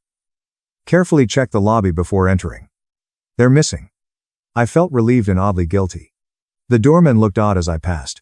He told me the woman experienced chest pains and was brought to Memorial Hospital by ambulance. I nodded and ran to my Uber. Grayson called again at the airport. Something compelled me to answer. Mom had a heart attack, he sobbed. She's in surgery. This is your fault for stressing her out. I disconnected and phoned Reagan. She replied instantly. I told her what occurred and asked whether I was bad. Caroline. Listen. She insisted. You are not responsible for your mother's health. This feels like another manipulation tactic. Get on your plane and take care of yourself. I did. Over the weekend, I saw Rachel. Told her everything. She remembered my family's abandonment. Reminded myself of my brokenness. She was upset for me. They don't deserve a minute of your time, she continued, pouring me more wine. Not after what they did to you. Having someone supportive felt good. Dad sent me an email Sunday night. Mom was steady. She'll be freed Tuesday after a stent. The email said, she's asking for you. Don't you think you've punished us enough? I showed Rachel. Her eyeballs were rolling so hard I believed they'd get stuck. She said this was typical guilt tripping. Though she was right, I felt responsible. After flying home Monday, roses were outside my apartment door. The card read, please call us. We're staying at the Holiday Inn until Wednesday. No apology or boundaries. Threw the flowers down the trash chute. A stranger texted me Tuesday morning. The photo showed my pale, little mother in a hospital bed. The note stated she may not live long. Do you really want to live with this regret? I put down Reagan. She advised me to change my number, take a break from social media, and possibly stay with a friend. I concurred. I called my assistant to say I'd work remotely for 2 weeks. Packed another bag. Before I left, my doorman called again. A young woman downstairs requested me, he replied. She claimed to be my sister-in-law and had a child. Felt trapped. These folks persisted. Send her up, doorman. I faced this head on. A tired woman knocked on my door. The toddler was napping on her shoulder and she had dark bags under her eyes. I'm Aurora, she whispered. Grayson's wife. I came alone because I wanted to talk to you without family drama. She came in grudgingly, and I gave her water. She accepted gladly. Aurora covered her sleeping kid with a blanket on my couch. Then she chatted at my kitchen table. I only learned about you 4 years ago, she said. Grayson told me you ran away at 18 and cut contact with the family. I always thought it was strange, but never pushed. Hearing your podcast was a shock. I confronted him, and he finally admitted the truth. Unsure of what to believe, I listened. Aurora seemed genuine. It's horrifying what they did to you, she said. I insisted Grayson reach out. But I had no idea they were going to ask you for money. I'm embarrassed and angry about that. Yes, I do need surgery for a thyroid condition, but we have insurance. Your parents are the ones in financial trouble, not us. I asked her why she came. She stared me in the eye. You deserve to know the whole truth. Stated, your parents have been telling everyone you abandoned the family, that you were mentally unstable, and that you stole money from them before disappearing, that they spent years looking for you. All lies to cover what they'd done. It felt like a punch. How do you know this is true? She showed me old Facebook posts on her phone. Mom requesting prayers to find her problematic daughter. Dad says I stole their savings before fleeing. Posts about hiring private detectives and inspecting homeless shelters, designed to appear like victims. All were years after they left me. Aurora apologized for unwittingly participating. She mentioned confronting my parents. She said they told her everything when she threatened to notify the family. Her lies were unraveling, and my podcast had listeners asking questions they couldn't answer, making them desperate. Then her adorable, curly-haired kid woke up. This is Clara. Aurora whispered. She's 3. I have another daughter on the way. I want my children to know their aunt, but only if you want that. 2. No pressure, no guilt. Just an open door if you ever choose to walk through it. I spent hours processing in my flat after they went. I contacted Reagan again and repeated Aurora's words. Nothing surprised her. Abusers often control the narrative, she said. They create alternate realities where they're victims. She asked my next move. I had no idea. Dad sent another email that night. This was different, angry and frightening. He threatened to sue me for defamation if I lied about them online. He claimed they had proof I stole from them. He threatened to go to the media if I didn't remove the podcast and apologize. He said they wanted money for reputation damage. Reagan, then my lawyer, Asher, received it. He phoned me immediately. This is empty, threatening, he said. Truth is an absolute defense against defamation. Save everything, but don't respond. I'll handle it if they actually file anything, which I doubt they will. People who are actually going to sue don't usually announce it first. Grayson called me the next day. Leave it on voicemail. He sounded scared. Caroline, Aurora told me she visited you. Our parents are furious. They're saying terrible things about her now, too. I'm scared they're going to try something desperate. Please call me back on Aurora's phone, not mine. No longer sure what to trust. I rang Asher again. He proposed meeting Grayson and Aurora in public with him as my lawyer to hear them out. I agreed grudgingly. The next day, we met at a restaurant near Asher's office. They arrived on time. Worried and weary, they looked dreadful. Aurora tried to cover her arm bruising. Grayson couldn't look. I'm Asher, Caroline's attorney, he stated as we sat down, making Grayson shudder. Once we sat down and got coffee, they started talking. The story was worse than expected. My parents lived off Grayson for years, moving in and out, collecting emergency funds, and minding his kids while criticizing his parenting. Aurora challenged them about me, and my dad grabbed her arm hard enough to leave marks. Grayson expelled them.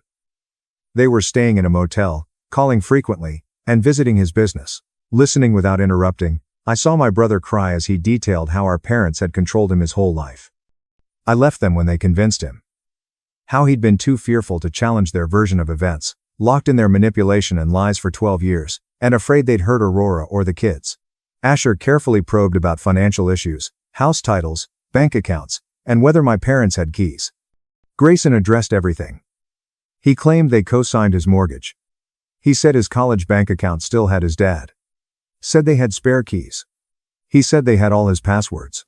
Asher took notes, occasionally looking at me. After the meeting, I felt exhausted but clearer. It wasn't about me anymore. Grayson and Aurora also suffered. Not me. But trapped. Asher advised interviewing their own attorney. He gave them a colleague's card and ordered them to change their locks, passwords, and bank accounts immediately. Nodding, they seemed grateful but overwhelmed. We left with Grayson hugging me. Now I hugged him. Though not forgiveness yet, it was something. I realized we'd both been hurt by the same folks. Maybe we could heal each other.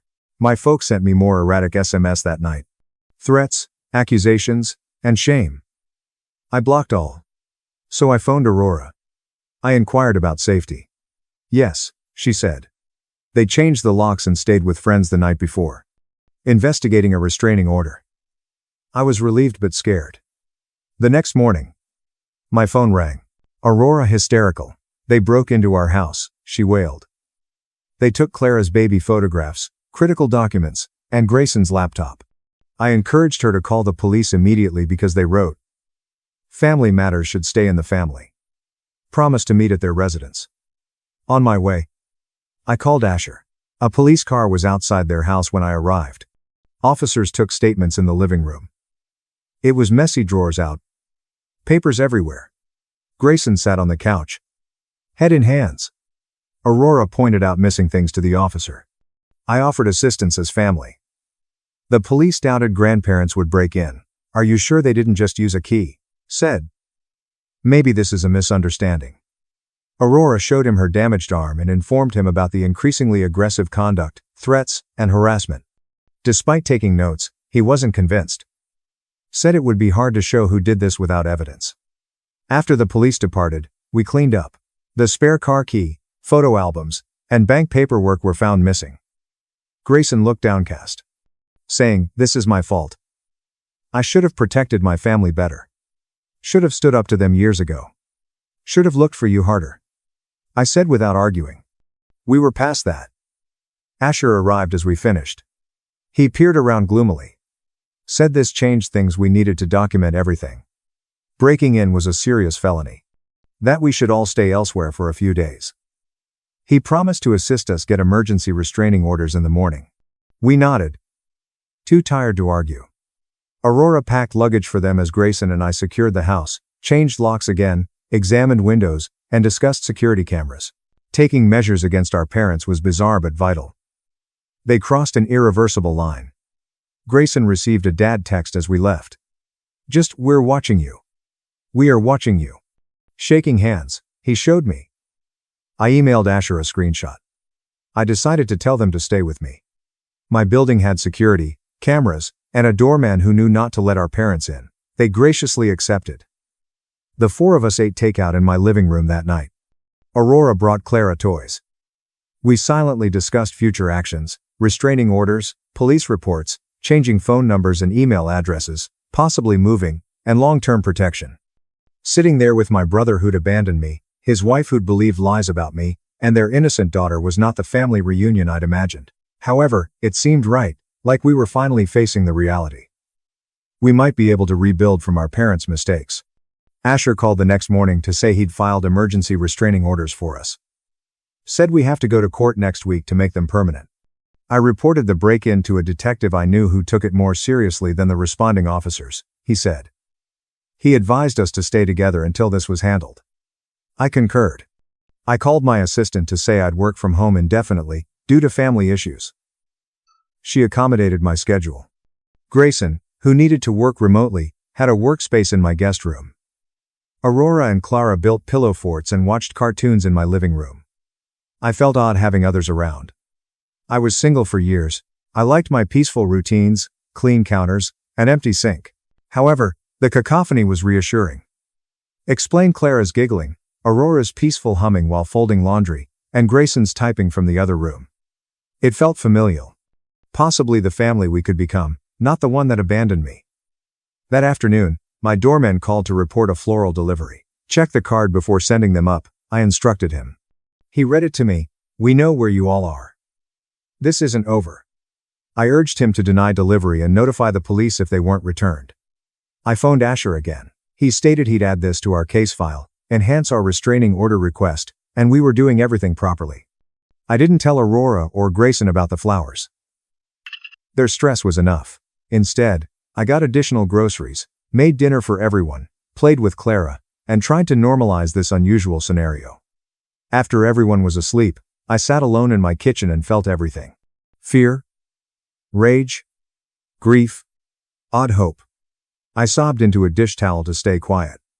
Aurora checked in on me while I made coffee in the morning. I lied. She didn't believe me when I said yes. She sat at the counter. "It's okay not to be okay, Caroline," she added kindly. "I'm not either." Grayson cries in the shower where he thinks no one can hear.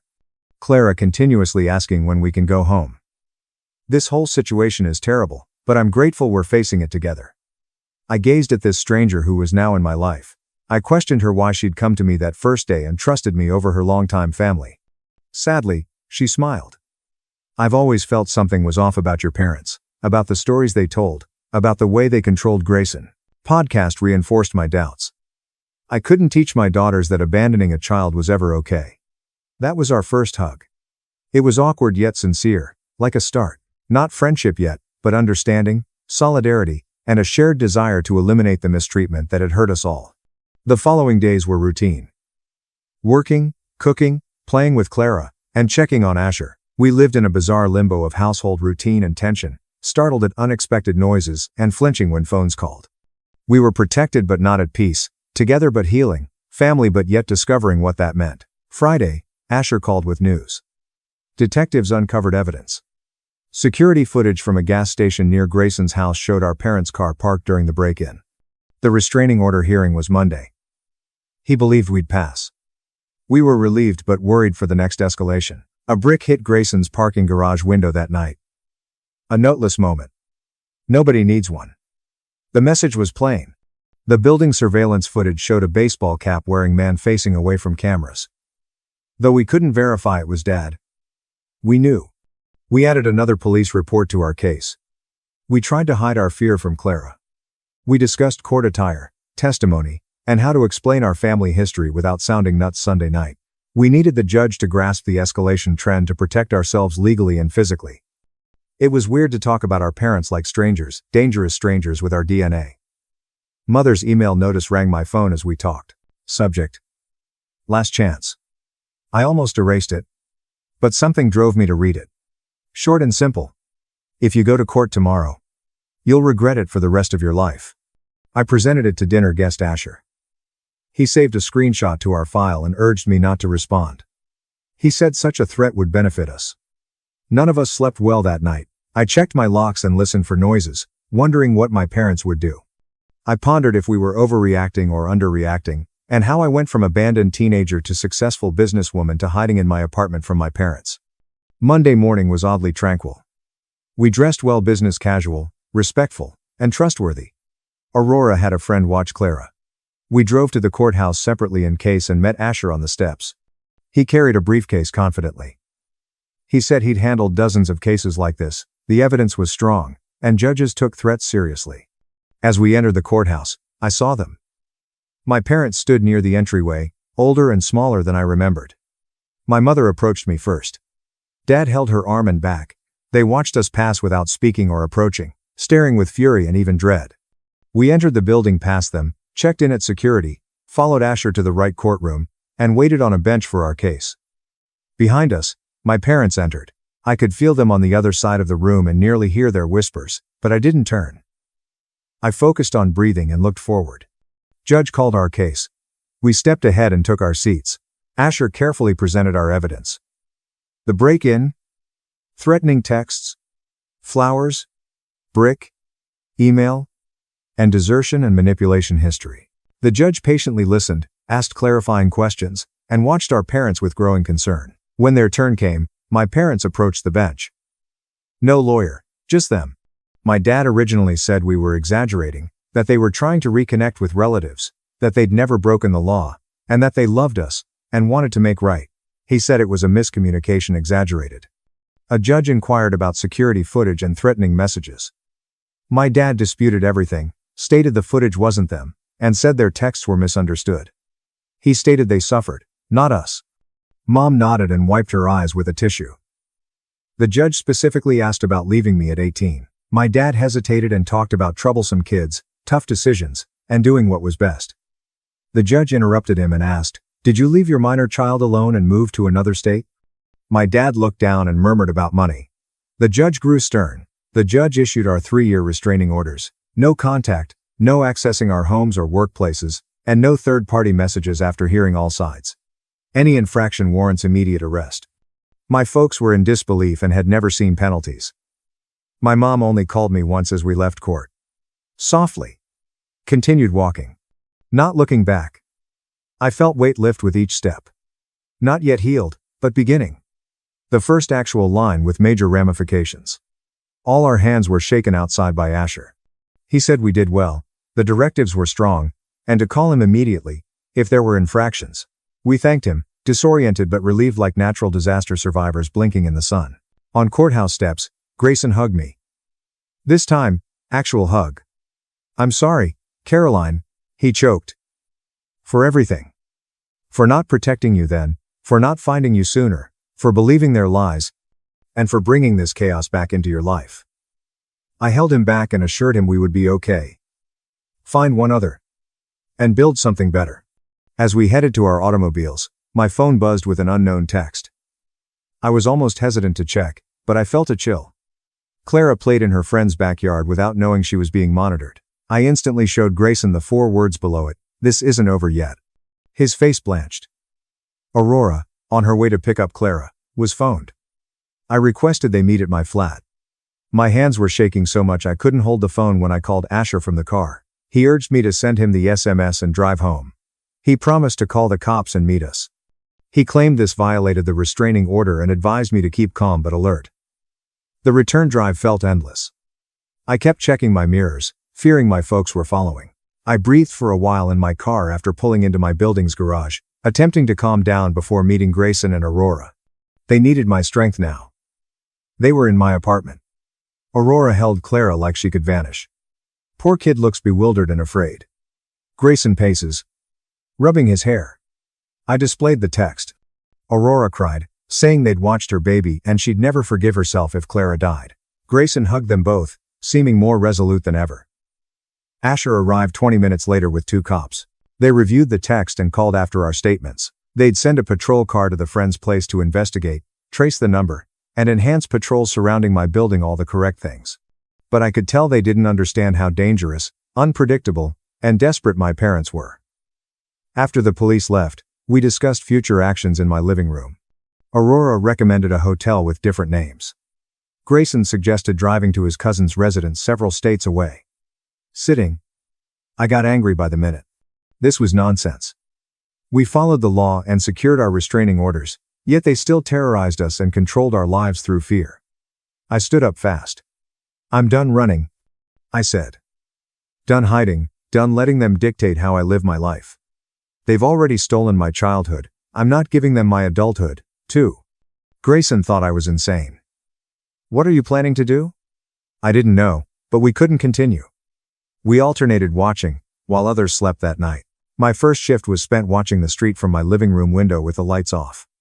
At 2 a.m., I saw my dad's old Buick. It circled the block 3 times before parking across that street.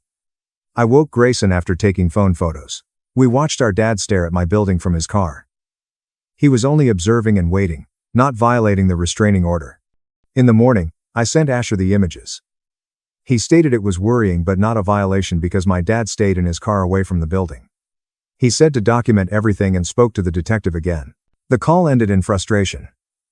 The law had constraints. Restraining orders were paper. They couldn't halt a determined attacker. Aurora and Grayson agreed to take Clara to a secure hotel with interior corridors for a few days. I helped them pack, hugged them goodbye, and promised to check in every few hours.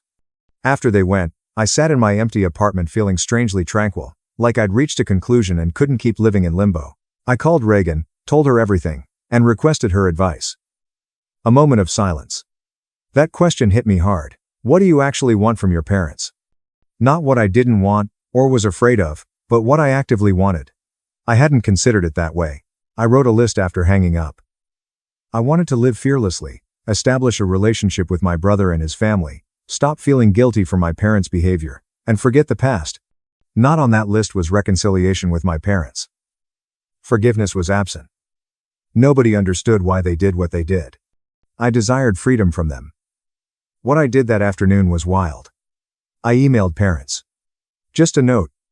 I know you're watching my building. I know you're not going to stop, so let's talk one last time. Tomorrow, noon. The coffee shop on 8th Street. Just me. No police, no lawyers. After that, you leave us all alone forever. I sent before reconsidering. Aurora and Grayson weren't told. Kept Asher and Reagan from knowing. I have to do this for myself. I wasn't stupid enough to expect my parents would become rational, but I had to face them. Peaceful expression needed. I needed to break this cycle forever. In minutes, my dad said, "We will be there." No threats, no guilt trips. I spent the rest of the day mentally preparing what I wanted to say, what I needed them to hear, and what boundaries I needed to set. Making a decision lightened my burden, and I slept comfortably that night. I dressed well the next morning to feel powerful and confident, not to impress them. Uber brought me to the coffee shop 15 minutes early. I chose a rear corner table with a view of the door but not from outside. Despite not wanting coffee, I waited calmly while ordering one. They arrived exactly at noon, older and exhausted than in court. Mom saw me first and nudged Dad. After walking slowly like a wild animal about to bolt, they sat across from me without saying. We looked at each other for a long time, these strangers who were my parents and had influenced me in ways they'd never comprehend. First, I spoke. I didn't call this meeting to reconcile or to give you money, or to hear excuses. I called it to make you understand one thing. It's over. You've lost. Not just the court case. You've lost me, lost Grayson, lost your grandchildren, and lost any chance at being part of our lives. And if you can't accept that, if you keep stalking us, threatening us, or trying to force your way back in, I will destroy you. Dad interrupted. I raised my hand. I'm not finished. I showed them screenshots of their threatening texts, Clara's photo, and the emails on my phone. I've sent copies to everyone in your lives, your siblings, your church, your neighbors, your employers, everyone. Not yet, but I will if you contact any of us again. If you come near our homes, or if you so much as mention our names to anyone we knew. My mother cried. We just want our family back. We made mistakes, but we deserve another chance. We're getting older and don't want to die alone. I lingered on her. You should have thought about that before abandoning your 8-year-old daughter. Before lying to everyone about what you'd done. Before breaking into Grayson's house. And before threatening your own grandchild. Before breaking in town. Before breaking into Grayson's house. Dad got mad. You're ungrateful. You've always been difficult. You've turned your brother against us. You owe us for raising you. Actually, I laughed in his face. Do you really think you're entitled to gratitude for doing the bare minimum as a parent for 18 years before abandoning me completely? Do you think your parenting was so stellar that I should be thanking you for it? That stumped him. His cheeks was crimson and he sat silent. Though my mother cried, I felt nothing.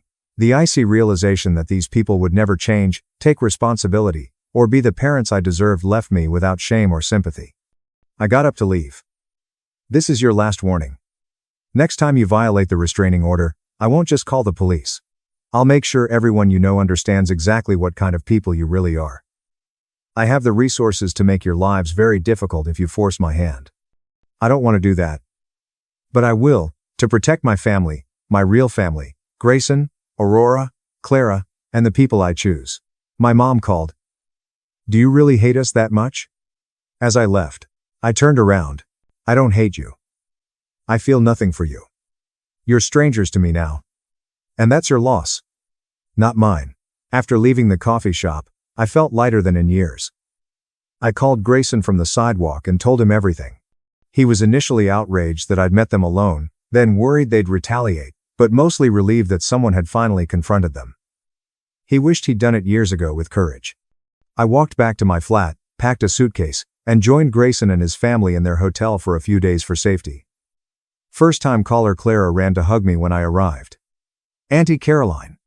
Nearly cried. Aurora hugged me. She was proud and hoped I'd find serenity. Grayson squeezed my shoulder without saying anything. We waited for my parents to act, checked our phones constantly, and jumped at unexpected noises for days, but nothing occurred. No calls, texts, emails, or car sightings, just silence. Grayson and Aurora returned home after a week. They changed their locks again, installed security cameras, and started looking at houses in my city to sell. I returned to my apartment, work, and semi-normal life. 1 month, then 2. Not from my parents. Asher checked in often. He stated the detective confirmed their return to their home state. He advised us to remain watchful but continue along with our lives due to the restraining orders. We did slowly. Grayson got a job in my city. Aurora put Clara in preschool. They bought a property 25 minutes from my flat. Every Sunday, we ate dinner. We created new customs and memories, a family based on choice rather than duty.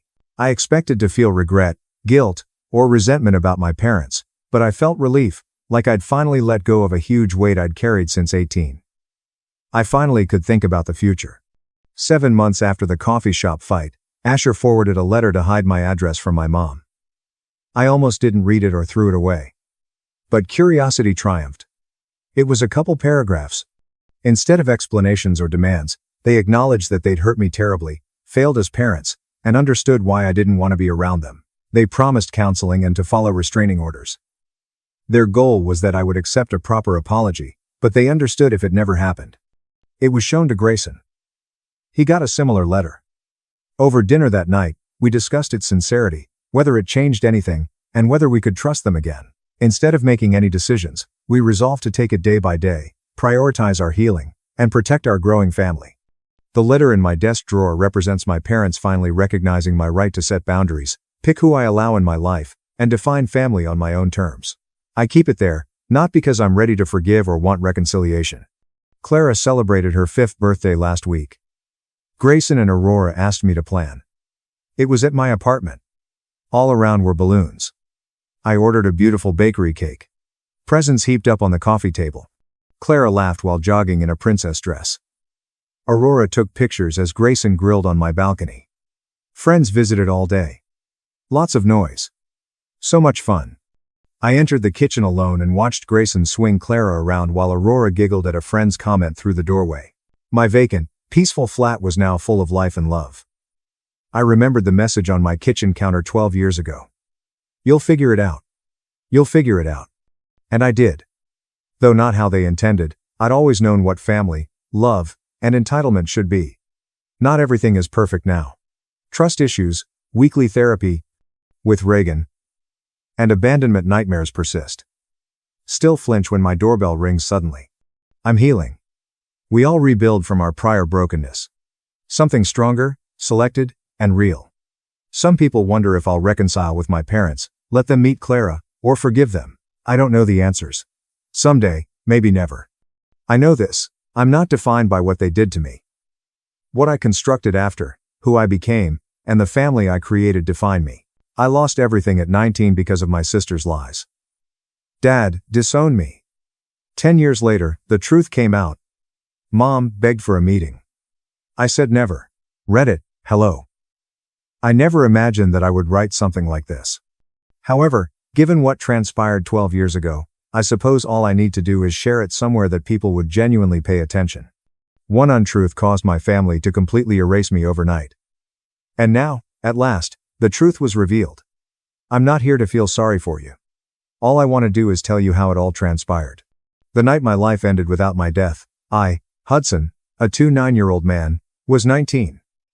It was one of those large Saturday dinners with my family. Uncles, cousins, grandparents, the whole family. When everyone in the house was there, my parents enjoyed entertaining. When people were watching, Mom was always in her element, chatting loudly and boasting about how cohesive our family is. My brother and I moved chairs out of the garage as Dad barbecued meat outside. Then there was my adopted sister, Stella. When she was 10 years old, my parents took her in because they had always desired a female. She was immediately accepted. Shy, quiet, and courteous.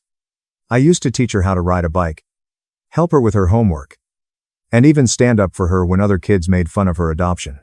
She was always just my sister to me. She was acting strangely that evening. She continued to fidget with her hands while not eating. I assumed she might be ill or simply exhausted. She abruptly got up, trembling, when everyone was in the living room after dinner and said she had something to tell them. I recall how her voice sounded. It broke as if she was going to cry. Then she said, "Hudson. He made me do it." It failed to register at all. Everybody froze. The only sound in the room was the ticking of the clock. At first, my brain didn't process it. Her meaning seemed different to me. A joke gone wrong, perhaps. Perhaps she was perplexed. Before I could say anything, my dad's hand was on me when she said, "I'm pregnant." Everything turned white as his fist struck my face with such force. My ears rang and my teeth buzzed when I hit the floor. My mother began to cry as if someone had passed away. My brother muttered as he stood there, shaking his head. "What the devil is wrong with you? Xavier? You are abhorrent." I didn't. "Dad." The second hit came before I could finish, but I tried. With a fiery face and angry eyes, he shouted, "You sick bastard. This family is ashamed of you." Stella was shaking and sobbing into her mother's arms, expressing her fear. "It's okay, sweetie. You're safe now," my aunt whispered as she drew her in close. Xavier, my brother, moved forward and spat right next to my shoe. "Get out," he growled. I glanced at everyone's faces and said, "You don't deserve to breathe the same air as us. I have known them all my life." No longer did any of them see me as family. Simply repulsed. My voice broke as I said, "She's lying. She is lying. I swear on my life." Nobody gave a damn. Someone, I believe my uncle, contacted the police when my mother yelled, "Don't even say her name. Don't talk to her." I was sitting on the porch, bleeding from my mouth, when the policeman arrived. My dad nodded without looking at me when one of them inquired if I was the suspect. I wasn't even rough-cuffed by them. They could see that I was just a half-dead youngster. Even so, it seemed like being buried alive when sitting in the rear seat while the sirens were blaring. They asked me questions at the station that I could hardly comprehend. What time did it occur? What did you do that evening? Did she refuse? I kept saying that it never occurred. Not a bit.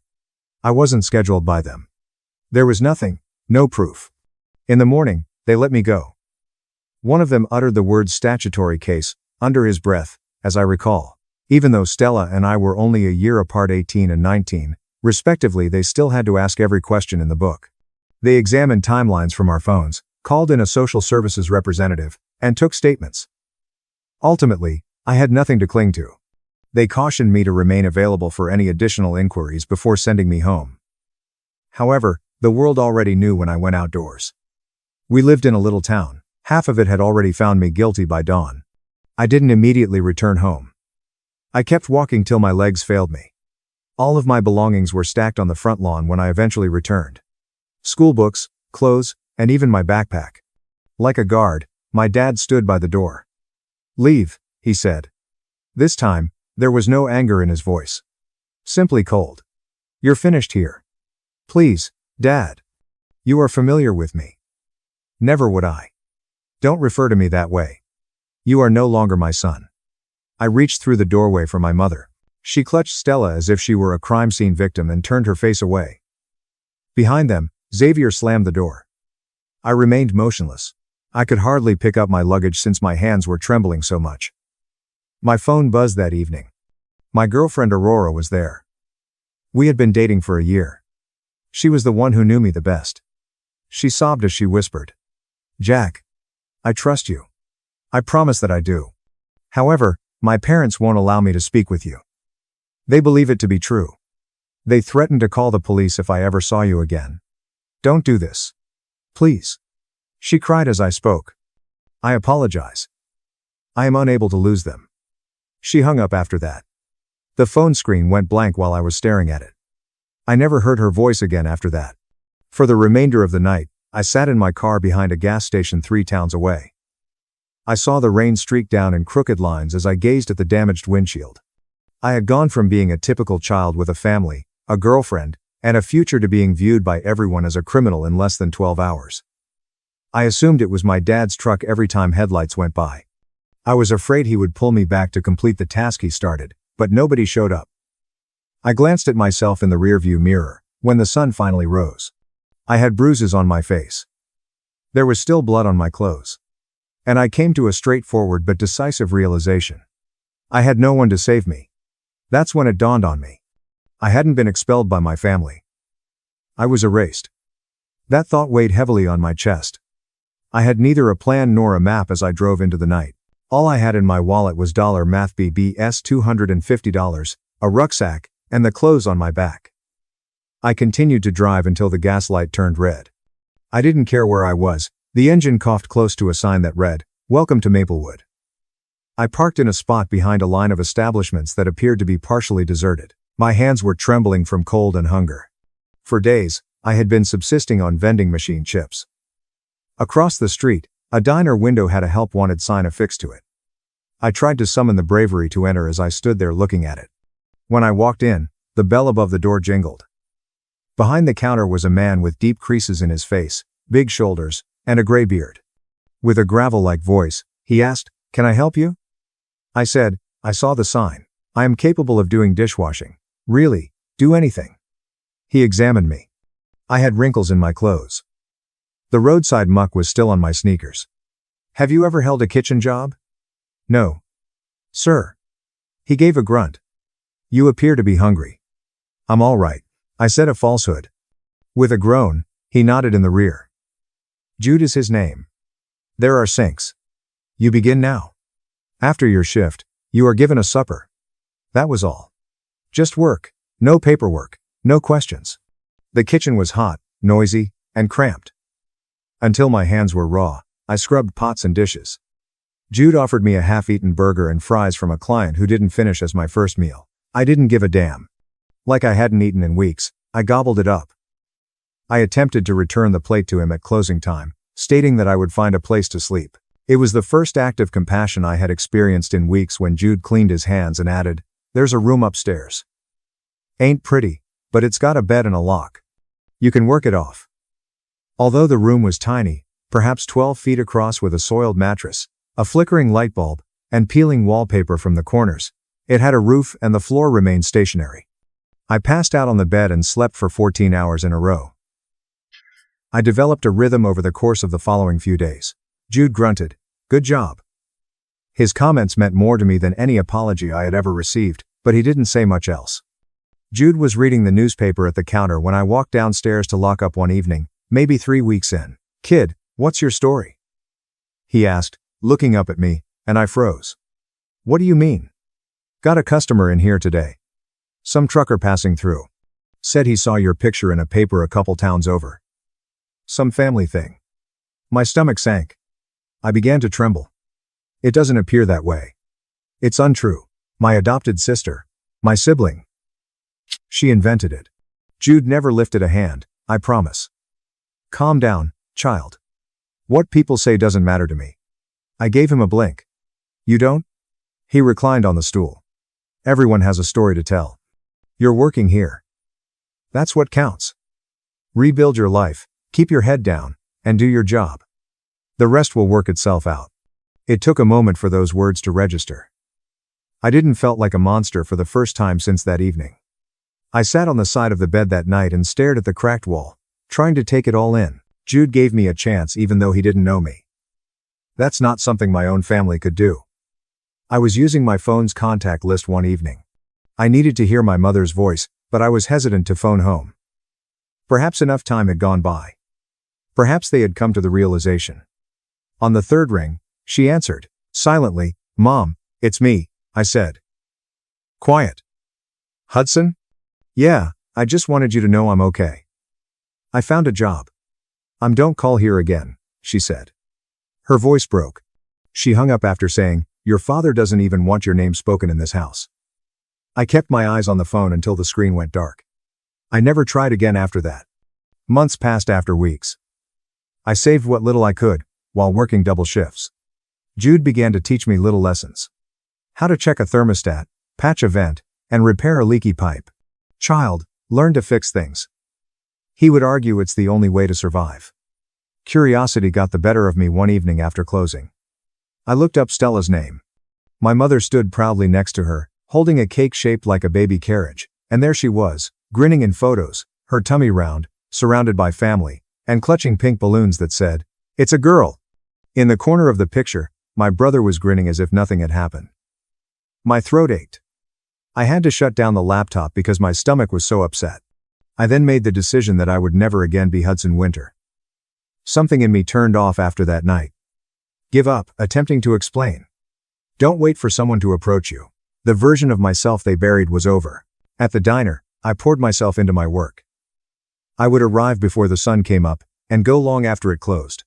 I learned how to change the filters in the ancient air vents, cleaned grease traps, and replaced leaking faucets. Jude saw. He asked, "You ever thought about learning this stuff for real?" That's Ludfon. As I was unclogging the sink one afternoon with half of my arm down the drain, I looked up in confusion. Similar to plumbing? He laughed. No, larger. HVAC, air systems, heating, and cooling. Kids, people are always in need of heat or cold. That ability keeps you going indefinitely. I remembered the way he said it. I was sick of cleaning dishes. I was looking for something that would last and be irreplaceable. Jude gave me a leaflet from the community college across the highway a few weeks later. He said, "Night classes," and slid it over the counter. I looked at the document for a while before saying, "You'd be good at it. You pay what you can. I'll cover the rest until you're on your feet." I had never before received such an offer of assistance. Not even my actual family. The next day, I registered. The initial months were harsh. After working 12-hour shifts at the diner, I would take the bus to night school and struggle to remain awake while listening to lectures about coils and compressors. I felt as though I was mending myself piece by piece every time I fixed something, when chilly air emerged from a vent, or when a broken item roared back to life. Jude continued to shove me. He said, "Don't just get good. They can't ignore you if you get so good." I had completed half of the HVAC program by the time I received my GED. On the side, I began performing little repairs. Jude's home, the vents in the diner, and a few frequent patrons. Jude hung the certificate in the diner's doorway as if it were his own child's diploma when it arrived in the mail. "Not bad for a runaway," he added, giving me a shoulder pat. Even if hearing that term still hurt, I laughed. I saved enough money with Jude's assistance to purchase a used pickup and some used tools. I left the diner to take a full-time job at a nearby HVAC firm. Derek, a co-worker, was accused of taking money from a client's kitchen counter one summer afternoon. The supervisor was prepared to terminate him immediately. I intervened because of Derek's expression, which was the identical panic I had seen in the mirror 12 years prior. "Check the vent," I suggested. Everyone looked at me. After climbing up and removing the cover, I saw that the envelope had been drawn halfway into the duct by the return air. Most likely, the client placed it too near the vent. Derek nearly burst into tears. The client received an apology from the boss. Derek then shook my hand as if I had just saved his life. Jude called me that evening after learning about it from a source.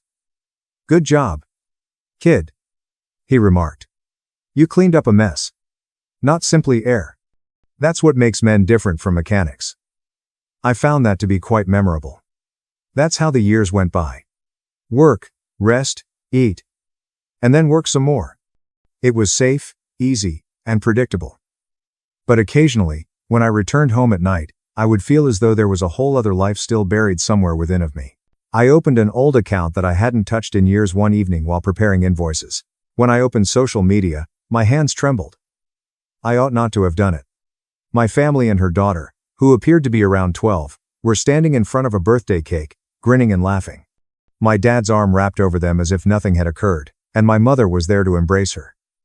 In the background, my brother is smiling, as if he never spat at my feet. I went through the pictures until my chest ached, reading the caption, "Happy birthday to our miracle girl. Family is everything. Family." And appeared content, glowing, and as though they had never destroyed anyone's life. I shut down the laptop and sat trembling in the dark. I had envisioned them disintegrating without me for years. However, they didn't. They simply took my place. After my shift that evening, I sat in my truck in the parking lot and decided what to do. After returning home, I erased all previous accounts and any mention of the name Winter. Like severing a loose cable, I sever my connections to the past. I submitted the paperwork for a formal name change, Hudson Winter, by morning. Before all of this, the only person who ever truly shown me kindness was my grandmother, whose maiden name it was. Weeks later, the new ID arrived, and I gazed at it for a while.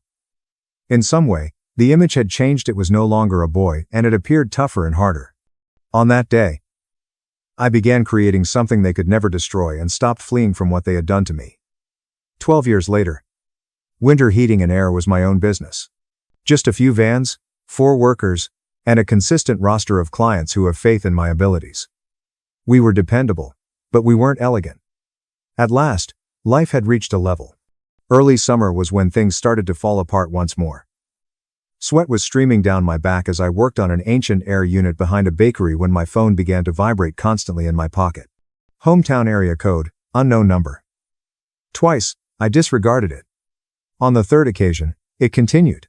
After wiping my hands, I replied, "Yeah, this is Winter." After a little period of stillness, I heard a voice I hadn't heard in more than 10 years. "Hudson." My chest constricted. "Who's this?" "I'm Aurora." For a moment, I froze. Everything in my immediate vicinity. The sounds of the street and the fan vanished. "How did you, Aurora?" She let out a sigh. "I thought you should hear this from someone who genuinely believes you, even though I know I shouldn't call." Just that words caused my throat to tighten. She went on. "Stella has been taken into custody." I blinked. For what reason was he arrested? She accused him of lying. For accusing another man in the same manner that she accused you.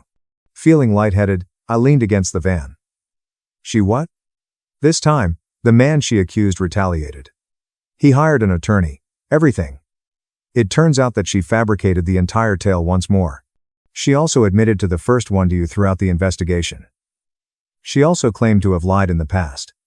The words struck with the force of a sledgehammer. For years, I had dreamed of hearing something similar, but it didn't seem that way. There was only quiet, not relief. Aurora's voice trembled as she continued. She informed the police that she became pregnant following a one-night encounter with Asher, a local heroin dealer. When she told him, he vanished. Because you were present and everyone trusted her, she became frightened and accused you. They cleansed your name, Hudson. I was officially unable to talk. The phone made my hand go numb. She paused. I simply felt that you ought to be aware. I apologize for the delay. I finally said in a hushed voice. Thank you. She muttered. I'm married now, kids, but I never forgot what they did to you. I gave her a small smile, but she was unable to see it. Aurora, you were the only one who trusted me. That doesn't have to make you feel horrible. We continued our awkward but gentle conversation for another minute. She then bid me farewell, and that was it. After that, I spent over an hour sitting in the van and gazing at the steering wheel. I couldn't decide whether to laugh, cry, or shout. It was 12 years too late, yet my name was cleared. The call began in the morning. Emails come after private numbers. One time, my curiosity got the better of me and I received a message on my work email with the subject line, "Please call us back." I responded to an unknown number. Hudson, murmured a tremulous voice. My mother said, I recognized that voice right away. Quickly, don't hang up, please. She pleaded. Stella filled the police in on everything. I hung up, saying, we didn't know. They were unaware. They had no interest in finding out. A local newspaper requested a statement later that week. I remained silent. I had no desire in sympathy or publicity. I was hoping for something better. Quiet. However, silence was short-lived. The next email I received was from my brother, who said he hoped we could start over because he had been foolish and young.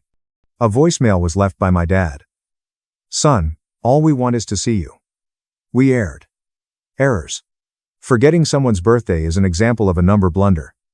Their actions were a decision, so I wrote letters rather of responding. Not the kind they anticipated. No pity, no gentle words, only the facts. I told them about all the nights I slept, shivering, in my car. Regarding the moldy space over the dining area. About Jude, the stranger who took me in after I was rejected by my own family. Their names made me nauseous, so I told them how it felt to burn my school ID. How I felt as I was cleaning grease pans for scraps, and saw pictures of them, grinning around Stella and her daughter.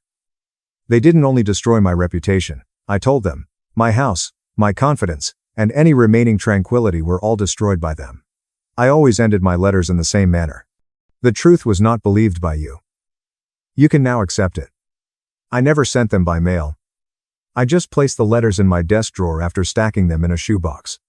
As I sat in my workshop that evening checking over bills, I took in my surroundings, the tools, the trucks, the company name painted on the walls, all of which I had constructed myself. I had lost everything, and it was gone forever. However, I couldn't lose what I had created. I felt not erased for the first time in years. Once more, I felt written. By me, not by them. However, tranquility doesn't last forever. The same individuals who had thrown me aside suddenly recalled that I existed after word got out about Stella. One afternoon, there was a knock on the door of my office.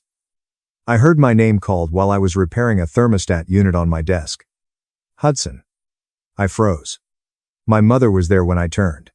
She appeared older and smaller, like if someone had taken the life out of her. Her hands were trembling, as she held a foil-covered casserole dish, and her hair was gray at the roots. I made your favorite, she whispered. I was immobile for a moment. Chicken and rice. You used to love it. My stomach turned when I smelled it. I recalled the last time Mom had prepared it. The night before it all went haywire. I slowly got to my feet. Why are you here? Her eyes welled with tears.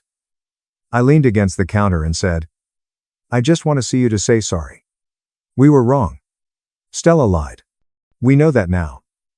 She dried her nose and said, You're 12 years too late. She was crying, and your father said, I didn't know what to believe back then. I interrupted her. You didn't even ask me. You didn't let me speak. You kicked me out and told me never to call again. She came closer. Please, Hudson. I yelled. Don't call me that. She recoiled when the words struck her like a physical blow. You lost that right. I gestured toward the door. She put the casserole on the counter and paused before saying, You should go. I looked at it and said, At least eat this, please. Throw it out when you leave. I felt nothing as the door shut behind her. Not sadness, not rage, just nothing. My dad arrived 2 days later. He was waiting outside the office, resting against his truck as if he owned the place, while I was out on a service call. He grinned as if our disagreement had just occurred years ago. Hey, son, I said without responding. He added, You've done good for yourself, as he glanced about. Business, trucks, employees. I'm proud of you. I told him to get to the point. His jaw moved. Your mother's not doing great. She cries every day. I figured maybe if we all sat down, cleared the air. I nearly burst out laughing. Cleared the air? You beat me and threw me out. You left me homeless. You cleared the air that night when you told me I wasn't your son. He let out a disappointed groan. I was angry. You have to understand it was a different time. Things looked bad. So, you hit first. Asked questions. Never. His expression grew tense. You don't have to keep holding on to hate, son. Now then. I'm not holding on to hate, I declared as I took out my phone. I'm holding on to self-respect. He scowled. What are you? I hit a button. Security. I've got someone trespassing at the front. Big guy in a red jacket. His face transformed in an instant. You're calling security on your own father? When I said, You're not my father, you're a stranger who ruined my life. A few minutes later, the security officer from the adjoining building approached and requested that he leave. Dad drove to his truck, slammed the door, and drove out of the lot while muttering obscenities. I merely sat at my desk and stared at the same location where he had stood when the stillness returned. Meanwhile, I received tidbits of gossip from former acquaintances. My family was disintegrating. Dad had screamed at a supervisor at the plant, which cost him his job. There were rumors that he almost got arrested for it. Mom hardly left the house. She was unwell and no longer herself, according to her neighbors. After learning of what had transpired years prior, my brother's wife had taken their children and moved in with her parents. All of the illusions they had created about being the ideal family were crumbling. It's often said that karma takes time. It arrived exactly on time, in my opinion. Kevin, one of my employees, arrived at the workplace one afternoon carrying a tiny box. Hey boss, this was sitting outside the door, he said. There were dozens of letters inside, each with my name, Hudson Winter, scribbled in a weak hand. There is no return address. I knew who they were from, without even opening them. My mother's handwriting had always been dramatic. I went away after carrying the box into the back room and placing it on a shelf above the storage bins. I sat in my office that evening and glanced up at the window that held those letters.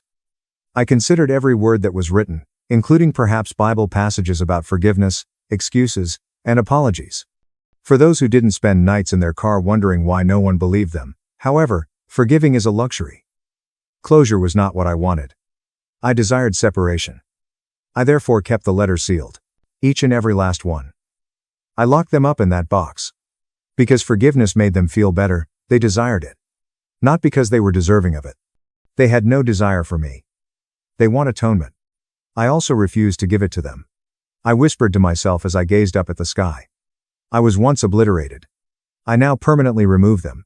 I assumed that was the end of it. The conclusion. However, the past always finds a way to slip through the crevices. I received the letter 3 months later. No return address, plain white envelope. There was only 1 page of paper inside. Stella Winter has asked to meet with you in the Maple Ridge Correctional Facility. I just stared at it for a long time. On paper, her name seemed incorrect, as if it had lost its place in my life. I put it in the garbage, took it out, and then threw it away once more. However, the idea persisted. I had been imagining what I would say to her if I ever met her again for 12 years. Perhaps it was time to find out.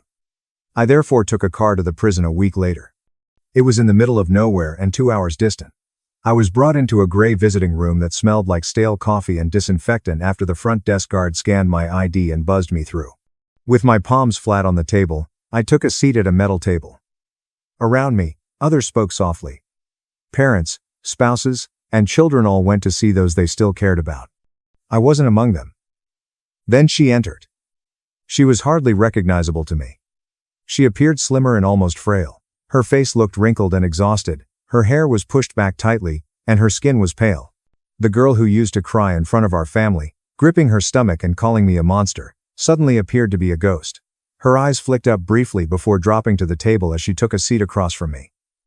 "Thank you for coming," she whispered. She curled her hands in her lap and said. I didn't answer. She said, "You look different," after a brief pause. "Older. You look guilty," I remarked. In an instant, her eyes flooded. "I deserve that." "No," I quietly said. "You deserve worse." She nodded slowly, her eyes starting to well up with tears. "I know, and I'm sorry. For everything. For lying. For ruining your life? For all of it? Why?" I inquired. I spoke in a steady, low voice. "Why me?" Her voice trembled as she looked down. "Because you were safe to blame. You were quiet. You never fought anyone. I knew everyone would believe me because you were, you know, the good one, the easy one. And I panicked." I bent over. "You panicked. So you destroyed my life. You panicked. So you made your own brother the villain?" Her shoulders trembled. "I didn't think it would go that far. I thought maybe you'd just deny it and people would forget and I'd get sympathy until I figured something out." "Sympathy," I said again. "You got that? You got a house full of people loving you, protecting you, throwing parties for you while I slept in a car behind a gas station." She put her hands over her eyes. I know what I did, Asher." She stopped gasping for air. "Asher was the guy who really got me pregnant. He was a dealer. I slept with him once. When I told him I was pregnant, he laughed.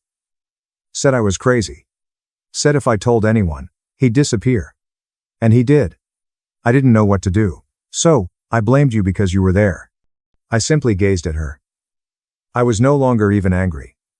Simply hollow. "You ruined my life," I muttered. "Do you know that you stole everything from me? My family. My girlfriend. My name. You made me into a monster. You made me afraid to trust anyone again." She was using her sleeve to wipe her nose while crying. In a whisper, she said, "I've thought about you every day in here. I hate myself for it. I can't sleep. Every time I close my eyes, I see your face from that night." "Good," I responded bluntly. "You should see it. You should never stop seeing it." Desperate, she looked up at that moment. "There's something else. My daughter, they never told her the truth." Stella responded, "Mom said it would confuse her to change the story. So, she still thinks it's you." Even when everything was revealed, I just stared at her in disbelief. She gave a feeble nod. "They said she's too young to understand and that admitting they were wrong would just open old wounds. They'd rather keep the lie than face what they did. She asks about you sometimes. Stella claimed to have seen your picture. Old ones from before everything. She is curious as to why you never showed up." She said, "That hit harder than anything else. The identical falsehood that ruined me was being believed by a child elsewhere. Not mine." My chair scraped the floor as I got to my feet. A few people looked around. "You don't get to tell me that," I said. "You don't get to throw that on me now, like it's something I can fix. Trembling, she extended a hand. I'm sorry, Hudson. I really am. I can't undo it. I just needed you to know. I felt nothing as I gazed at her. Nothing but the end of something, neither relief nor closure. You took 12 years from me, I said. She was sobbing uncontrollably and choked on her words when she said, I hope you never sleep peacefully again. I deserve it, she declared. All of it. I lowered myself a little and gave her a final look. You do. After that, I turned and left. The guards buzzed the door open without a word. Staring at the fence ahead, I climbed into my truck and sat with my hands on the wheel. After seeing her, I imagined I would feel liberated, like if I had somehow triumphed. However, I didn't. In it, there was no triumph. Just tiredness. When the truth eventually comes out, some things don't get better. When you stop caring, certain things continue to be cracked. However, I became aware of something when I turned on the motor and started to drive away. Not forgiving, not blowing up, just walking away. That had strength of its own. I felt not erased for the first time. I was satisfied. After that visit to the penitentiary, a year went by, and things finally began to make sense. I purchased a new, respectable home just outside of the city after selling my old, tiny one. It had a gated yard, 3 bedrooms, and nothing extravagant, but it was mine. I paid for every wall and nail with my own hard effort. Quinn was another. She was introduced to me by one of my clients. She arrived to revamp the company's logo as a graphic designer. She had this calmness about her, but I didn't intend to date anyone. We had been dating for a year when she commented, whatever it was, you're not that guy anymore. She didn't probe too much about my background. I adopted a rescue dog named Max, and she moved in with her cat. The house felt alive for the first time between the 3 of us. Peace. Max. Quinn. And work. An envelope without a return address then arrived in the mail one morning. My stomach constricted. When I opened it, the name inside stopped me in my tracks, even though I had assumed it may be another apology from my family. Hunt, Lucas. Stella had accused a second man. His writing style was concise, crisp, and direct. Mr. Winner, I'm filing a civil case against Stella for defamation and emotional damage. You deserve that justice, too. My lawyer says your testimony would help both of us. If you're interested, call me. I read it twice. That afternoon, I gave him a call. The following day, we met at a coffee shop. He was perhaps a few years older than myself. He shook my hand as if we had been friends for ages. Feels weird. Doesn't it? Number 4, he asked. Feeling a connection that was upsetting to both of us. We talked about everything for an hour. Yeah, I replied, but I guess we both survived it. I didn't think twice when he asked whether I wanted to join the lawsuit. I'm in, I declared. Months passed during the case, but this time I wasn't hiding or running. I appeared in court, took a seat across from Stella, and spoke the truth in a cool, collected manner. When I spoke, I didn't even glance at them. The attorneys explained everything. The deception, the emotional harm, the bogus allegations, and the evidence that she had done it twice. The courtroom fell hushed as the judge's decision was made. I felt lighter than ever when I left the courthouse. Officially, I had a spotless reputation. However, it went beyond that. I felt as though a ghost had at last ceased to pursue me. My name wasn't buried in shame for once. It was next to phrases like vindication, justice, and truth. The voicemail then arrived. It was getting close to midnight. My phone buzzed while I was completing bills in my workplace. Hometown area code, unknown number. I was on the verge of ignoring it, but something forced me to listen when it went to voicemail. Your mother found this number online, son. I'm not sure if it's still correct. The message concluded with a long pause and a trembling breath. I don't have much time. The doctors say it's cancer. Stage 4. I don't want anything. I swear. I just want to see you one last time before it's too late. Please, I'm sorry. I was wrong. Please. Son. I sat there looking at the phone for a minute. I then pressed play once more. I then removed it. Not out of rage, not out of retaliation, simply nothing. I recalled the evening he struck me. The expression in his eyes when he informed me that I was no longer his son. I recalled tasting rain and blood while I slept in my car behind the gas station. He made the decision to be honest. I was now selecting I muttered to myself.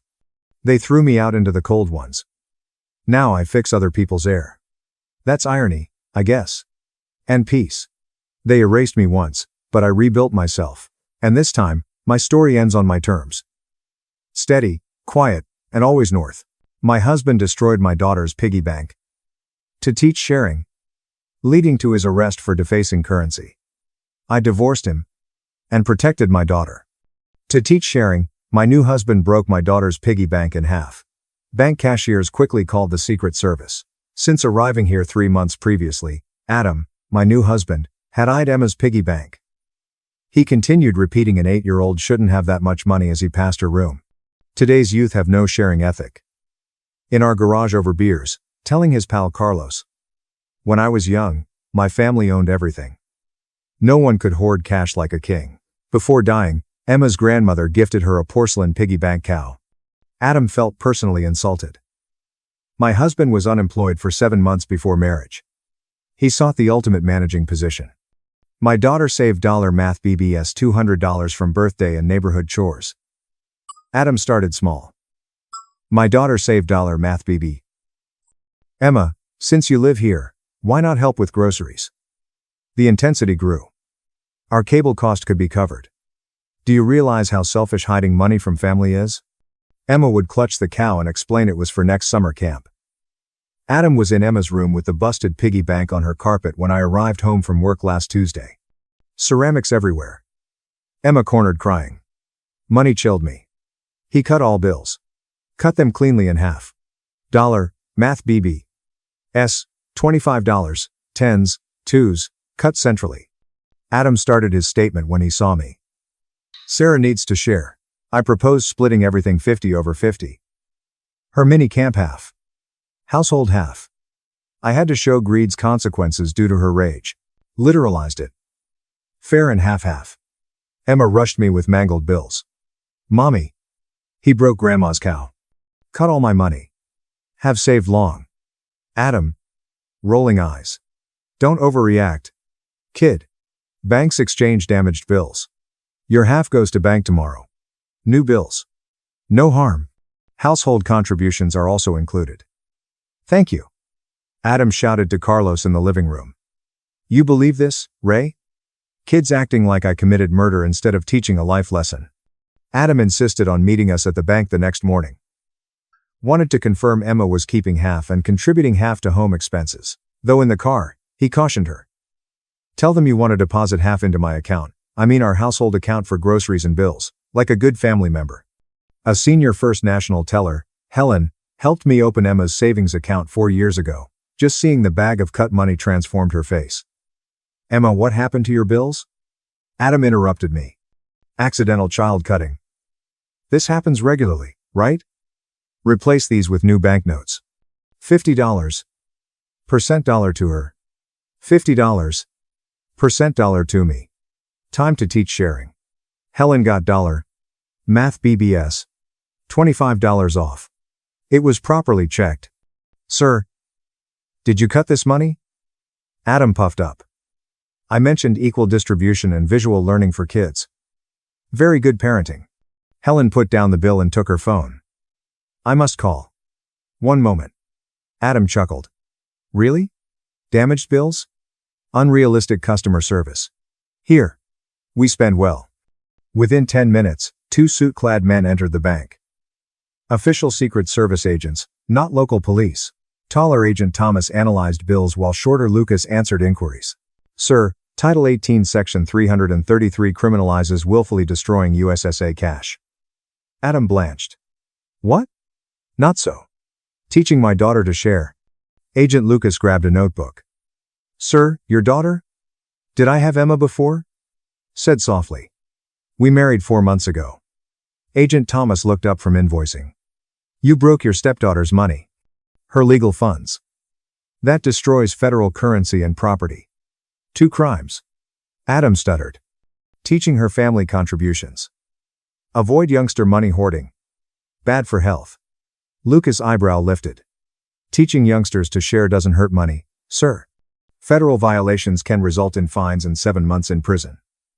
Plus, this appears to be theft and destruction of minors' property. I can't go to prison for cutting paper, Adam shouted. This is absurd. You're all mad. Agent Thomas uncuffed. Sir, multiple witnesses heard your federal felony confession. Arresting you. Adam seemed purple to me. His face went purple like a clog. Agent Thomas held Adam's wrists behind his back before he could finish his statement. He falsely claimed to teach Emma about family and responsibility. Agent Lucas held this small card and read Adam's rights in a flat, bored voice like he'd done it 1,000 times. Helen appeared to watch justice unfold as Adam was arrested with her arms folded behind the counter. Adam stared at me, opening and closing his jaws. Others stopped at the bank. Fishing cap wearing old man stared. A mother with 2 kids attracted them. As Agent Thomas took Adam to the door, Adam shouted at me over his shoulder. He told me to hire a lawyer since I wasn't supporting him and married people should support each other. He shouted as they approached the door. Agent Thomas asked if I needed medical help since my hands were shaking so much I couldn't hold Emma. I hugged Emma and told him I was fine. She hid her face in my shirt. Adam shouted as they pulled him outside the bank doors. My mistake was huge. How he remembered. It was quiet save for bank sounds after the doors closed. A copy machine and typists. Helen approached us from behind the counter. Emma's eye level was reached by kneeling. Emma was assured softly that the bank would replace the clipped bills with new money. Emma raised her red eyes from my shirt and requested that they fix her grandma's cow. I declined because the ceramic bits were broken, but we could get a bespoke piggy bank. Possibly another animal. Emma nodded but said nothing. Helen stood up and patted my arm before talking to someone behind the bank. A suit-clad bank manager came from an office. He recommended a private meeting. We followed him past the teller stations to a small desk and 3-chair office. He gave Emma and me drinks and tissues across the desk. He explained the Secret Service needed Adam's cut-up cash, but the bank had already counted with agents watching. With their count and Agent Thomas and Lucas official papers, Emma's account would get $math BBS $200 today. Despite taking a few days to appear in the system, it was accepted. He left us alone in the office after I thanked him. I called Rebecca with my phone. Like usual. She answered on the first ring. I told Emma, Adam broke up her money and was arrested by the Secret Service at First National. She kept going. She said we were moving in with her family immediately. To keep Emma away from that house today. I relaxed my chest because I had no idea how to handle this alone. Rebecca suggested packing luggage for a few days and preparing the guest room. Despite my doubts, I drove when she requested. Office Agent Lucas offered me his business card. He predicted Adam's downtown federal court's arraignment tomorrow morning. He stated Adam or his lawyer will ask me about bail, but I can refuse. I had no obligation to post bail or defend him. To assure comprehension, he spoke plainly. I thanked him and put the card in my purse. Emma and I got in the car holding hands after leaving the bank. Drive home took 15 minutes but felt longer. Emma calmly looked out the window. Carlos' truck was in the driveway when we arrived. I told Emma we were dressing and going to Aunt Rebecca's. She nods. I quickly grabbed toothbrushes, Emma's favorite books, and clothes from drawers and closets.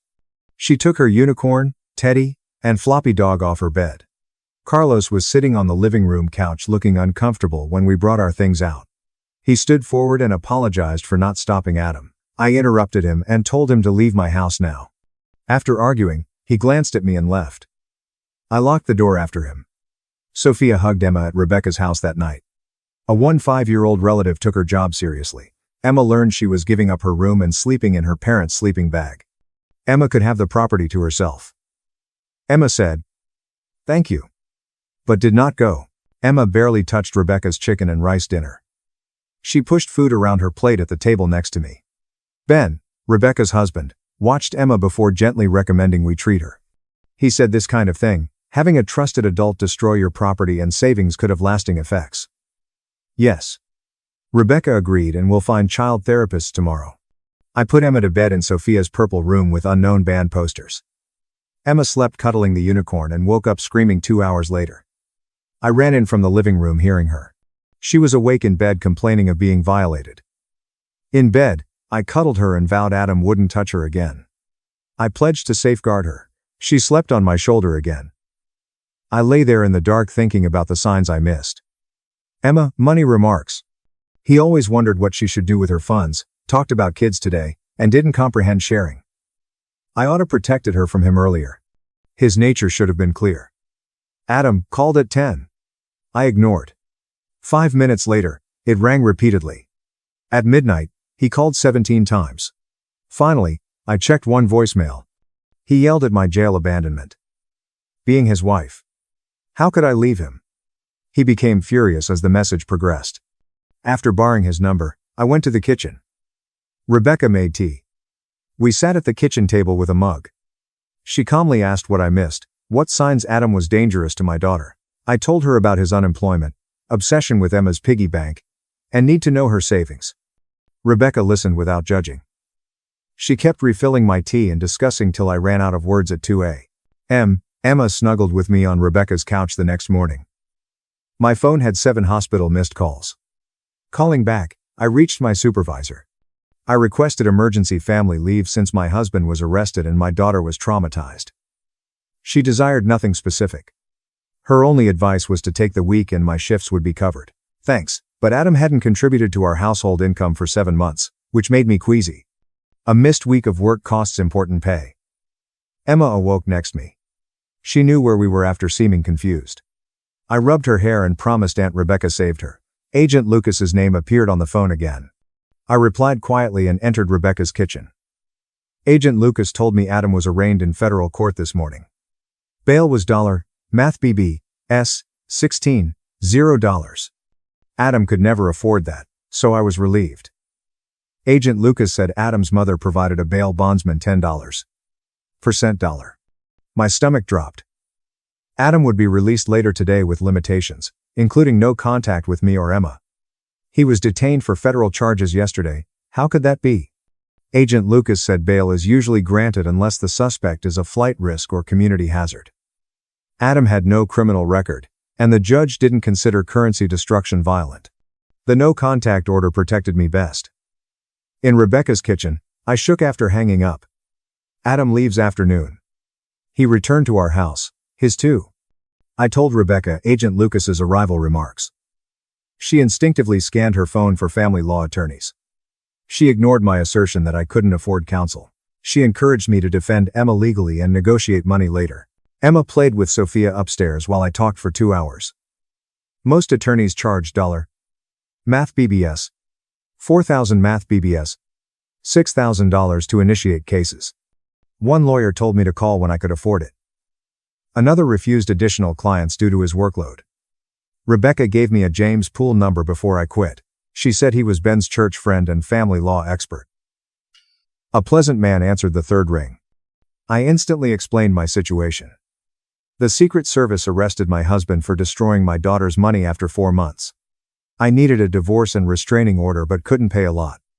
Without interruption, James listened. After I finished, he asked about Adam's federal accusations and arrest. He then replied that the criteria were obvious and that he has addressed domestic financial abuse. He and I could pay.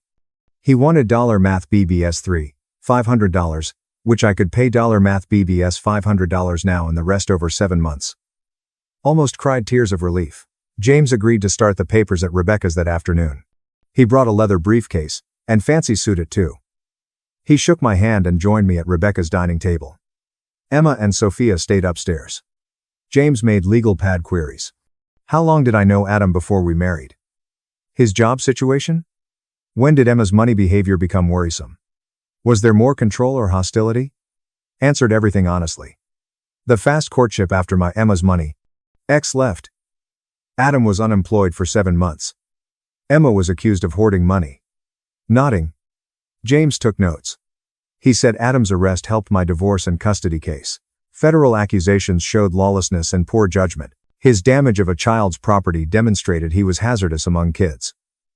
James advised, requesting emergency orders to keep Emma away and prevent him from accessing their money. We had to act fast before Adam's lawyer demanded marital property or visitation. James clarified each signed document. Request divorce, alleging irreconcilable differences, and child endangerment. Under an emergency restraining order. Adam must stay 500 feet from me. Emma. This home. Emma's school. And my company. Temporary complete custody without visitation pending criminal proceedings. James intended to file everything in court tomorrow morning. Emma descended as James packed his briefcase.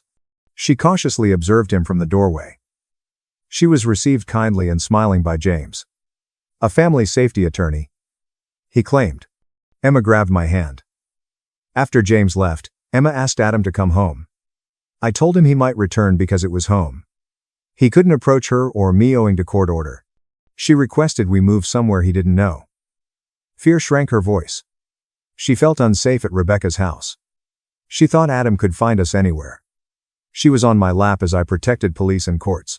Adam would go to jail if he approached her. But her eyes didn't trust me. I received an odd call later that afternoon. Leave voicemail. Emma's advisor. She said Emma's teacher noticed her nervousness and withdrawal today. Not participating, she appeared distracted. The counselor asked about household life. I called back to elaborate. My husband was arrested for Emma's property destruction. The divorce was filed when we were with family. A counselor listened and sympathized. She provided Emma with daily check-ins and a safe space to communicate at school. She stated several trusted caregivers may help traumatized children. Gratitude and heartbreak came from her. My 8-year-old needed this help since I married a dangerous man. James contacted Thursday morning to report filing the divorce petition and urgent restraining order. Clerk gave him case number and stamp. He promised a 10-day court hearing. Provisional order took effect immediately. Adam could not contact us or approach Rebecca's house, Emma's school, or my hospital within 500 feet. I should contact the police and arrest him if he broke it. James said he gave Adam's last known address, and the bail bondsman who posted his bond copies of all the documents. Within 48 hours, Adam was served. James called back at noon. Antonia told me Emma was processing trauma well but would benefit from weekly sessions after we left. So Michelle Smith called me that afternoon. Adam's federal prosecutor. She said Adam risked federal charges for defacing UAS money. The case was strong since he admitted cutting the money in front of witnesses, including Secret Service agents. State fines were also available for small theft and property destruction. Michelle indicated she'd work with the local DA on accusations. She asked me to testify about Adam's activities and the incident. Adam wounded Emma, so I'd do whatever it took to punish him. Michelle advised me to prepare to answer questions about Adam's pre-event actions, including his demand that Emma split her money. I pledged to help. On the weekend, Ben took his toolbox and hardware store bag to Rebecca. He promised to change my house locks while Adam was away. I was worried since Adam had a right to be there, but Ben said Emma was more important than property law. As we drove to my house, I worried Adam would come even though he wasn't supposed to. Mark promptly replaced the front and back door deadbolts. I was given 3 sets of keys, and told to hide one outside in case of emergency. I called James to detail our job. He grumbled and warned Adam's counsel I could be seen as preventing him from returning home in divorce court. He then stated he understood why I did it. No judge would condemn a mother for protecting her daughter. Adam was to break in or call the police. James advised Adam against trying that as the restraining order requires jail time for any contact. 2 days later, security called my apartment during my 4th floor rounds. They said Adam's looking man asked for me in the foyer. My employer told me to stay and requested security remove him. I saw 2 security officers lead Adam out from the break room window. Keeps turning to see where I work. Adam fled when a guard touched his arm and pointed at the building. The police arrived. As 2 cops exited their car and conferred with security guards, Adam flushed red and gestured furiously. Adam tried to flee after one policeman drew handcuffs, but the other grabbed his shoulder. Watching the police car pull away with him in the back. I had to sit because my hands were shaking. I worked even though my supervisor handed me water and told me to miss the rest of my shift. I called from the break room and James was on it. After calling police, security phoned him quickly. Adam would be punished for disobeying a court order, according to his contempt motion. Adam's contempt hearing was scheduled for Friday morning, less than a week after his hospitalization. I skipped work to see James in court. Adam appeared fatigued and furious with David. The judge entered swiftly. Adam was asked why he disobeyed the restraining order. Adam asked for 5 minutes to talk and suggested we could work things out if I listened. He claimed I was exaggerating a parenting issue to save our marriage. The judge intervened to clarify a restraining order. Adam said yes, but it wasn't fair because I was his wife and he could talk to me. Judge treated him like a shoe clog. She said, restraining orders don't have exceptions for convenience or hurt feelings, that Adam had been explicitly told to stay away from me and my workplace. She asked whether he felt exempt. Adam tried to respond, but David grabbed his arm and sat him down. James stood up and stated this violation showed Adam was dangerous and couldn't follow court orders, and my daughter and I needed protection from someone who placed himself first. Judicial sentence. The restraining order was renewed for 7 months and Adam was imprisoned for 5 days. She told Adam the next offense would mean months in jail. Adam changed purple again and rose up, but David pulled him down and murmured something to keep him down. I went home with Rebecca and Mark to pack more while Adam was in county jail. Starting with Emma's room, we carried garbage bags and boxes. I took her clothes, books, art supplies, and some toys. Adam's bedroom was left the same after I took my clothes and accessories. Adam's laptop was open on his desk while Mark carried everything to Rebecca's SUV. Forum was still showing. Sat down to read. Adam wrote months about entitled kids and cowardly mothers. He reprimanded kids who hoarded money instead of assisting family. He wrote extensively about how kids nowadays had no regard for authority and needed to learn that everything they had belonged to the family. Other readers recalled pressing kids for birthday or allowance money. Reading it made me queasy. This exceeded Emma's piggy bank. Adam thought so. I screenshotted everything on my phone. James said anything showing Adam's thoughts could help with custody disputes was priceless. I screenshotted every Adam post and comment about pressing kids to learn. Several were from about a year before we married. Emma's next Antonia session exceeded expectations. Rebecca took Emma as I signed divorce forms. She returned lighter. Rebecca said Antonia bonded with Emma's chattiness during the session. Emma informed me later that night she regretted her money. She questioned Adam's claims that good kids share with their families. She was asked Antonia's words. Emma claimed Antonia showed her saving money wasn't selfish because she earned and received it. Antonio said adults hurting children are responsible, not the children. Emma wondered whether Adam's piggy bank smash wasn't her fault. I comforted her and told her Adam's bad choices weren't her fault.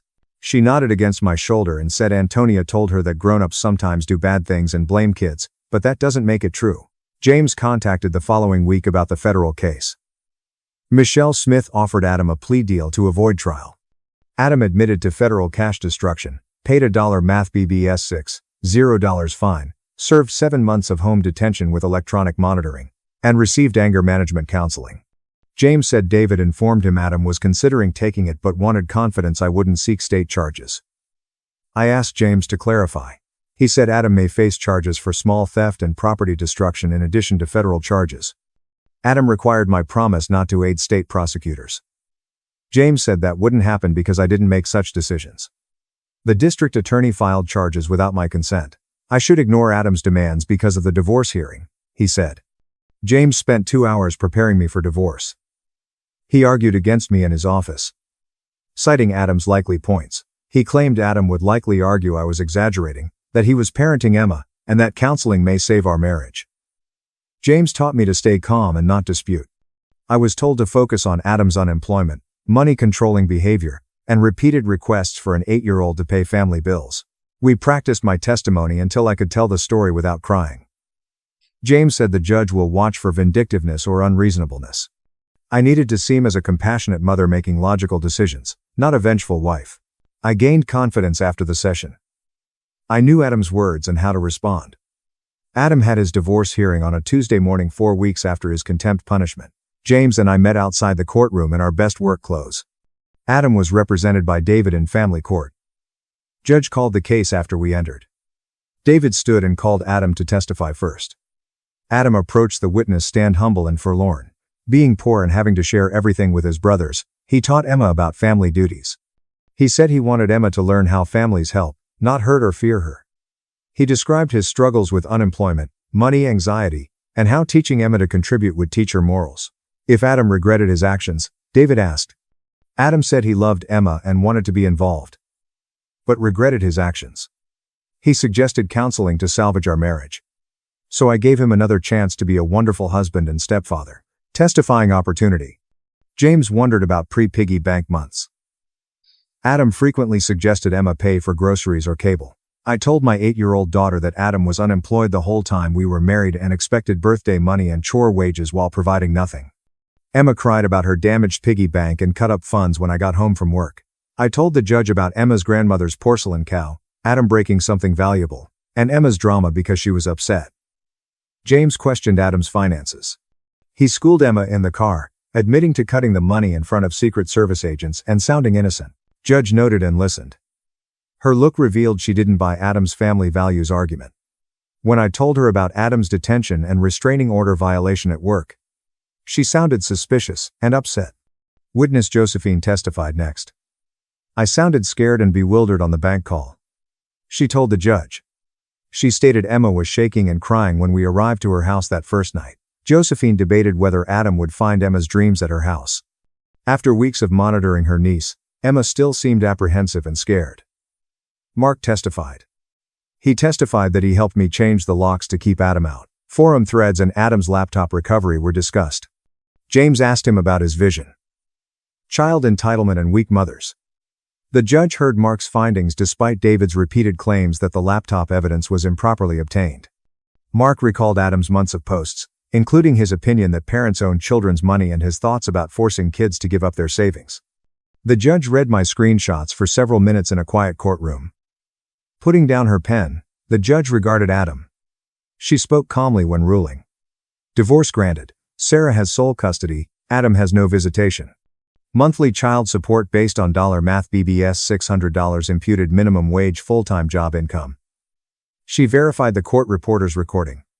Adam abused children financially. An 8-year-old was emotionally abused and manipulated. The court thinks he lacks judgment and self-control to safely interact with children. Pale Adam's cheeks grew red. He gripped the table edge so hard his knuckles turned white. Adam leaped from his chair. This is unfair. All of you hear her lies.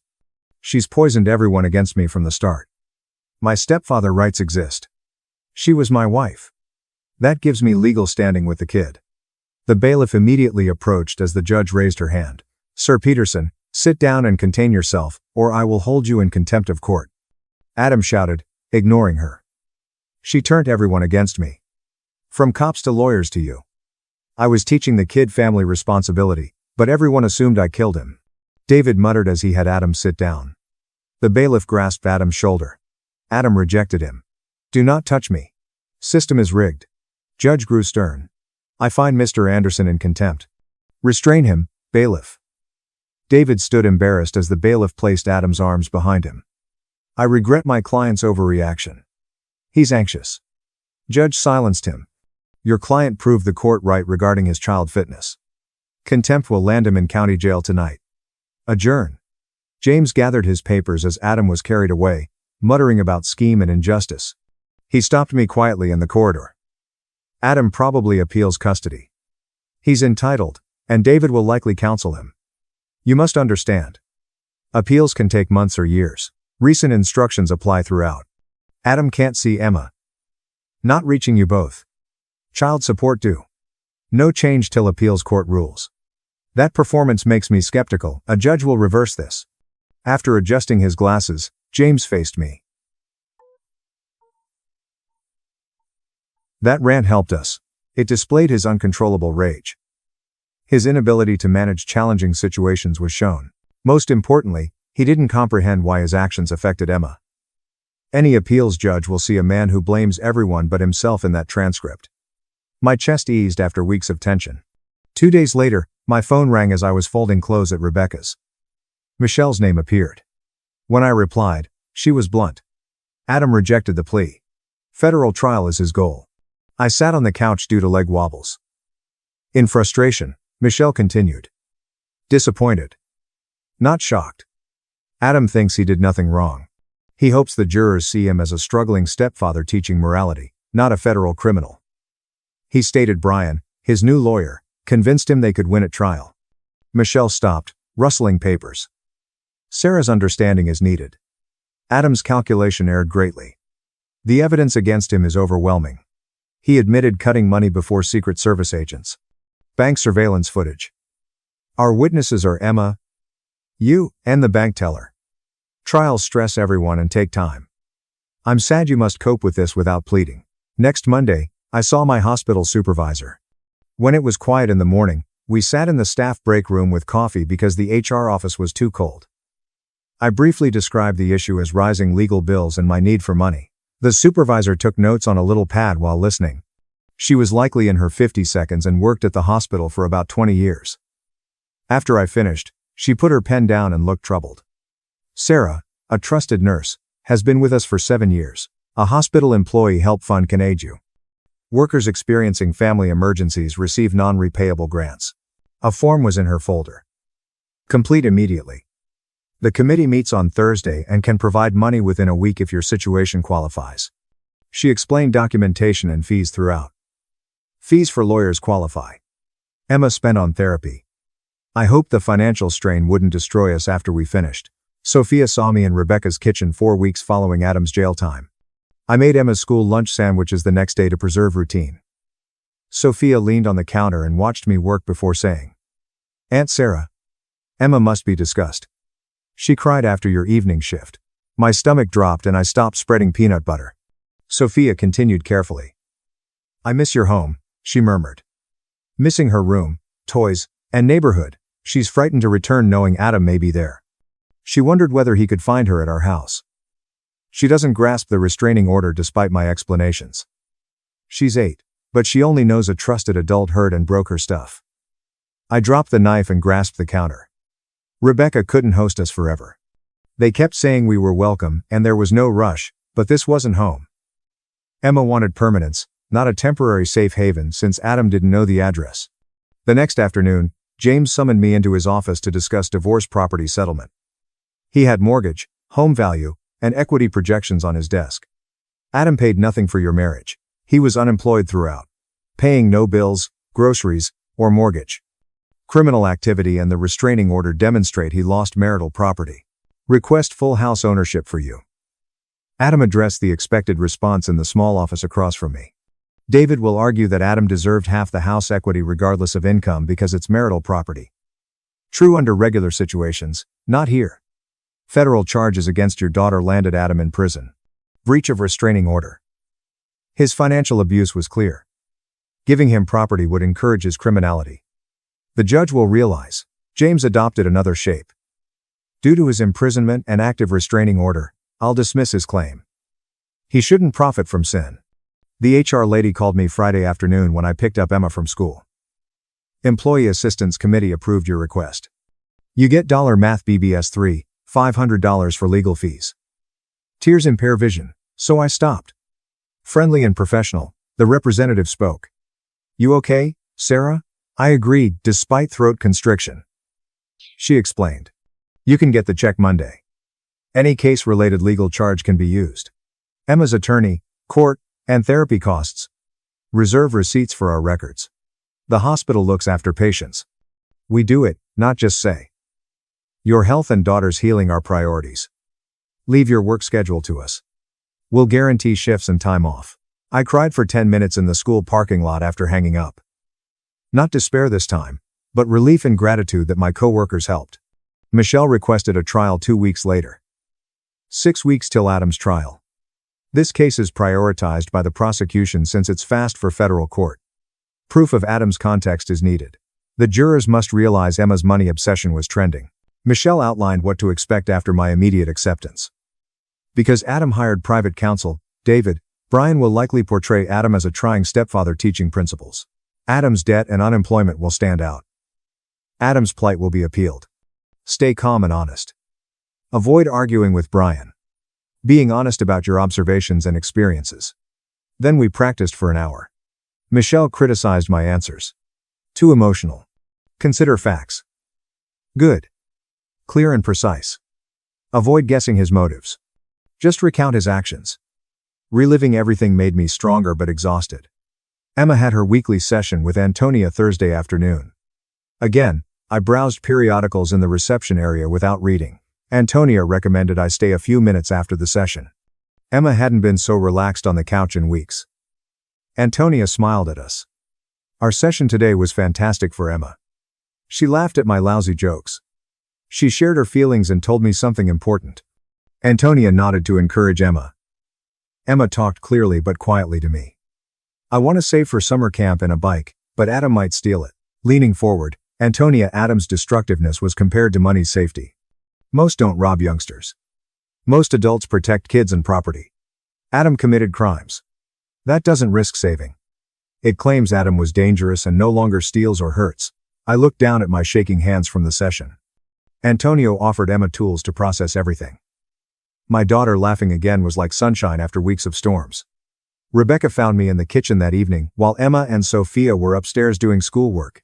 She filled 2 coffee mugs and sat across from me at the table. I've evaluated your situation. You and Emma have been through hell, and you're afraid to dominate. She thrust me a mug. Stay here long term. Basements can become small residences with bedrooms and living rooms. Own it. She raised her hand as I protested. Family helps Sarah. Not negotiable. Sophia adores Emma. Your presence fills the house. Gratitude, not fear, prompted tears. She took my hand across the table. Allow it. You need steadiness. And we have space. Ben recruited me for the basement conversion the following Saturday morning.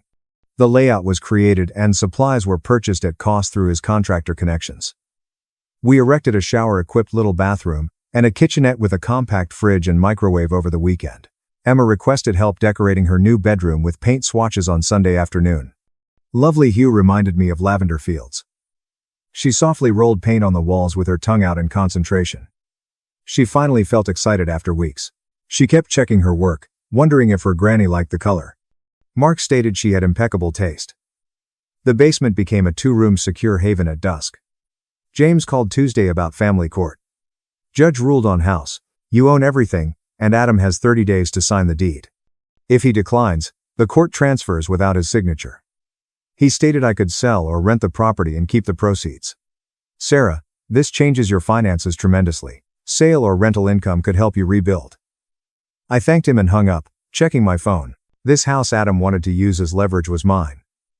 He destroyed Emma's piggy bank, securing our finances. I spotted an unknown number on my phone Thursday afternoon. Something made me respond. Mom sobbed immediately. Drop the charges against my child. The great guy erred. Due to unemployment and melancholy, your miscommunication is harming him. My jaw tensed. Your son committed federal crimes against my 8-year-old daughter. She persisted, raising her voice.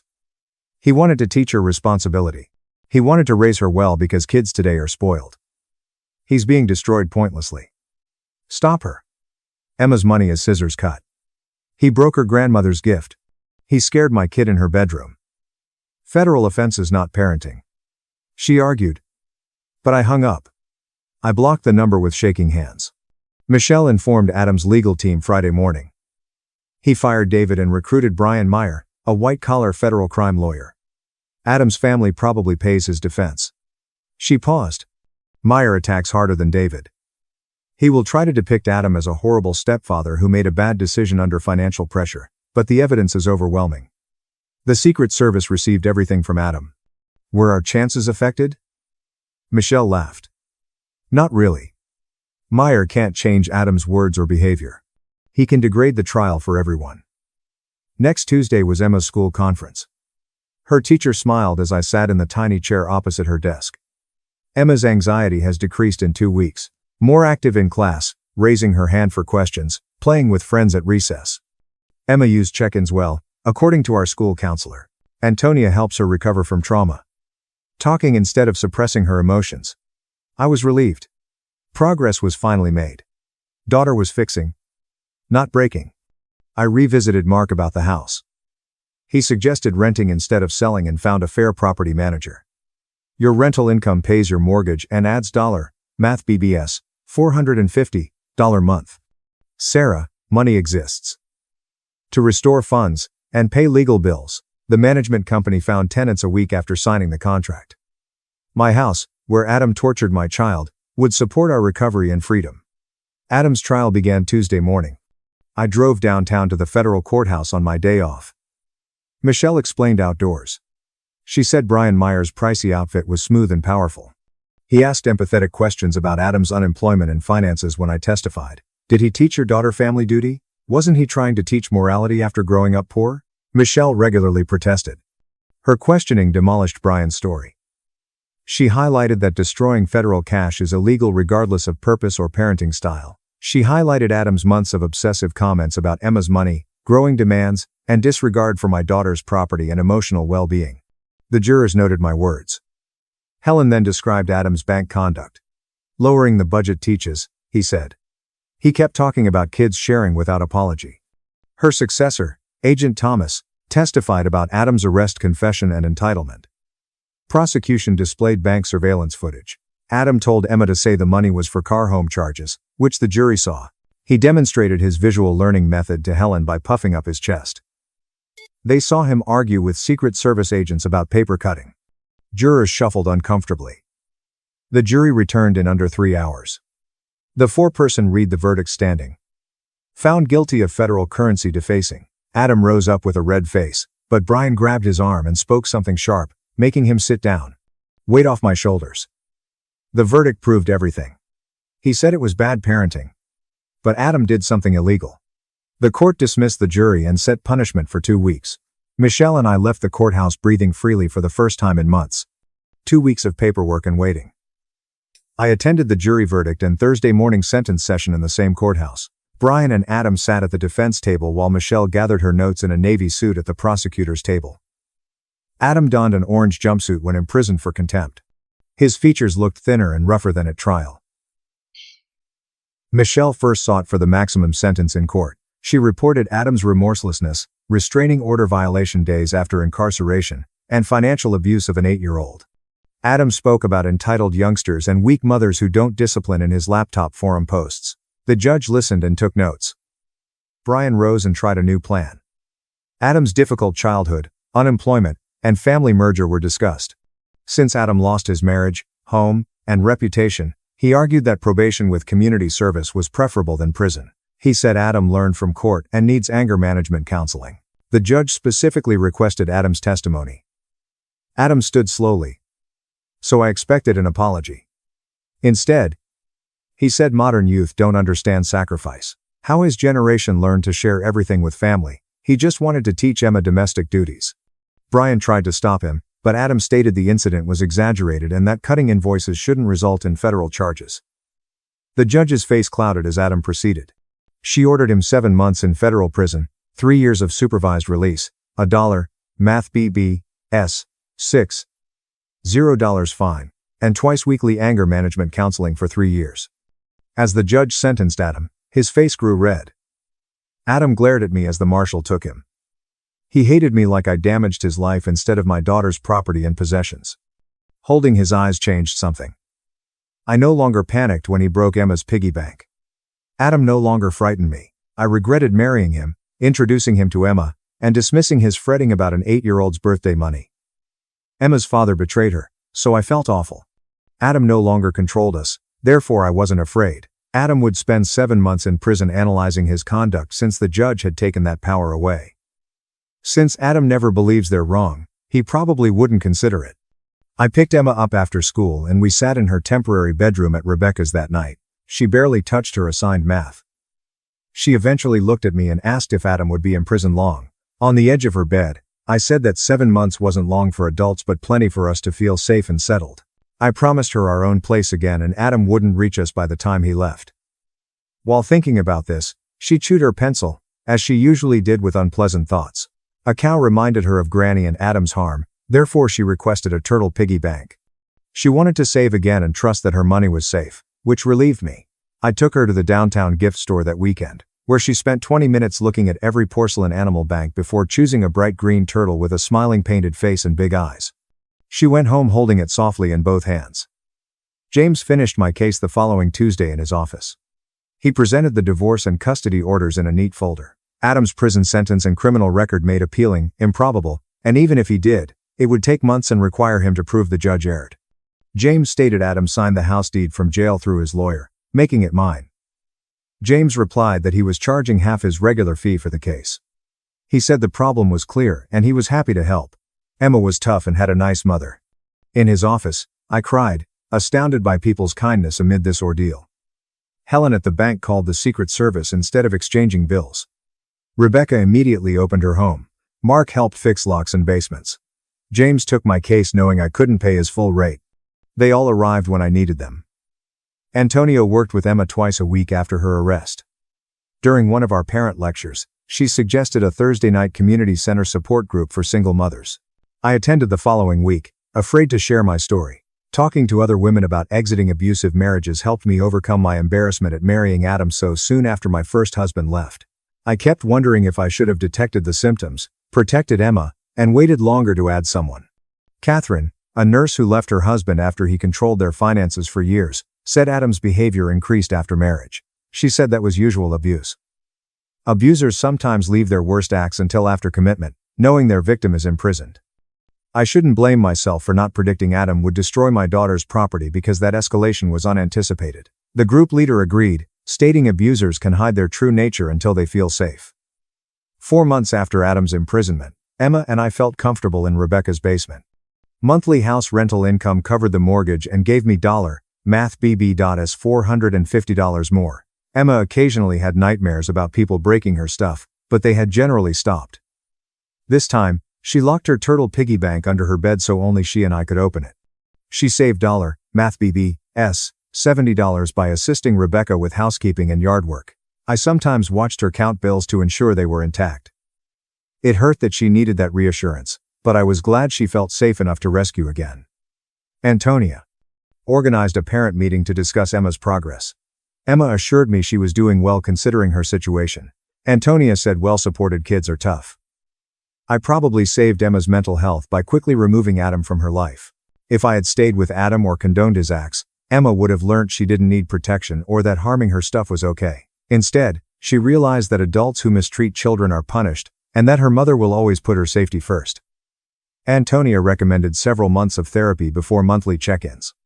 Adam's probation officer emailed me 7 months post-sentence. After his federal prison sentence, Adam moved to Arizona with his mother. The probation officer wrote in the email that Adam could not contact us on supervised release and would be returned to prison immediately. He got weekly probation officer visits, anger management twice a week, and work. Breaking these rules would send him back to prison to fulfill his sentence. James advised me to keep all probation officer communications in case we needed them after I forwarded the email to document it. He didn't think Adam would break his release terms because he'd served 7 months in federal prison and didn't want to return. Emma's 10th birthday was celebrated with garden decorations at Rebecca's in May. Sophia invited 2 of her friends who had become Emma's relatives in recent months and 6 schoolmates. Everyone watched Emma give gifts at the picnic table while enjoying pizza and ice cream cake. Grandparents sent birthday cards with money, and her aunt from California gave math BBS $60. Emma gently took the birthday money and walked to her room after opening everything. I saw her flatten each bill before inserting it into her turtle bank through the top hole. Her announcement at the party that she was saving for summer camp restored her right to save and plan. She no longer feared theft or damage. She trusted me to protect her money. My hospital supervisor called me into her office the following week. I thought something was wrong, but she mentioned a surgical unit senior role. Day shifts, greater pay, and more stability would replace my rotational schedule. She said I deserved the promotion for handling everything in recent months while maintaining quality. The extra math BBS $10 per month would let me rent a little house for Emma and me. Rebecca stated there was no rush when I told her about the promotion and move. She told us to stay till we found the perfect home, that Sophia had benefited from us, and that she missed Emma every day. So she looked at me like she understood why we needed our own space again and why Emma needed to feel at home. I checked rental listings on my phone during hospital lunches in May.